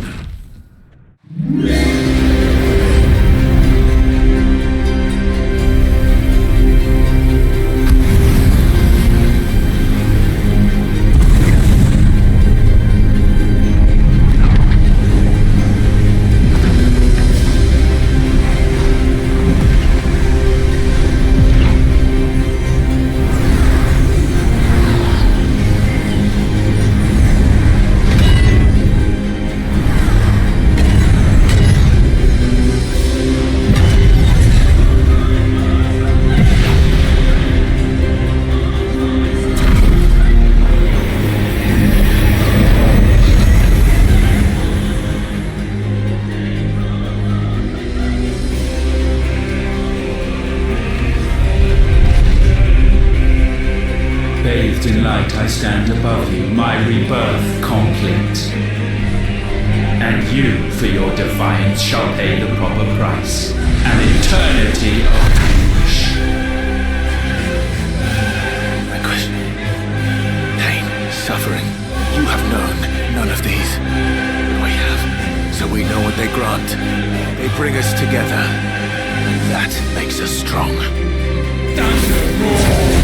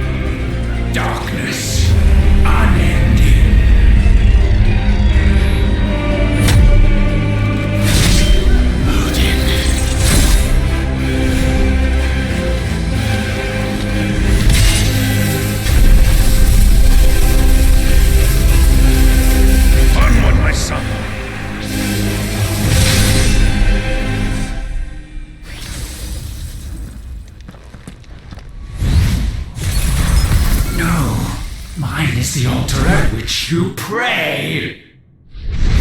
Mine are the eyes that look down upon you all! And yet still you cannot see. You are no better than us. We are one and the same. We are not the same!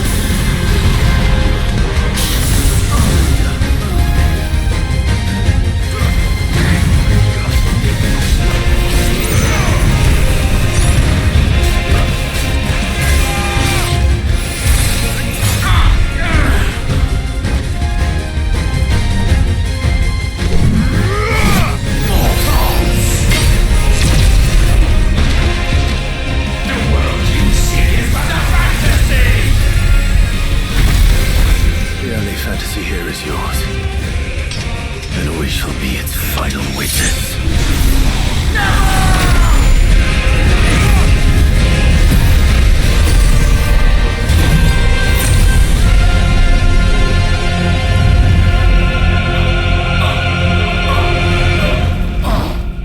I said, it's over!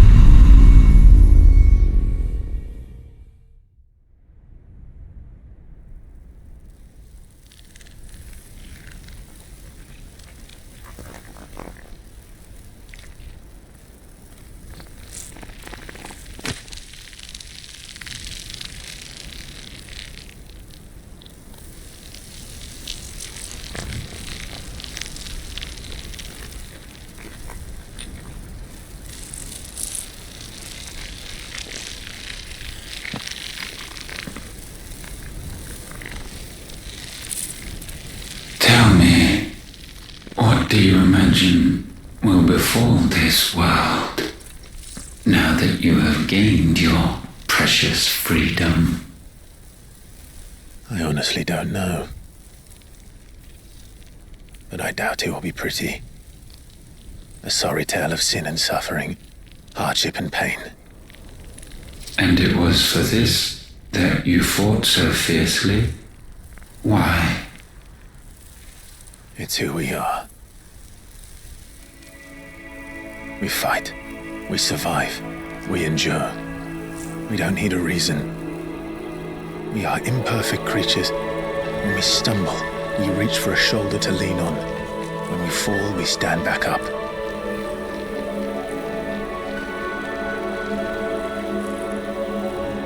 We see the horizon, ever out of reach, and still we march on.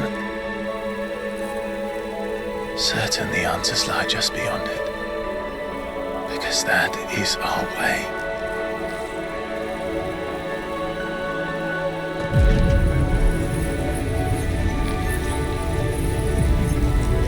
My congratulations. Relish this victory, knowing that you have but delayed the inevitable. Your world is already dead. May you enjoy an eternity on its blackened husk.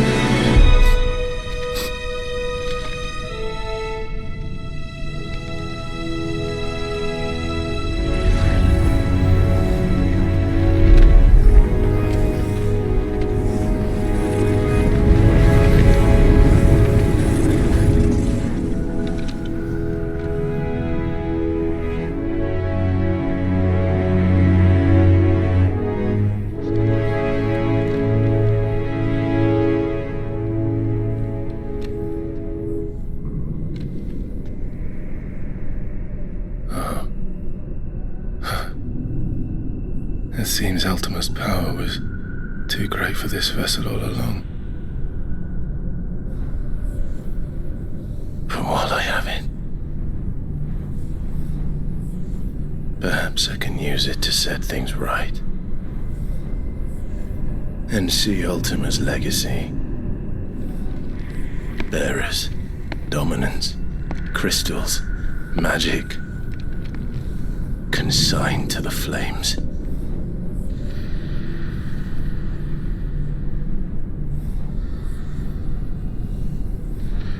Even if it means the end of me.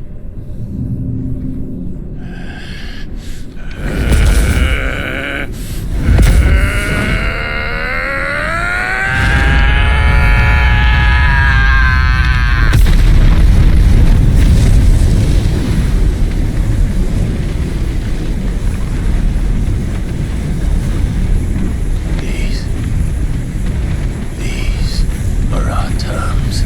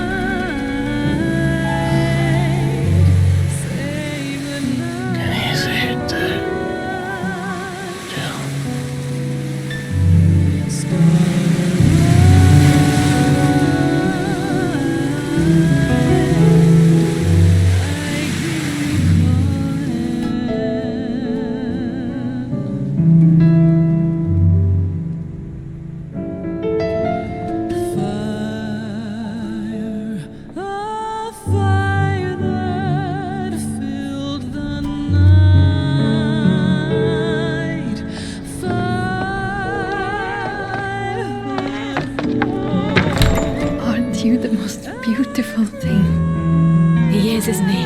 What are you gonna call him? Let me see, let me see. Oh, read little one. Got a smile for your Uncle Gov. Not so loud, you bird. What? I was only... Shh. You're scaring him. It's all right.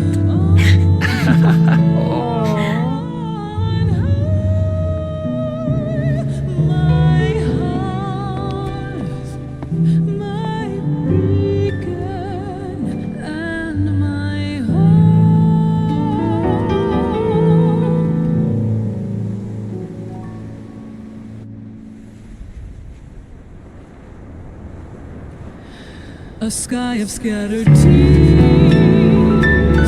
1,000 years apart.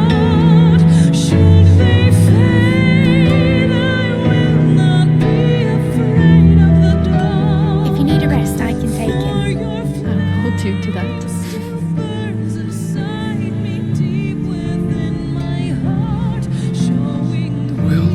yours now.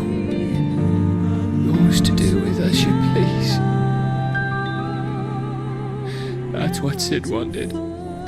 That's what they both wanted.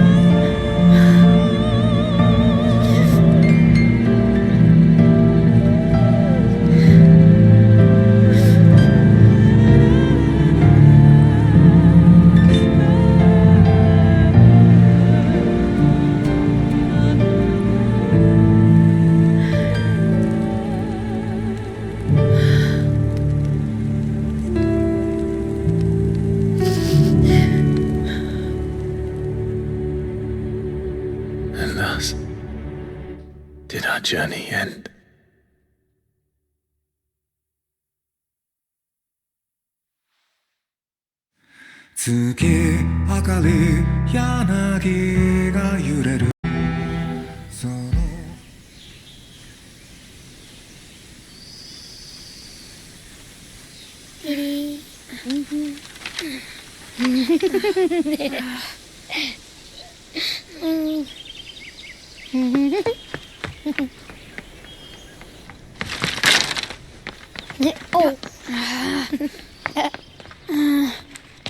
Every time.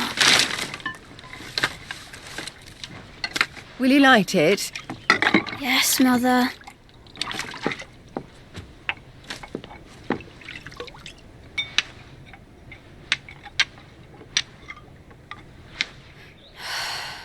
Come on.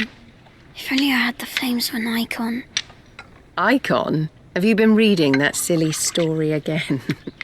Magic belongs in fairy tales, and fairy tales don't boil kettles. You see? Well done. Now, be a good lad, and play with your brother until supper. Come on, hurry! Hurry! Right.